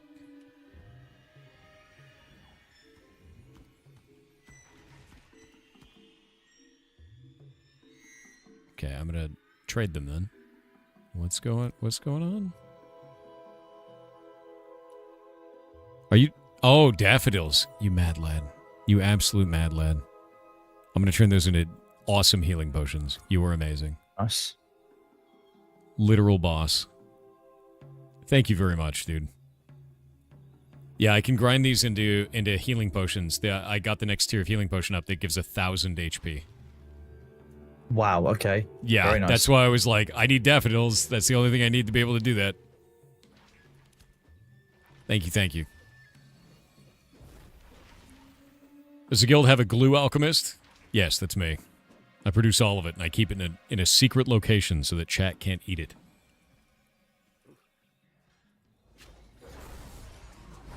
Oh yeah, you're almost leveled up, it looks like? Yeah, I'm almost level 22. 22? Yeah, But you're level 18, 20 right 18 now. when I started stream today. Sorry, no, 21. Yeah. I was gonna say, I was like... I was aiming for 22 today. Kind of my goal, Nice. if I can get it done, but... I'm at 46% on 24 right now. Yeah, I mean, if I really like that production is at least giving enough XP for leveling up meaningfully. That's good to see. It's a percentage of your maximum XP for your level right now.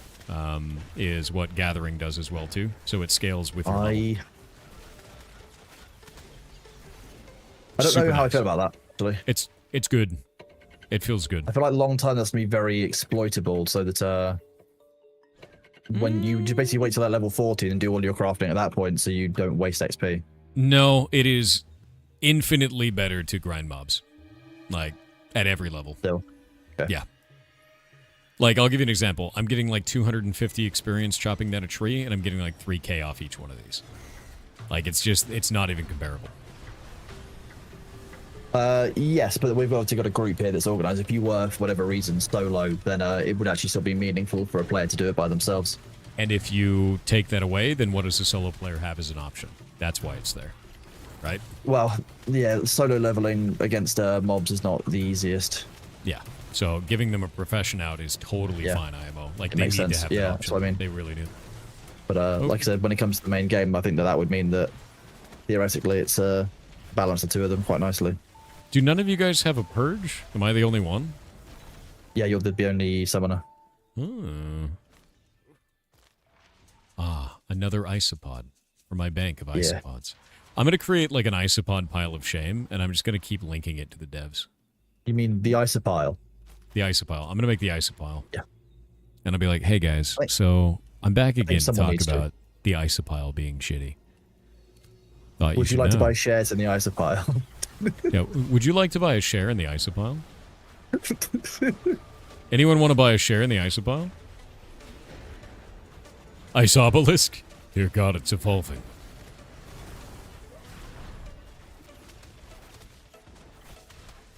Rotten fulmination. You just letting that go off? Apparently, yeah. You guys are wild, man.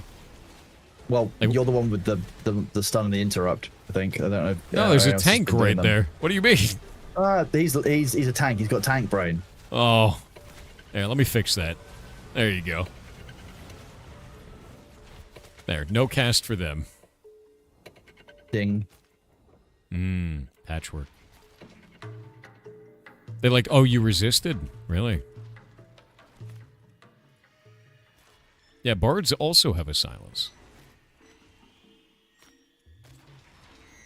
There, I have the gross skin.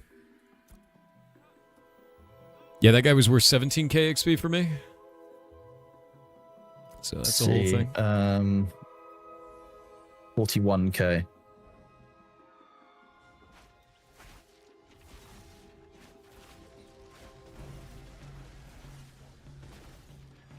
I need more points. I think it can be cleared out with this. If that applies, but it got resisted. F. 88%, fine.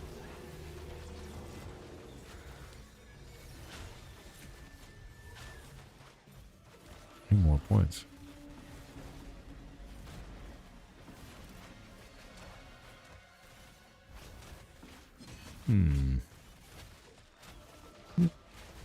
What weapons are you currently using? Using book or using wand? I'm using book.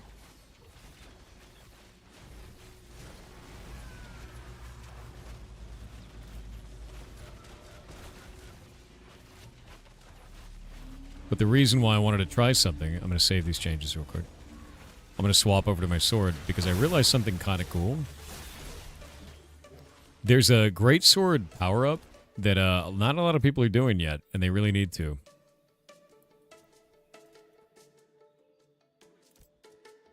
Why can't I use that choice? Shit. That's why. So the great sword power-up is really interesting. It's called Swordmaster's Aura. And when you get a deadly finisher or a deadly extended finisher, it increases your physical attack speed by 15% for 5 seconds, but also applies it to all group members within 35 yards, 35 meters. So you basically just buff the whole party when you do this. And it's just like a weapon skill. It's like part of the weapon. So like if I do this...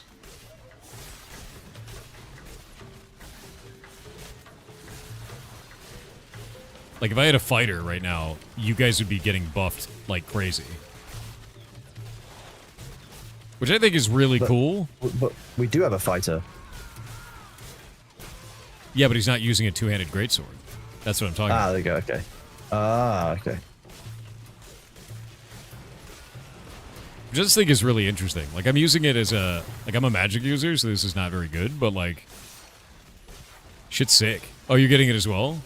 Yeah, look at your buffs. Swordmaster Swiftness. 100% damage boost and 15% physical attack speed. Like, that's an amazing power-up, and it's just a weapon skill. So I'm kind of digging it. There's some really good shit in there. I think melee is like slept on really hard in this game right now, and it needs not to be.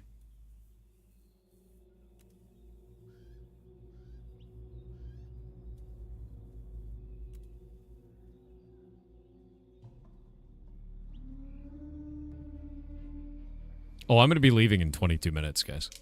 To be clear. Oh, if we're trying to figure out parties. Because I got to do the next in December game. Descendant finisher, finisher, deadly finisher. Duration of weapon procs. Oop. Not let Golomancer die. Would be a bad idea, wouldn't it? Golomancer dying is the funniest outcome, though. He is a tank. Alright, I'm going to get back to doing TTS, but thank you for telling me about that bug and how weird it was. That's alright. I will catch you in a little bit then. I will see you around. Actually, just quickly, tomorrow I'll be live a few hours late, probably about 8 a.m. your time is when I'll be fully live and up and running if you want to do a community thing. I think, like I'll be there yet, for example. I think Winky was going to join once he's finished walking his dogs, etc. So, you do realize that Winky you know. has like a near infinite amount of dogs because he steals them, right? Well, yeah, because the ones that he finds at the park are in fact free. So, fair. Yeah, that's what happens. All right. Yeah. All right. As long as you know. Yeah. All right. Yes, I'll drop you a message when I'm around and we can work out whatever we're doing then. All right. See you later, dude. All right. Catch you later. Yeet. TTS time. Your autistic tapeworm said, "Hey Thor, been What a thinking name. of expanding my hive mind this Christmas and have settled on Oh. making a drink with a little piece of me in it called Tapernog with the slogan, make a new friend this holiday season, would appreciate some feedback on taste and if the slogan is good."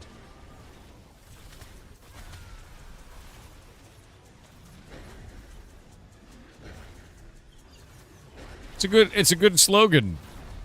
It's a great slogan. I bet it's delicious, dude. Yeah. I bet. I'm not, trying to cut back on the old hive mind there. But, I bet it's great. Yeah. This is gameplay. This is farming content. I've been doing all stuff all over the map all day, so I was like, I just want to grind for a little bit. I'm trying to get good experience so that I may go murder people in PvP.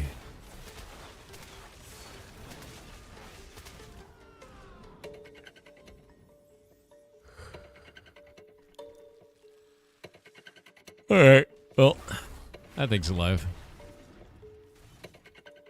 They're gonna have a rough time when they don't have a summoner to purge. I'm not used to having to.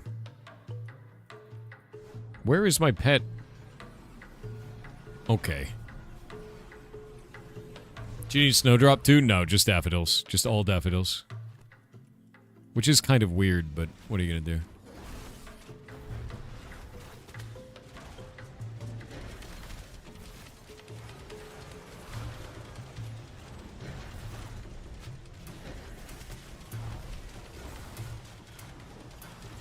There, I purged it.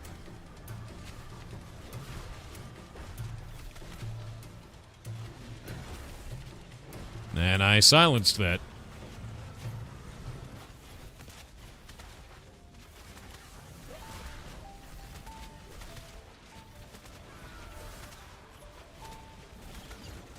Yeah, I'm gonna put this to the party. They really need to be using those abilities.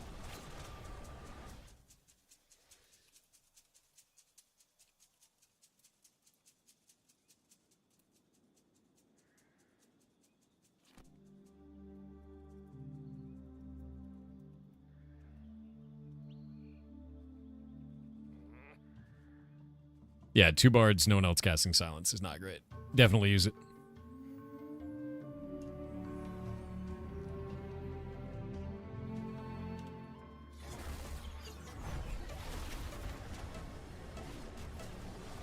There's no storyline, it's a social sandbox. Yeah, there's not like a major storyline. There's they're kind of like a small sort of storyline to go along with it.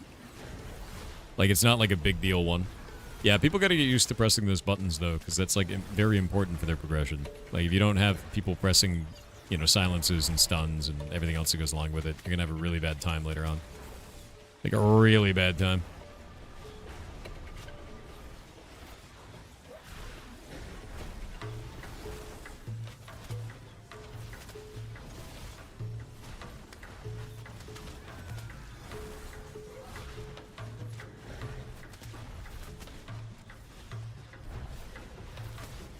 Gullimancer's self-sufficient, he doesn't even need clerics. I don't know if that's true. I feel like that's probably false.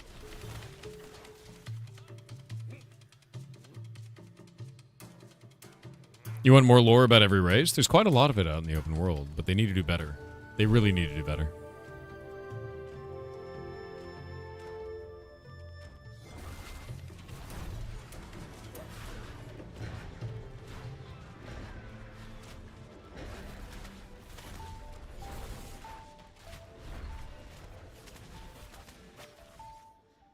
Is AOC still in early access? It's in early alpha. There's a lot of stuff that's still broken, man. Like, a lot of stuff is still broken.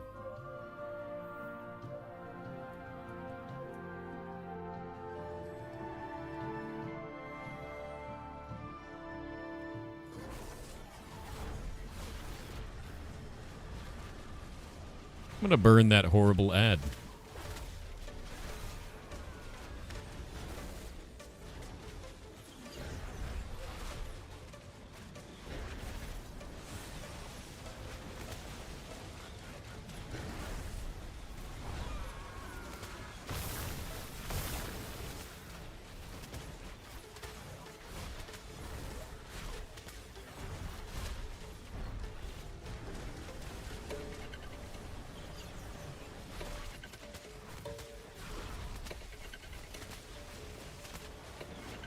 There, I removed it.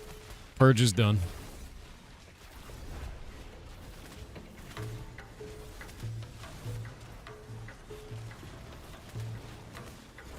I'll silence out the next big ability. If he even casts it.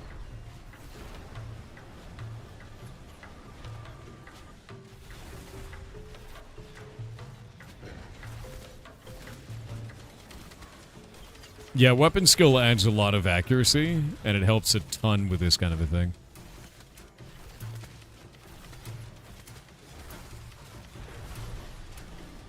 There we go. He's got nothing. Easy peasy. What is he removing with Purge? It is an undead ability that causes them to resurrect with half HP after dying. It is just really annoying. Yep.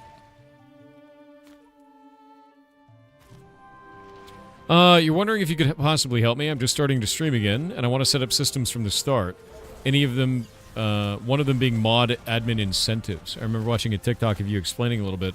We used to use a thing that did that. It was through a third-party company, and it got a little sketchy, so we stopped using it. They were stating that people were charging back donations that were done over the system, but then they didn't give us any information as to who or how or what, and our community said that they were not doing chargebacks.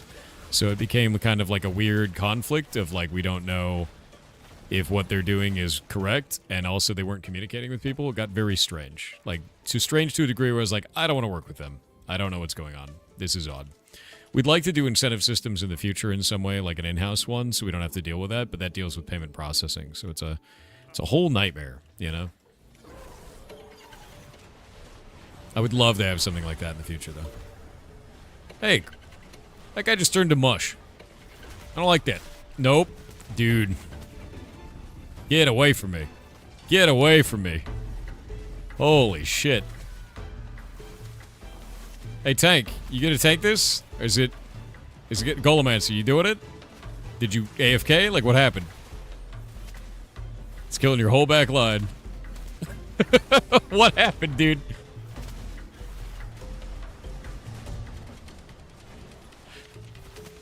I had to pull every trick out to not die there. What the hell? Deeply horrifying. I thought you guys said Golemancer was good. What just happened there? Holy shit. Oh, that's huge. That's like huge, huge. That's enormous.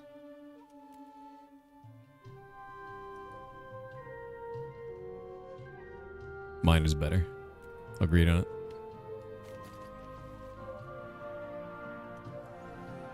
it.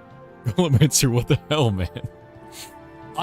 I'm gonna say that in my headcanon, he just let that happen. To try and get me killed. I'm onto your bullshit, man. I'm onto it.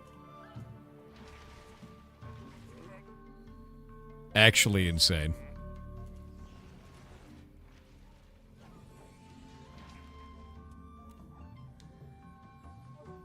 Got Illusion Cleric annihilated.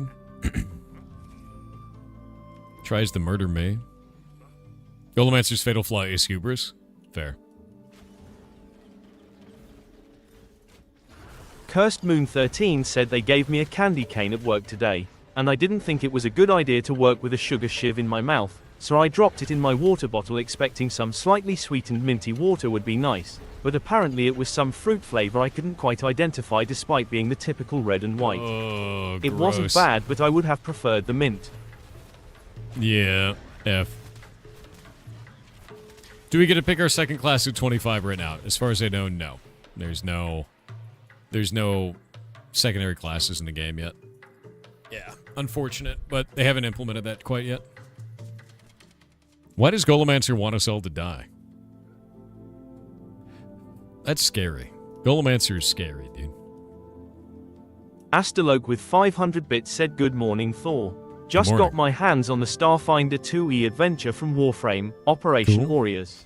Hell yeah. This will be my first time playing 2nd edition Starfinder, but I love Starfinder and Warframe is a favorite, so I can't wait to run it.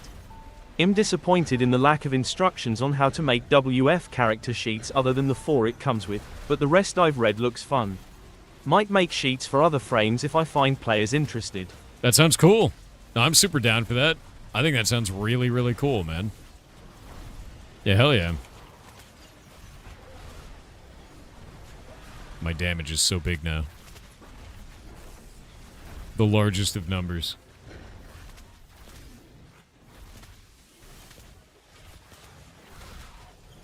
Yeah, I'd love to check that out. Exactly. Bro, what is going on? Why is Golomancer dead now? Guys. Kill it. What is... Why am I the tank?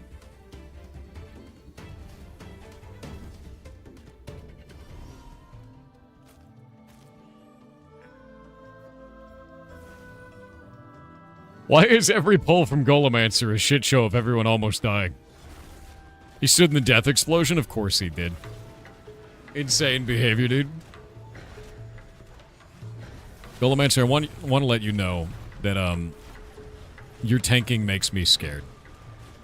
Just thought you should know that. I don't feel safe in your party.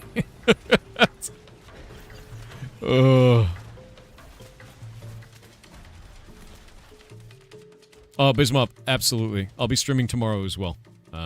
So yeah, on Christmas itself and also for Christmas Eve right now. I always do that every year. Every holiday, man. Why don't you tank that if it's so easy? No. That's the problem, is I just did. As a summoner. I could just replace him with Tank Jippity if you'd like. Wrong button. You want me to do Tank Jippity? I can totally do it. There.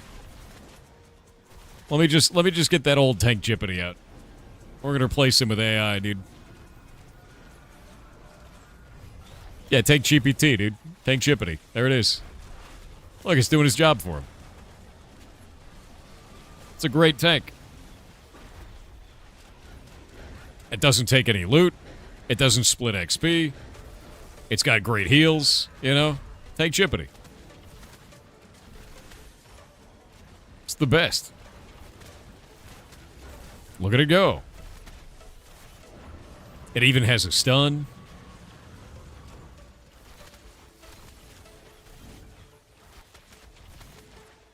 Look how great that is, man. It can do lifesteal on a cooldown. Tank Jeopardy. Yeah, it's even less expensive. Doesn't have any heat, like doesn't have anything that you have to do in terms of repair, right? Looks like a gorilla, you know? Cool.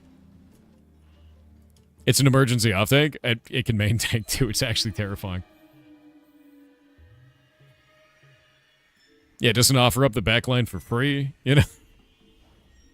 Hey, look, Golemancer's about to die. That's probably bad.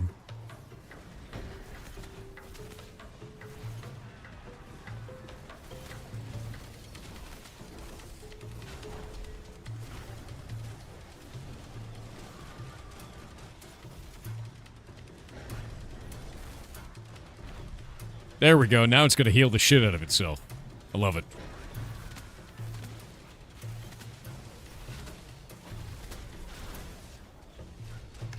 And it only gets stronger as combat goes on, because it starts getting these stacks that make it so that it takes less damage in combat, which is great. Burn, burn, burn, burn, burn.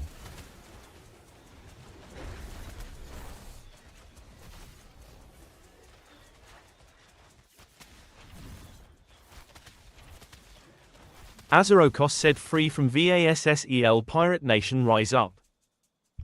Why you like this? The pirates, dude. Chat Jippity. There he is, Tank Jippity. Tank Jippity. Look at him slowly healing, too. Are there turrets and or totems? No, there's this. And it works. And that's about it.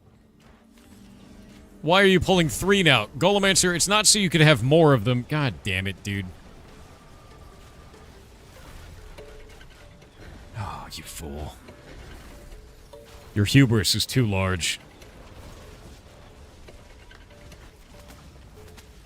Holy shit.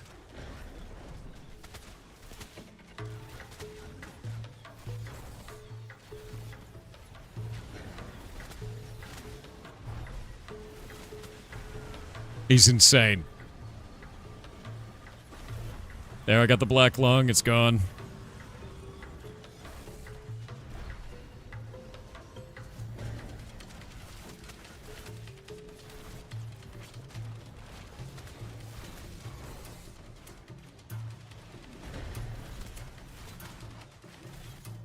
You are an insane person.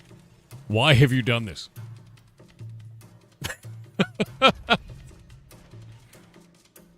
More mobs, more isopods, more shame. God damn it, dude. Why is he doing this? Nah, I had to get rid of the black lung on the enemy. No, not 4. No, we actually can't fight 4. He's insane. He's lost his mind. Thank God I have so much AoE.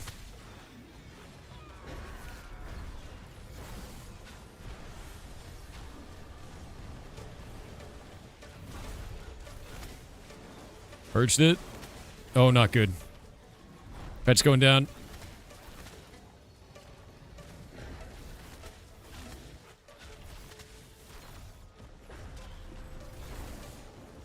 Come on, live. Live. There, got it healed.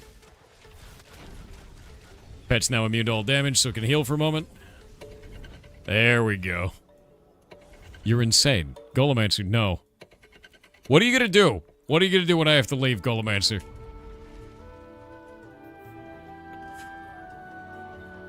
He's insane.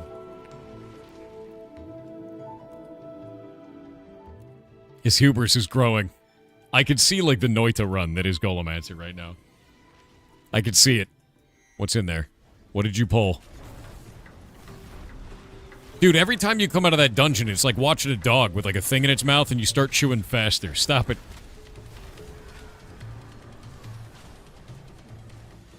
It's like, what do you got? He's like...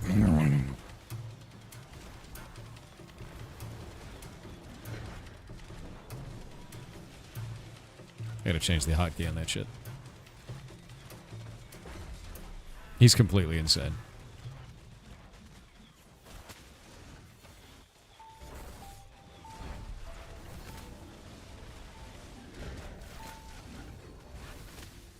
Kill the pet.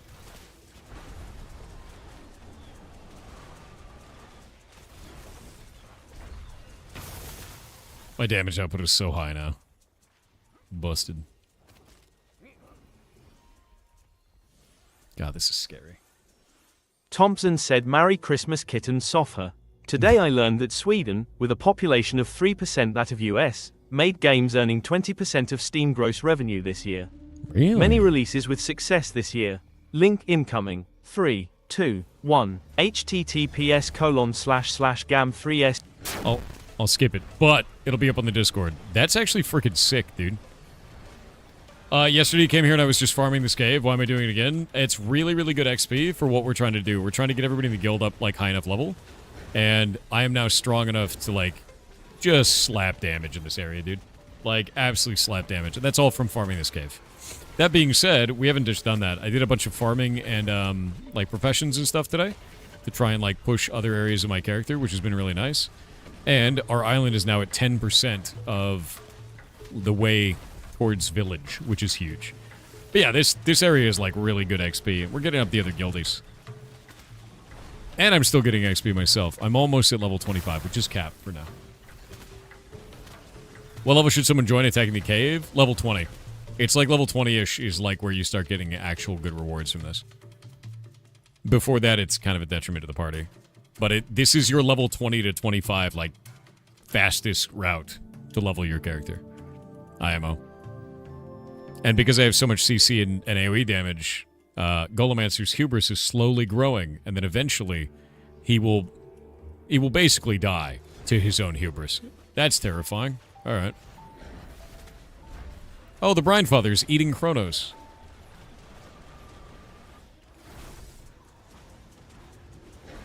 Yeah, Golemancer's really good at causing just lots of death. Yeah. I think my pet died. It did. It died to the caster that time. Oh, good luck, man. See that?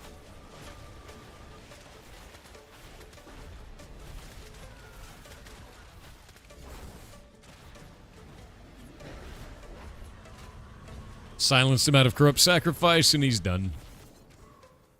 But yeah, that dude right there was worth 17,000 experience. That one guy at the end there. So doing that is just, it's great for everybody in the party. Why is there a random tree there? You mean this tree? This one? Let's get rid of it. Let's chop it down, you know?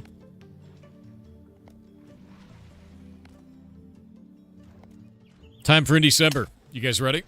Oh god, I gotta... let me save his life for a moment. Because he's got a cultist in there, too.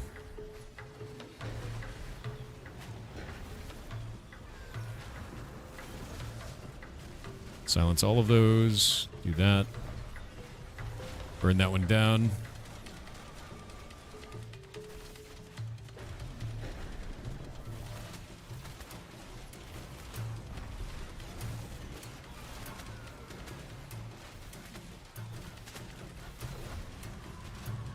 Get that thing silenced out. I'm exhausted. And then burn it. Now it's dead. Alright, Golemancer. I have to go. All of your big boy AoE and CC is going away.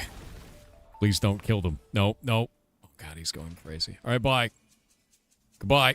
Goodbye, I'll be back. Goodbye.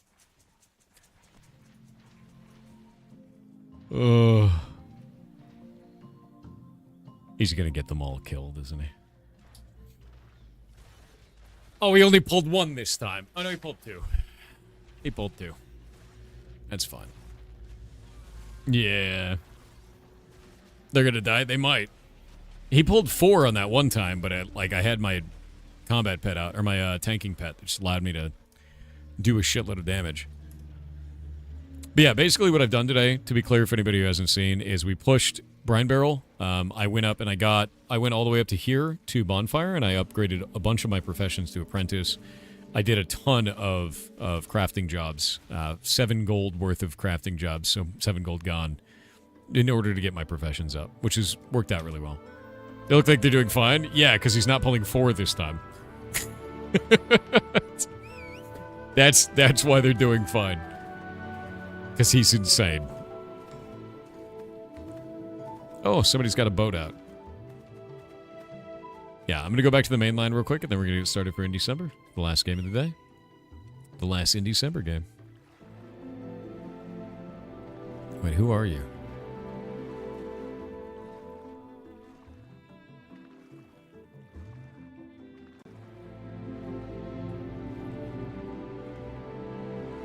Interesting. I don't know them. Unknown ship in our waters. Between the brig and Maine. Can you believe 2026 is a week away? No! Oh, Jake, I didn't see your response about corruption. Were you able to work on that system? Don't you hate it when you bend the spoon instead of the empty yogurt in your hands? I've done that so many times in my life, and then you gotta fish it out. I hope you don't have garbage water in there, dude. That's the worst. Garbage water.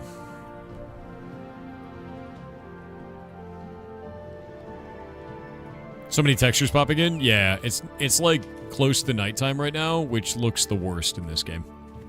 And the popping textures is a symptom of that. Lighting gets weird, textures get weird, all kinds of stuff. It doesn't look good during this time of day.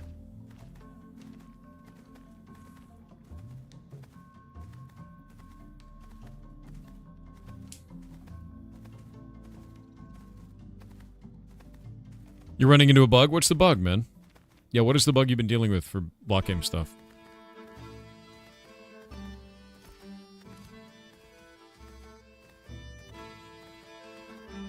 Lipstick? No, chapstick, dude. You try talking for 12 hours a day. When it's cold and dry.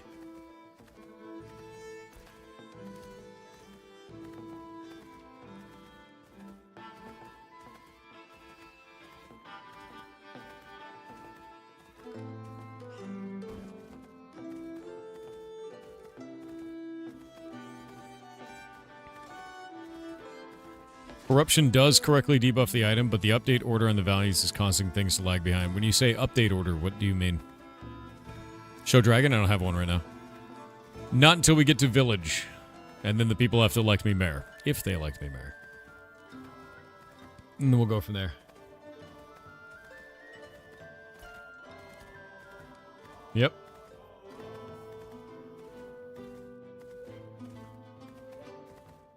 The inside of the house is dry, Page Master. Because it's cold. We don't let that water in.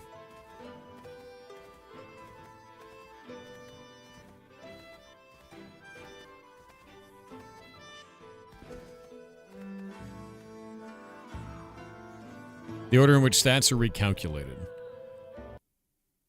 So some stats get updated on the item before corruption is updated. Those stats then use the old corruption value, hence lagging behind. Okay, that's a weird bug. I could see that being very strange, yeah. All right, we're going to switch to the next indie game. Let me grab it. We'll play that.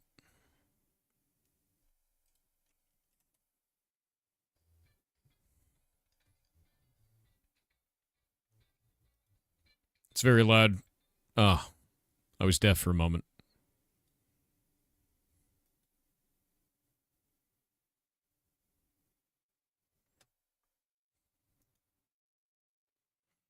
How'd the vet appointment go yesterday? Very good. Yeah, vet appointment went great. It was just a checkup, so not a big deal.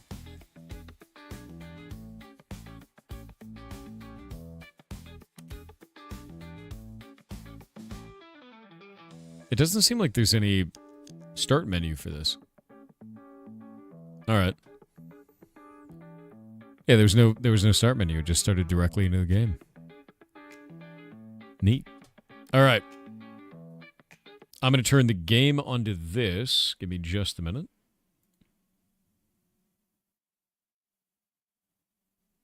Okay, game is built on Chromium, so we can't do that. We can do window capture.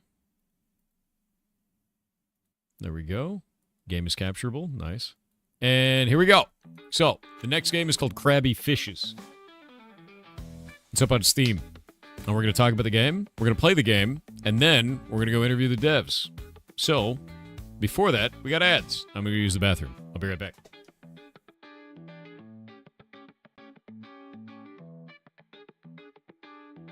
I also need to fix the...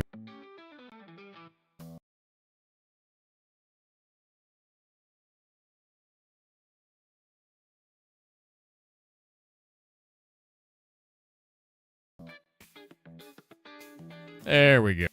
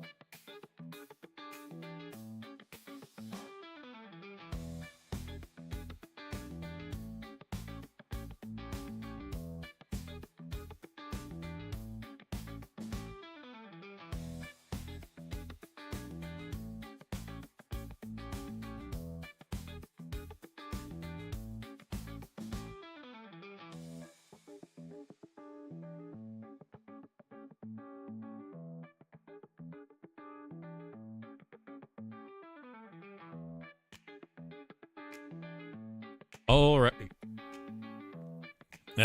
I'm back.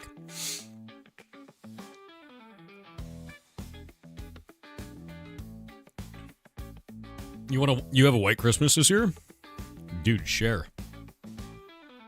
I wish it was snowing here. All right, so we're going to start this up. There was no menu to start with, but I'm going to hit this button. Set up some defense. Tap here to start building. Crab tower. Shooting tower. And an electric tower. I love tower defense. Alright. Alright. I like that crabs are like a wall. Look at that little guy. Look at him. Oh, God.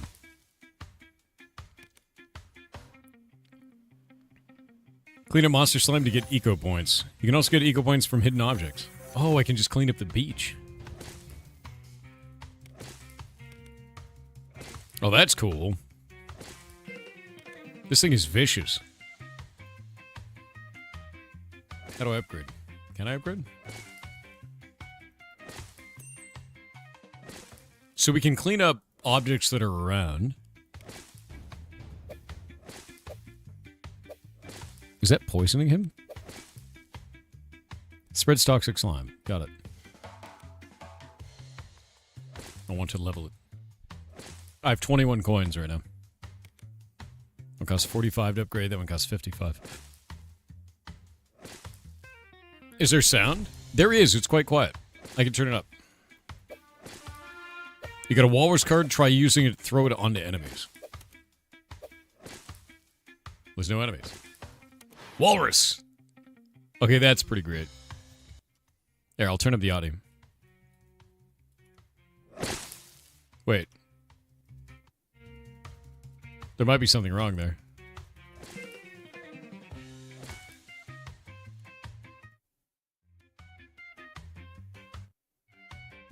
It was super loud before, and now... Yeah, there might be a bug.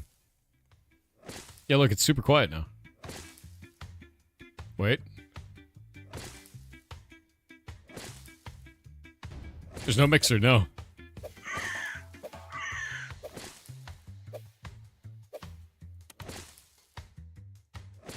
Walrus. Oh god, wait. Wait, what? Holy shit. Okay, there is definitely an audio bug, but that's fine.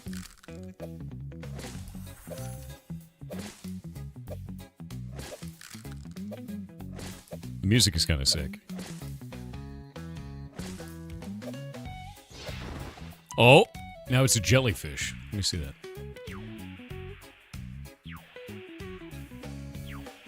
I like that it has a laser now. I like that the model completely changes. Yeah, it's jazz. It's called Krabby Fishes. It's a tower defense game. And I'm kind of interested in understanding, like, first off, is this made for PC? Is it made for mobile? Because I see a lot of the controls are very large buttons. So I feel like this would be playable on mobile. In fact, is there a mobile version? Let me look.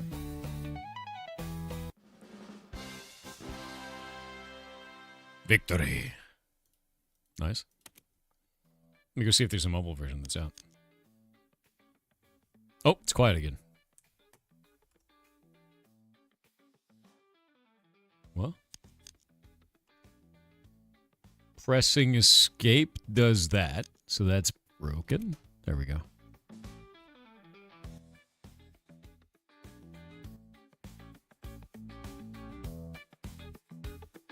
There we go.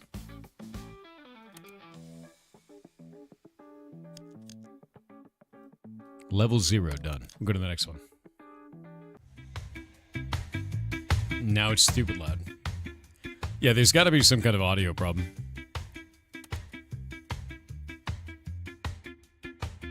Where's our base?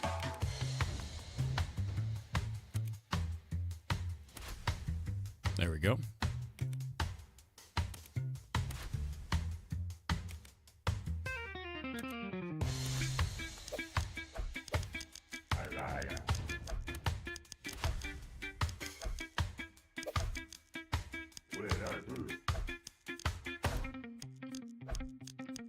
Go, my beautiful crabs. Why isn't that shooting? Weird.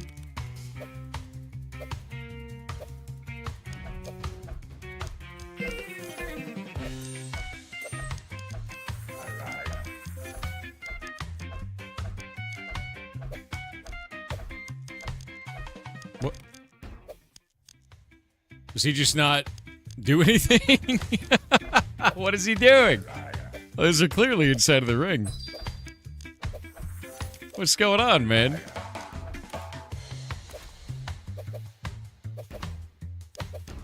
Out of range somehow? That's not out of range. He's inside the ring. Oh, now he does something. There's got to be a way to delete that, right? Yeah, that's not great. Might be the inner ring? Could be. Yeah, destroy that. Worthless. Oh, that one's actually doing something.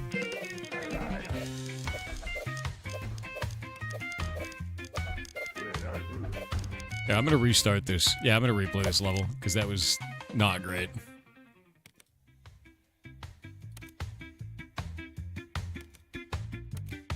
Crab. And... electric. And crab. And... shooting. I'll put a shooting one over here, too. You love this art? I do, too. It's really cute.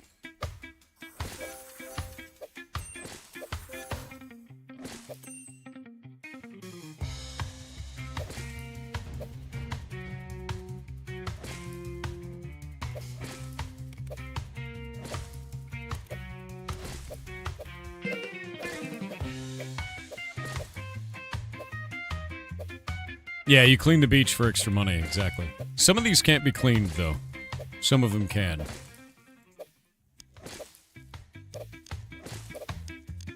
It seems like the music fades out randomly, too. Which might have been why it was losing the audio like that. And it looks like I'm getting a slime here. I have more walrus. Grab that. Pop that in there. Need 25 coins.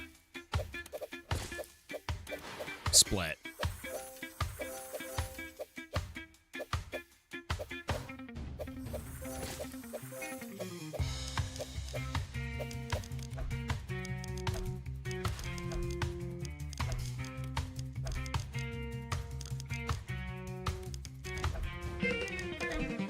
Yeah, it's got to be the inner ring. I can't think of what it is, because the outer ring feels like that's what it should be shooting at, you know what I mean? And it's not hitting it.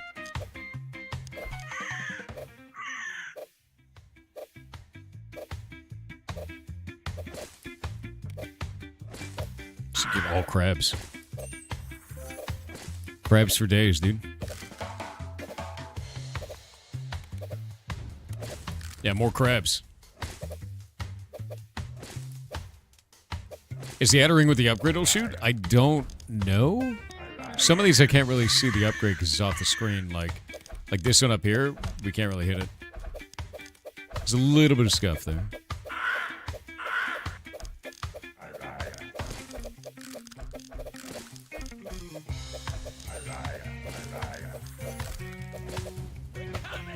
More crab.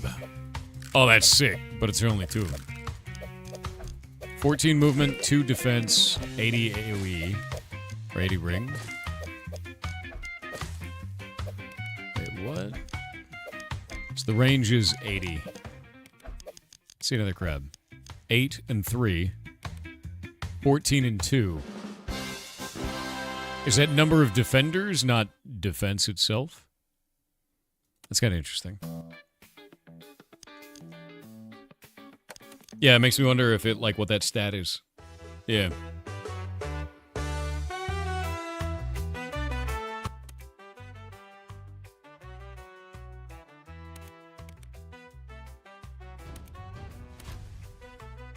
This is the only place that they come from, so...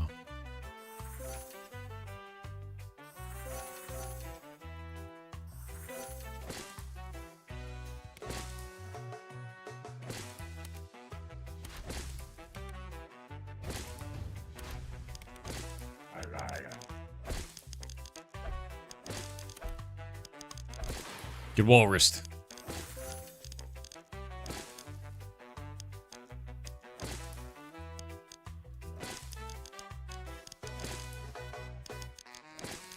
All right.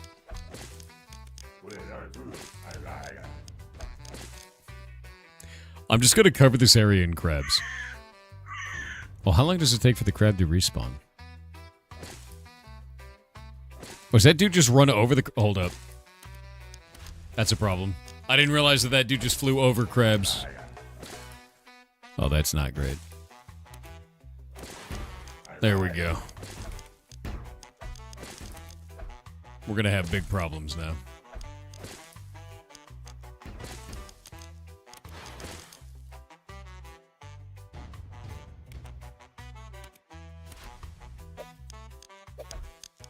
Nice.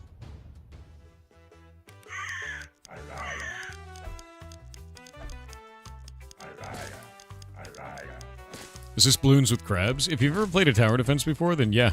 Yeah, that makes sense. Like, that's sort of the idea, right? Oh, I guess I can scroll. I didn't realize I could scroll that.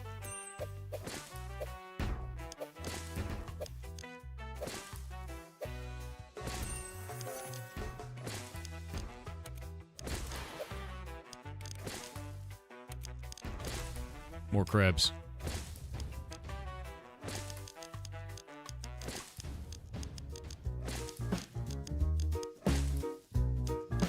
Music has changed entirely.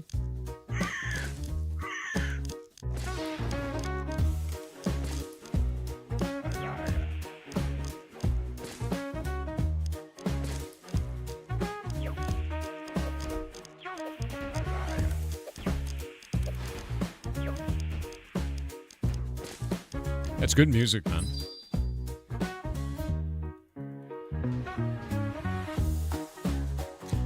Yeah, the UI elements of this remind me of like a mobile game. I don't think that's a bad thing. It's more like I'm interested to see like what they modeled this for and what their backgrounds were. You know what I mean? But the UI is like big and friendly and happy, which is very in that kind of genre.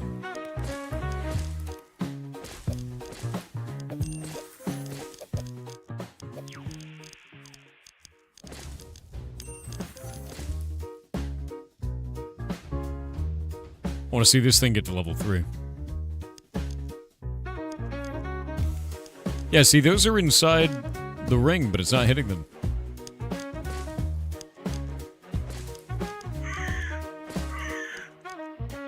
I don't know.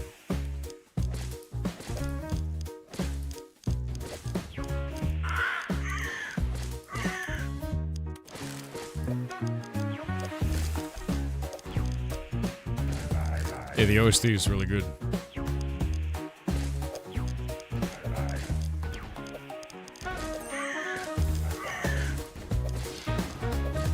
There we go. What are you now? I can't get any sense on it. But what is that? Oh, it's leaving landmines now?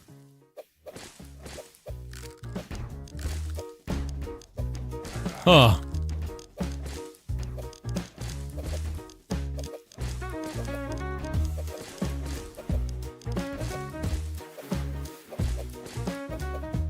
Double fish. Yeah, it looks like it leaves mines now. It's a mine layer.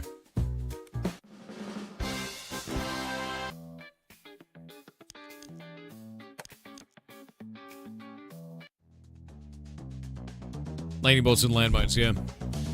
Alright, so we gotta do this one here. And then we'll do crab, and then a shooter. And then probably another shooter. Dear God.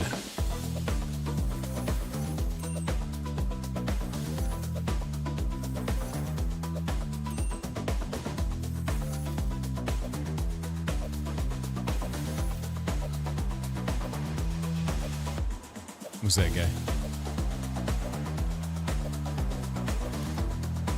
Walrus.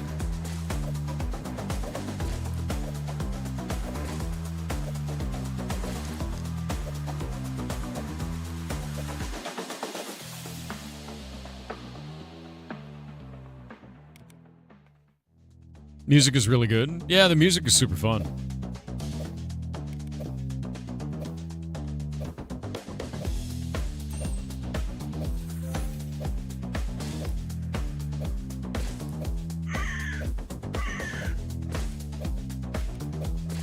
There we go, double fish.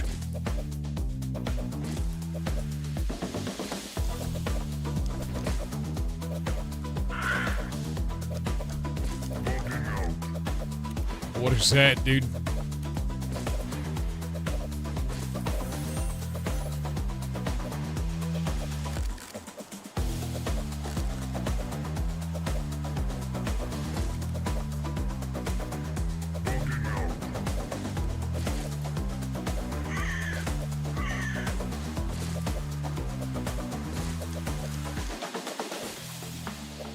There we go. I don't know what that thing is, but I don't want that getting to the base. Well, it's dead now, so perfect. You ever play SWG? I don't know the acronym, man.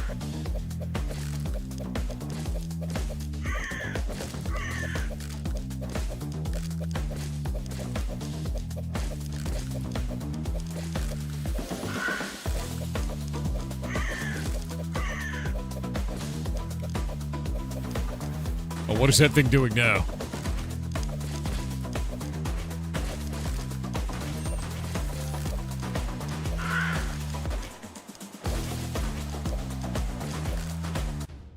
The hell is that? Oh, music's changed again. Star Wars Galaxies? Is your game jam back in the day? Yeah, back in the day, like I played, oh, what is this? Eco Booster is ready. Used to deal massive damage across the map.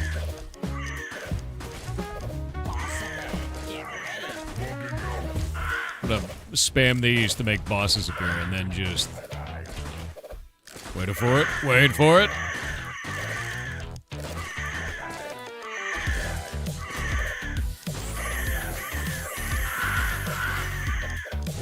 Oh, that was it?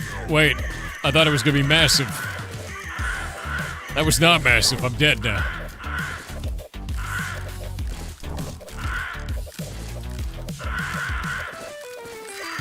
Oh well. Wait. Got it.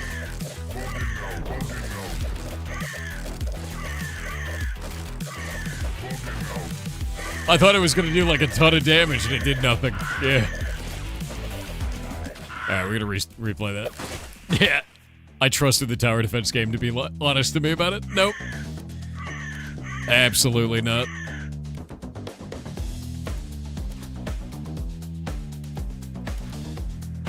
It was not honest. It was not massive damage. It was a little bit of damage.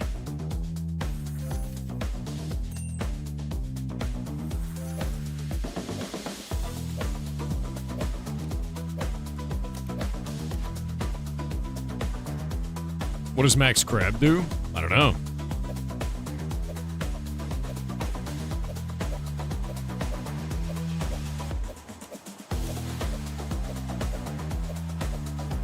We'll find out, you know?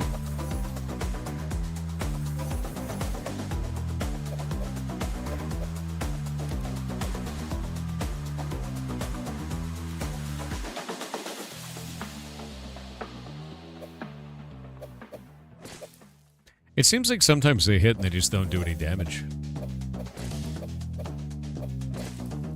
Almost like it gets like deflected or something. I wonder if they have a defense stat of some kind. What's the shirt say? The shirt is the Lost Boys, man. Love the Lost Boys.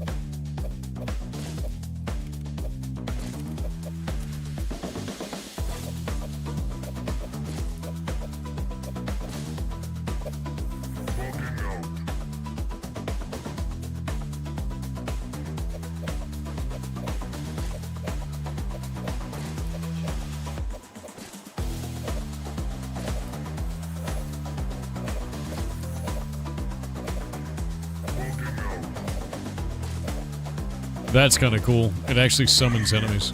I didn't realize it was doing that.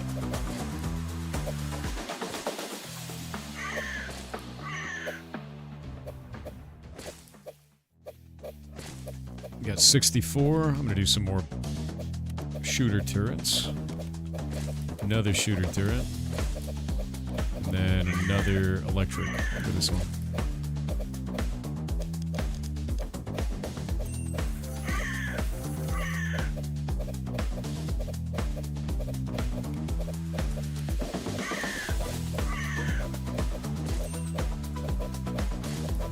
So now I just need to level this thing up. Make better crab.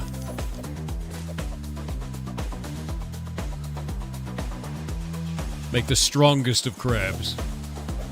Yeah, I want to do tier 3 crabs. I agree. 120 points is what I need.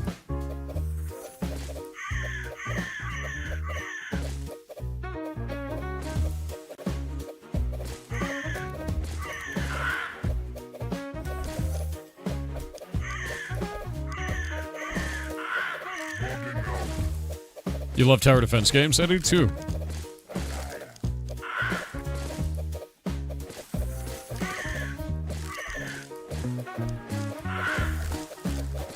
It's always kind of nice and chill, you know?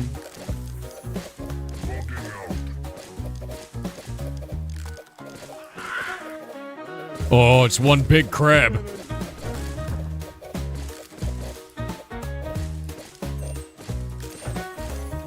It's just one gigantic crab.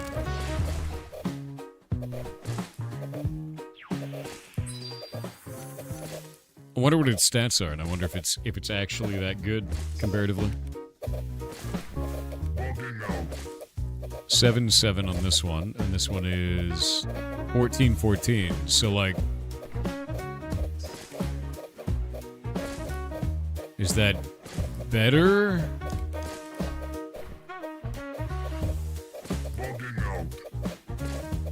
There's a lot more damage than the base crabs. That's good.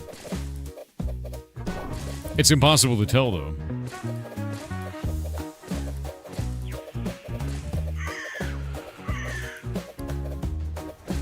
I think it's the big thing is I have no idea. It feels like it does, but I have no idea.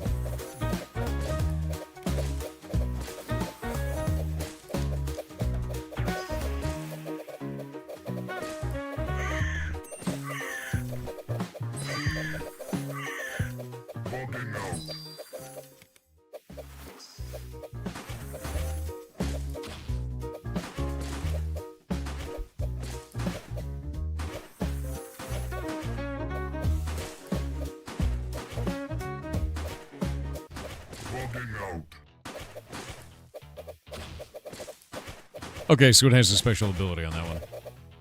So we definitely want to do that, because it's putting a special slow ability on the ground that might be dealing damage as well.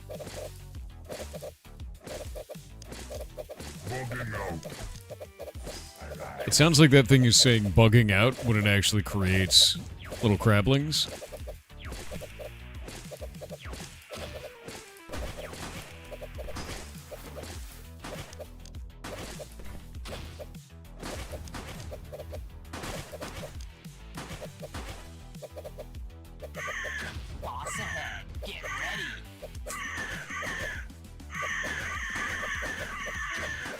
Green Jim, dude.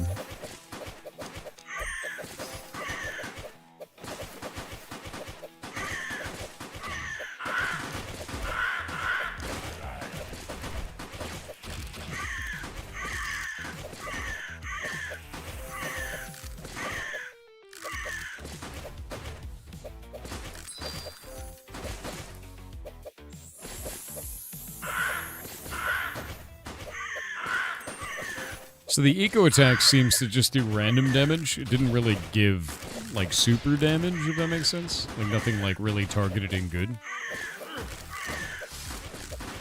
Oh, what is he doing? Is he turning off nearby turrets? Oh, that sucks.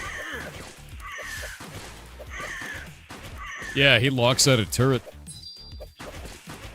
We got ads. We're gonna wait on the ads.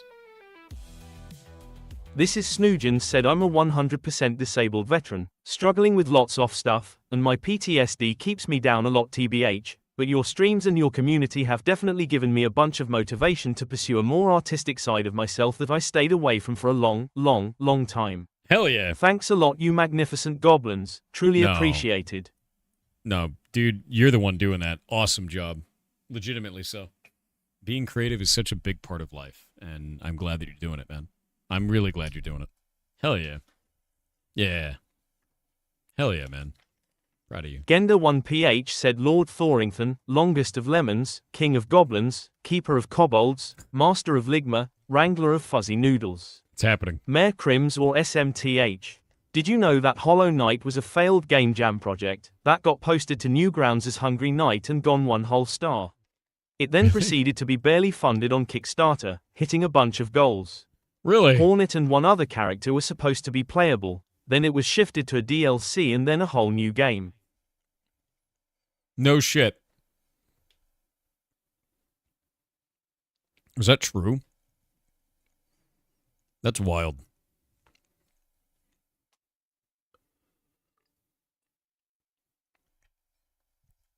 That's like completely wild, dude.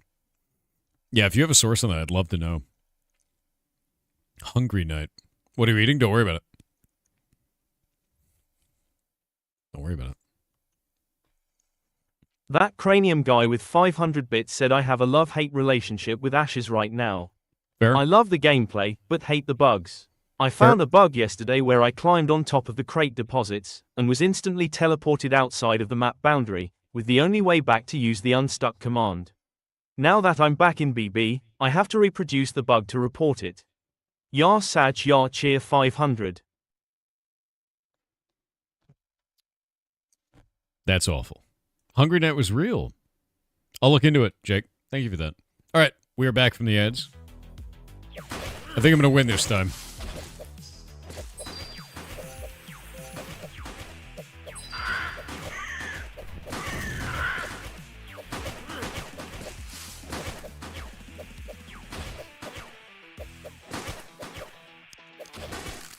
Big crab. Oh god, he turned into a tiny filing cabinet. He's dead now.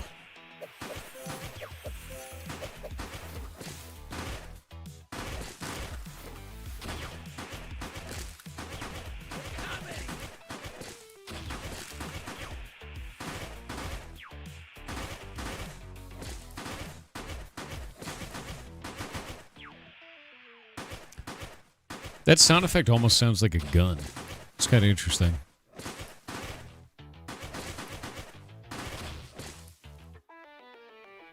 Yeah, kind of interesting. It looks like balloon style. It's because it's a kind of bright, shiny tower defense, right? A shrimp tower. Shrimp tower! Fires heavy cannonballs with massive splash damage, but low accuracy.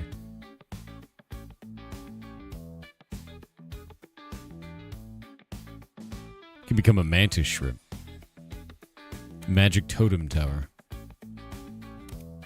How do we get the upgrade? We just have them now. Oh, I guess they cost stars. I don't know how stars work. Spawns in the path near the tower, providing extra defense with devastating melee strikes. Shrimp ninja, small but fierce shrimp that targets flying enemies. Okay. So we get like more shrimping.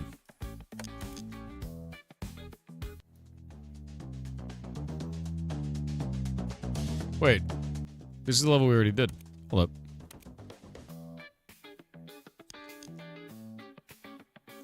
Oh, is that it? Are we locked out? I think we're locked out. I want to try the shrimp tower, though.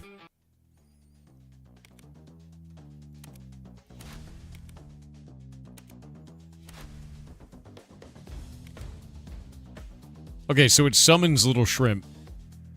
Yeah, let me replay this. I'm going to try to put the shrimp here. Because this basically counts like a crab and an anti-air at the same time. So if we could just make infinite shrimps.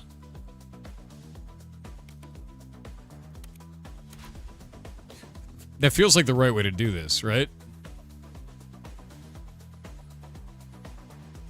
that shrimp tower not doing it? Wait. All right. Yeah, just all shrimp towers. Why would I have any other kind of shrimp, like any other kind of tower at that point? Shrimps. Shrimps for all, dude.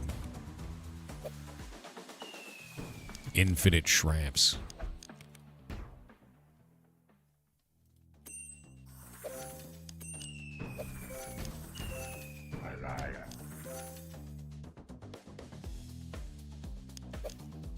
Oh god, my shrimp died. Alright. Well, that's kind of cool. Having different tower types, having upgrades to the towers, the meta progression of those towers seems pretty cool. I dig that.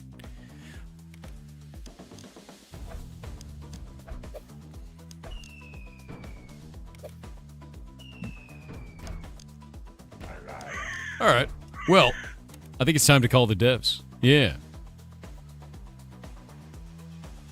Dev in YouTube chat again.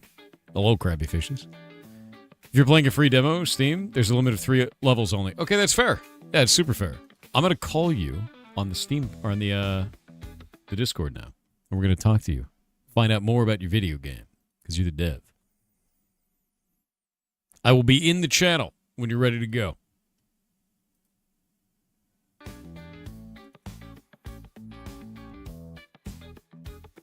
Weird bug. Let's put that about there.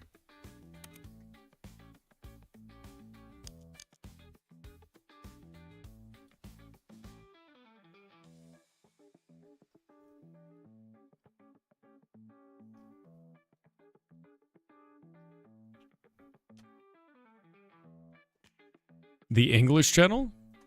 There's no other channel for them. What?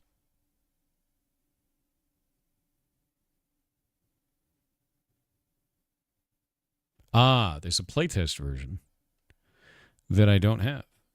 That's a bit weird. The code that I used led me to this. Ah, it's a playtest version. Let me see. Yeah, that's a bit weird. The code. Oh, I can hear myself through your mic. Hello. Hello. Oh yeah, there's another one. It looks like our sheet did not update with a code until later. It was set as a demo originally. I'm getting the non-playtest version right now. I'm getting the other version of it right now. Yeah, so this version is limited until the third level only. But if you launch another version, the playtest one, you will have more levels. Cool. Actually, you will have levels available. Well, with that in mind, can you would you like to introduce yourself and tell us who you are and what you're working on? Yeah, sure. My name is Polina. I'm a developer of this game. And also, you could see Dmitry, who is in the chat today. He will support us with the text messages, and he is an artist. So we are a tiny indie developers team. There are only 2 of us, me acting as a developer and Dmitry is an artist and game designer. Actually, we are wearing a lot of hats at the same time. So I'm some kind of a logical part of our team, and Dmitry is a creative part. Okay, cool. Yeah. No, so with that in mind, what have you guys worked on previously to this? And is this your first game? Is this like, have you been in the industry a while or? As an indie team, this is our first project, but we are working for many years in industry as a service company. We are contractors of outsourcing companies, so we are making games, but not only games, actually applications and other stuff for clients. And this project is the first one. We wanted to do something that we like and the way we want it to be, not like client wants, but how we would like it to look like. So this way we came up with this project. That's great. Yeah, no, that's super great. That's always a really difficult thing, you know, like to try and break out and do that kind of a thing, and like do your guys' own stuff. So with that in mind, how long have you guys been working on this? We are working for 3 years already, but it's not a full-time project. So we are working on it at evenings and weekends, vacations, and so on. So when we have some free time. Oh yeah, for 3 years already. That's awesome. So if we pull this up, let me grab this real quick. And you guys have a demo out. How do you feel that that demo has been received so far? Since you've had it out for, I don't know how long you've had it for a little while. I guess it is received in a good way by players, but we feel a bit lack of visibility. Fair. So when someone plays our game, I see that most of people enjoy it and are engaged with it. So for now, it looks like we haven't reached our auditory yet, but trying our best to spread the word with this game, and we are hoping to find people who will enjoy it and like it as we do. Yeah. What would you say is the most difficult part about developing this? Because you said that you guys are not doing it full time. This is something you're doing because you're passionate about it. But what would you feel is the hardest part of that? Actually, the hardest part is the limitation of working hours and working hands, because there are only 2 of us. So when we have some things to do, there is only Dmitry and I who can do it. So it's the main limitation for us for a small team. Actually, we would like to make this game big. We would like to provide players with a lot of levels, a lot of content, but we are quite limited with it. And it really just comes down to hours, because you have to get something that works financially before you can kind of go all in on it and just keep building. Yeah, is what sure. you're saying. That makes sense. Yeah, sure. And that's why every decision that we are making, it always relies on this point. Can we do it in some short time? Can we manage to do it to don't get a burnout? So yeah, it's like that. Yeah. Yeah, it's really difficult at that point. But that makes sense, and it's not easy to build something like that, especially when it's something new and you don't have a lot of testing stuff on it. What have you guys tried in terms of marketing activities? Because you said that was a problem for you. We are trying all festivals, Steam events, and so on that we can take part. So I'm doing a lot of applications for everywhere, actually, where I see the opportunity for us. We are reaching out to influencers, and we are very glad that you have invited us to this stream. It's a great pleasure for us. So it's online festivals, and also we are taking part in some offline events like DevGam. We visited DevGam festival in the end of February. It was in Gdansk, and lately we were in Lisbon, also in DevGam.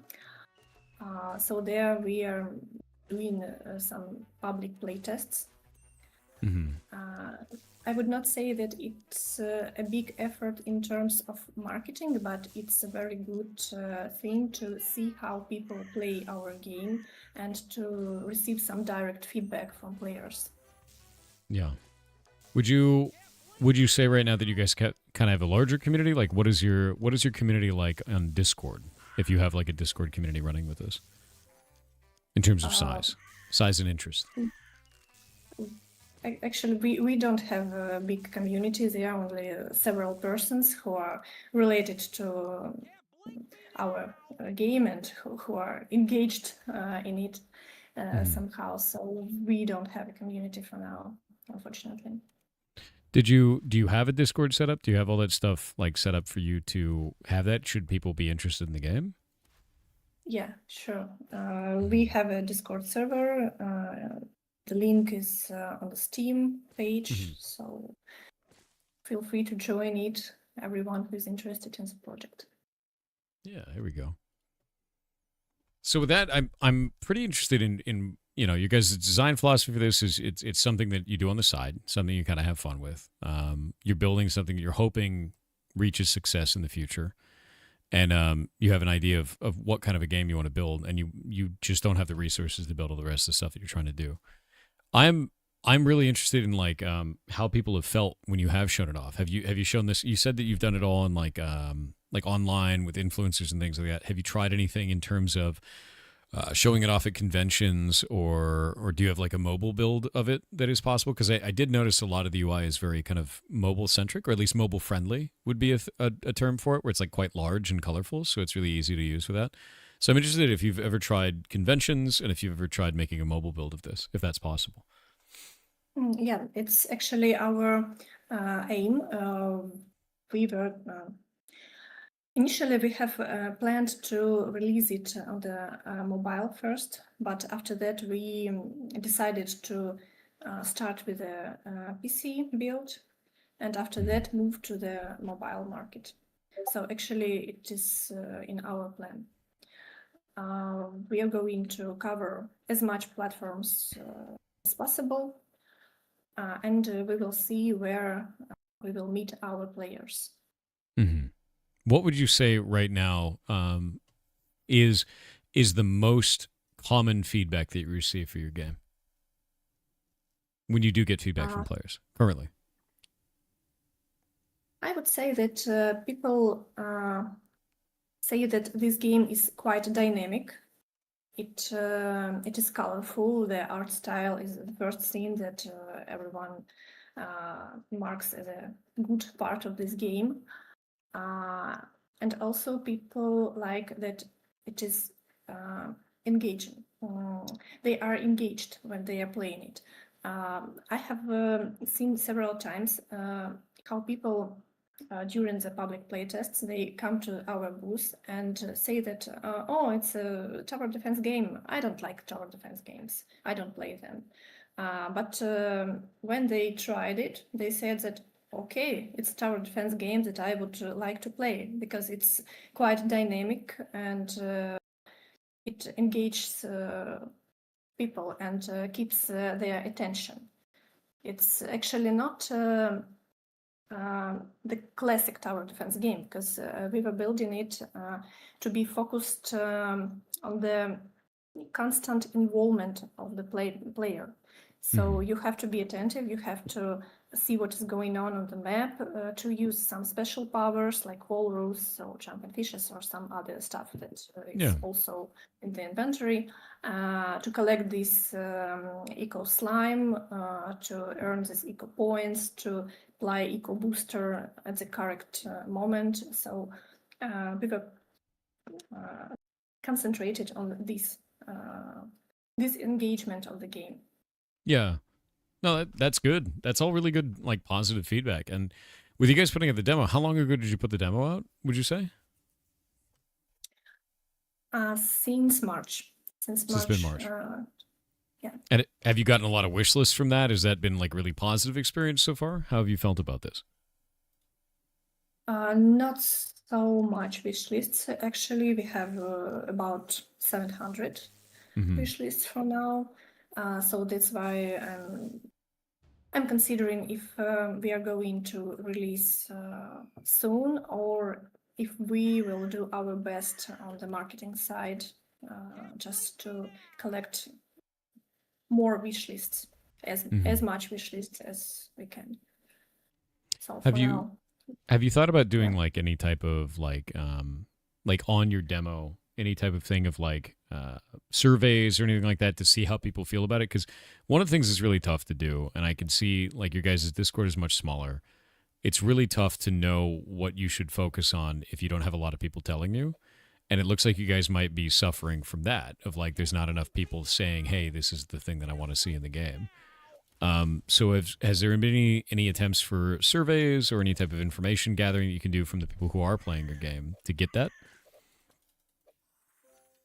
I guess it's a good point. Yeah, I guess it would be good Mm-hmm. to try this. Yeah, because I think it's the only thing I'm seeing is that you guys, it can be really easy to feel lost, if you don't have enough feedback on something. And I don't think your game is bad in any way. I think that if feedback just makes things much easier, if that makes sense. It's always easier to do when you find out what people's expectations are and how they feel about what you're making. Yeah, sure. Yeah. But no, I think you guys have some really cool bones here to make something that's like a really fun tower defense. I mean, we've seen similar stuff in the past that's much simpler than this, like things that started off at very, very humble origins, stuff like balloons and things of that nature. So I don't see why this wouldn't be fun. I enjoy this. I think it's fine. And it's cool because you have a bunch of different powers ups, you have a bunch of different ways of doing it's silly and it's themed and it's enjoyable, right? Yeah. Even Double Heroes, yeah, there's quite a lot of games in that genre. With that in mind, with you guys in a genre that is well known, what do you feel is the most unique feature that you have for your game that sets you apart from the other ones?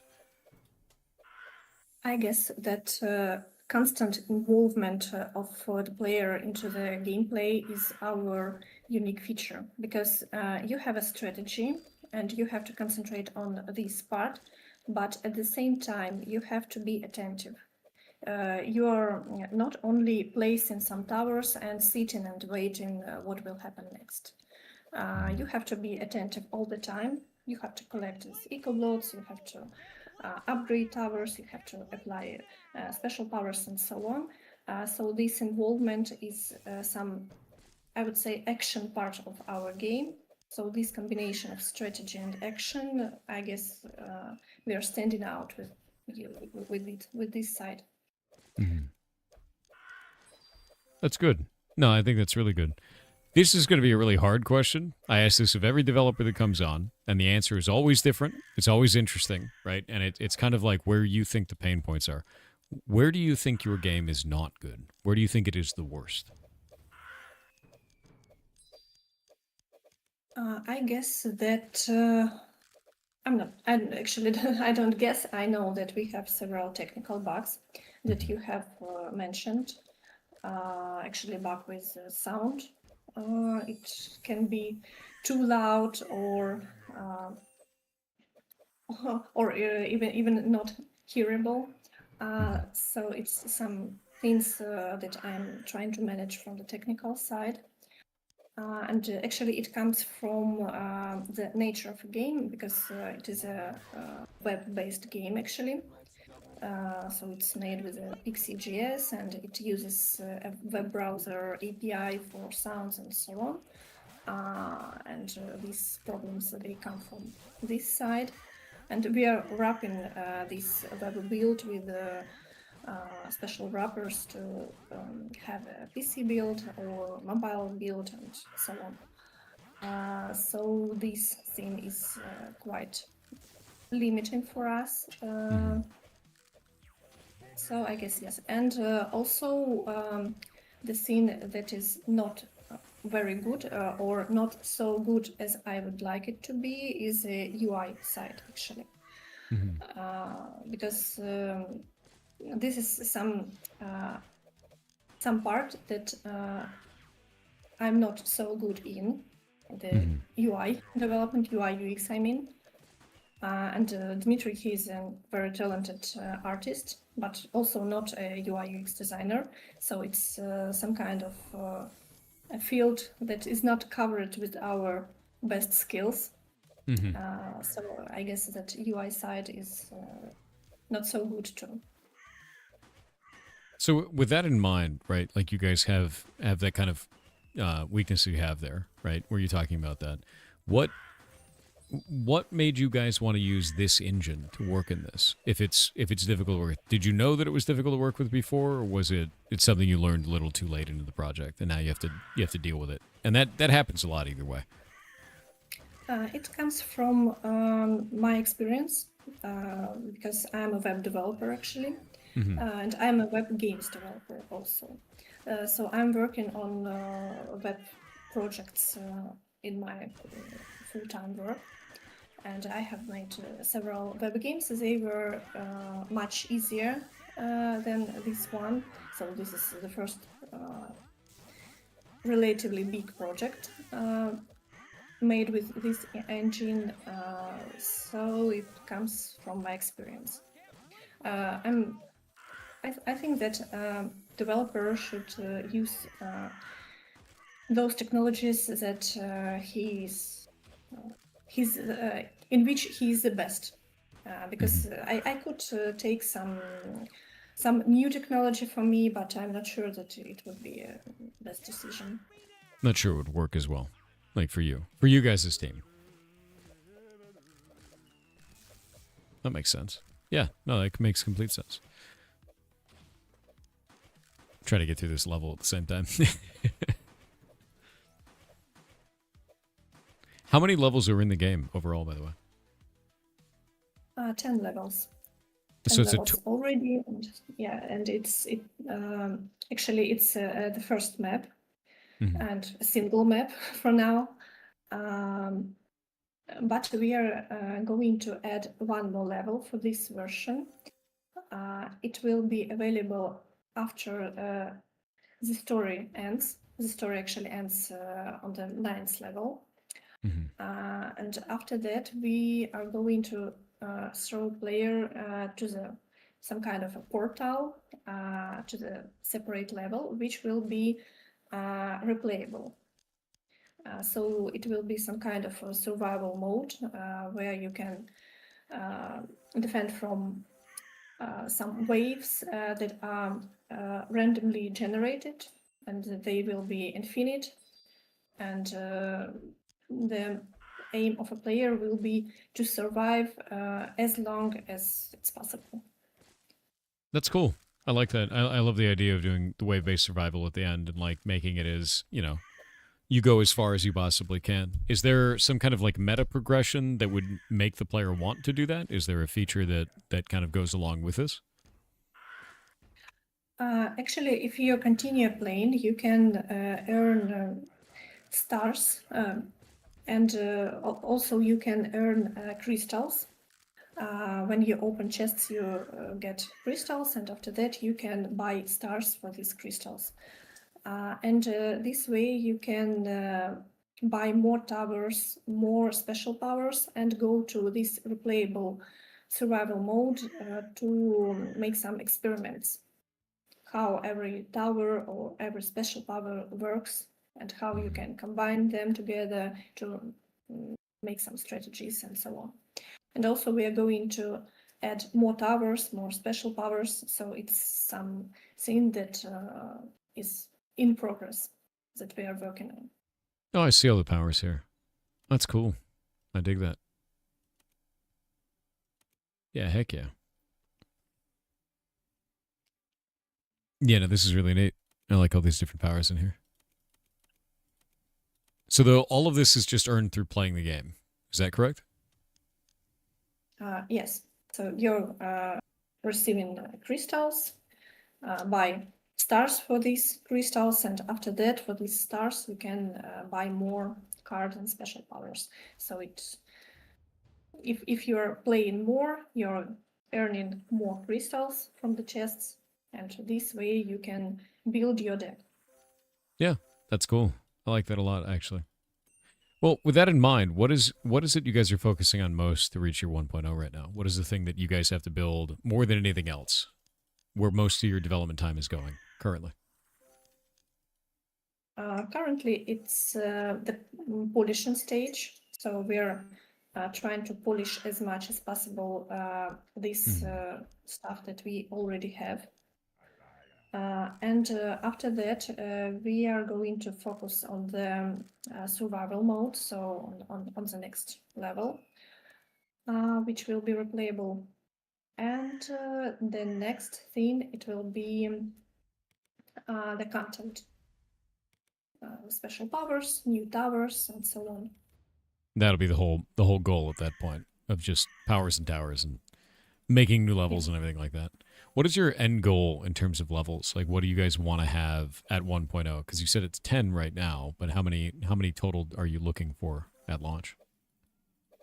For this version, for this release, we are going to stay with these 10 levels plus a survival mode.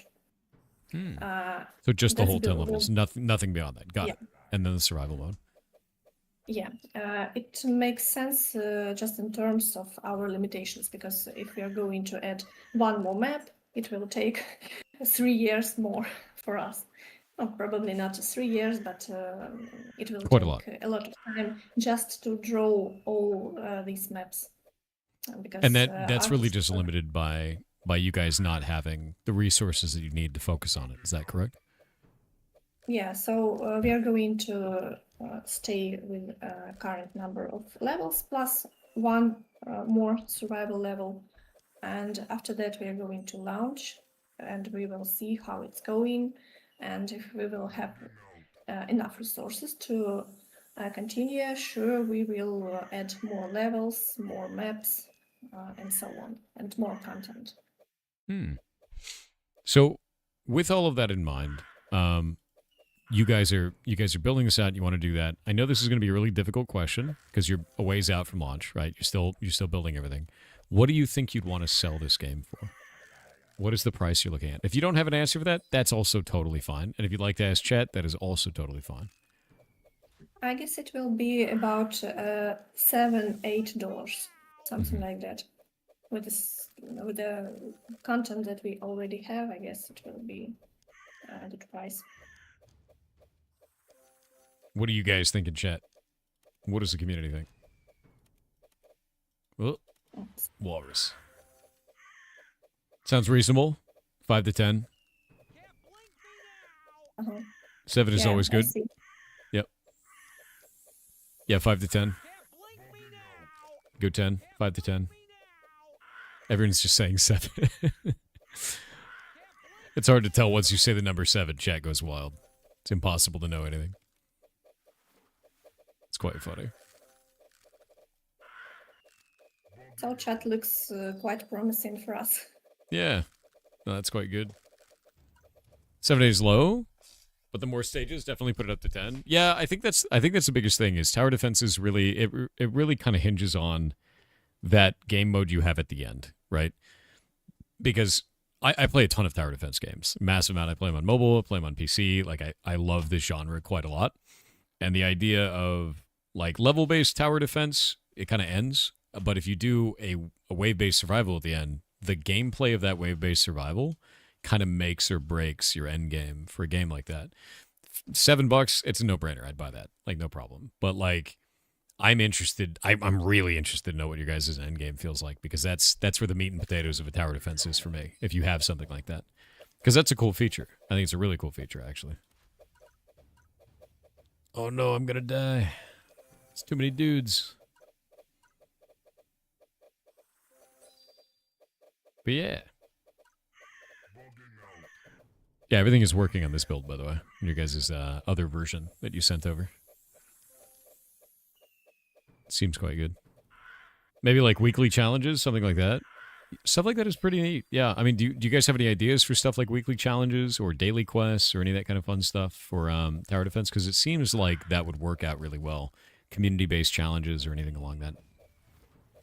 Yeah, it's a good idea. We were thinking about it, and I guess we will prepare some challenges. But I guess it will be after launch, because now it's only demo, so I guess we will not be able to imagine many challenges with 3 levels that are available there. Yeah, that makes sense. Well, with that in mind, do you have any advice that you would give to somebody who's just starting out making games? Like, we have a lot of people in the community that are just new. You know, they've never made anything before. They're kind of interested in building something, and maybe they're a little bit afraid to try. I would say that no one should be afraid to try. We are living our single life, so we have to try everything we want. So don't be afraid to do games which you like, which you enjoy. And from the it's from the emotional side, and from the practical side, I would say that build some prototype, a small prototype. Don't try to make a big scope of work from the very beginning. Start marketing as early as you can. So if I started this game again, I would start doing marketing not on the third year of development, but from the very beginning. It's very important. And test your ideas, your prototypes within auditory. So try to throw it somewhere to some playtest publics probably, and see the feedbacks. It helps a lot. Yeah, no, that makes sense completely. Same advice I always give people. It's good advice. At least I think so, you know. Well, we are almost at time, but with that in mind, is there anything else you'd like to tell the community? Anything at all? I would like to thank everyone for joining us today, and I hope you enjoyed the gameplay. Thank you, Tor. Your playing the game was amazing. I enjoyed it. I really enjoy this. I think it's really fun, and I to be honest with you, I feel like you guys would do great inside of mobile game market. I hope that you do for that, because it's very bright, colorful, and it kind of fits that sort of aesthetic. I play a lot of phone games. I play like a lot of tower defense phone games, and this feels like something I want to touch to pick up all the objects, right? So I think that would work great, and I wish you guys a lot of luck, man. Like it's tough making tower defense games. It really is such a saturated market, and you guys made something that looks pretty cool here. Once you fix the scuff and bugs on it, doesn't matter. You know, that stuff, that you'll get through that. Thank you so much.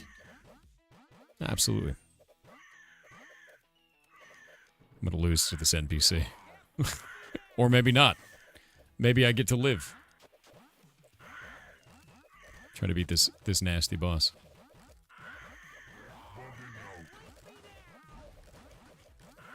We'll see if I can beat this.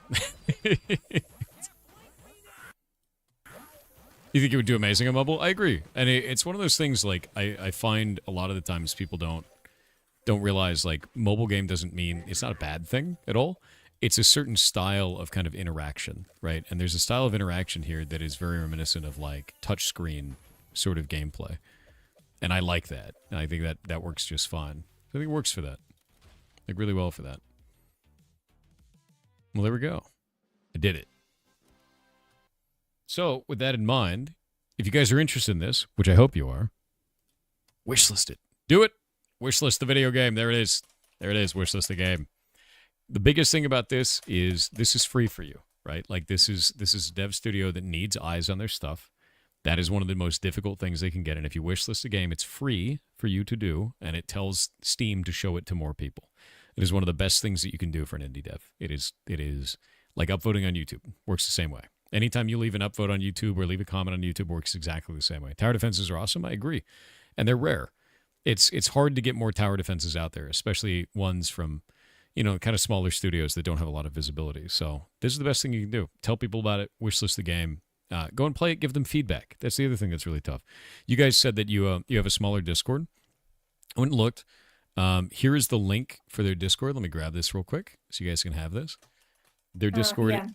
There you go. Just a second. Sure. I will show it. Oh, no, I got it. I already grabbed it. And they've got a rather small community there, but that's the toughest part to be in as a dev, is getting people to look at your game so you can get feedback, so you can make your game better, so that more people look at your game. So give them feedback on this. You know, it's a tough experience to do that. It is not easy to do that. And it's, you know, so you guys can help by helping them out and giving them that kind of feedback, telling them where the bugs are, telling them where the pain points are, and telling them where things are nice, you know. But yeah, it was lovely having you on, and I want to thank you for being here. Thank you so much. Absolutely. And I hope your guys' dev studio does well, and I hope that you guys are able to release this to be something that you're proud of. 100%. Oh, I hope so. And with that, if you have anything left to say, and then I'll head out. We good? Okay, so thank you so much again, Yeah. and have a nice day or evening or whatever you have. Yeah. Oh, thank you so much. Bye. Yeah. Goodbye. And I hope you have a wonderful day. Thank you for being on. Thanks. Bye.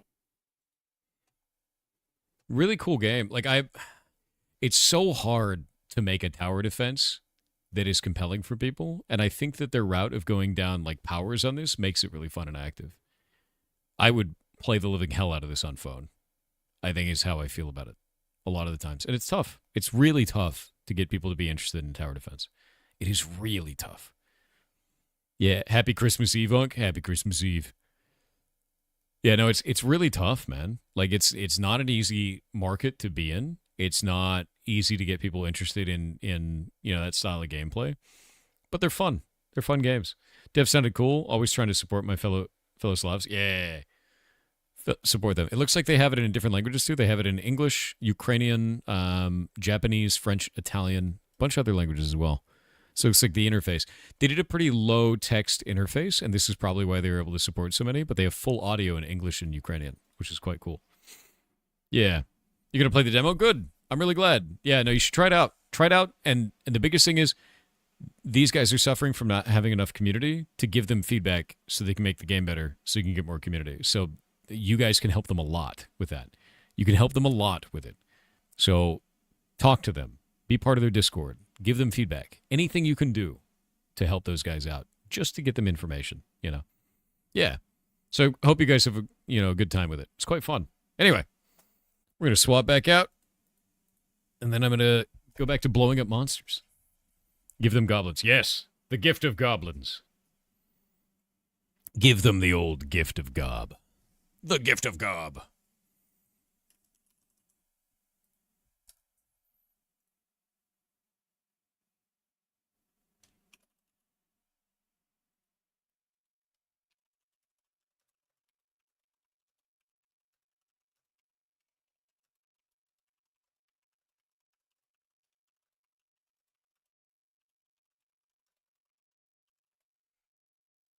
You're so heavily into AOC. This game rocks. I told you, dude.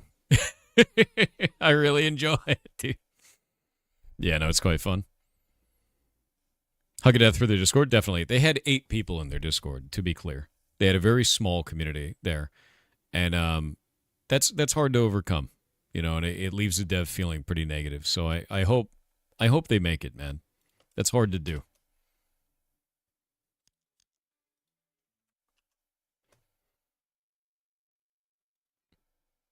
Making a Renkai Bard now? Renkai? That's cool. I dig that. Yeah, they weren't kidding. They weren't kidding when they said that they have a very small community. They meant it. You're talking single digits, man. So when I was like, go check them out, go look at this, like, that's why I did that. That's important.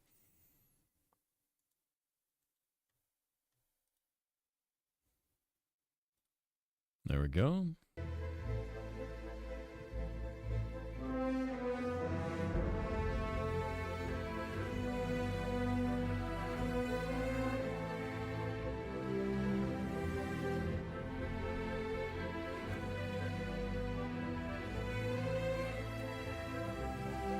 Doing Arc Raiders things and winning sometimes. That's the way. You ever played Mindustry? Yes, I have. I love Mindustry.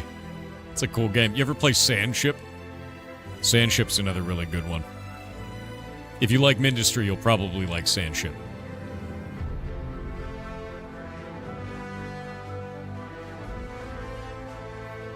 Kaz, you want to be more specific? We can have a conversation. And if not, I hope you have a wonderful Christmas, man.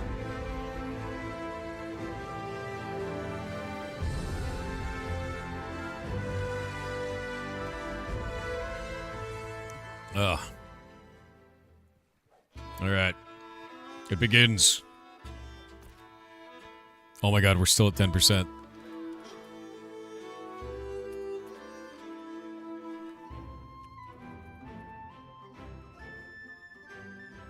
That's weird. Why can't they talk in guild? Is this a broken? There we go, it's fixed.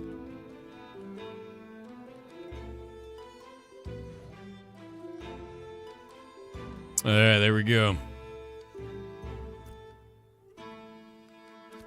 Nothing in there right now. And arcane potions.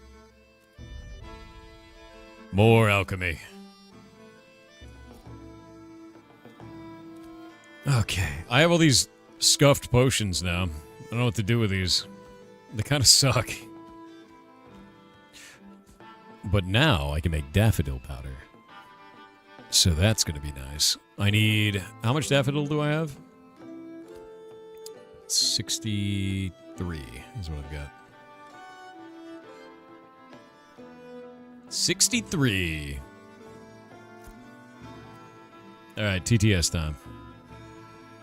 Wolfran underscore with 500 bits said cheer 500 fun fact for the day. Because reindeer are the only deer species where females grow antlers, and males shed theirs in early December after the rut. This means Santa's entire team is biologically female.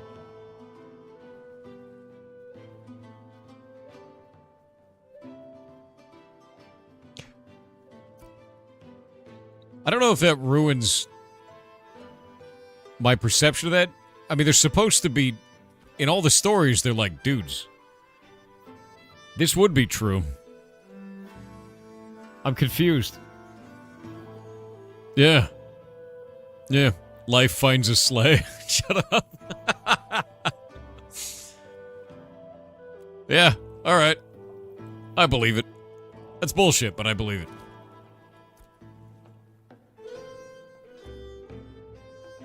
Alright. I'm gonna go get my apprentice bullshit off of the guild bank. It's my favorite part about our giant cliffside home is I just... You know?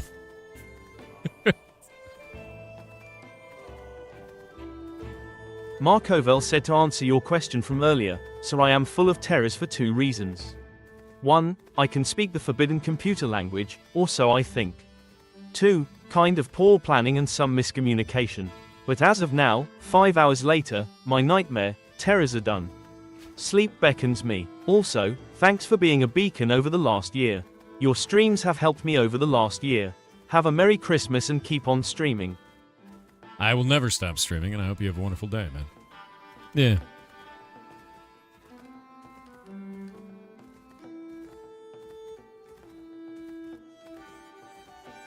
You're awesome as hell, dude. Blanc Space said season's greetings Thor. Since I will be with family tomorrow, I wanted to wish a Merry Christmas to you and the Goblin Army. I need the positive karma since I'm playing Twilight Imperium with my friends and I'm pretty sure I've given 2 of them anxiety attacks with my plotting, and we've barely gotten out of draft LUL heart.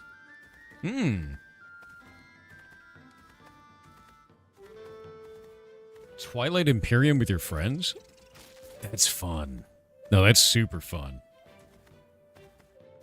You've given 2 of them anxiety attacks with your plotting. What is that? No, don't do that. The rest of it is good. Jesus. Dude, hell yeah. Don't stop streaming. I never will. Yeah, I never will, dude.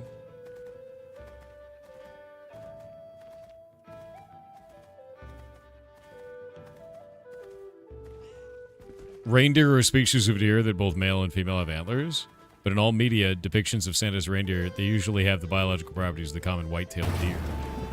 Also, at the same time, why are we arguing the semantics about magical reindeer? Because, in this house, we argue about semantics. Magical creatures. Okay, you know what? Charmander would die in the rain. I said it. Ridiculous. Pokemon is ridiculous.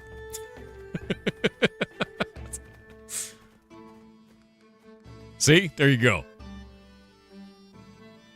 Tailoring, thank you for the 5 gifted subs, dude. That's Lore? Dude, he's been in the rain so many times. Also, Ash Ketchum's dad is Mr. Mime. And that's why he doesn't age. That's why he's been 13 for a long time. Because he's a Pokemon. That's right. And that's why he responds to Pikachu As if he knew what Pikachu said because he can understand it because he's a Pokemon, but you're not, so you only hear Pikachu Pika. Ash is half Mr. Mime. Are you riding a Manatee? You're goddamn right. Part of Mana Team 6, dude. That's right. Can't see me now. Submersible.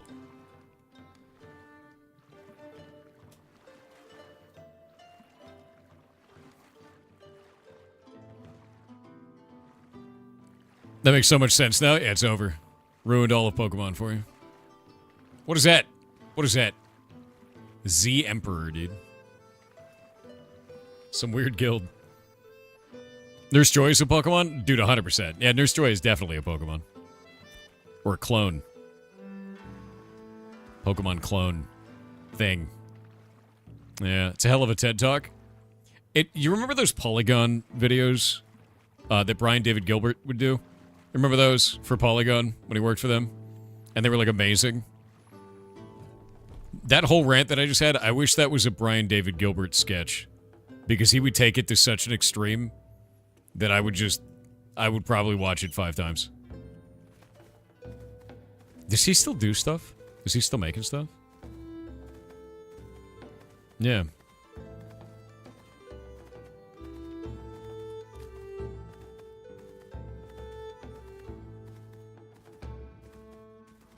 Yeah, D'Souza, always remember, man, I know you're upset on the other side. Some people have bad days. Some people need a win. And some people have been misinformed. Being a dick doesn't fix those situations, right? Meet them where they're at, even if you don't agree with them. All right, let's see if we can put this in there. Can we hide this in the guild storage and make it Tarmok's problem? Shit! No, we can't. Dear God. Dear God, it's horrible in here. Oh, dear God. I'm just gonna hide this in here. Okay, Apprentice Arcane Engineering. That's the next one I'm going for. Apprentice Arcane. I'm just gonna hide this. There's a Journeyman Weaponsmithing one in there. A Journeyman Armor Smithing. He's gonna love that. Tarmok will never know that I'm hiding these in the guild bank. Apprentice Alchemy. I can eat that right now.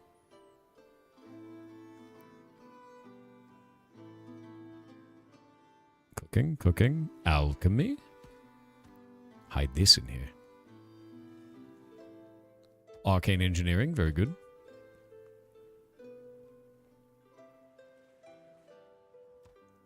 There's a lot of Arcane Engineering. That is like one of the worst things to level I've found, by the way. I was going to level it up using the isopods, and then I found out that the isopods are trash. Which is the worst and deeply sad now. It makes me very, very sad in my bones. Okay, there we go. Is there anything cool in here? Anything that doesn't suck? That's carpentry. It's jeweler. Do we have non-shit items in the guild bank? No, it's all shit. All of it's shit. Shit for everyone. Oh, that's a freaking sick radiant bow, though. That's nice. Journeyman hunting bow. Tix might need that.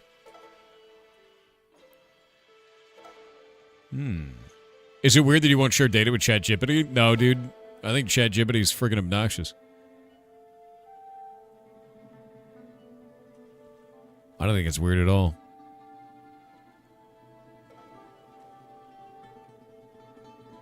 I use it for one thing and one thing only. And that's for using it as a Google search that I then follow up on. And that's it. I go, hey, tell me about this thing like I'm 5. And then it goes and spams bullshit. And then I go, give me all the sources. Hey, Thunderbloom, what's up, dude? And then I read about it. Yes, Daffodil, you are amazing. My God. You mad lad.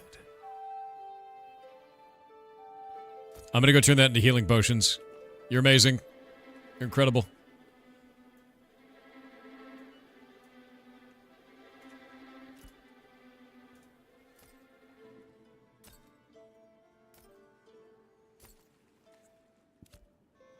Wish the isopods sold for good money. Makes me sad.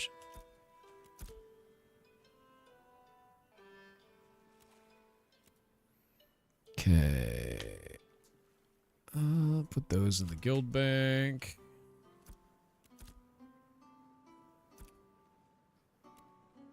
New bags in the guild bank.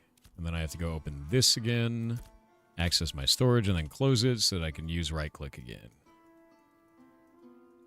Nice. No certificate. Recipe already known.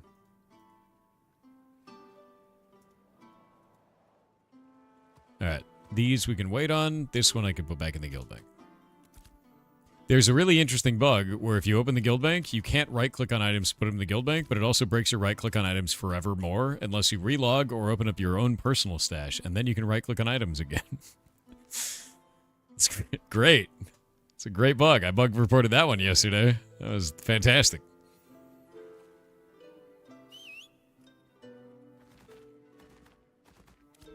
That sounds fun. Yeah, it's way good. Yeah, we love it. It's alpha, man. That's just how it goes.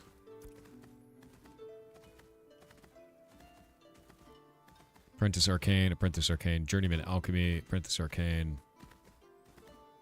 Apprentice Arcane, Apprentice Arcane, Apprentice Arcane. Okay, so the Journeyman Alchemy we can just throw down there, but this is the next craft that I'm going for, man. Mitsunari said, I love how the new proto-frame in Warframe is voiced by the guy that gave Emmett Selge from FF14 his voice. The urge to buy is strong, Yar Chaos. The urge to buy is strong. Don't do it. Don't do it. But maybe do it because it's hilarious. Article about Shroud playing Expedition 33. After pushing for Arc Raiders to win Game of the Year over Clair Obscur Expedition 33, former FPS pro Shroud admits the JRPG is actually pretty good after playing it. Why is that an article? I don't know why that's an article. I mean, it is good. The game is good, but why is that an article? That could be a short. That could have been an email. Why is that a whole article?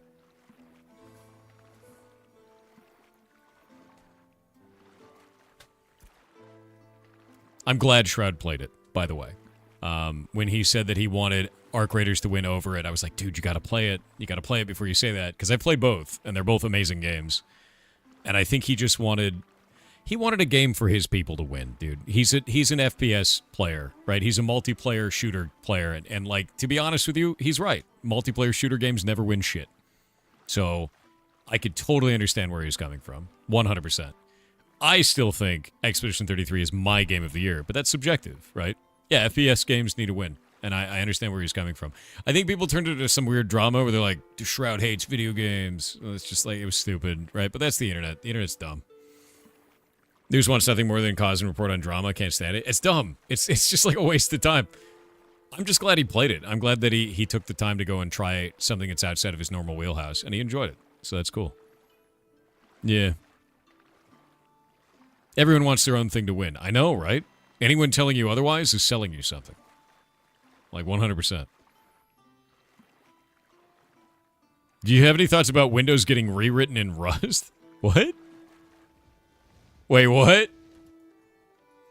The time of the crab is now? Is that what you're saying? Are we still going to have search as a React app? It's like... Bro, what? Okay, no, here's the question. Everybody's asking why Rust. There's a better question. Which AI model writes in Rust better than C? That's the real question. That's the question you should be asking. Because that's likely why Microsoft is switching.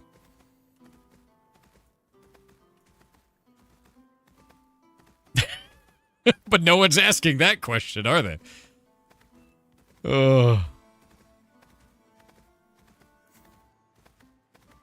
It's very funny. Didn't they remove... Was it Microsoft that did 30% of their programmer base is now AI? Or at least they're shooting for that? Was it Microsoft? Pretty sure it was. Let me look this up. Microsoft's AI total company.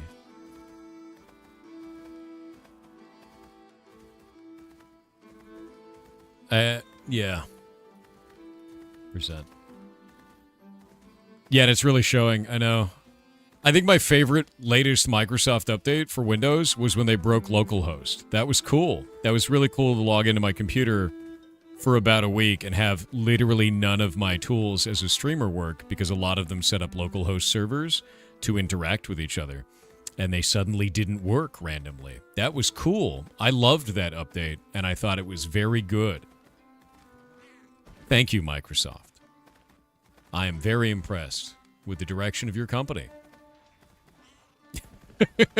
It's great, dude. Yeah. Not sure that's genuine? That's super genuine. Yeah. They actually broke localhost. Wait, why is my pet being attacked? Wait, why is my mount being attacked? Wait, what's going on? I'm running away. Why did that just happen? Did my mount have a PvP flag?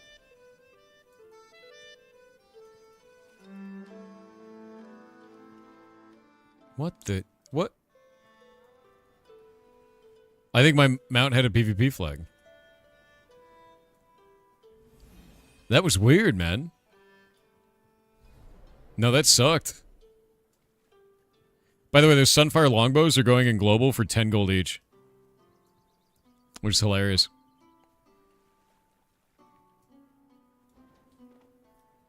Yeah, who did my mount hurt? Exactly. Like, the guard just ran over and killed my mount. Yeah, there is no viable alternative to Windows. I don't really understand. The company's pivoting in weird ways. That's the best way I can put it, man. Memes and jokes aside, it is weird to watch as Microsoft does strange shit, which they seem to keep doing strange shit. Road swiftness too. Yeah, I don't know. I don't know what the hell just happened there, but that guard attacked my mount, and I hate that. It freaks me out. Be glad they didn't kill you? Yeah, that was odd. Another reason why Monopoly can be rather destructive. The thing is, it doesn't need to be. Like, that's so weird, right? I don't know. You make a product that a lot of the world relies on. Try not to screw it up, you know? Your next Windows... Wait, what? Your next Windows will be some sort of Linux. Yeah, I mean, I wish I could swap to Linux, but I have a lot of shit that just... The software only works on Windows. And that sucks. Eventually, I will swap, because I'm over it. Windows is just doing weird shit, and Linux is like... Linux is at that point now. You remember when Blender overtook Maya? You remember that moment? Remember when Blender overtook Maya and suddenly it was like, oh, we're using Blender now. There's no reason to buy a license to Maya. Or when it took over 3ds Max. Remember that? Long time ago? Linux is like that, dude. Where, like, suddenly it's got enough adoption, and it's got enough power behind it, and, like, Valve is pushing for it, and, like, a lot of gamers can actually game on Linux now because Valve is pushing for it. Like, I think Valve did more for Linux than any other company I've ever seen in history. For adoption for the common, like, computer user. Valve did that. Like, straight up. And I think it's cool to watch, and I think eventually it'll just be like, yeah, just use Linux. There's no problem with it. It won't be a novel thing. It won't be interesting. It'll be like, yeah, it's normal. Because of this. And I've watched it slowly shift that needle over the last, like, several years. Yeah. Gabe Newell wins by doing nothing. Exactly. He's like, you know what? I'm just going to put my console on Linux. Linux explodes. You think Valve should focus on anti-cheat? They're not an anti-cheat business. Valve is a platform for selling video games, right? They make some insane amount of money, too. Like, here, let me see. Valve total income 2024, right? Let's find out their total earnings.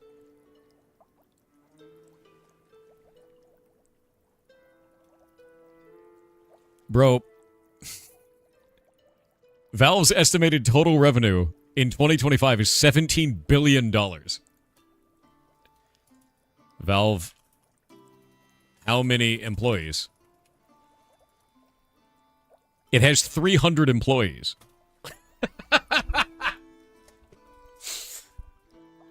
Like, man. It has 300 to 350 employees. So if we take 350 and we just divide 17 billion. Let's see, 17 billion. There's our million. Billion there. Divide by 350. You still get $48 million per employee. Even at 350. They split evenly? No. But still, right? Think about it this way. Gabe Newell owns the largest yacht armada in the world. Right? He owns the largest yacht armada in the world at $1.5 billion. That's wild. What is their actual Valve, I guess, net earnings? It's private company, so it doesn't release it publicly, but estimates suggest massive profits, with some reports in late 2025 were pointing to over $4 billion in profit just from Steam's commission cut.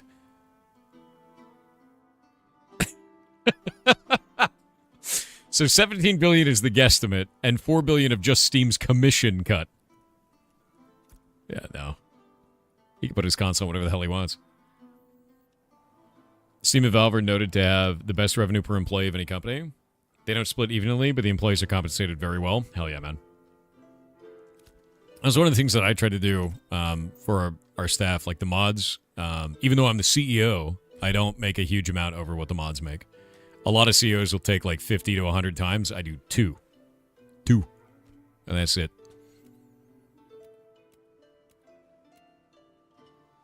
CEO Thor, I know.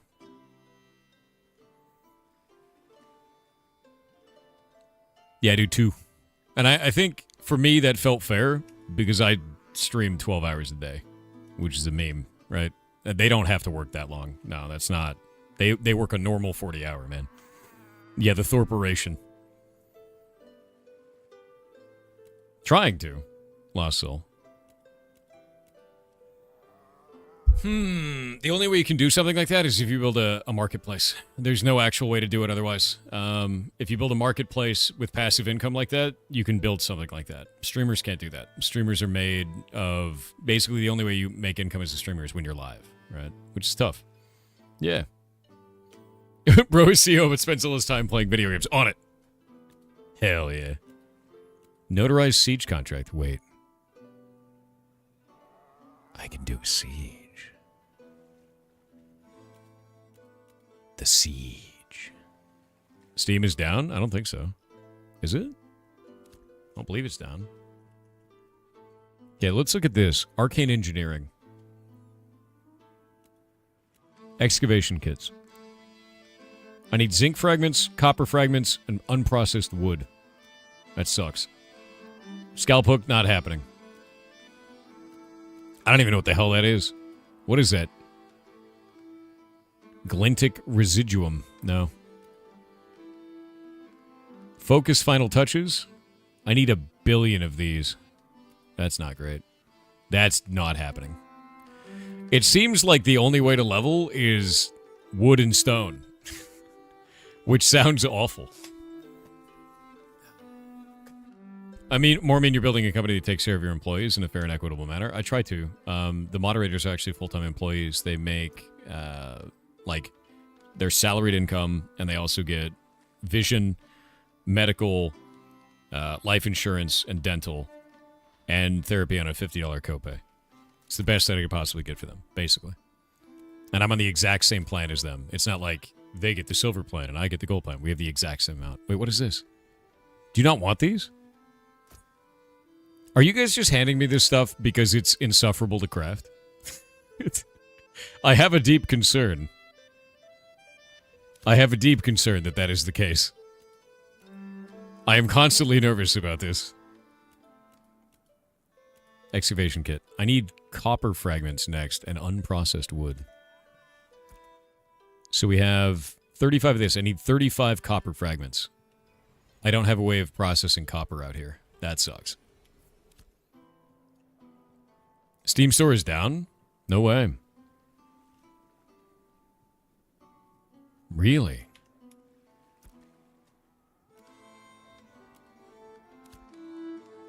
I love our tiny little home. It's nice out here. Sitting at 11%.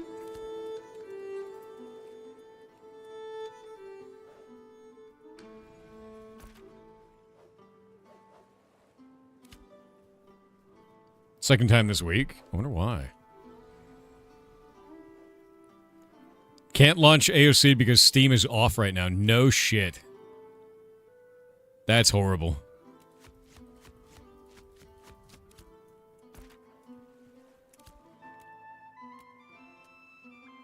Let me grab all this. What's Rebel making at? Destroy golems in the Riverlands. Okay. Let me see here. Destroy magma drones, molten fury, discover explosive depths of Pyrospire vent. That's just see a thing. Defeat elementals. Discover the mysteries of the Coral Grotto. That's find a place. Clear gem crabs. Discover. Put an end. Put an end. Coal. Discover. Defeat. Slay. Discover. Discover. Disrupt. Discover. And put it in. Alright. It is time. I have to go and do a bunch of islands. And have a bit of fun doing it, is the idea. Wait, why is my mount not working? What? There we go. So putting everything into Amazon's cloud was a bad idea? Who knew? No, there's an old adage, and it's put all of your eggs in one basket, and then it's easier to carry. And if you don't do that, you're dumb. That's how it goes, right? Everything in one basket. And then you're also supposed to count your chickens before they hatch so you can plan for the future. That's the other one. Goes along with it, yeah? Yeah, who needs 2 baskets? Snipe mare. Thank you for the rating party of 3. Hope you're having a good day, dude. Thank you very, very much. Perhaps a billionaire accidentally bought 1,000 of something. I wish I could buy 1,000 of something. Wait, what is this? Hello, money. I'm going on an adventure. I want to see the ocean. I want to see the world. 2 baskets is just greedy. I agree. Yeah.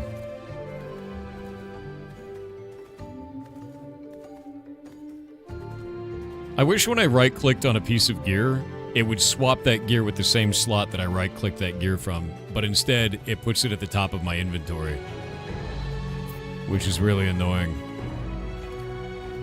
I hate it. You have your cream soda ready? God, I wish I had cream soda.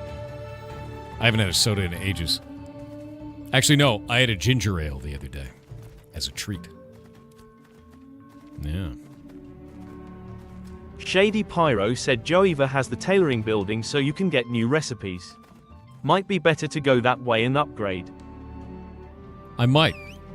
I'm gonna try to do like a thing and see if I can't get a lot of experience all at once. I kind of want to see what the benefit of this is, because a lot of people are like, oh, go and do the observation quest, and you just kind of swim around and then you see the location you want to get to, and I want to see how fast this even is.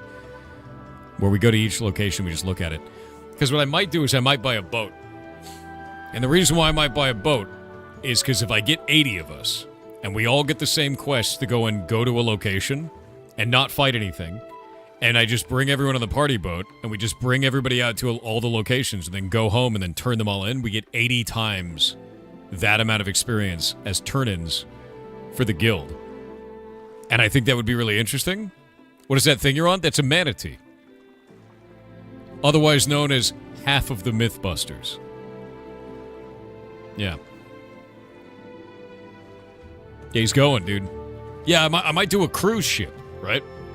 We might do a cruise ship. A sightseeing cruise. But I need to get 25 gold first. Yeah, his name is Jamie. That's the name of my manatee. His name's Jamie. No reason. Yeah, his name is Jamie. You have 1 gold? I have 4. 3.5, really. I had 10 this morning, and then I did a lot of processing, and it took all my money away. The Thoriot, the Thought, if you will. We're not calling it the Thought. God damn it.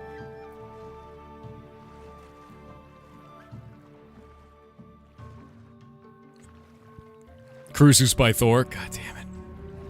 You can't call it that.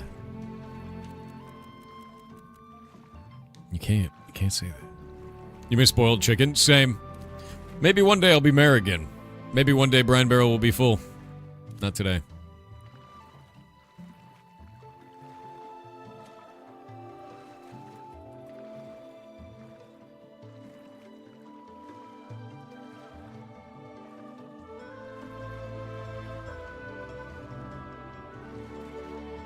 This guy said, do not kill. I'm part of the guildies and on my way out to the homeland. And I said, yeah, but you might have cool loot.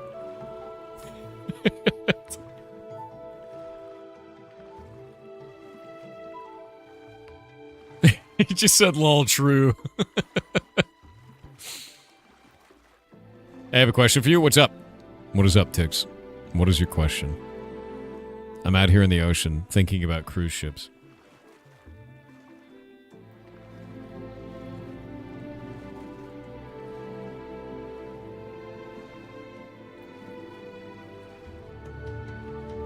Oh yeah, Tix. Have them open diplomatic relations on our Discord. We have a diplomacy ticket there. Diplomacy request. It'll go into the diplomacy request channel, and I will create a new area for them specifically. I don't think there's a problem there, to be honest with you. And I'm going to be honest with you, Tix. You're in business, right? You get to decide if their money's good enough for you.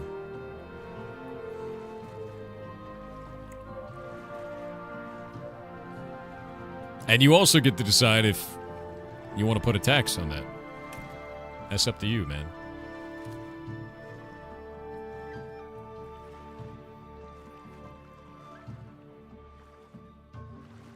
The way I want to run the guild this time, man, is it is a community. And that's it. So if you want to do business, you do business. But I'm going to be honest with you. If you don't like the way they practice business, maybe tax them a little.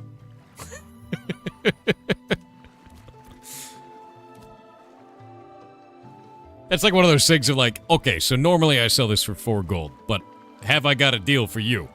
And this is only for you, man. For you today, right now, 5 gold. What a steal, right?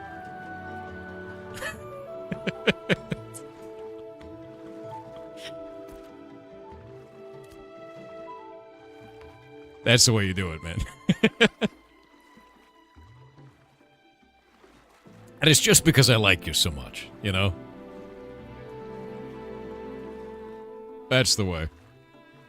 But no, I don't have a problem with it. If they want to open diplomacy, though, diplomacy request is the best way to do it, and that's through the Discord, and I can get to that. I can get to that later today. 100%. It's going to need to be one of their officers. 1,000 bits said, watching you play D&D made me think of one of my favorite Discworld quotes. Any wizard bright enough to survive for 5 minutes was also bright enough to realize that if there was any power in demonology, then it lay with the demons. Yep. Using it for your own purposes would be like trying to beat mice to death with a rattlesnake. Yeah. Yeah, it's not good. Yeah, never deal with demons, dude. Warlocks. Not even once.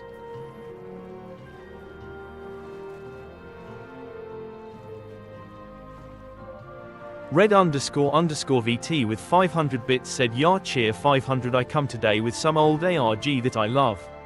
I am pretty sure Thor knows about it because, well, he is old, and also this is kind of his thing, but I would love to have him explain it to us. It all started on a motorbike video game and ended under the Eiffel Tower. Link for reference, https://www.eurogamer.net/trials-insane-century-spanning-arg-scavenger-hunt-solved." I don't know this one. Epic motorbike game ARG leading to the Eiffel Tower was for Trials Evolution. I don't know that one. And its sequel, Trials Fusion. Yeah. Maybe you're the one who's old now. I think my favorite ARG that I've ever known of was I Love Bees. I Love Bees was great, dude.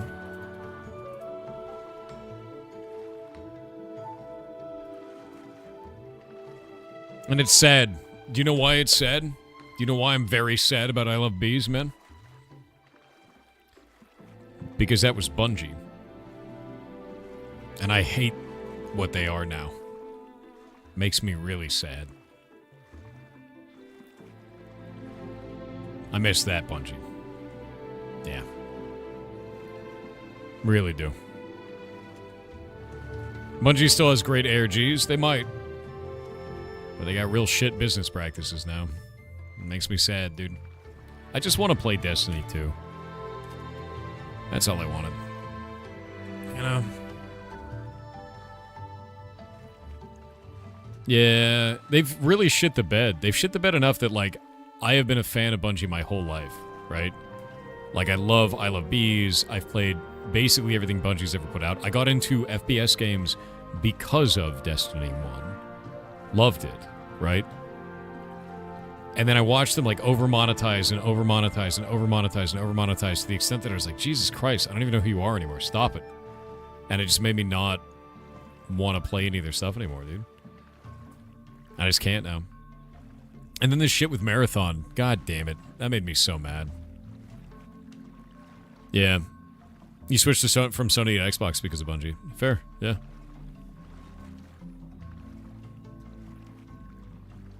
Yeah, pre-Microsoft Bungie was even better. Agreed. Is this game worth getting? Do you like social sandbox games? And if you don't know what that is, I would play Albion Online or, like, don't play EVE Online. Love yourself. I'd play Albion Online. It's free. To get into the feeling of what a social sandbox really is. Because they're very different from, like, World of Warcraft. If you love sandbox MMOs, you will probably like this. Understand something. It's alpha. Your character will be deleted, and it's got a lot of scuff. A lot of bugs. Weird bugs, too. But map is gigantic. Lot of content. Lot of cool shit to do. Big, cool game. Early alpha. Character will be deleted. So if you like social sandbox games, you will like this, I find. I love social sandbox games. It's my favorite kind of game.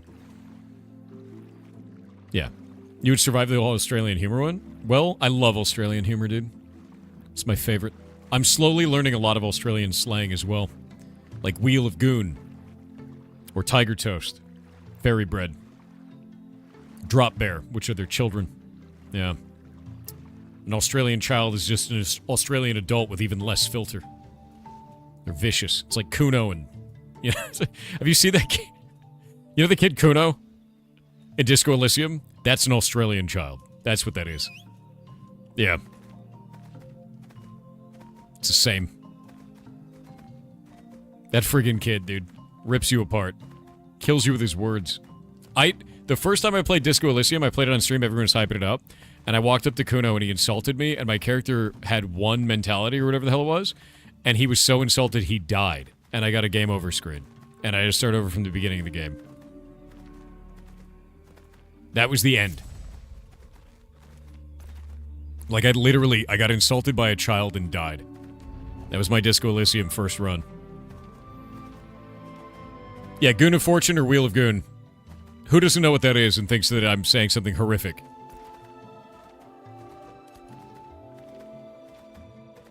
Okay, so Australians, they have this thing. It has nothing to do with what you think it does. Wheel of Goon, or Goon of Fortune, has to do with a boxed wine.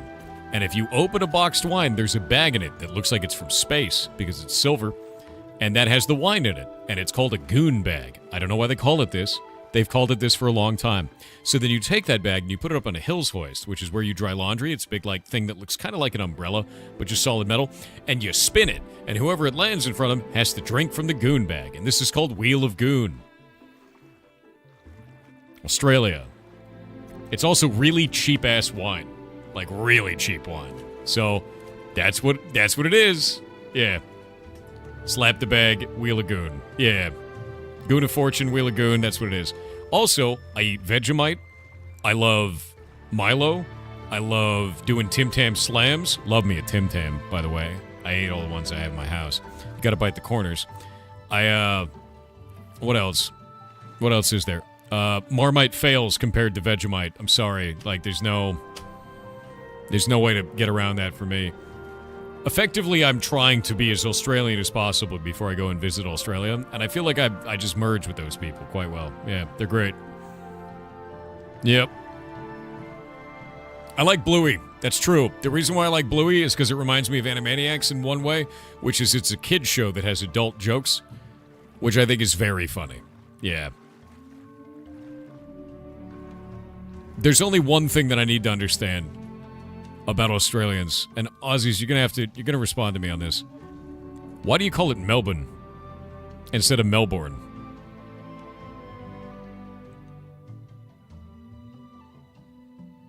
You have to explain this.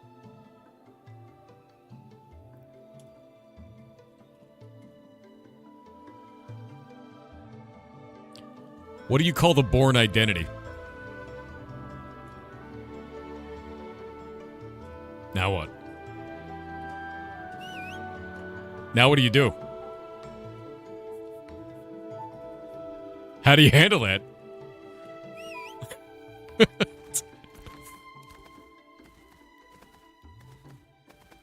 Now, Americans explain Arkansas. No one can explain Arkansas. That's no man's land. That's like Ohio. Call it Melbourne? Do you call it the Burn identity? Arkansas. Yeah, you call it Arkansas because it's ours. It's not yours.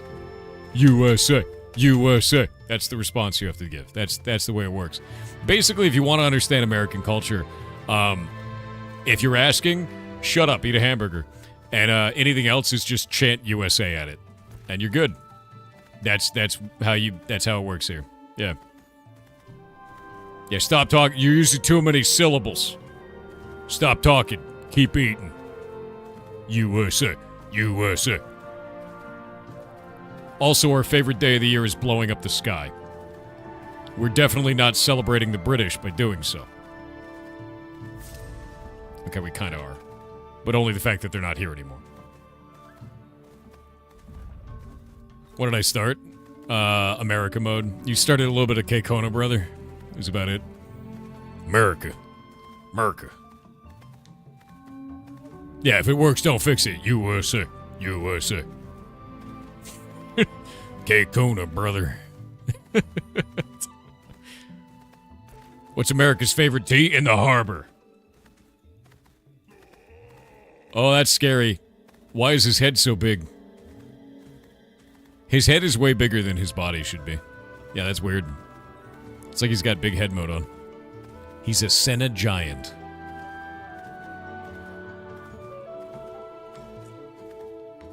Stop chasing me, dude. Get out of here. Kronos is still around, though. Kronos is he's a laboratory project, all right? Basically, we keep him around so we can study British people. Also, he's like barely British. I find. Yeah, I find Kronos is less British than other British people. Steam's down, yeah. Yeah. When Kronos visited, by the way, I made him eat a normal amount of American food every day, and he was dying. It was so much food for him. Yeah. EU server as an NA player seems kind of dodgy, so European and South American people can reach our US East servers at 60 to 80 ping. It is bonkers how good the connection is, man. Try it. See what your ping is. It's nuts. Yeah, no, so Kronos, basically I had him do 3 full meals a day, and he was dying by the end because he's like, this is too much food. And I'm like, this is why we're fat. Eat more. I just kept feeding him.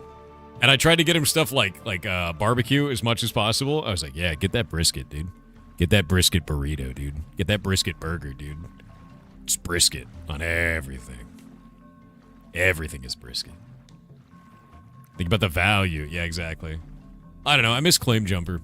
That was one place I missed from when I was a kid. Back when it was a thing. It's not really a thing anymore. Just $1 for supersizing it? God damn. Do you remember when that was real? Do you remember when it was 5 for $5 at Arby's and now it's 1 for $6? My life. Oh, what's that? I want to eat it. Oh, it's one of ours. Unforged. Wait, you're doing this whole run on a horse? My man. That's dedication. Look at him go. Incredible. This is one of those things where you can just kind of like AFK run it, which is hilarious. I remember when the 5-layer burrito was $1.69. It is $5.73 here. Did you know that? It's more than $1 per layer. And those aren't good layers. Those are shit. Is that a porpoise? No. It is a manatee named Jamie. Yeah, I named him Jamie. Look at him go. He's very excited.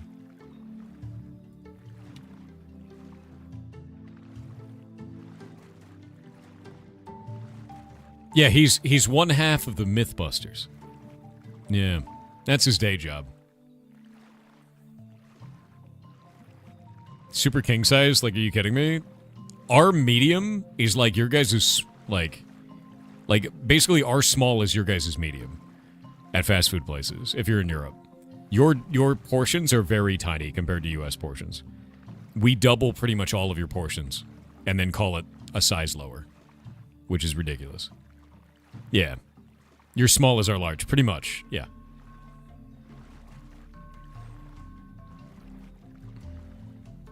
Food inflation has almost been 500% across the board. Yeah, even since 2022, the 5-layer burrito was like $3.70 or something like that, and it's like $5.70 now. It's crazy, actually, like how much food is inflated in price. I haven't really changed any of my eating habits, though, and the reason why is because I cook for myself, and I food prep. Like right now, I have tortellini downstairs that has, I did Parmigiano Reggiano tortellini with slivered sun-dried tomatoes, and that was really cheap to get that. You just get it at Costco, man. You don't give a shit. You get it in bulk. And then outside of that, it was sausages, and they're bacon and pineapple sausages, and the juices from that just kind of mix over the whole thing, so I didn't even need a sauce for it. It's just beautiful. It's very tasty. I've been eating it for like 2.5 days. Yeah, it's great. Yeah, just make it at home, man. Make it all at home. And I think the whole thing costs like, I don't know, like $8. And I've been eating it for 2.5 days. Pineapple and a sausage. A little bit of sweetness in there. Yeah. I mean, it doesn't matter. You slice it up and you throw it in the Instant Pot and the juices just go all over. I don't use food for what it is as its solo thing. I use it for how its ingredients mix with the other ingredients in the meal. And I learned that from the Flavor Bible, which is a cookbook that you should own. Yeah, it's amazing. You spend $200 to $300 every 2 weeks on groceries. What are you buying? I'm just going to be super real. What are you buying that costs that much? Are you getting junk? Because that sounds like you might be getting junk. Or things that are, like, really not good value. Microwave meals? No, it's too expensive. Beef does cost a fortune. Do you want to know what you should do for beef? Find a local butcher. Because they'll sell it much cheaper. What I really like to do is if you find ends and trimmings on beef, you could buy in bulk and you can get it very cheap. But protein is going to be the most expensive. Don't buy those ground beef packages in styrofoam. Get like the big tube of it, and just go from there. The other thing you can do is you can find a local farmer, local butcher, and you can get a quarter beef that way. And I went to Home Depot. I bought a deep freezer, which is a top loader freezer for about $200, and I got 225 pounds of beef for about $3 to $4 a pound, and then I eat that for the entire year. So I have a whole year of beef, and that freezer costs about $2 to $6 a month in power usage because they're incredibly efficient because they're top loaders. And I just have the beef for the entire year on like $800, and that's it, and that's done, right? And that's for multiple people. You don't need more beef than that. It's 225 pounds a lot. I bulk buy and I ration. It's kind of the idea. Beef prices make me wish I had a hunting license. Buy in bulk. Bulk is the best way to do it. Bulk and freeze. Problem with big-ass freezers in Europe apartments? True. If you're in an apartment, that's much harder. It is. And you'll have to change your foods around, for sure. But there's always ways to do cost-efficient meal prep. There always are. I'll give you a good example, right? Like, Winky and I are going to be doing a cooking thing. We're starting in January. We're doing it. We're putting in time on it. But the idea is that I'm going to fly him out here. We're going to cook, and I'm going to take all the receipts to show you how cost-effective it is. We're going to make cheap meals that are good, not just be like, I don't know, I've seen like a lot of cooking channels that are like, behold, the most expensive Wagyu, and I'm like, dude, no one cares. Like, it's so expensive that no one wants that. You can't identify with that. It makes no sense. I don't need a $500 steak. I need a dollar meal, right? You know?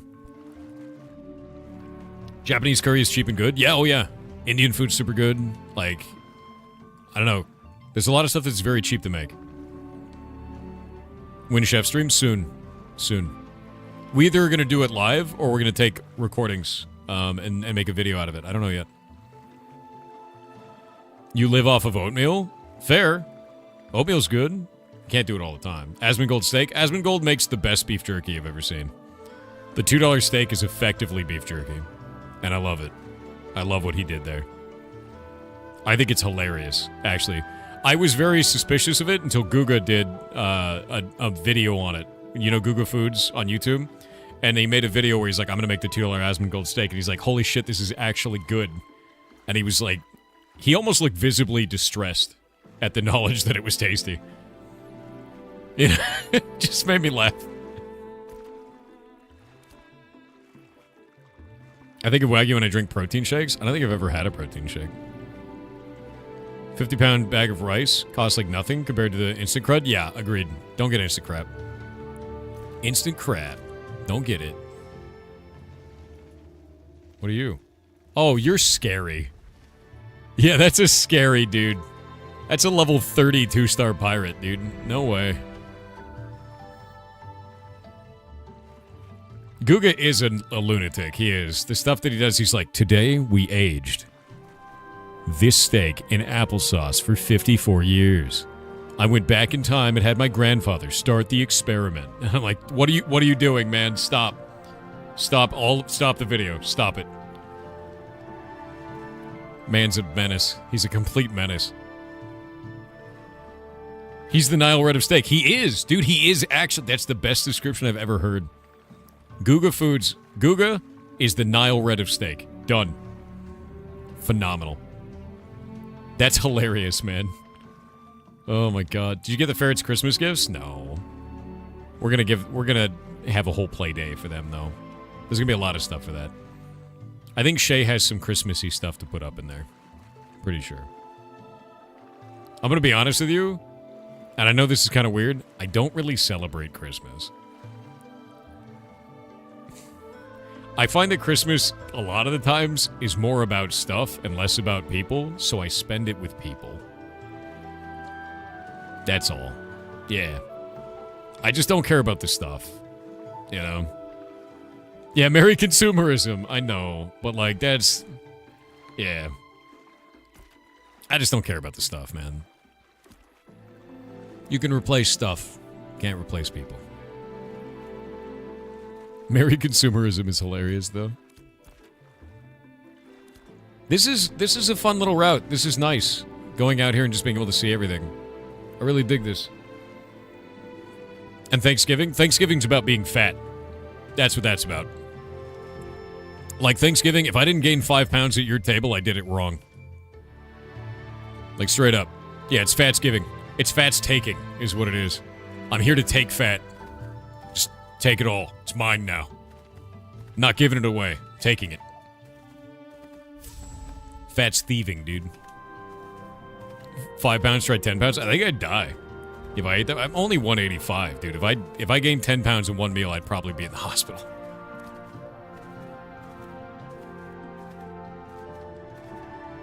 Fat's gaining? Okay, I like that. I like Fat's gaining. Fat's gaining's pretty good. Combine Xmas and Thanksgiving into Stuff Day. Stuff Day. You get stuffed. Wait. Scratch that. Wolf and Nature said Happy Christmas Thor and chat. I hope everyone finds a lot of glue under their trees this year. No, Chat, do not. which Oh, type of glue has the best flavor? God damn, it's probably Elmer's. It just looks good, you know? Dalinar said this morning's gourmet egg wave really hit the spot. Egg. The egg. The egg. Arrogant Leo said just finished my part of the Christmas food prep. I was tasked with the unenviable task of peeling several bags of shallots. Fortunately, I am a slug person with poorly functioning sinuses. Only a couple of tears were shed. Oh, that's not so Hopefully bad. I'll have mostly recovered by tomorrow, but if not, slug Christmas. You guys think Gorilla Glue tastes the best? How can you get over the emotional trauma of realizing it's made with real gorillas? That's awful. That's terrible, chat. How could you? Spatula Clan with 500 bits said 40k twas the scrap before Orkmas. https://youtube.com/short/vfikaJGX3 I'm just gonna let it run, you know? Man.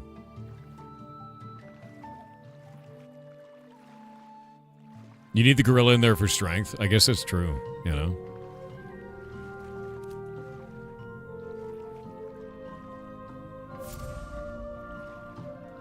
Subulfire Lighthouse. Actually, I've never been to this lighthouse. What is here? What is on this lighthouse? What is this?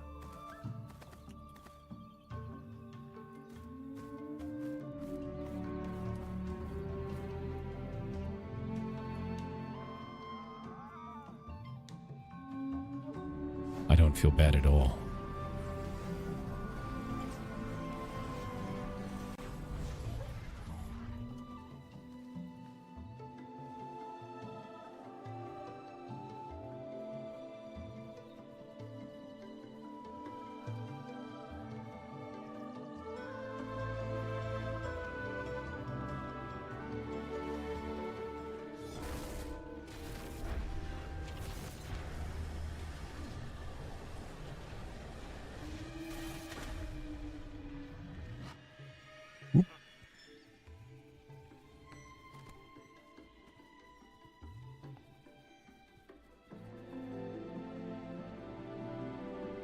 Where's my mount?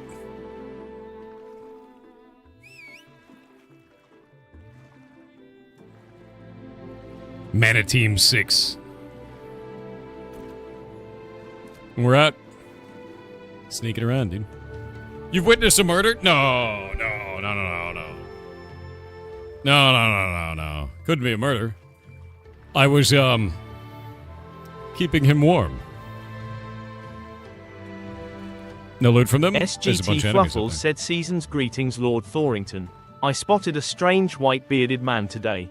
Turns out that the dude writes down all the names of the children he stalks, even jotting down the time they go to sleep. Oh. He then breaks into their home during the night to simply raid the fridge for milk and cookies before leaving his calling card. Horrible. Keep caution, he goes by many different names and tend to stick around malls when people start doing their Christmas shopping. That's horrible. What a horrible thing. What a horrible thing. Who could he be?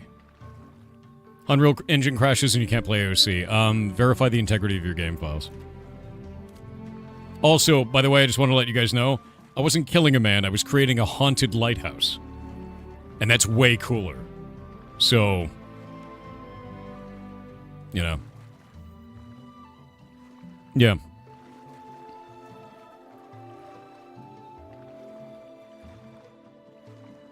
Exactly.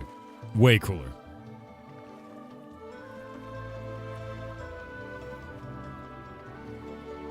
Phasmophobia in AOC, yeah. It was already haunted, now it's double haunted. You ever seen a double ghost? Play more Loop Hero, you will. See? Perfect.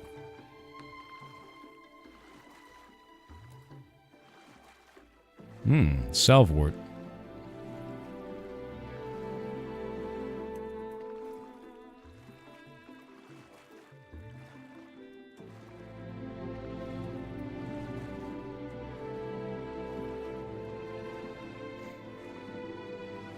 His name was Robert Paulson. That's very funny. They do, Trevor. Hope you're having a good holiday, bud. 1060, 3GB GPU, and you can't remember which AMD processor you have offhand. 2020G. Are you having problems running the game with that? Because I think a 1070 is their min spec.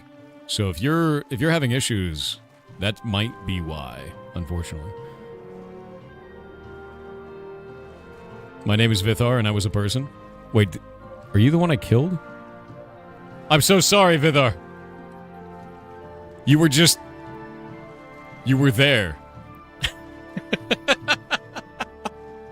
He's the guy I killed. He's here in chat. Well, this is awkward. You were 1 kill away from 19. I made a haunted lighthouse out of you. Oh no, now the ads. Oh god, no. Here. Invite me. Invite me to your party. I'm gonna go help you. I'm gonna make this right. It's too late. I'm not hiding in ads. Invite me to your party. Oh my god. I do so much damage, dude. Just invite me and I'll grind it for you.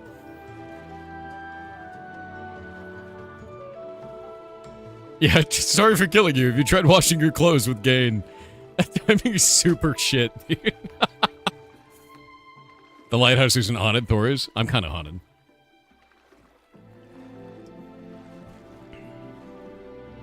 God damn it, dude. Vithar, are you there? Can you see me? Can you hear me?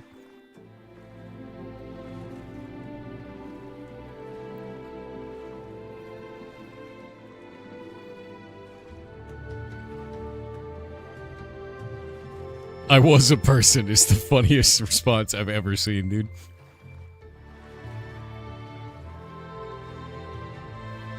I think he's stuck in ads.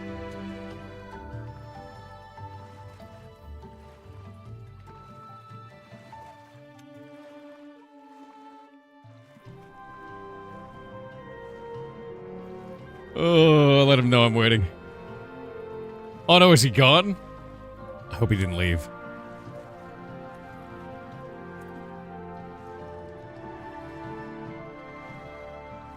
No! Whisper. God damn this game. Vithar. There we go. Oh, hi. I tried to whisper him, but this game doesn't use whisper normally.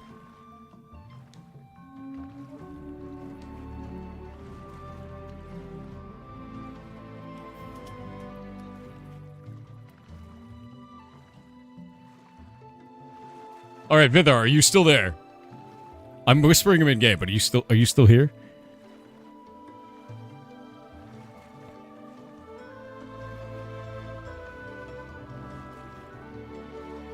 Oh, you just got to add ads. All right, invite me to your party. I'm gonna fix this.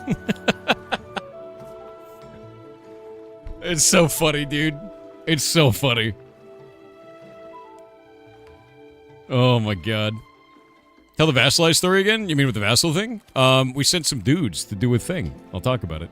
I do feel bad. You're good? Oh, no. Don't do that. Oh, my God. Yeah, let me at least kill one thing that you're fighting. Let me kill one of them. Just one of them. This man's not going to let me help. That was the summoner class? Busted. It's really OP. I have to put the ghost back into your body.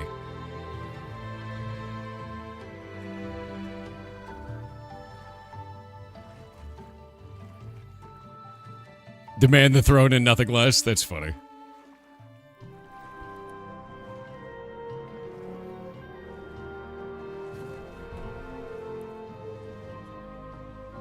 I'm never gonna get over the quote, dude. My name is Vithar and I was a person. I'm dying. You can de-ghost me with an earring? Oh, actually, I may have an earring on you. Yeah, I can give you that. Come here. I got a thing for you. There you go, man. Boop. That'll help you out. We get them all the time, farming. Good luck out there. Try not to explode from, definitely not summoners catching you in any way. Couldn't be that. Nope, definitely not. It's totally just random, spontaneous combustion that happened there. He said, my name is Vithar and I am a person again. Yay!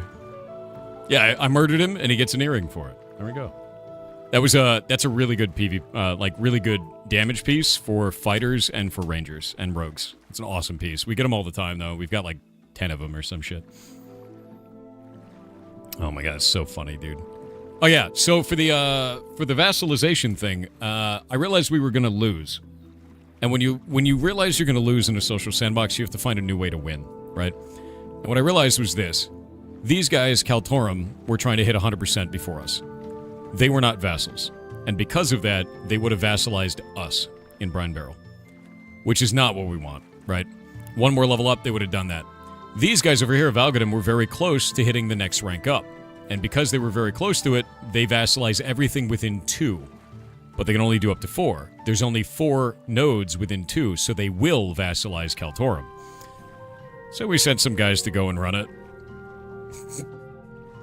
As hard as we could to push that node fast as possible so that it would vassalize Kaltorum before they could vassalize us, and it worked.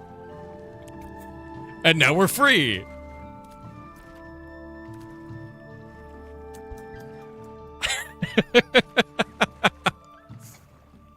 So now Brine Barrel is in a solidly safe position to take over Turquoise Sea. We're gonna be alright.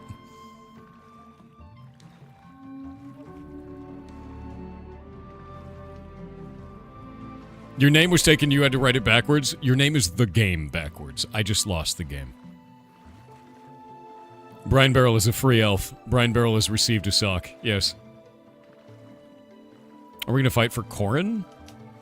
What would we fight for them? Not really. It's already vassalized, unfortunately. I guess we could fight to steal it from Jova. They don't really seem to want it. Somehow the system vassalized that very far away, but I guess we could fight to steal it from them. That'd be fine with me.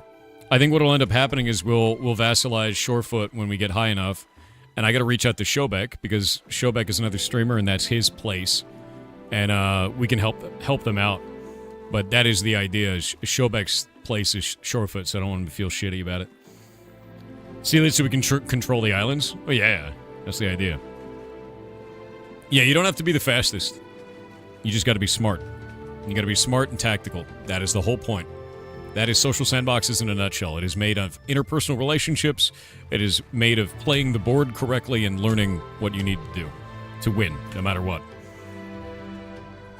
There we go. Brine Barrel is 11%. It slows down considerably at this rank. Yeah. Considerably. It's gone so much slower. Shobek is a drama king? I don't think he's a drama king. I got to do some cool stuff with Shobek before. He's a good dude. He's very positive. I like him. Unless he's changed all of his content in the last 6 months. Could be. I haven't watched him in a while.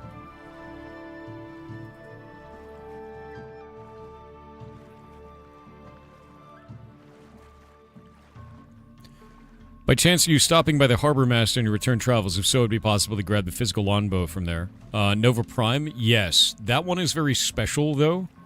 I need to find out if that's earmarked for somebody. Because it was made by, I believe... I don't know if that was a drop or if it was crafted with a specific person in mind. That is the best bow that we have in our guild right now. So it's not a tiny deal. It's a big deal. And they go for market value of 10 gold. So it's kind of a... It's kind of a viciously good item currently. Does processing XP count towards node XP? No, and I bug reported that, because that sucks. Yeah. That's not the best. I really wish that was not happening, but, you know, here we are. Yeah, Ash's is... or Steam is back up, so now Ash's logins are working again. It's still having some issues. Keep refreshing, you should be alright. Yeah, processing is good leveling XP. Yes.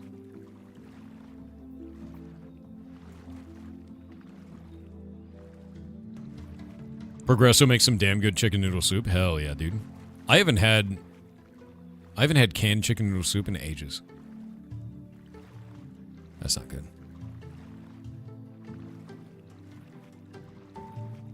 Who are you? Oh, he's just level 13. That's fine. It's printed chicken meat? Oh, dude, I saw that. That thing, like the Campbell's, was it Campbell's? The VP? The insane shit that he said? That was so weird, dude. I was like, that man's getting fired, and then they fired him. It's like, he was a VP, not the CEO. But still, like, what the hell, man? No, he's a VP. Let me pull up.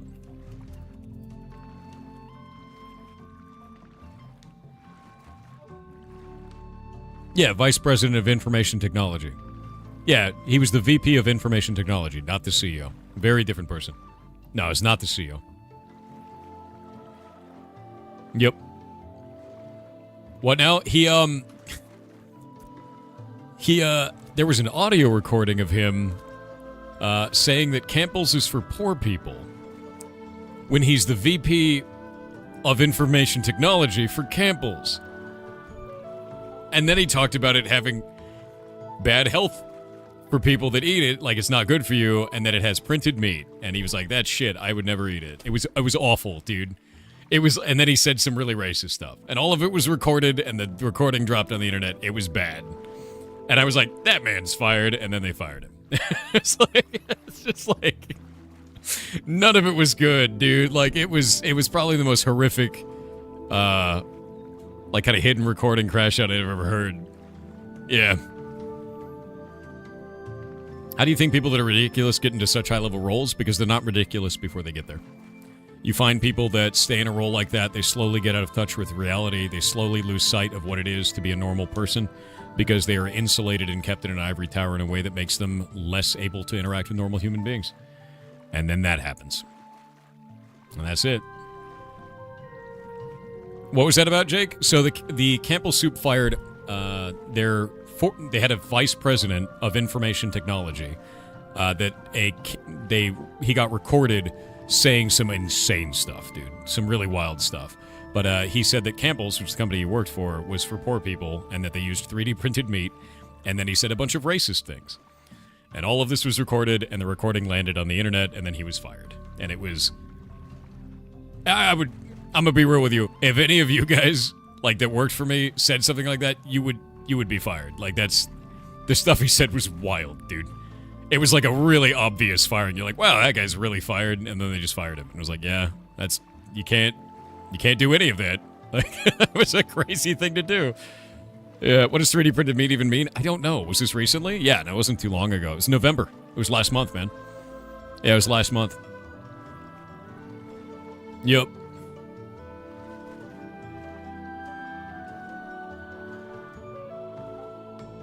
Kronos is 3D printed. That's just true, though. But, you know, that blew me away. I was like, dude, what are you doing? Like, I guess the way that I always feel about it is, even if you have feelings like that, which it seems absurd to have them, why would you tell anyone that? Why would you say that? Right? That's such like a dumb thing to do. You know what I mean? Like, what are you doing? Like, what are you doing? It's a hard crash out, it is. And I'm going to be real with you. Campbell's is more expensive than it should be. Soup is easy as shit to make. And you can make it out of other products very cheaply. You don't need to buy Campbell's. So, yeah, no.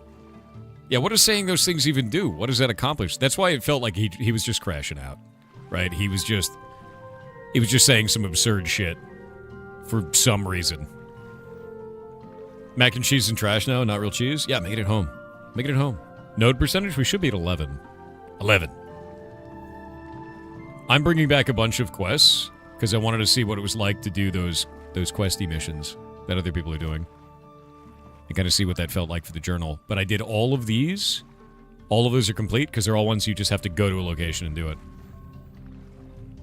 Every cream and cheese equals best cheese sauce ever. Okay. Okay. All right. I raise you learning how to make a bechamel yourself. Yeah. I did potatoes au gratin in a cast iron long time ago, and I did all of the sauce myself. It was great. You make the bechamel, you make it into a roux, you do the whole thing. Here, let me pull it up. Let me see if I can get you a recipe for this. Sauce. Yeah, you do the roux. I need to remember the direction of this. Does it go roux and then bechamel? Is bechamel this... Or is bechamel first? Bechamel's the cheese version, right? If I remember correctly, you go roux and then bechamel, right? French cooking is alchemy. Okay. So you make the roux, and then you turn it into a bechamel. I learned to do that in that, and I have not done it since. And I want to. Because it was great. It was so good. Yeah. Melt butter, it's butter and flour, and then you end up adding other ingredients to turn it into the bechamel, which is like cream. Yeah. You mean fancy? Yeah. France French cooking, not Quebec. However you pronounce it. French Canadian cooking is very different. This is France French. I know French sauces are like an entire field. You need a PhD in that field, but like that was the first time I'd ever done it, and I did it in cast iron, and I did potatoes au gratin with it, and it was delicious, dude. It turned out so freaking good. It was amazing, and I had never made one before, and I didn't burn the roux, and I didn't burn the bechamel, which was the scariest part of the whole process. Legitimately. Yeah. Let me see if we can find pictures of this, because I think I put them on Twitter.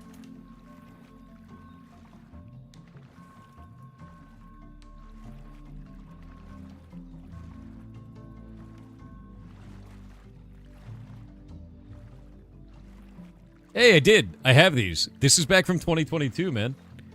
You guys are going to love it. You're going to love it. All right, so I did a roux with garlic in it, right? And then it ended up like this, but this was the layering process after I turned it into a bechamel. So this was the roux, and then this was, when it was bechamel, that's what it looks like. And then I layered it with the potatoes like that in a spiral, and I made potatoes au gratin that way. It was so good. It was so good. Love my cast iron. Yeah, fancy. I like cooking fancy once in a while, right? And the thing that's funny about that is that whole meal cost like nothing. It was so cheap, dude. That meal was delicious and super cheap. Yeah. A roux, spelled R-O-U-X. Yeah. You love your enamel-coated cast irons? I've got a Griswold number 9, and I got it at a thrift shop, and it was completely rusted out. It was bad. And I resurfaced the whole thing.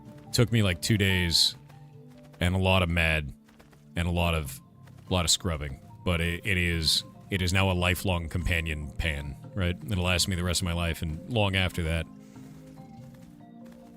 No, that's a rouge, like a rouge-like, right? Yeah. It's a game that you put makeup on. That's how it works. How you doing, dude? Doing good. How you doing? Merry Christmas, by the way. You'll rue the day you cook again. Dude, I kind of want to make that again. Potatoes au gratin was very fun. I really enjoyed it. That pan will follow you into the afterlife. You got to bury me with it. That's how it works. I'm gonna be like the pharaohs of old. Bury me with my cast iron. I'm taking it to the... Oh, shit. That thing almost killed me. It deleted my mount. That's horrifying. Merry Chrysler. Hell yeah.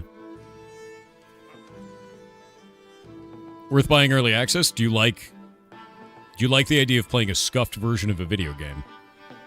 Do you like social sandbox MMOs? Do you like dying to mushrooms on the road? All of that and more in Ashes of Creation. Also, your character gets deleted when it's over.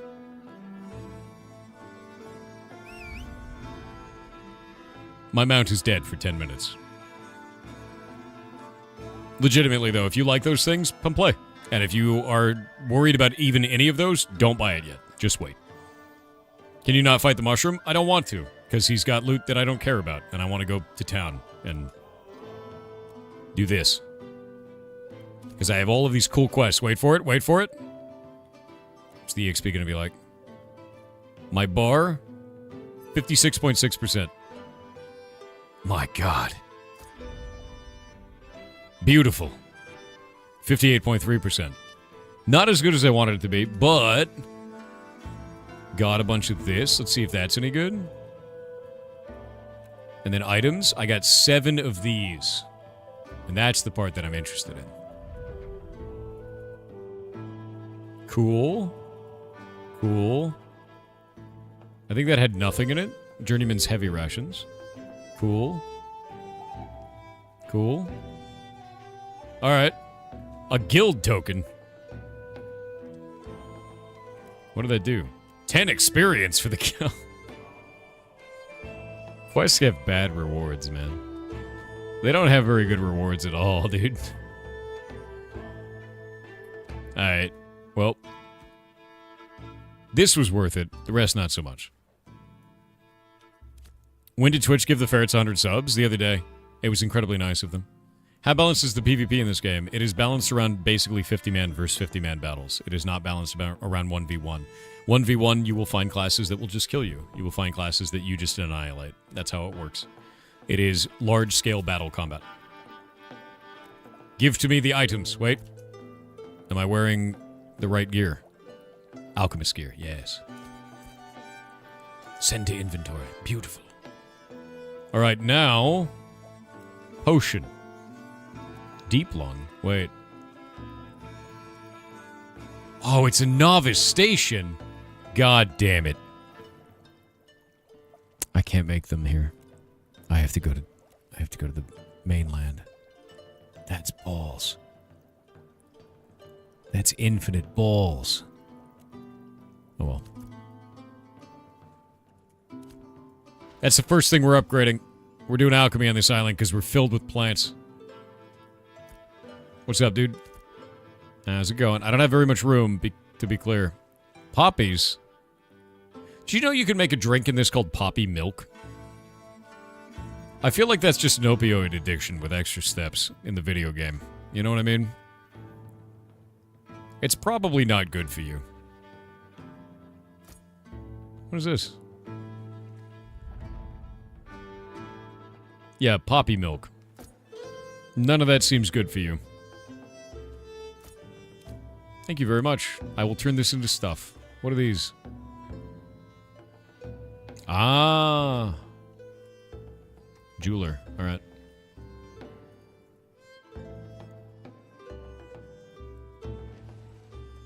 Okay, I need garbage. I need to throw away some of these potions that are bad. Get rid of this. My inventory is full of junk. Let's go to materials. Get rid of this. Get rid of that. Get rid of this. Get rid of that. That's cool. What else do we get? I need to salvage all of these. So we need to go into materials and this and do grind.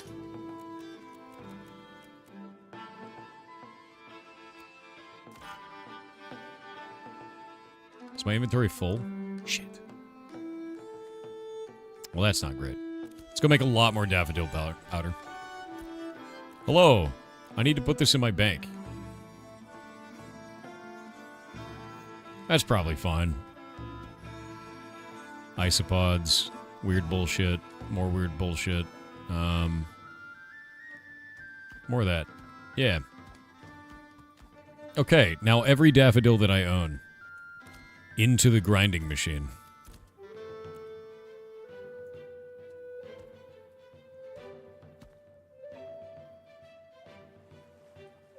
What else can I do?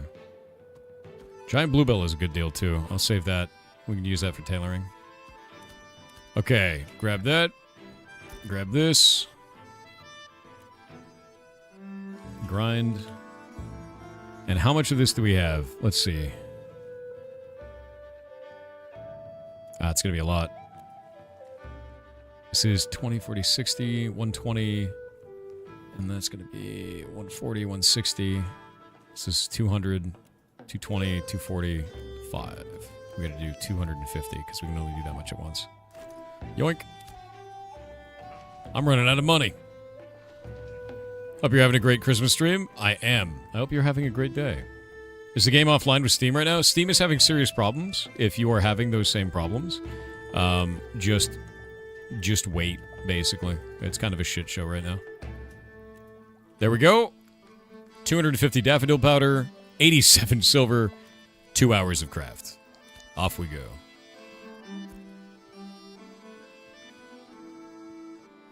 Now I gotta put the rest of this in my bag.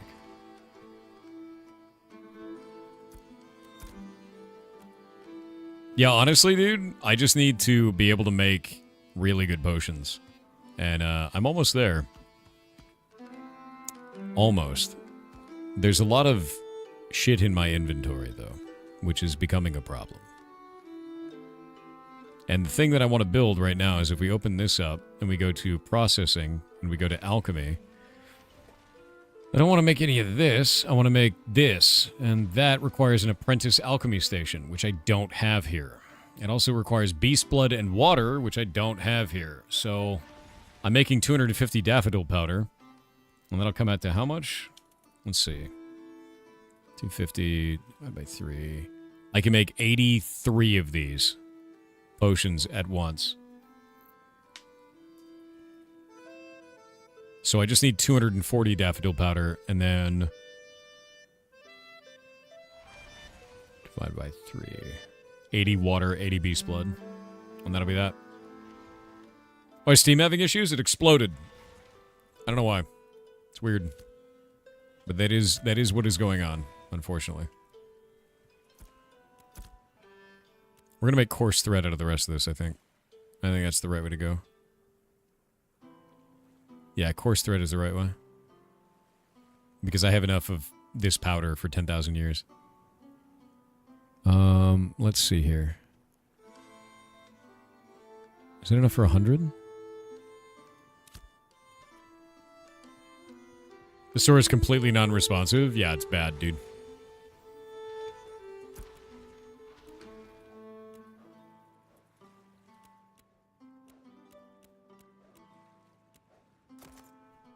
There we go. Draw twine wax. We'll go over here to weaving. We'll weave it up. You just logged in fine? Yeah, it's having API issues, so sometimes it's working for people and sometimes it's not working for people. And that's kind of where it's at, which sucks, but, you know, there's not much anyone can do about it right now, unfortunately. I wish it would be possible, but...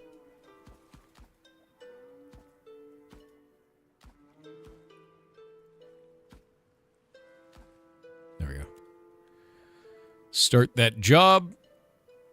Now. Nice.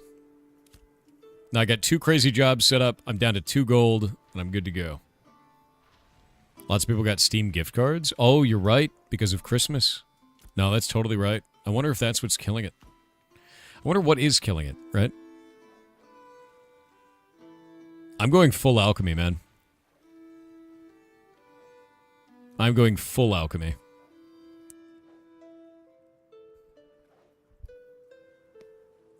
Hug of Death makes sense. Yeah, I don't think it's an attack or anything. That'd be unlikely.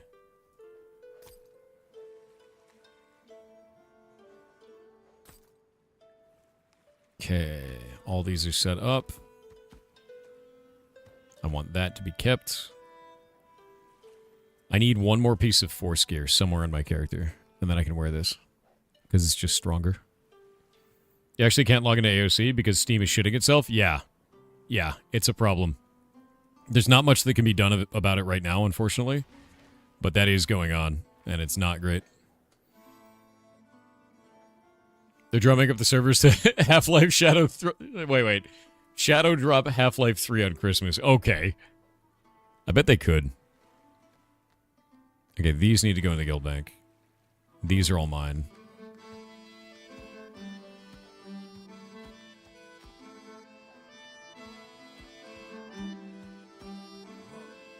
It's becoming full of shit. It's not great. Anyway, that was fun. All of these spyglass exploration commissions are really easy to do, and they just give you money. Hey, I have a curse for the brig. Does anyone have room in a brig group? I have a quest. And I love money. And I'm also out of money. It's become a problem. I also murdered a man. It's true. He got better, though. And then I gave him an earring. Gabe doesn't believe in threes. That's true. I was hoping that he would troll everyone on the Game Awards and just show up and put his fingers up and just like... and then just leave and like say nothing. That was my actual hope.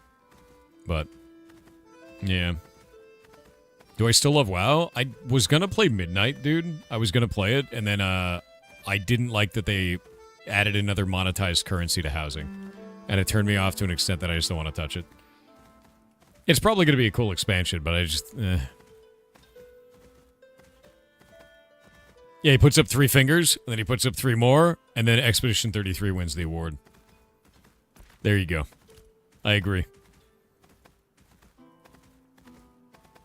Oh, speaking of... Shit, I gotta go put up the short. Mondialer.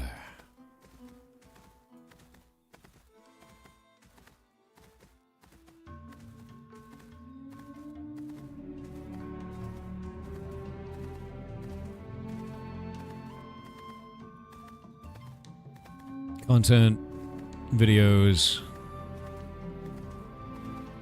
One moment.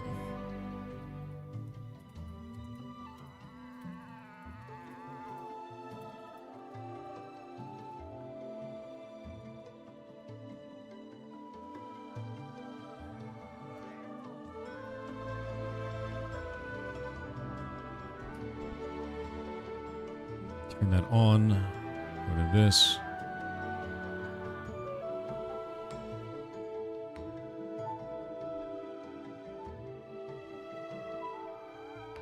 Today at noon.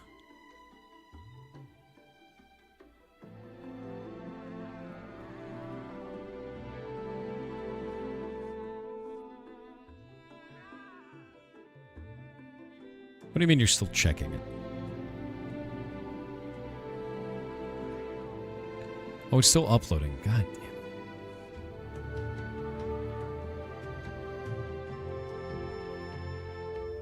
Make that go out, I guess, tonight. Tomorrow at midnight.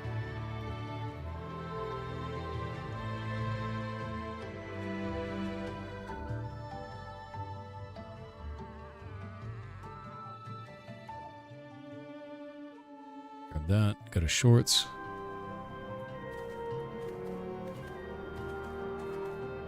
Today the short is about game engines. And tomorrow it's about invest in yourself. Yeah.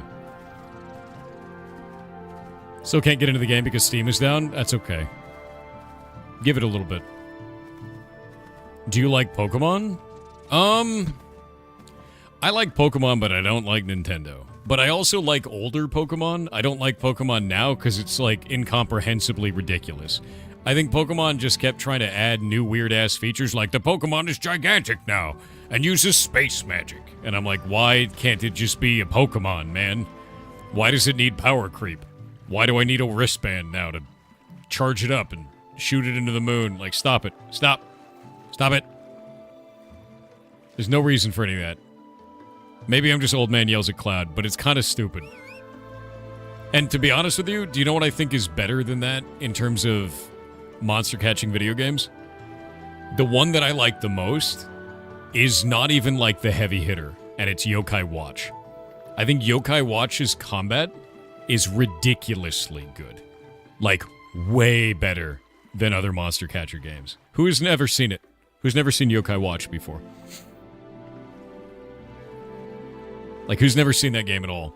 Me? Okay, let me show you something nuts. Let's see. Yokai Watch. The combat is unique as shit. Let me see if I can find a screen of this. Here we go. Oh, this is perfect. Okay, so you set up your team in Yokai Watch in a unique way. You set it up as a team of 6, but you set them up on a ring, which is weird. There are 3 of the monsters out at a time, and in order to switch them, you rotate the ring, and it looks like this. So the idea is you have Tattletale, Jibanyan, and Kaden, and if you want to switch out Kaden, you turn the ring to the right, which means this character comes out to the left, and those 2 shift to the right. and you spin it to bring them in and out, and they also have relationships, so they will like each other or not like each other based on mythology for all the characters. It is awesome, dude. It is like one of the coolest ways of doing group combat in a monster catcher I've ever seen. I love Yokai Watch because of this system. It is so unique and so interesting. They also get bonuses, and they can do combo abilities and all kinds of shit based on their interactions with each other. And if you have a couple of them that, like, don't like each other, it will reflect in that their stats will be reduced in different ways. It's awesome. Amazing game. Yeah, if you can get a copy of Yokai Watch, do it. It's great, man. Pokemon did rotation battles probably because of this. Oh, yeah. Yeah, but it's like the rotation battles are like a weak-ass version of Yokai Watch, dude. Like, it just is. Like, the rotation battle, Yokai Watch is... They did that, and they did it perfect. And it's amazing. What console is it on? I think it was on DS, if I remember right. It might have been on DS. It was a 2-screener, whatever one it was. Yokai Watch is still popular in Japan. I play a lot of Monster Hunter now, and every time I play, it's always people from Japan. Like, always. It's like me, it shows me, like, on the US, and then it shows everyone else in Japan, and I was like, alright. It makes me laugh. Mondiler, how you doing? You got any cool clothing? What's that? What is that? What is that? I think it's the same one as mine. No, I have the better one. I have the gloves of the Soul Seeker still. You got any cool clothes that you found? Anything else? You're still very glowy, by the way. Is there like a rest of that set so you can fully look like the Jolly Green Giant, or you just... Is that how you just want it? No, you're not? Alright, fair. Wait, why are you wearing those? Brine Treads? I guess they're okay. That's more of like a ranger item. The dex on it's quite good. Radiant? Is that the reason you're wearing that? I guess. As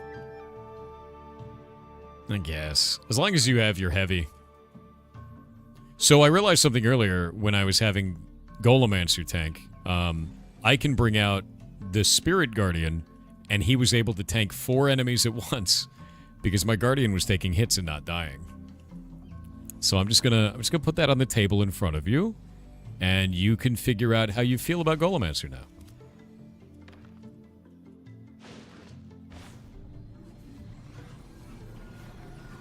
You know, your rival, Golemancer. The other tank.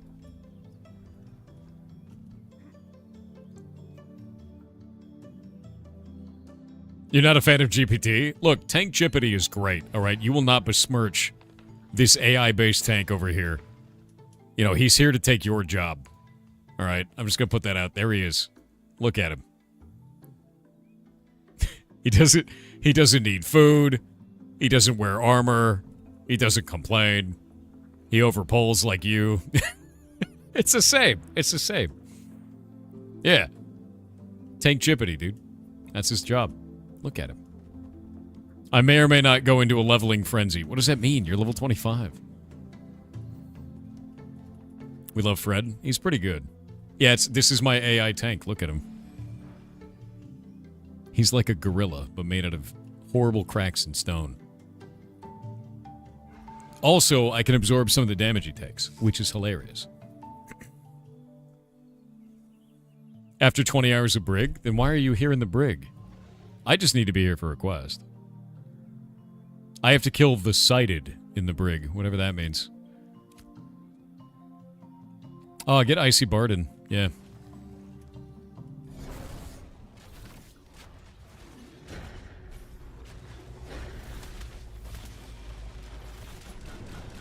Wow, it's actually dead. Nice. I guess that's what happens when no one's healing it. Tank Jippity dies. Very sad. I wanted to see if it could live. It could not live.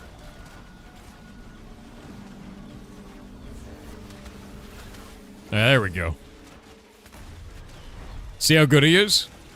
Oh, that's what happens when nobody's healing him. Wait, do you even have a healer right now? Oh, you do. We have one healer.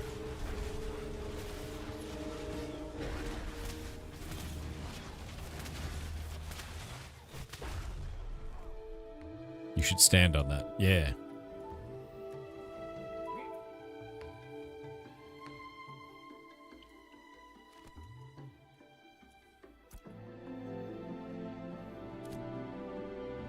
You know, one weird joker. I wonder how good Montyler would be if he wasn't getting heals as a tank. You ever wonder that? I wonder that.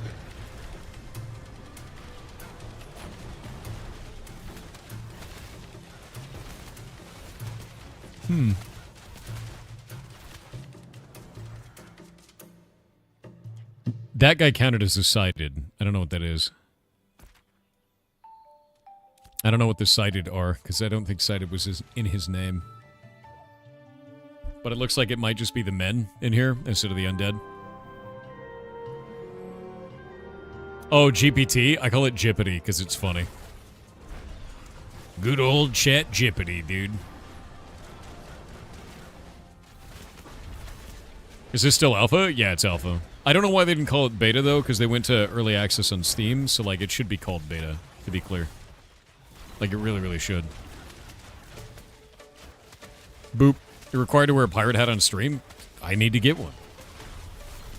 No Fox Given 19 said, "Good morning, Sir Esquire Thorold.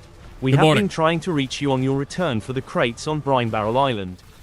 Your balance is in rears by 50 whole barrels. We had you for a shrewd businessman as a filk farmer and committed to the deal for the crates given your previous experience in fracking. We have no doubt you can obtain the balance post-haste. No. Please reach out at frackenisfun@startup.com. We yeah, hope you- to hear from you soon regarding this matter. You Wormley, could- Lictor Torf Mables. You can go to, you can find me in Squall's End. It's where I currently am. Meet me there.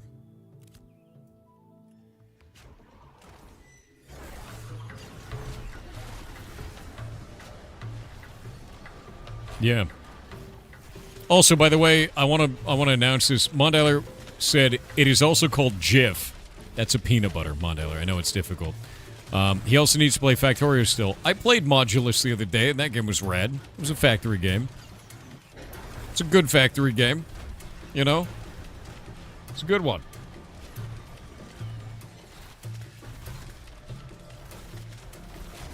But it isn't Factorio? Yeah, but it has factory in the name. You have no spaghetti? Dude, I have a lot of spaghetti, actually. There's a dog downstairs, and his name is Spaghetti. I have an astronomical amount of spaghetti because he's a golden retriever and enormous. Yeah. I've got like 60 pounds of spaghetti downstairs, dude. It's literally like 60 pounds of spaghetti.